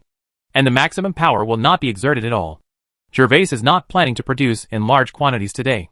Instead, he will first fine-tune the 3 raw materials and make different proportions of black powder to see which one has the best effect. Only after he is satisfied with the effect will he start mass production, because the amount of black powder produced was not large. The production process did not take much time. After Jervas made 3 balls of gunpowder in different proportions, he took the 3 balls of gunpowder that had been soaked and compacted. Outside the house, I found a place to dry out of direct sunlight. In such a hot weather, even if the sun cannot reach directly, it can be completely dry in an afternoon. After finishing everything, Jervas washed his hands and then came to the vestibule. As Jervas walked through the vestibule, he suddenly felt a faint touch in his heart, which made him a little confused. How come I feel like this? But it's not like the fluctuations that Wally and Betty gave me. Because Jervas is in the castle at the moment. If it is the mental fluctuations of Betty and Wally, Jervas will definitely be able to feel them very clearly. And their breaths are also familiar to Jervas. This weak fluctuation is something he has never seen before. Feel it. Stopping and thinking for a moment, Jervas was still a little uneasy. After all, doubts were doubts. The 2 elf bugs were extremely valuable assets to Jervas. He did not dare to neglect. So he changed direction and headed towards the inner castle.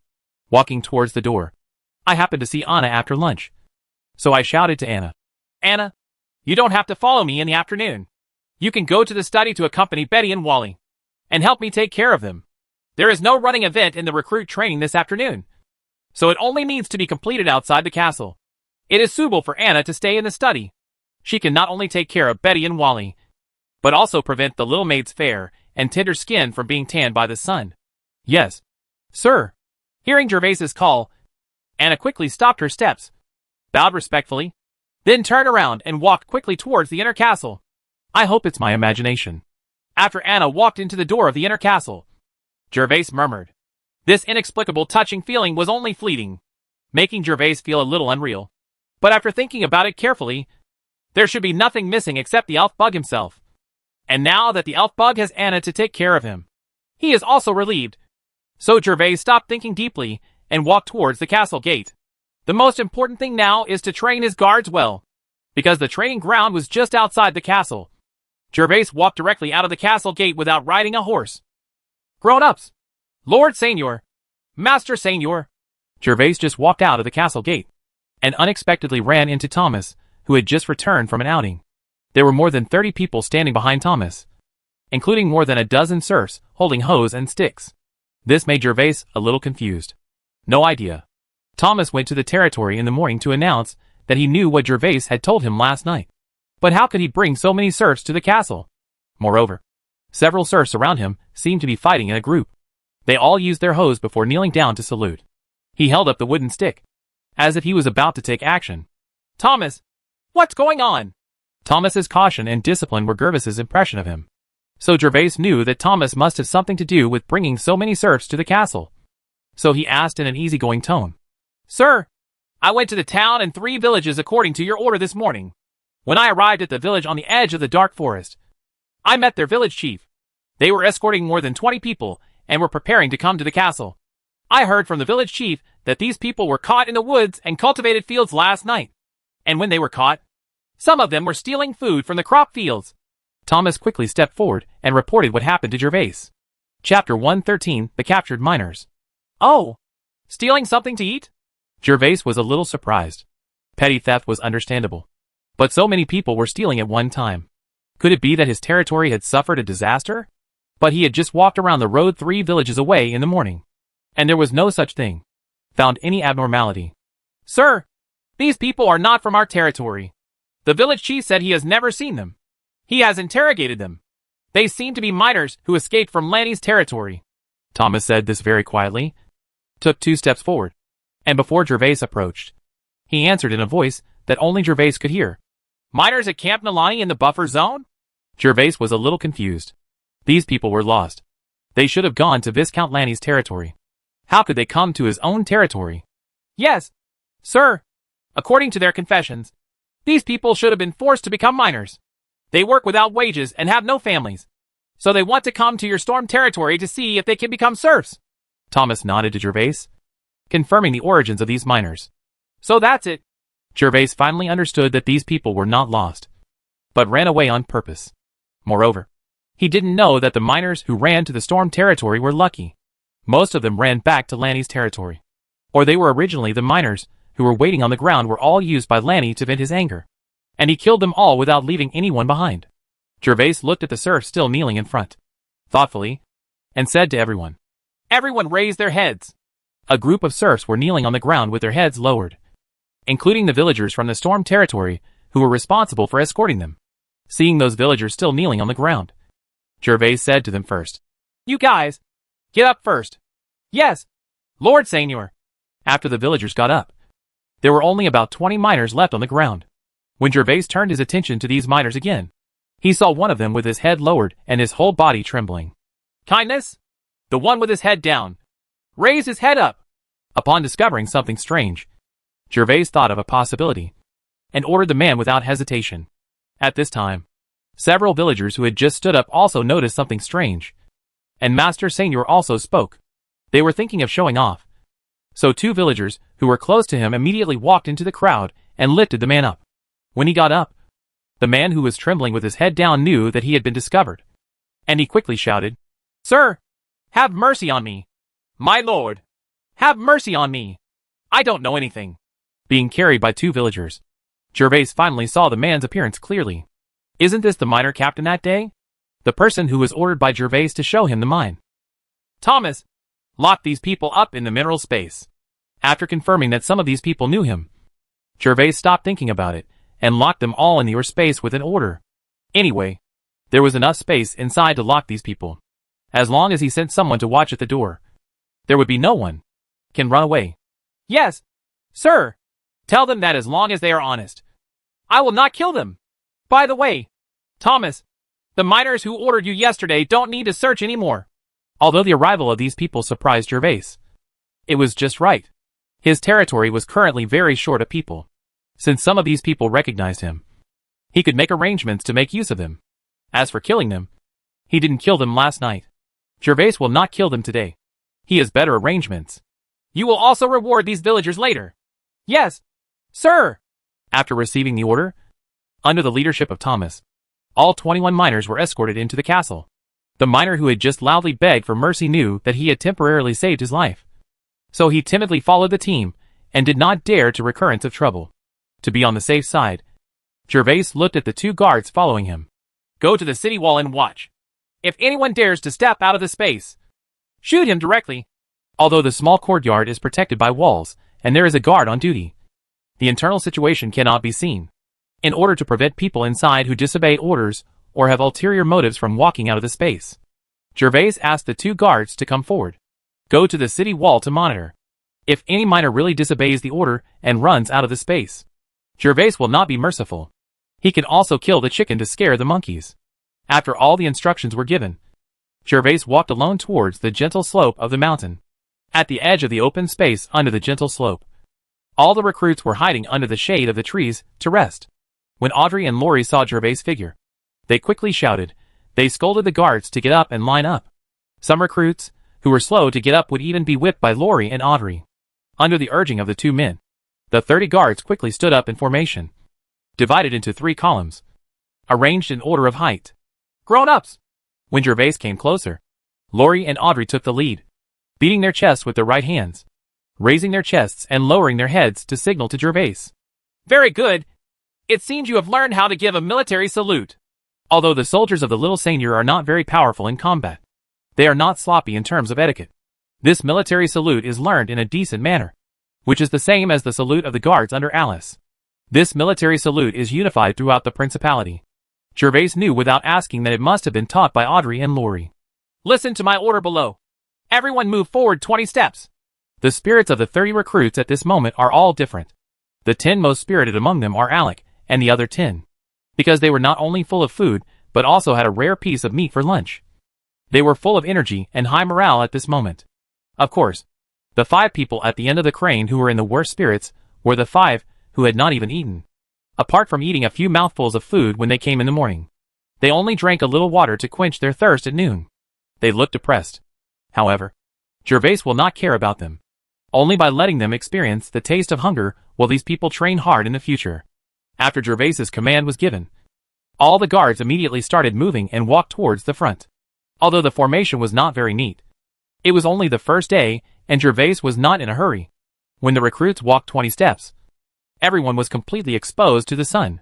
Jervas walked up to them and said to them, "Before we start training, let me tell you one thing. I am going to select 10 of you to be my bodyguards, and they will follow me exclusively from now on. So I hope you will perform well. The bodyguards will not only have the best equipment, but also the best treatment." When Jervas said it, the eyes of the recruits below instantly lit up. Even the guards who were listless due to hunger began to cheer up, and they all looked at Jervas with longing eyes. They originally thought they would be lucky to be a guard, but they did not expect that Lord Seignior was planning to select a personal guard. Although these serfs did not know what the personal guard meant, Jervas said that they would follow him. With better equipment and better treatment, they can understand it. As long as people are human, they will have a desire to compare. Everyone wants to live better than others and be stronger than others. Now this opportunity is right in front of them, and no one will give up. Especially after the lunch reward and punishment incident. They deeply realize, come to think of it, if you want to live well, you must be better than others. Chapter 114 Black Powder completed. Today, I will teach you the first training subject after becoming a recruit. You must first learn to listen to commands and change your body shape. Lori and Audrey, you two should also learn together. Seeing the eyes of each guard shining, and the somewhat moved expressions of Lori and Audley, Jervas was very satisfied and started the first training subject this afternoon. Jervas plans to train these new recruits according to the methods taught by the instructors in his previous life's military training. Although this world has knights with titles, large-scale battles still rely on these ordinary soldiers to determine the outcome. In the era of cold weapons, it is necessary to always strengthen the army. The key factors are the execution of orders and prohibitions, and unified cooperation. As long as you have these 2 points, you will be a combatable army. The soldiers under the little nobles in this world are more like thugs. They don't look like an army at all. They are usually scattered around. Even the training is mostly to practice single-person slashing skills. When fighting, they look more like a group of hooligans. In a group fight, just rush forward with a roar. Therefore, some small nobles will always be small nobles, because in addition to their limited military strength, they do not know that even a few dozen people will have doubled their combat effectiveness if they can consciously train to fight in formation. Because they have many soldiers under their command, the big nobles will consciously order the soldiers to fight in formation. It is often the troops of these big nobles that are the main force on the battlefield and can determine the outcome of the war. After the guards of the small nobles are recruited, they are pioneers. Or to put it bluntly, they are cannon fodder. When the main forces on both sides meet, the soldiers under the nobles will go out to fight. As a modern man, Jervas deeply understands that a strong army must first learn to listen to orders, and at the same time develop their awareness of unity and cooperation, so that they can be fully integrated into a group, so that they can exert their greatest strength. Next, Jervas first taught the guards to turn left and right. But what Jervas didn't expect was that what he thought was the simplest task took him half a day. Even if it was half a day, it still took him. Many recruits cannot tell the difference between left and right. In desperation, Jervas even asked them to hold branches in their right hands to better distinguish left and right. But some people still turn wrong. In the end, Jervas finally understood that there was no way for these recruits to understand the difference between left and right in one day. They usually have no awareness of left and right at all. So Jervas stopped today's turning training. Turning training can only be mastered by time. Next, Jervas directly started training the next subject, and asked them to walk in unison.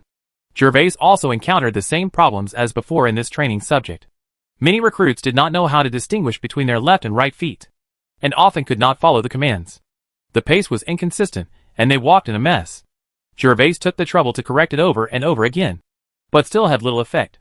This made Jervas deeply suspicious of whether the system on Earth was suitable for this alien world. Jervas didn't know that apart from himself, these recruits were also frightened. The person who taught them was Master Seignior. They made mistakes over and over again in front of Master Seignior. They were worried that not only would they not be able to join the guards, but they would even be worried if Master Seignior was angry. It is possible to get up and kick them out of the guard team directly.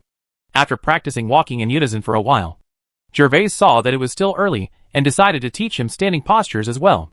What Jervas didn't expect was that these recruits were not good at the first 2 subjects, but performed very well in the final practice of standing. After Gervais corrected some wrong postures, all of them held their heads high and chests high. He stood without squinting, motionless, and no one shook him for half an hour. You must know that the afternoon sun is extremely strong. During the previous subject training, they were asked to drink water in the middle, but there was no time to rest. This made Gervais very surprised at their endurance. When the sun went down, Gervais asked Laurie and Audrey to take a group of recruits to bathe in a creek outside the castle. The leather armor and long sword had not been made yet, but the brand new linen blouses were in the castle. 2 sets were prepared for each person, even after an afternoon of training. When these recruits received brand new clothes, they all laughed out loud. They had worn the clothes for several years. If they were torn, they would mend them, and if they were mended, they would continue to wear them. To prevent the clothes from being damaged too quickly, they would even deliberately control the number of times they washed them.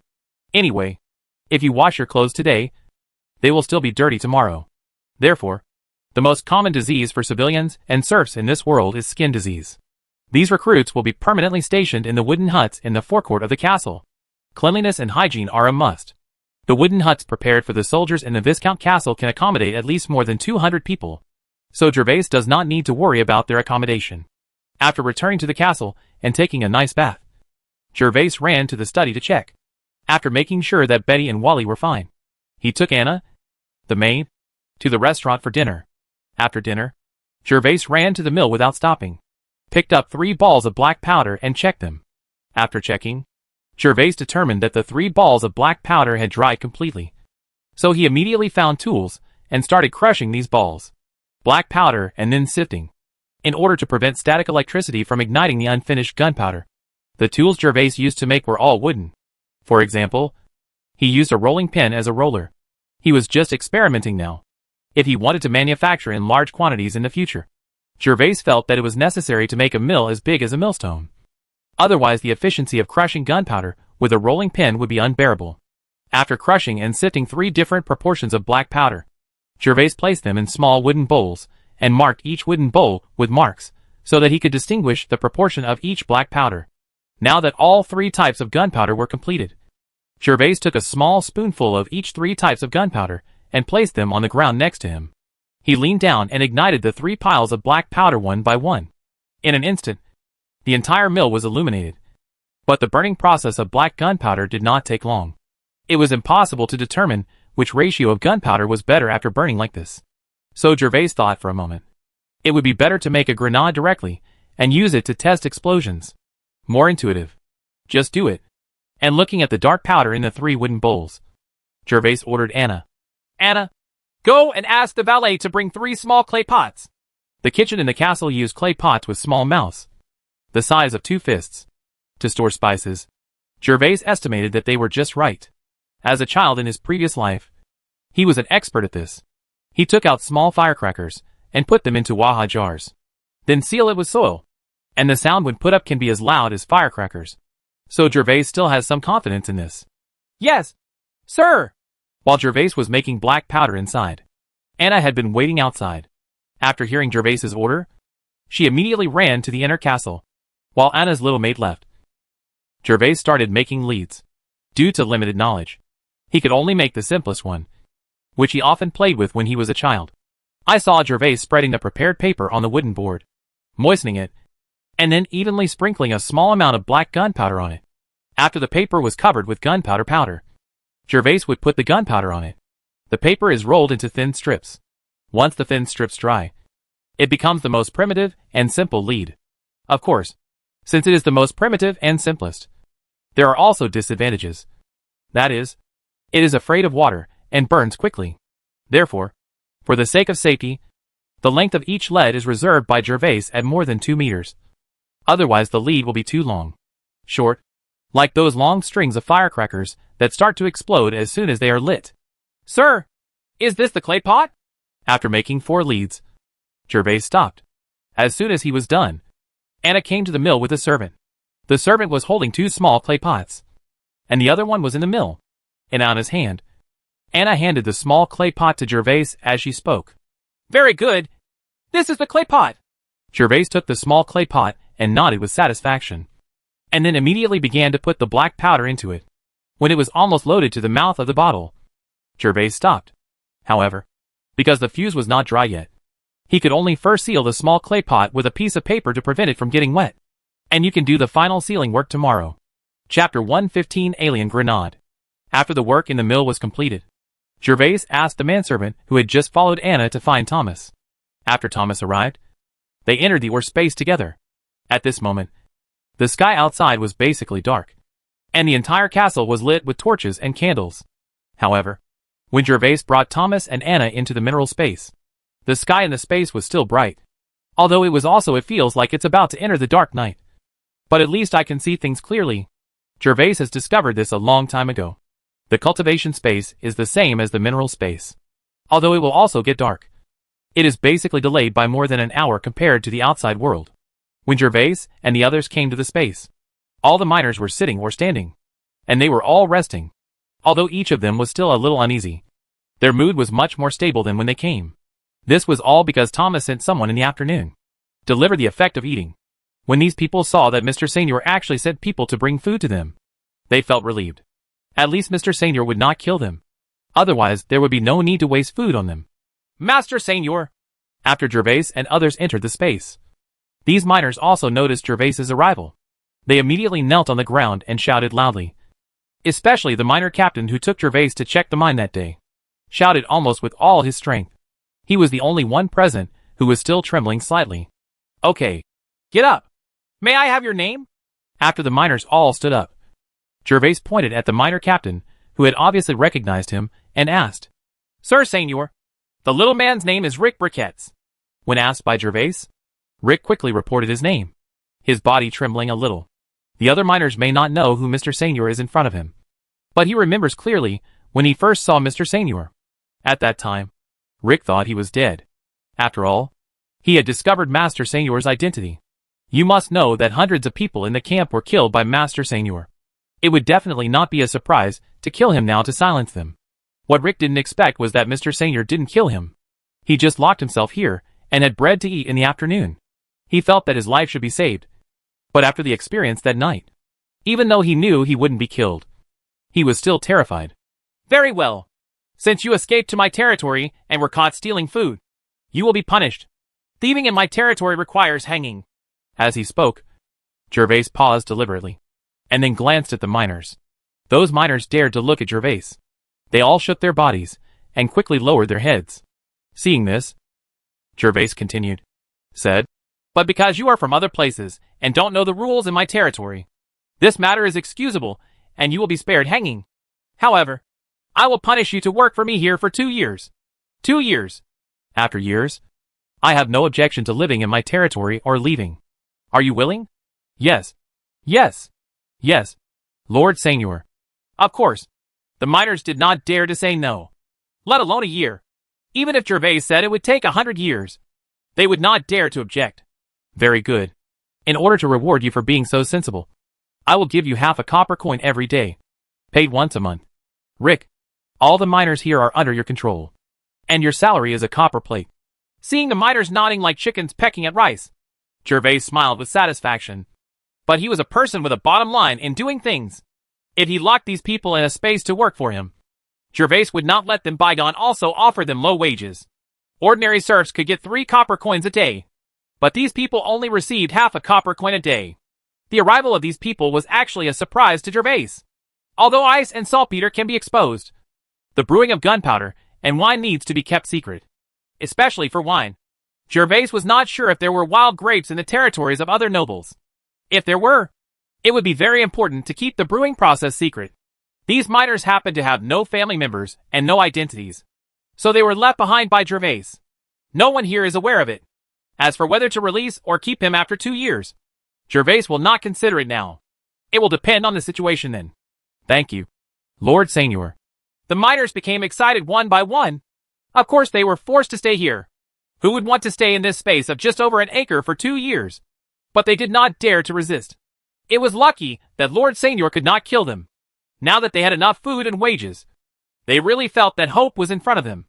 After all, they were just meat on a sticky board. If Jervas wanted to imprison them or kill them, there was no need to use so many tricks. Everything Jervas did made them understand that Lord Seignior would definitely let them out in the future. At least there was a glimmer of hope. Very good. Then you have a good rest tonight. Someone will give you tools tomorrow. You need to build a house yourself. There is also a very important requirement that you must abide by. You are not allowed to step out of this space without an order. If you dare to disobey, you will be shot by the guards outside immediately. Rick, I hope you can be worthy of your position as captain." As he spoke, Jervas's tone suddenly became serious, solemnly reminding all the miners who were still enjoying themselves. "Yes, Sir Seignior. Don't worry. The villain will definitely take good care of them." Although Rick was trembling when he saw Jervas, since he could become a captain in Lanny's camp, he was not a kind person. He immediately bent over and assured Jervas with a dog-legged look. "Well, this is best." After explaining everything, the sky and the space darkened at this moment, and Jervas did not stay any longer, and took Anna and Thomas out of the mineral space. Back in the inner fort, Jervas gave Thomas some instructions and then returned to the study. Due to the lack of entertainment options, the only thing Jervas could do for fun at night was to read a book or record the miscellaneous memories in his mind. By the way, teased the little maid Anna, there was nothing to say all night. In the early morning of the next morning, under the service of Anna's little maid, Jervas started another busy day. After eating a few bites of bread for breakfast and drinking a glass of milk, Jervas came to the mill without stopping. After a night of wind blowing, the fuse has dried completely. Because it is covered with black gunpowder, the fuse appears gray-black. Jervas couldn't wait to insert the lead into the clay pot containing gunpowder, and then carefully sealed it with dry soil. He pressed the luss used for sealing with a small wooden stick. And just like this, a simple grenade was ready. Following the same pattern, Jervas made 2 other simple grenades. "It's done. I hope it won't fail." Chapter 115 Earthshaking. Looking at the 3 simple grenades, like wine bottles placed in front of him, Jervas felt a sense of accomplishment, but also a little worried. After all, he still didn't know whether he could successfully detonate these 3 grenades. But he felt that he was already a great pioneer. This small step taken by Jervas was a big step for the world. As for whether he had gone astray, Jervas didn't know. "Anna, go find 2 male servants and come over and help me get my things." Now that the thing is ready, of course, it needs to be tested immediately. If the experiment is successful, it means that the black powder he made is feasible. He just needs to wait for the musket to be ready. As for the simple grenade, he can also find a way to wrap it with iron sheets and make a few of them. This should be more powerful in case of emergency. "Yes, sir." The little maid Anna quickly accepted the order. In fact, she thought that if Lord Seignior only took the 3 clay pots, she could help. However, since Lord Seignior gave the order, Anna would not refute it. Lord Seignior must be justified in doing so. Jervas did have a point, because he felt that this thing was a bit dangerous and a murder weapon. Jervas felt that there was no need to touch Anna, a delicate little maid. Although these 3 simple grenades are small, the leads on them are a bit long, and the shortest one is more than 2 meters. One person can only hold one at most. Otherwise, if the lead is broken, the grenade will have to be made again. "Grown-ups." Soon, Anna arrived at the mill with 2 male servants. Jervas looked at the 2 male servants, one of whom was Johnny Slipper, who discovered that Benny and the others had sneaked into the castle. "The 2 of you come here. Each of you holds one of the clay pots. Hold them securely, and don't knock them or drop them on the ground. It's very dangerous. By the way, be careful not to break the thread on it." Jervas put a simple grenade in Johnny's hand and taught him how to hold it and what to pay attention to. "Yes, sir." Johnny and the other manservant nodded in agreement. Johnny pushed the small clay pot into his arms and carefully held the folded lead with his other hand. Although Johnny didn't know that this little clay pot was in his arms, there's no danger in the jar. But since the adults say you can't knock it or touch it, it's absolutely right to keep it in your arms. Soon Jervas handed another improvised grenade into the hands of the valet. "Let's go. Follow me." After taking the last remaining improvised grenade in his hand, Jervas led the 3 of them out of the mill and walked towards the castle gate. "Grown-ups! Grown-ups!" When Jervas came to the bottom of the gentle slope, Lori and Audrey were already waiting for Jervas with 30 guards. "Well, the training will start later. Now line up in 3 rows. Follow the steps I taught you yesterday and follow me to see something." If the simple grenade in his hand is effective, Jervas will definitely get some equipment for them in the future. It is just right to let them see it in advance. "Yes, sir." After receiving Jervas's order, Lori and the 2 quickly arranged the team of recruits, using the half-baked commands they learned from Jervas yesterday. such as look right and turn left, to order the recruits to follow Jervas. Sir, what are you holding? Please help me get it for you. Laurie went to shout slogans to arrange new recruits. But Audrey followed Jervas. Seeing Jervas holding a clay pot, he immediately eagerly wanted to help Jervas get it. No need. Audrey, this thing is a very powerful weapon and is still being tested. You will know later. Because the lead wire was too long and easily damaged. Jervas rejected Audrey's enthusiasm and told him the purpose of the small clay pot in his hand. Weapon? Very powerful? Audrey was a little confused. This small clay pot was too fragile to hit people. He could do it with one punch if he got really fierce. He really couldn't imagine how powerful it would be.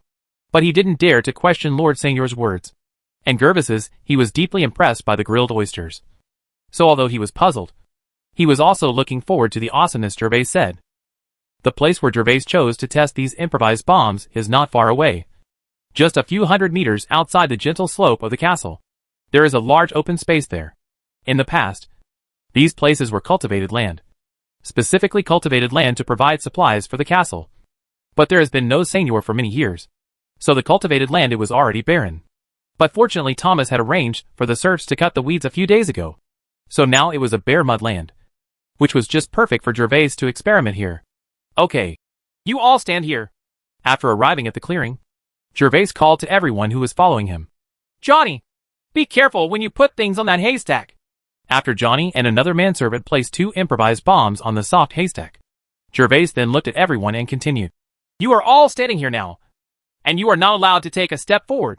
When I run back later, you will cover your ears immediately. Do you understand? Understood. Sir! Everyone answered in unison. Although they didn't know why Lord Seignior asked them to cover their ears.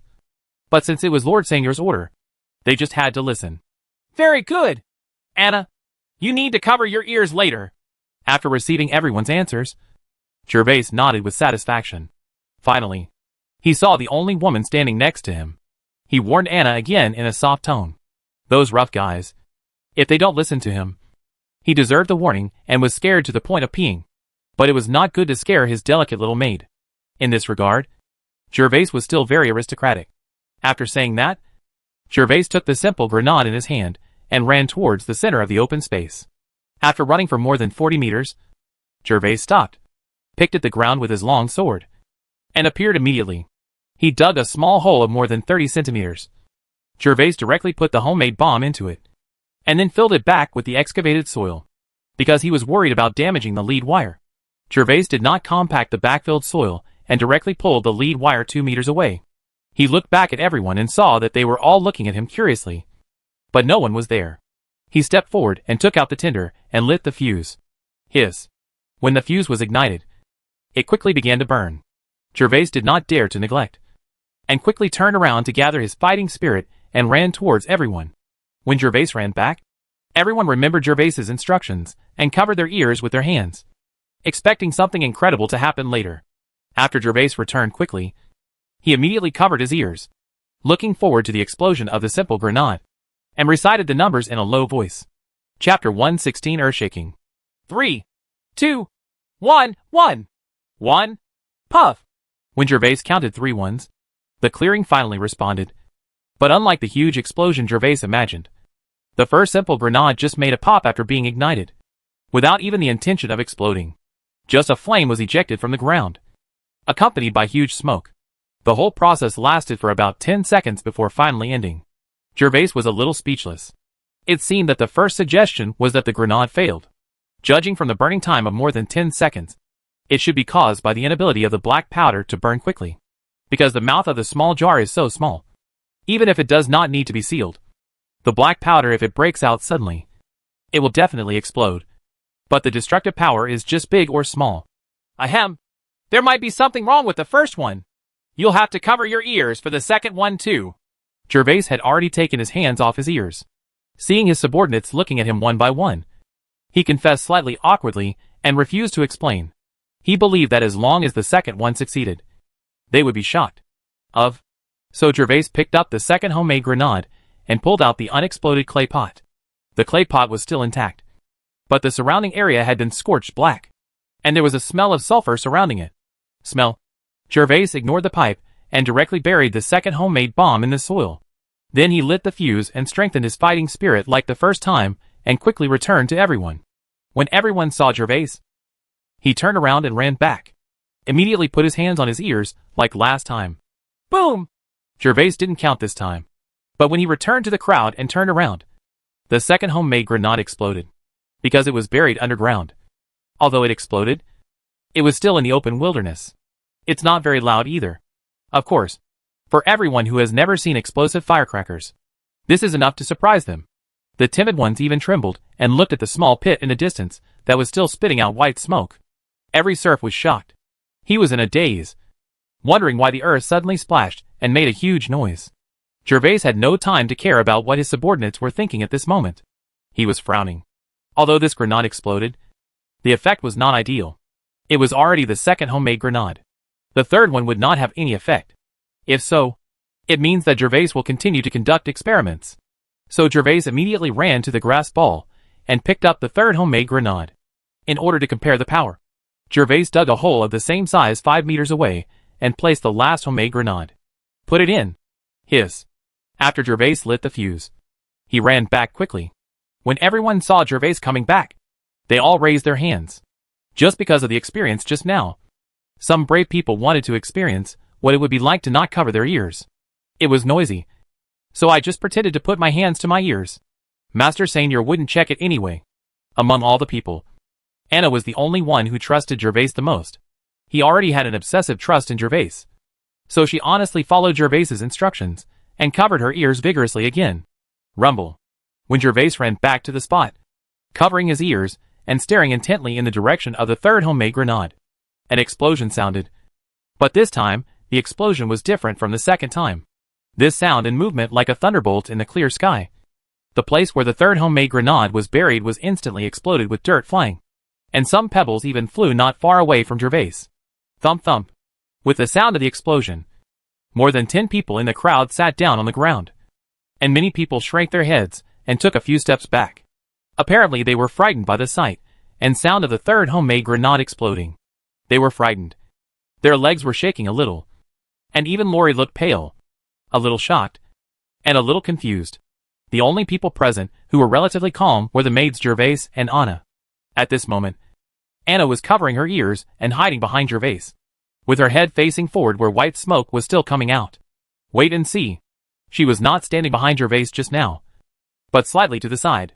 However, after the explosion, although Anna covered her ears, the splash of soil and the shaking of the earth at the moment of the explosion also shocked Anna's little maid. Jervas is now the most secure person for Anna. So subconsciously, Anna came behind Jervas and even touched Jervas slightly with her arm.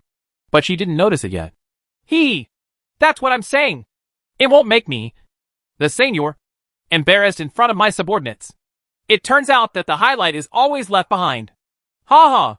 Seeing the embarrassment of everyone, Jervas burst out laughing, especially the way the little maid Anna timidly hid behind him, which satisfied Jervas' vanity. Okay, didn't I tell you to cover your ears? Look at how timid you all are. These people were frightened by this earth-shattering scene. Jervas felt that he could hit them with words at this time. And then, they would be more convinced of his words in the future. After Jervas finished speaking, everyone realized that they had been embarrassed in front of Lord Seignior. And they all lowered their heads in shame. Okay, follow me over and take a look at the pit. This thing will become our weapon in the future. Yes, sir. Everyone lowered their heads when answering Jervas. Their tone was very low, and everyone was still ashamed. Under the leadership of Jervas, a group of people arrived in front of the third large explosion pit. They saw that a large circular hole had been blown out of the mud pit at this moment, with a diameter of about 1 meter. So everyone fell down after seeing it. I took a breath of cold air.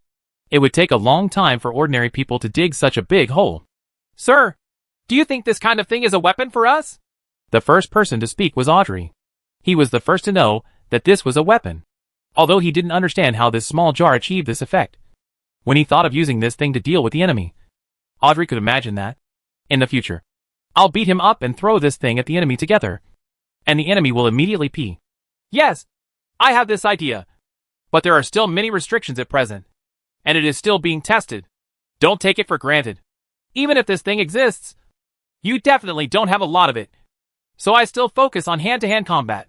These 3 homemade grenades alone used up all the saltpeter that Jervas boiled out for the first time. If all the saltpeter in Wally's mineral space were used to make homemade grenades, not much could be made, let alone preparations. We need to equip everyone with muskets, so only a small number of these homemade grenades will be produced, and they can only be used in urgent cases. Chapter 117 Serfs in Action. While Jervas was testing the simple grenade, serfs throughout the storm territory were also taking action. Whether it was the villagers of the 3 villages or the townspeople of Benhai Town, they had already gone out before dawn today, and everyone was carrying huge baskets on their backs. All men, women and children were dispatched. These serfs did not run to the cultivated fields, but all went into some dense woods, looking for wild fruits that only children would pay attention to in the dense woods. When some serfs discovered that there were already people in the nearby woods inside, they rushed to the next forest without stopping at all, and their figures were almost all over the entire territory. Mom, come here quickly. I found it. I found it. In a dense forest, a little boy of only 6 or 7 years old was wandering around in the forest. His thin body showed a different advantage among the dense trees, where it was difficult to move even an inch. With his thin body, he could ignore many branches and trees. The hay blocked the way, allowing the little boy to move forward freely. But the adults had to work hard to move or break the branches blocking the way, because they did not have sharp iron tools to open the way. When the little boy crawled through the path blocked by branches and weeds, he finally saw the scene inside. After seeing what was in front of him clearly, the little boy climbed up from the ground excitedly, almost screaming, shouted in a tone of voice, Dad, Mom, come quickly. There are a lot of fruits here. Can I have a small cake? Little Carrie, wait there for a moment. Mom and Dad will be here soon. Don't pick it yourself. Not far away, 2 middle-aged serfs, a man and a woman, were also searching around. Suddenly they heard the screams of their children, and they immediately became excited. If they really found that kind of thing, it would be worth it even if they didn't go to the fields to farm today. Little Carrie, just stay where you are and don't move. If you get a lot, Dad will go to the next town next day to buy cakes for you to eat. Little Carrie can sneak around in the woods with his small body, but his parents can't, even if they know Rick's location. The 2 of them need to keep taking detours and tearing through the dense trees, because Father groped over and hurried over, telling Rick that he was afraid that Rick would be ignorant and destroy that kind of wild fruit. After all, the housekeeper had told him to only collect the intact wild fruits and not to accept the damaged ones. The housekeeper of such wild fruits, it was called grape, but they were not used to the name grape for a while. Ah, Dad is the best. Grapes are the best. Little Rick shouted excitedly when he heard his father's words. He liked the bunches of purple wild fruits in front of him even more. This wild fruit used to be his favorite fruit. Today it was he who brought his parents here, looking for it, because he had seen it here before when he was playing. Even the older friends didn't know because they couldn't get in. This was Rick's secret base and snack treasure house. For the fragrant and sweet cake today, when his parents asked, little Rick told them his treasure trove without hesitation. After all, although grape wild fruits are delicious, he can eat them every day. So what? The fragrant and sweet cake can only be eaten once a year. In fact, little Rick didn't know that his so-called cake was just white bread with some dried wild fruits and jam added to the white bread. This became the cake for these serf children. Only nobles can eat cakes in the true sense. They need to be baked with eggs, sugar and fine flour. They are many times more delicious than white bread that is just slightly sifted. A few minutes later, little Carrie's parents spent a lot of effort and finally opened a path and came to Rick. When they arrived at the open space surrounded by branches and weeds, they also saw the grass growing in the open space. There are 7 or 8 grapevines. The vines of these grapevines are climbing everywhere, and bunches of purple and crystal clear grapes are covered with branches and vines. Little Rick, good job. After these grapes are exchanged for money at the castle, Dad will buy you a cake tomorrow. A cake as big as Dad's fist. Rick's father was very happy to see so many grapes. But when he knelt down and looked at the several scratches on his 5 or 6-year-old son's young face, his eyes turned red, and he held his hands, gently rubbing Rick's little head. He assured Rick in a loving tone. Yeah. Thank you, Dad. Thank you, Mom. Little Rick didn't notice the wound on his face at all. He only heard that he would eat the cake soon. He jumped up happily. Seeing Rick like this, his father and mother hugged him tightly. A family of 3 hugged each other tightly. The serfs in the entire storm territory were on the move, including of course the seaside mountain villages. However, the slight difference was that the people in the seaside mountain villages were divided into two waves. One group of people went into the woods to look for grapes like other serfs. Another group of people came to the beach. Among the group of people on the beach, children were the main force. This is because children usually do the work of picking up oysters and catching lobsters. They are not familiar with the habitat of these seafood. They are more familiar with the land than some adults. So the task of finding seafood is given to the children. A few adults are responsible for catching the seafood after the children find the habitat. Oysters can be found among the rocks.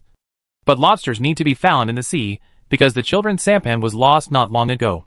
So when it was known yesterday that Mr. Seignior would spend money to buy these seafood, the whole village mobilized. A group of more than 10 people cut down many huge trees, hollowed out the interior, and made simple boats. Although the boats are not strong enough to withstand waves, they can be seen just a few dozen meters away from the beach. There are a lot of lobsters, so it's just enough. Jervas didn't know that because of his instructions, the serfs in the entire territory fell into excitement. In fact, there is no need to work every day to cultivate the land. But if the serfs don't go to the fields, what can they do? Women and children could also pick wild vegetables and fruits. But the male serfs had nothing to do, so they usually stayed in the tillage. Not only could they drive away birds and beasts from harming the farmers, but they could also clean up the weeds that had just emerged. But things are different now. Now picking wild fruits called grapes has become an opportunity to make money. And in the eyes of the serfs, it is a huge profit. Originally, only children and women were the assistants. But male serfs have become the main force. After the experiment of gunpowder and homemade grenades was a complete success, Jervas took everyone back to the gentle slope of the castle, because it was a fixed event in the morning to practice running. And there was no need for Jervas to continue to follow. Jervas directly asked Laurie Audrey, and the two took the lead in the long-distance running, while he ran to the space to practice. From now on, he will only be responsible for the afternoon training. After all, his own practice cannot be left behind. Chapter 118, The Territory is Developing. In the next half-month, the entire storm territory entered a busy state. The serfs were busy looking for and picking wild grapes. Except when they had to go to the fields to take care of them. They spent almost all the time looking for grapevines. After some serfs found the grapevines, they would isolate them with fences and let them be picked by other serfs. After all, grapes ripen quickly or slowly. Fortunately, Jervas's territory is broad enough and the number of serfs is not large. So there is no conflict among the serfs.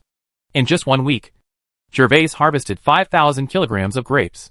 However, the number of harvests slowly began to decrease in the next few days. After all, grapes are wild. No matter how many there are, they will be picked. It was because it was not ripe a few days ago, and it took more than a week for the serfs to mature slowly before picking it and bringing it to the castle to exchange for money. Thomas carefully classified these grapes when he purchased them. The size of the grapes, the degree of sourness and sweetness, and the price of each grape were different. Of course, the serfs did not dare to complain about this. When they got the copper plates, everyone cheered and left happily with the coins. Not only do many people not complain about Mr. Seignior's classification of grapes, but they are very grateful to Jervas for giving them this opportunity to earn so many copper coins. In the past, they could only use a small amount of food to exchange for other necessities of life. But now they pick some wild fruits can give them money to buy daily necessities, which can greatly improve their lives. Because thousands of kilograms of grapes are received every day, the entire castle staff is mobilized. The male and female servants are responsible for washing and drying the grapes. And the dried grapes will be sent to the small courtyard in the corner. After the door of the small courtyard is closed, 10 miners in the space will come out. Under the leadership of Rick, these grapes will be collected into the mining space. These 10 people will be the workers responsible for making wine in the future. Jervas has already taught them the process of winemaking. When the 10 people walked out of the space, Thomas and 4 guards with longbows were standing on the wall. As long as these miners dared to make any unnecessary moves or unscrupulous attempts, the guards would not hesitate to shoot arrows at them. The miners they had been informed in advance, and everyone remained silent, not even daring to raise their heads. They all carried the grapes honestly. After carrying the grapes, they all returned to the space neatly. The matters of boiling saltpeter and making gunpowder have also been put on the agenda. In order to prevent leaks, boiling saltpeter and making gunpowder are also carried out in your space. And the people responsible for these 2 tasks are all miners. 3 miners are responsible for boiling saltpeter. The other 7 miners are responsible for making gunpowder. But Rick, who was appointed by Jervas as the manager, does not need to work and only needs to be responsible for taking care of these miners. As gunpowder, saltpetre and gunpowder were continuously produced. The small stone house used by Jervas to store these two items was slowly filled. In order to prevent moisture, all the gunpowder was put into large wooden barrels, and a layer of bluestone was added to the ground of the small stone house. For safety reasons, the stone house was located at the inner end of the vestibule. Jervas also ordered people to build a wooden fence outside the stone house. No one was allowed to approach without his permission. While everyone else was busy, Jervas was also busy cultivating fighting chi. He would enter the practice space on time every morning. Only at noon would he exit the practice space to have lunch after being reminded by the little maid Anna. After lunch, Jervas ran non-stop to the gentle slope of the castle to train his 30 new guards. After a week-long basic training, Jervas was gratified that the recruits were finally able to distinguish between left and right, and could respond immediately to the commands given by Jervas. They had already learned how to move from step to step. If they are equipped with weapons and equipment, they will look like a strong army. Of course, this is just their appearance. Their real strength is still the same, because Jervas has not yet begun to teach them martial arts and team coordination. Ever since the guards knew that Jervas would select 10 of them as his own bodyguards, they had been training with all their might. For example, when running in the morning, there were several recruits who fainted and fell to the ground while running. This forced Jervas to send a carriage to follow, with a servant sitting on it. If someone fainted, he would immediately help them to rest on the carriage, and then feed them water to avoid accidents. Of course, no matter how hard they work, some people will be at the front and others will fall behind. It's just that the length of the list of those at the back will change. Among the 30 people, Alec's performance was the best, which made Jervas a little impressed. In every long-distance running, Alec was the first to reach the finish line. In other subjects training in the afternoon, Alec was also obviously easier than other serfs. Understanding what Jervas meant, maybe it was due to his blacksmithing experience, Alec never made a mistake when turning around. After 15 days of training, Bernard finally sent the weapons and equipment that Jervas asked him to make for the first time. 20 pairs of leather armor, 20 long swords, and a small buckler. It was at this time that Jervas also changed from 30 to the 10 best performing recruits were selected from among the people and became his own bodyguards. The 20 long swords and 20 leather bucklers were assigned to ordinary guards, and the 21 people were completely integrated with the original 7 guards, with Laurie and Audrey as their captains. Dividing them into there are 2 teams. One team has exactly 14 people, because there were only 20 places for forging weapons at the beginning. One of the guards could only receive the old weapons and equipment. Of course, the quality and performance were no different from the new ones. In order to compensate the guard who received the old equipment, Jervas deliberately ordered more people. Giving him a new set of linen tunics turned the guard's depression into joy. As an earthling, Jervas knows that it is a common problem among human beings to suffer from inequality rather than scarcity. So even if he does not appease the soldier, it will not cause any trouble. But Jervas does not want to let him down for such a small matter. There are hidden dangers in the army. While ordinary guards were equipped with weapons, Jervas's 10 personal guards did not have weapons. Each of them held a strange-shaped wooden stick in his hand. If Bernard saw it, he would definitely recognize it. It looks exactly like the thing on the drawing that Jervas asked him to forge. Because of this wooden stick, the original excitement of the guards immediately evaporated, and instead, they were ridiculed by the ordinary guards. Originally, these 10 people were selected by Master Seignior as members of the guards. Every ordinary guard was envious of them. However, after they all got the weapons and equipment, they started training in high spirits. But they saw that the 10 guards were all wearing casual clothes, training with wooden sticks. They immediately began to laugh openly and covertly, taking this opportunity to vent their frustrations.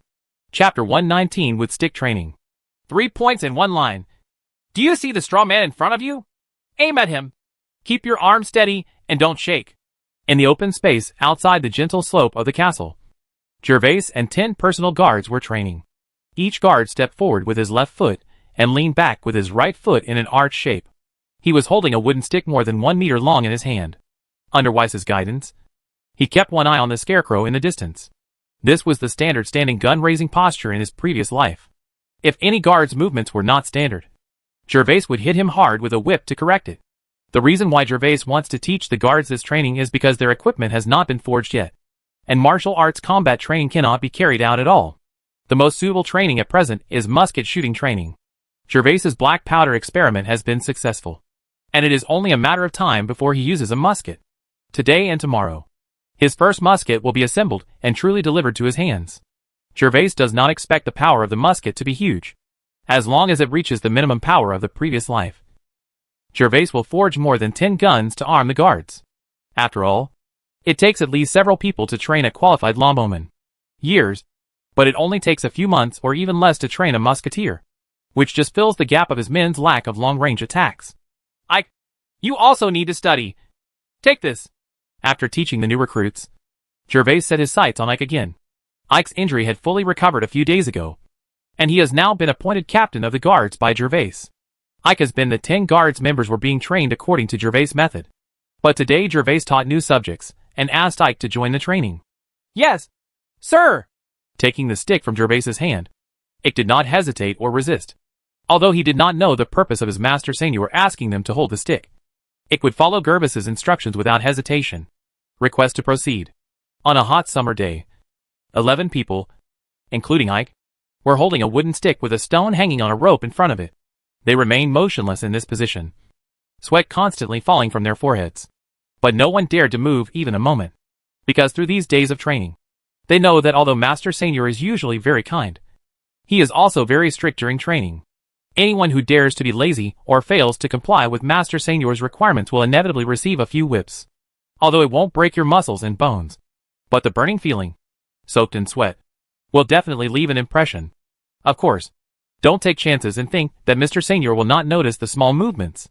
Even if the adults hide in the shade of the tree and close their eyes to rest, as long as anyone moves a little, they will definitely be discovered. If Mr. Seignior asks who moved, if not if someone answers, the whole team will be punished together. Hey, look at them. Do they look like wood? That stick is a branch. And they are the roots. Ha ha. It's just wood. We have obtained weapons now. But they are still using wooden sticks. That's right. That's right. When Carl was selected, he showed off to me. But now he's training with a wooden stick. Ha ha. Shh. Keep your voice down. Be careful if Master Seignior hears and gives you a few whips. Quick. Stop talking. Captain Laurie asked us to gather. When the guards were training, the team that Laurie was in charge of didn't have to guard the castle today. They briefly inspected the territory in the morning and continued training outside the castle in the afternoon. A group of ordinary guards looked at the guards standing motionless and kept talking, make sarcastic remarks. After a quarter of an hour, half an hour, and an hour, finally, even though these people were the best performers among the 30 people, they could not move at all after holding the heavy objects like this for an hour. Some people began to have trouble with it, and their arms were shaking, and they looked like they were Yao is about to fall, and will soon be unable to hold on. Among the 11 people present, only Ike and Alec were doing relatively well, although they looked embarrassed. Their arms were not trembling yet, and they should be able to hold on for a while. Lay down your weapon. Hiding under the shade of a tree, Jervas took a delicious sip of juice before walking back to the crowd. Ike, Alec, you two will replace this stone with one twice as big as this. Ike has been a veteran for many years. The castle is responsible for his daily meals, so he will not be hungry. And he has been exercising all year round. Of course, those recruits cannot compare. Although each of these recruits is up to standard in size and height, they have not been able to get enough food for a long time, looking like there are more bones than meat on the body. Not to mention Alec. In addition to the generous life his father could give him, he was also born with supernatural powers. So Jervas asked them to add another stone. Otherwise there would be no effect at all. Training requires continuous squeezing. Break through your own limits. Yes, sir. Of course, the two of them did not dare to object to Jervas's order, and both Ike and Alec nodded in agreement. You must be wondering why I asked you to train like this. But you don't need to know now. Just train according to my requirements. Next, let your captain Ike teach you martial arts. Jervas also heard the ridicule of the ordinary guards. But this is normal. After all, if these people can become personal guards, they will definitely be envied by others. With envy, there will be jealousy. This is human nature, and Jervas cannot change it. But it was also a good opportunity to let the ordinary soldiers vent their anger. When the mithril equipment arrived in the future, they would not have a chance. Jervas actually wanted to engage in physical training and other events, such as cross-country with heavy loads, long-distance running, and overcoming obstacles. But because the equipment has not been forged yet, he can only practice like this first. It only makes sense to start working on those projects after the equipment actually arrives and they are fully armed. Jervas also specially ordered Thomas to make combat vests for them, which can be used to hold gunpowder and other items. After 2 days, their waists and legs will be covered with stones. For his personal guard, Jervas is ready to develop like the special forces on the earth. But his knowledge reserve is not enough, and he can only press with limited memory and training. He just hopes to be stronger than the elites in this world. And he is very satisfied. After handing over the 10 guard soldiers to Ike, Jervas returned to the castle. He now has a lot of things to be busy with. Jervas is preparing his first caravan these days. There is currently no shortage of manpower in Jervas, but the caravan is still in short supply of goods. This time the caravan will bring seafood and ice for sale, because it has only been less than half a month, and it will take some time for the wine to be successfully brewed. Time! And Jervas was in urgent need of money, so he had to organize this caravan in advance. Chapter 120 Ice Cream. Of the 2 items for sale this time, Jervas does not need to worry about seafood. Jimmy and Thomas are responsible for that. When the caravan set off, Thomas naturally bought the seafood from the seaside mountain village and put it in a special refrigerator until other items were available. In the aristocratic territory, Jimmy's apprentices then conduct cooking and sales. What Jervas really needs to do is the second one. Jervas specially made a kind of ice cream a few days ago. Of course, the taste is not to mention, and it directly conquered the little maid Anna, Eula, and Thomas, who were lucky enough to eat it. Anna's eyes will light up when she sees Jervas walking into the kitchen now, looking forward to Jervas starting to make delicious food again.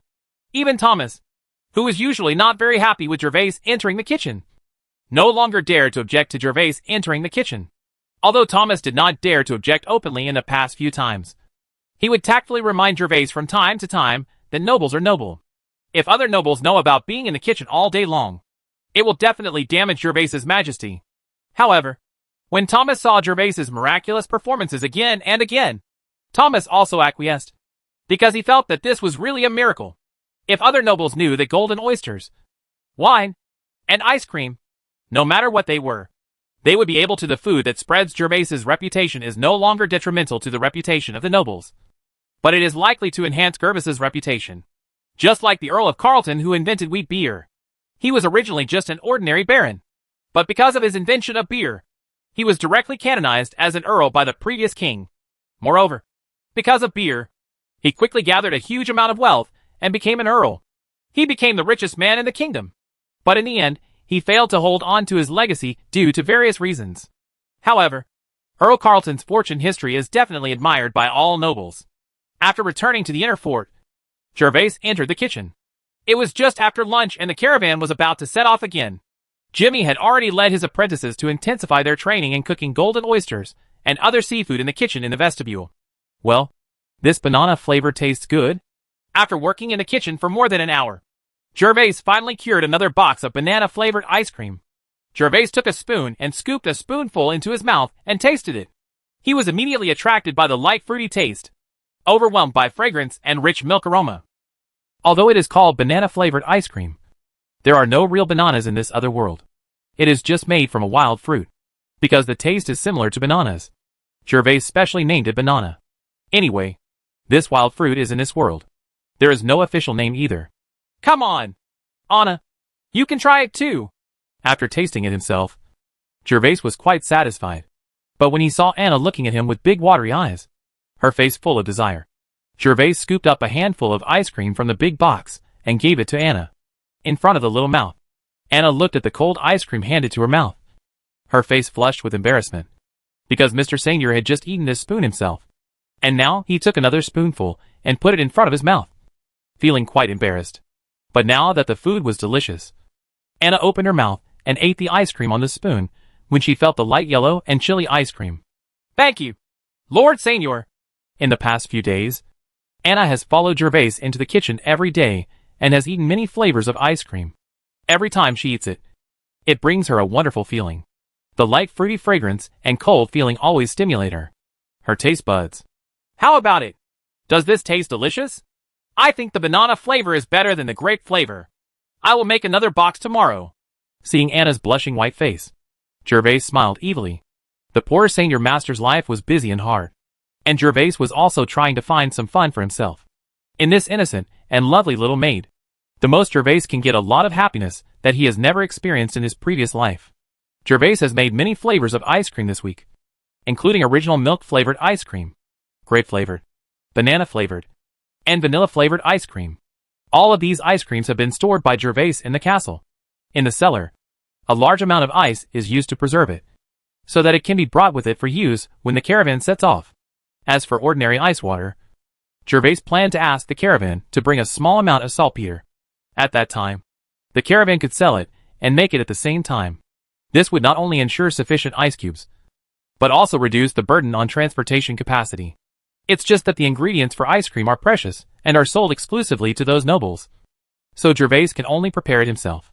After this time, Jervas will teach Jimmy how to make ice cream, so there is no need for Jervas to make it himself in the future. Take action. Grown-ups! Just when Jervas was about to store the newly made ice cream with Anna, Thomas walked in from outside the kitchen. Well, Thomas, what's the matter? Thomas has been very busy these 2 days. Thomas needs to make arrangements for the personnel of the caravan, supplies on the way, and the quantity of goods for sale. Therefore, Jervas rarely sees him outside of meals these 2 days. To Thomas. My lord, a messenger came from outside the castle. He said he was sent by Baron Pat, Seignior next door to you. Baron Pat? That unlucky guy who suffers from orc invasion every year just like my territory? Then call him to the hall. Jervas was a little surprised. Baron Pat was the Seignior closest to Jervas. When Gandalf told him that it was one of the only 2 territories in the Earldom of Jones that was invaded by orcs, Jervas still thought he had time. He wanted to get rid of this unlucky guy who had the same problem as him. But he was too busy and didn't take time to visit him. Unexpectedly, Baron Pat sent someone to find him first. Although the territory of Baron Pat is much smaller than that of Jervas's storm territory, and it will also be invaded by orcs, Baron Pat's territory is rich in mineral resources. Not only does it have coal mines and iron ores, but what makes people jealous is that Baron Pat's territory is also rich in mineral resources. There is also a rich silver mine in the special barony. It is because of these minerals that although Baron Pat's territory is several times smaller than Jervas's territory and suffers from orc invasions every year, the fate of Baron Pat and Jervas is completely different. Jervas will never survive. He spent his nights thinking about how to develop his territory, but Baron Pat lived the life of a true extravagant nobleman. After Thomas left, Jervas carried banana-flavored ice cream to the corridor, stopped a servant casually, handed him a box of ice cream, and walked into the hall on the first floor with Anna, the maid. Although there are not many decorations in the hall today, the hardware facilities have been completed. Goose-down cushions have been installed on the wooden sofas, and the floor is covered with carpets. The main seat where Jervas sits is made of a whole storm. The wolf's fur was used as a bedding. After processing, the ferocious wolf head was placed at one end of the armrest of the sofa, so that Jervas, who was sitting on the sofa, could stroke its wolf head with his right hand. Of course, Thomas arranged this arrogant look. The production of this wolf skin cost 50 silver coins. Thomas sent someone to Rose Castle after receiving Jervas's promise. It was made just 2 days ago. Prepare and send it back. Chapter 121 Messenger. When Jervas and Anna arrived at the hall, it didn't take long before a messenger dressed as a valet was led in by Thomas. When the messenger dressed as a manservant came to Jervas, he saw the huge wolf head on Jervas's desk and chair, and the sharp teeth exposed in the wolf head's mouth. His pupils couldn't help but shrink, and his body trembled slightly. But he was still fortunately.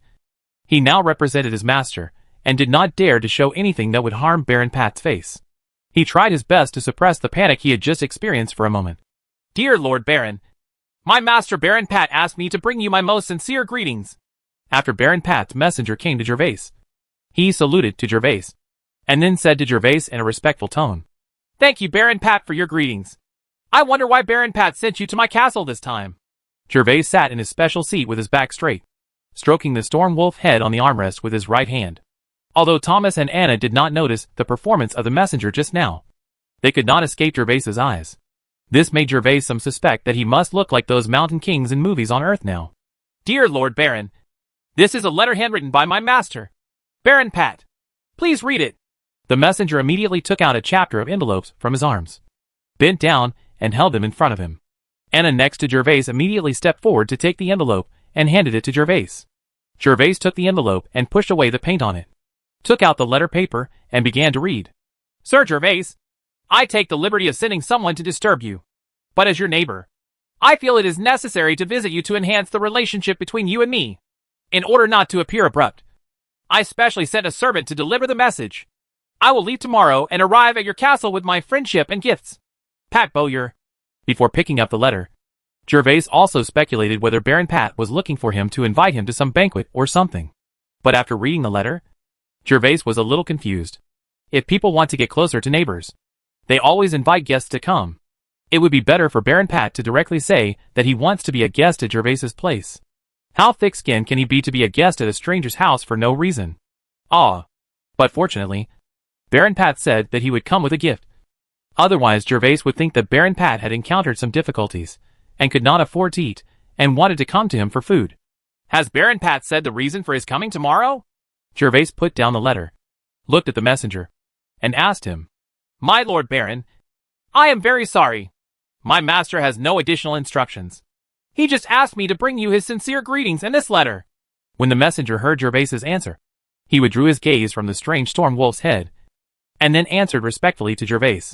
Well, in that case, please help me tell Baron Pat that I very much welcome his visit, and look forward to his arrival tomorrow. Since nothing could be found out about the messenger, Gervais no longer thought about it. Anyway, the reason why Baron Pat came to find him would be known tomorrow. Yes, Lord Baron, I will bring your words to my master, and the villain will take his leave. After the messenger wrote down Gervais's words, he immediately saluted to Gervais. After Pat's messenger left, Gervais came to the vestibule and walked to the stone house where the gunpowder was stored.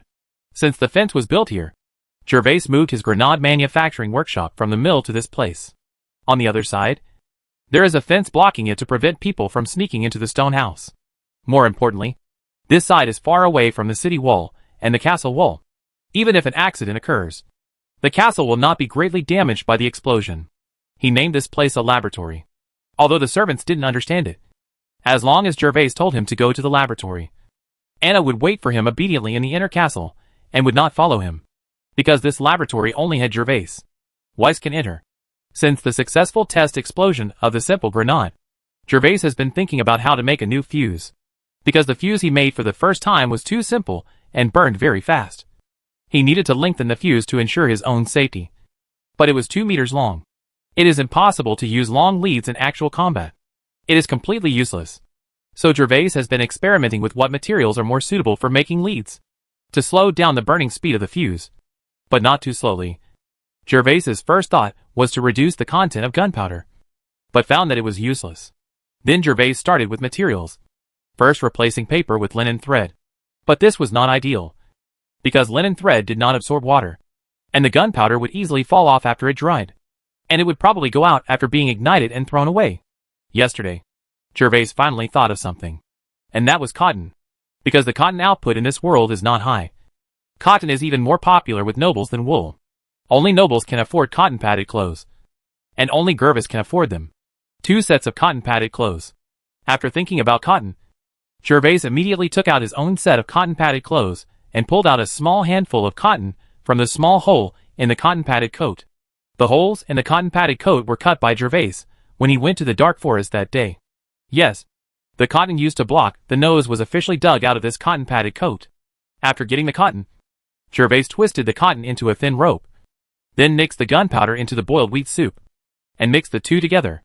The gunpowder became sticky and difficult to fall off, and then tied the cotton rope. After being soaked in it, the entire cotton rope was saturated with gunpowder after being taken out. So Gervais left it to dry directly. Gervais dared to come here today just to test whether its cotton lead wire could achieve the expected effect. When Gervais picked up the black, slender lead wire, he cut it off by one with scissors. After a short period of time, he came to the open space outside the house and used kindling to light the cotton fuse. Hiss. 1, 2, 37, 8. Ha ha! Success! After lighting a 5 to 6 centimeter fuse, Gervais was surprised to find that the burning speed of the cotton fuse was exactly what he expected. It was exactly the same as the burning speed of the fireworks in his previous life. As long as the length of the fuse was controlled, it would be safe. The use of grenades, The success of the lead means that Jervas's grenade will soon be produced and truly reach the point of actual combat. At the same time, it also means that he can find trouble with the unicorn again tomorrow and the day after tomorrow. If he can really kill the unicorn with this grenade, then Jervas will definitely make a lot of money. 1,800 kilograms of Warcraft meat. It's worth more than 80 gold coins. And the unicorn's horn must be worth a lot of money. Thinking of this, Jervas's heart became hot. He quickly took care of the stone house and prepared to go to the blacksmith shop to pick up the iron pipe he ordered the day before yesterday. It was Jervas who asked Bernard to forge it in order to make grenades. Chapter 122. The matchlock gun is completed. After closing the door of the laboratory, Jervas quickly came to the inner castle, called Anna, and rode horses to High Town with him. As soon as he entered the stuffy blacksmith room, Jervas couldn't wait to ask Bernard, who was forging alone. Bernard, is my tinkin ready? Sir Seignior, you are here. It has been built. The thing on your drawing has also been assembled. I am planning to send it to you to the castle in the evening. After hearing the sound and seeing Jervas, Bonator immediately stopped what he was doing and saluted Jervas. Then he walked to the cabinet with the finished products and took out a 1-meter-long musket and several cans the size of the earth. 10 can. Sir, please check if there are any problems with these things. I made them according to your instructions. If there is anything that needs improvement, please tell me now, and I can help you change it. Sometimes Jervas admires Bernard, who has the strength of the Silver Knight, and is so respectful when he sees him. In fact, when Jervas saw Bernard during this period, he didn't have to be like this when there was no one else. But I don't know if Bernard is used to pretending like this, or he has other considerations and does not follow Jervas's wishes. Even when no one is around, he treats Jervas as an ordinary blacksmith, although he may appear calm on the surface. But his attitude must be respectful. Seeing several things in Bernard's hand, Jervas was overjoyed. He quickly approached and took the musket in Bernard's hand. Of course, there was no need to check something as simple as a tin can. Even the most ordinary blacksmith could do it. What concerned Jervas the most was the matchlock gun.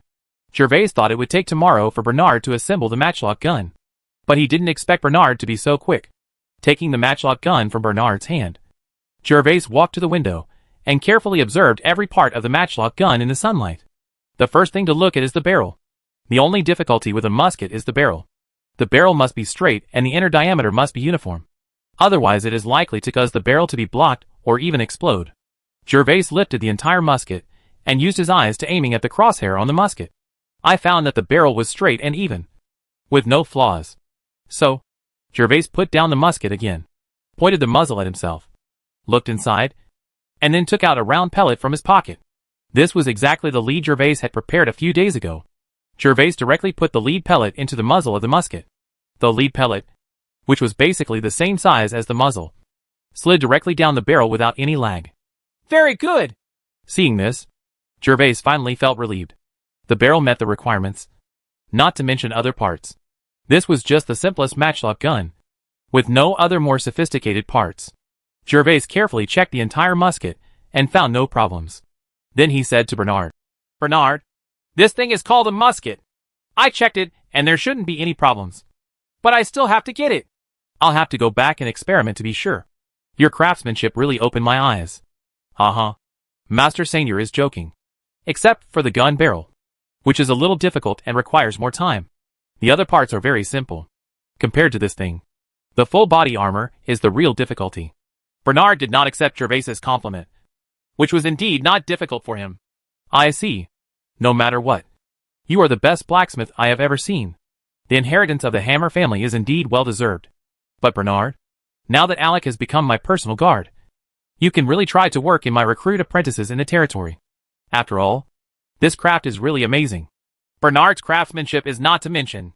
Jervas already knew about it when the first set of ordinary weapons and equipment was delivered. Although Jervas had no research on weapons, Iglory and the other three knew an excellent weapon. What kind of functions does the long sword have?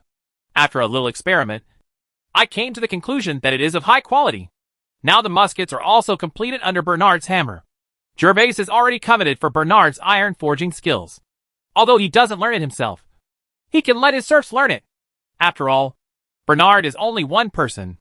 No matter how good the craftsmanship is, time is limited. If Jervas needs a large amount of weapons and equipment in the future, the output will inevitably be affected. As long as Bernard is willing to recruit apprentices. After those apprentices learn how to do it, they can increase production no matter what equipment they build. After hearing what Jervas said, Bernard smiled helplessly, then looked at Jervas and said, "Since Master Seignior said so, I have nothing to object to. As the only remaining descendant of the Hammer family, I cannot let the inheritance of the Hammer family be ruined in my hands. Alec now has his own choice. It would be great if Lord Seignior would help me find a successor." Fortunately, this world does not have such a strict concept of inheritance as on Earth, and Bernard has no other choice.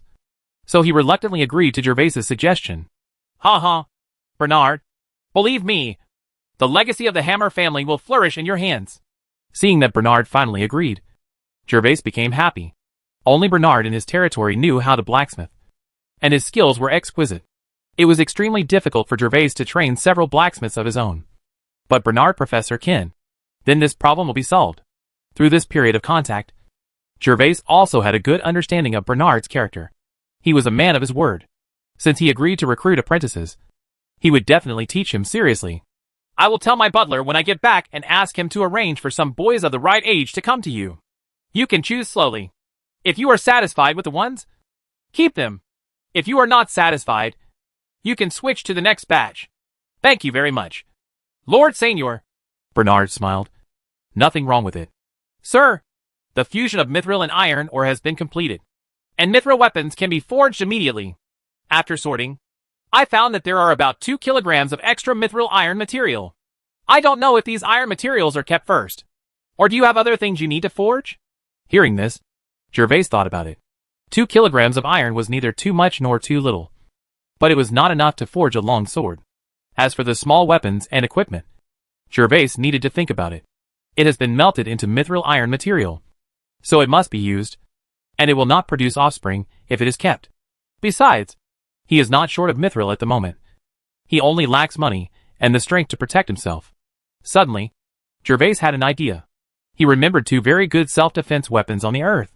They are both deadly weapons, especially at close range. They are short muskets and triangular spikes. Although short muskets can shoot the distances not far, but it is powerful and easy to carry. You only need to get a holster to carry it with you. It is absolutely perfect for home travel, and a weapon for killing people and stealing goods. As for the 3-edged thorn, this is something that Jervas has conceived long ago. It can be used as a separate short blade, and can also be installed on a musket as a bayonet. It is absolutely practical. But Jervas did not originally intend to use mithril iron. However, I happen to have some extra this time, so it wouldn't be a waste to make one for myself. As for other soldiers, I will consider it later. After all, it is better to use a long sword made of mithril to fight hand-to-hand with a bayonet. Happy. Chapter 123. Firefighting Chichu. Bernard, keep the remaining mithril material for now. I will send a servant to send you the blueprint tomorrow. Just press on it and help me forge it." Now that Bernard has successfully made the matchlock gun, there is no need to worry that Bernard will not be able to make the short musket Jervas. Compared with the long gun, the short musket only has a shorter barrel, a larger caliber, and a smaller grip. It was originally only slightly bent and needed to be pressed against the shoulder, but now fully bent so that the wrist can better control the force. The 3-edged thorn is even simpler. Although this thing is extremely lethal, the craftsmanship is very simple. For Bernard who can make armor, it is a piece of cake. "Yes, Lord Seignior." Bernard has no objection. Anyway, when the drawings are brought, he can just collect the money and do the work. Jervas has already paid him the money for the first batch of weapons and equipment. Although the price is relatively low, the advantage is that the quantity is large. 1 month the money earned through hard work was comparable to his income in the previous 2 years. Although Bernard is a silver knight, the silver knight also needs to eat. Before Jervas arrived, his life with Alec could only be regarded as a life of food and clothing, and there was no such thing as wealth. After all, neither stealing nor robbing. The silver knight you can't just make money out of nothing. The more important point is that even if he was rich in the past, Bernard did not dare to be too high profile. Other serfs ate black bread every day. If Bernard ate meat every day, he would definitely be in trouble. But it is different now. As long as he is polite, Weiss is the Seignior here.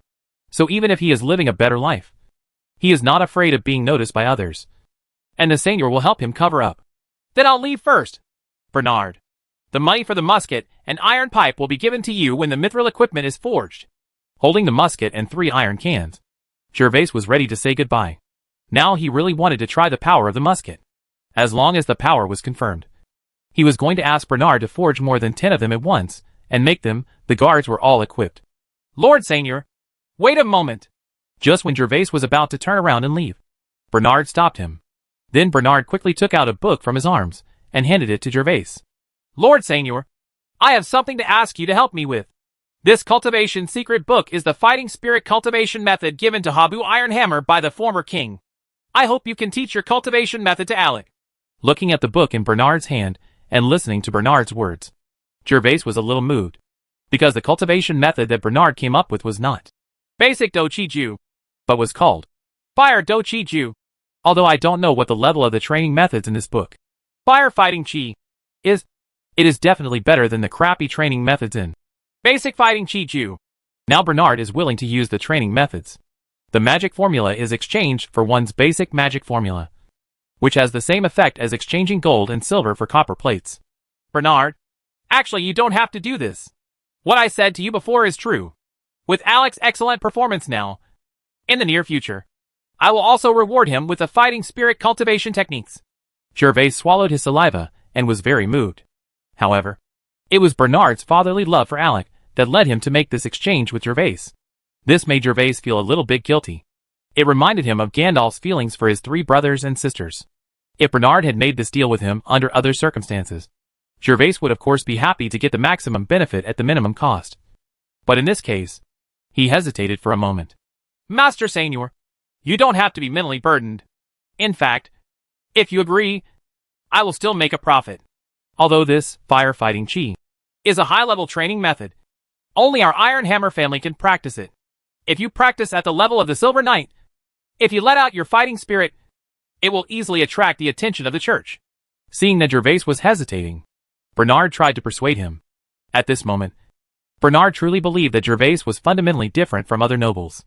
Faced with such a precious training method, Jervas could actually hesitation is as unbelievable as the dragon in myth would hesitate when seeing the treasure house. And at Alec's age now, I can't confess to him about me yet. Otherwise he will definitely blame me for deceiving him. So I hope that Master Seignior can teach Alec your fighting spirit cultivation techniques. Let him gain the power to protect himself as soon as possible. Since you said so, Bernard, then I will accept it. I will finish Alec's affairs. After hesitating for a moment and hearing Bernard's persuasion, Jervas finally accepted the book. Firefighting Chi. Bernard was right. Although this book of fighting spirit training techniques is precious, there are also hidden dangers. The church is a behemoth.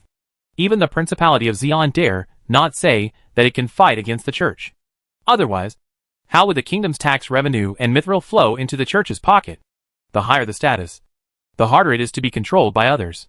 If Alec practices his Basic Do Chi Ju, although the practice speed will be slower, it is better than the danger of being hunted down by the church if he is exposed in the future. After taking Firefighting Spirit, Jervas did not open it immediately to check, but directly stuffed it into his arms, then turned and left. Thank you. Lord Seignior, please walk slowly. Grown-ups.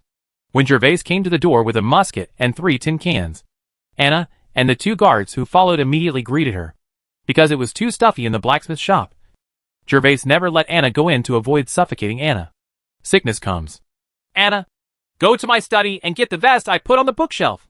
By the way, ask the servant to get a damaged leather armor.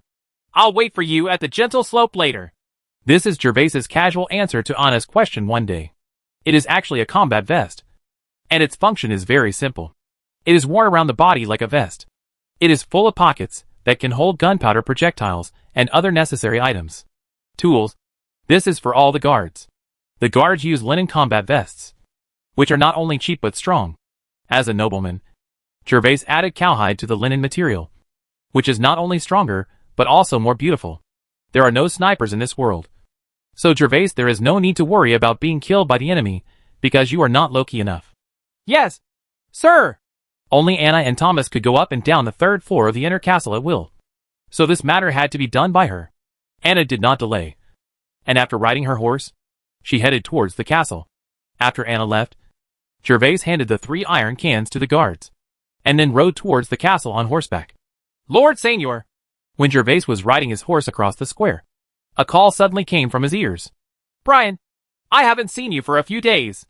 Life is going well. Looking for the voice, Jervas saw the person calling him. It was the alchemist Brian, whom he hadn't seen for a few days. Chapter 124, Experimental Musket, eh? My lord is joking. I have to thank Lord Seignior.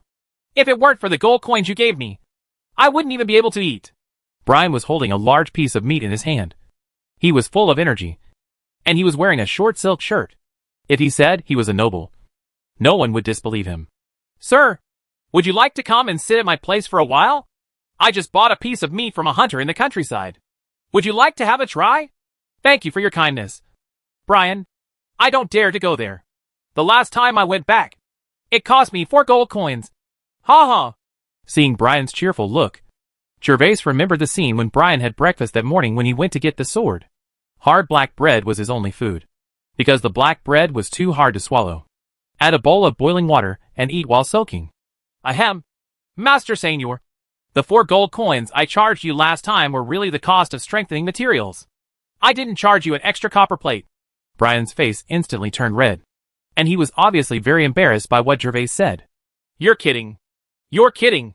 Brian, you don't have to take it seriously. Seeing Brian reacting so violently, Jervas remembered that this was a different world. Unlike the other side on Earth, everyone had been accustomed to casual jokes between friends since childhood. There was no humor in this world, whether among nobles or commoners. The concept of feeling. With that said, Jervas raised the musket in his hand and politely declined Brian's invitation. I have business now, and I will definitely come to your place to sit down when I have time in the future. Hey, Master Seignior, what do you have in your hand? After listening to Jervas's explanation, Brian finally got rid of his embarrassment. Suddenly he saw Jervas's musket shaking and let out a surprise. He couldn't help but take 2 steps forward and looked at Jervas's hand with wide eyes. Musket. A musket is a kind of weapon, but it has just been made. I am about to test its power. Hearing Brian's surprise, Jervas laughed.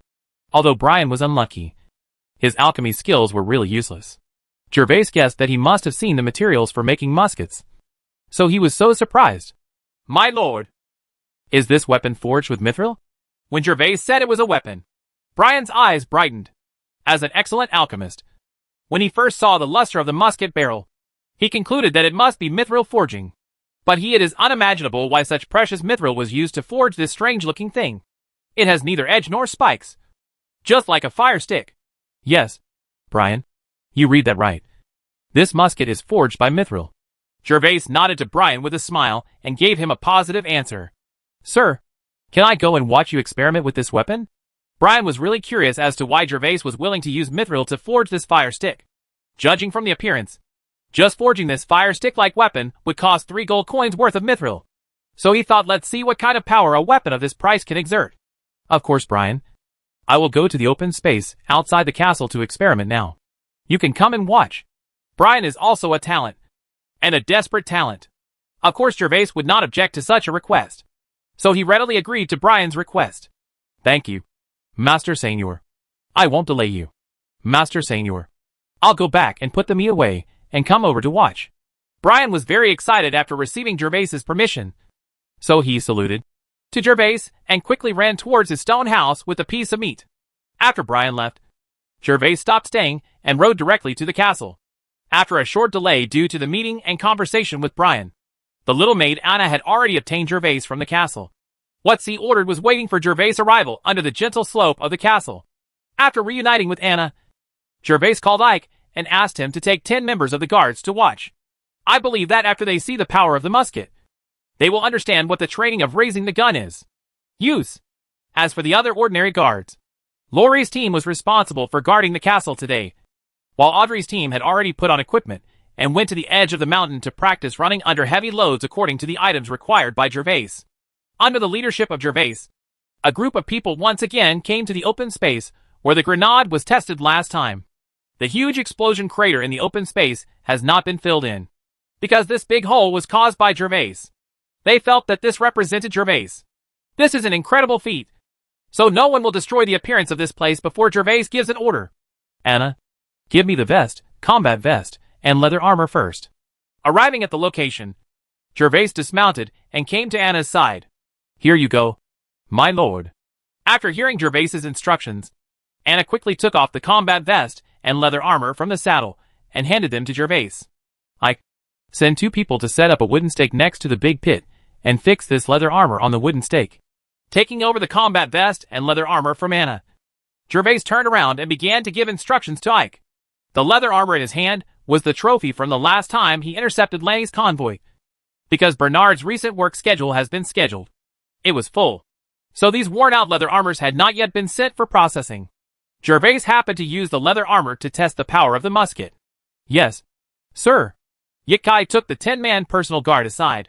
After standing at attention and taking a break, he heard Jervas's order. He immediately stepped forward and took the leather armor from Jervas' hand and ordered 2 team members to move toward the center of the open space. Go! After Ike took away the leather armor, Jervas took out a small leather pouch from a pocket of the combat vest.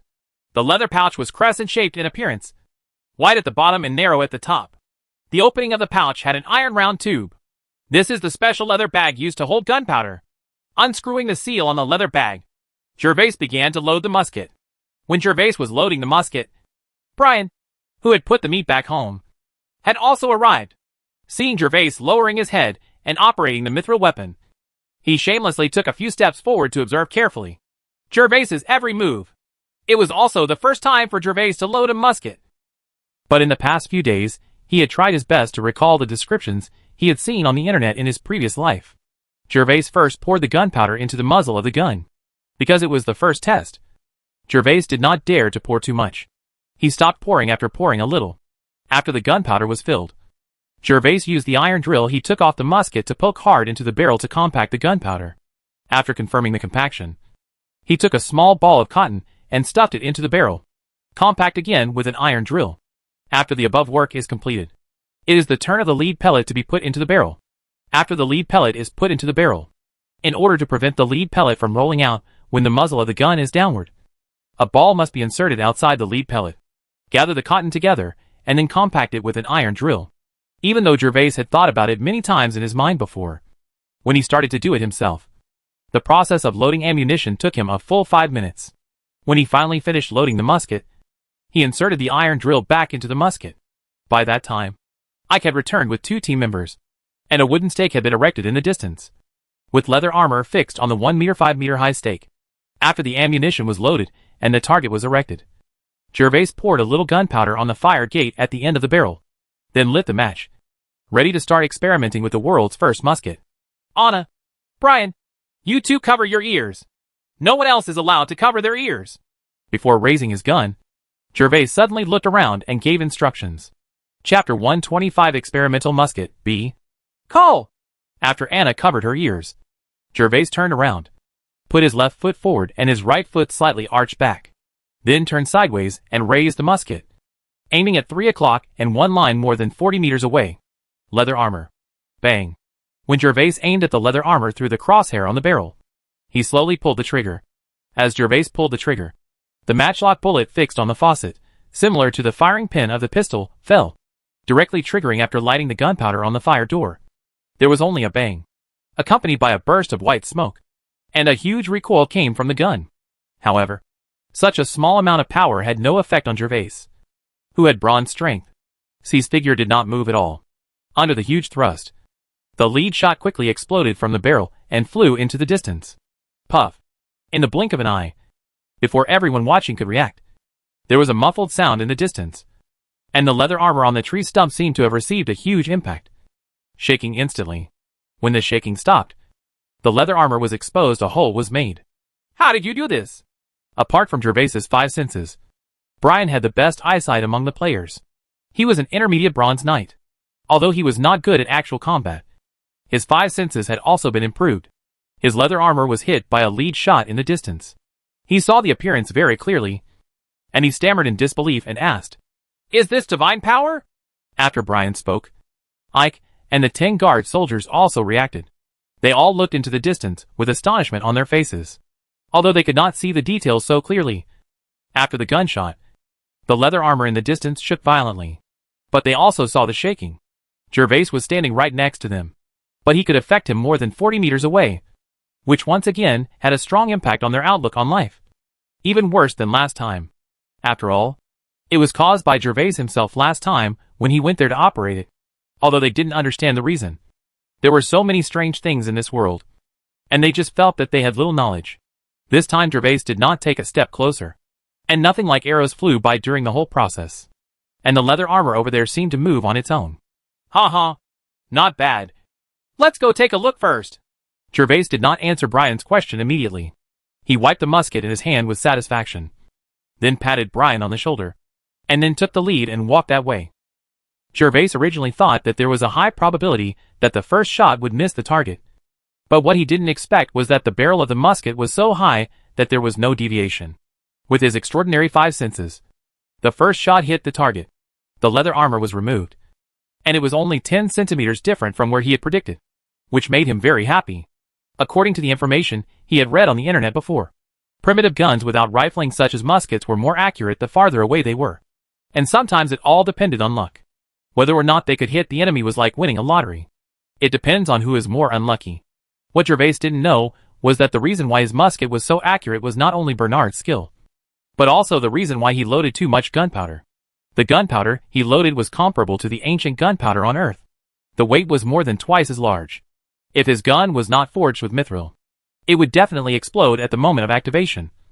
Embarrassing himself, after leading everyone to the wooden pile, Jervas took off the leather armor, and saw that the front of the leather armor had been penetrated, opening a thumb-wide hole.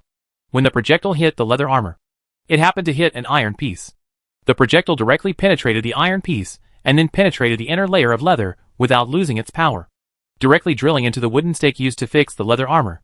After giving the leather armor to Brian and others for inspection, Jervas took out a knife and began to dig in the hole where the stake was hit. After digging 5 or 6 centimeters, Jervas finally dug out only a small hole. The remaining projectiles had been completely deformed at this moment, from the original round beads to a thin layer of small shrapnel. Is it really a divine power? There is a hole in the iron piece in front. I was the one who put the leather armor on just now. At that time, this part of the leather armor was still intact. Yes, it's a miracle. I just saw that the leather armor didn't have such holes. What's the matter? Look at that wooden stake. Even without leather armor, the bow and arrow can't penetrate that deep. Right. Master Seignior is so powerful. The last big explosion has been unforgettable for me forever. I didn't expect such a miracle to happen this time. Yeah. Look at this big hole on the ground. If someone stood here, they would definitely be doomed. At this moment, the leather armor has been passed from Brian's hands to the soldiers. Each soldier rushed to watch carefully. When they saw the big hole in the leather armor, they started talking one by one, especially the ones in front that cooperated with its erection. The 2 guards who placed the leather armor on wooden stakes knew that the big hole in the leather armor was caused later. Bang bang bang. After checking the wooden stakes and confirming the power of the musket, Jervas turned around with satisfaction and saw that his subordinates were all talking about it, sometimes looking at the leather armor, sometimes looking at him with admiration. Jervas looked at him. Lou smiled and clapped her hands to stop their discussion. Line up! Everyone! Look to the right. Look forward. Stand at attention and take a break. When the sound of Jervas clapping fell, Ike immediately stood up and quickly shouted the password. After hearing the password, the guards immediately lined up in a row and made a series of actions in accordance with Ike's password. You are making rapid progress. I am proud of you. The movements of the guards fell into Jervas's eyes. Seeing their quick and clean movements, Jervas nodded approvingly. You must be curious as to what caused damage to this leather armor. As he spoke, Jervas raised the musket in his hand and held it in front of him. This is the thing. You have seen its power. The wooden stick in your hands is its substitute. In the near future, you will also have this powerful weapon. However, although this weapon is powerful, it is not. You also need to be able to use it and make good use of it. If you don't use it well, it will still be garbage to you. Now do you know why I let you train on the field with sticks? As Jervas spoke powerfully, all the soldiers became more and more excited as they listened. Their faces turned red, and they held the wooden stick in his hand tightly, as if the wooden stick was a real one, just like a musket. Understood. When Jervas finished speaking, all the guards responded in unison, and the clearing suddenly burst into shouts. Very good. Now that you understand, let's go back and train hard. Don't let down this precious musket. Take them to train. Yes. Lord Seignior. Everyone has it. Turn back. Destination. Training ground. Starting run. At Ike's command, all members of the guards lined up and trotted out of the open space.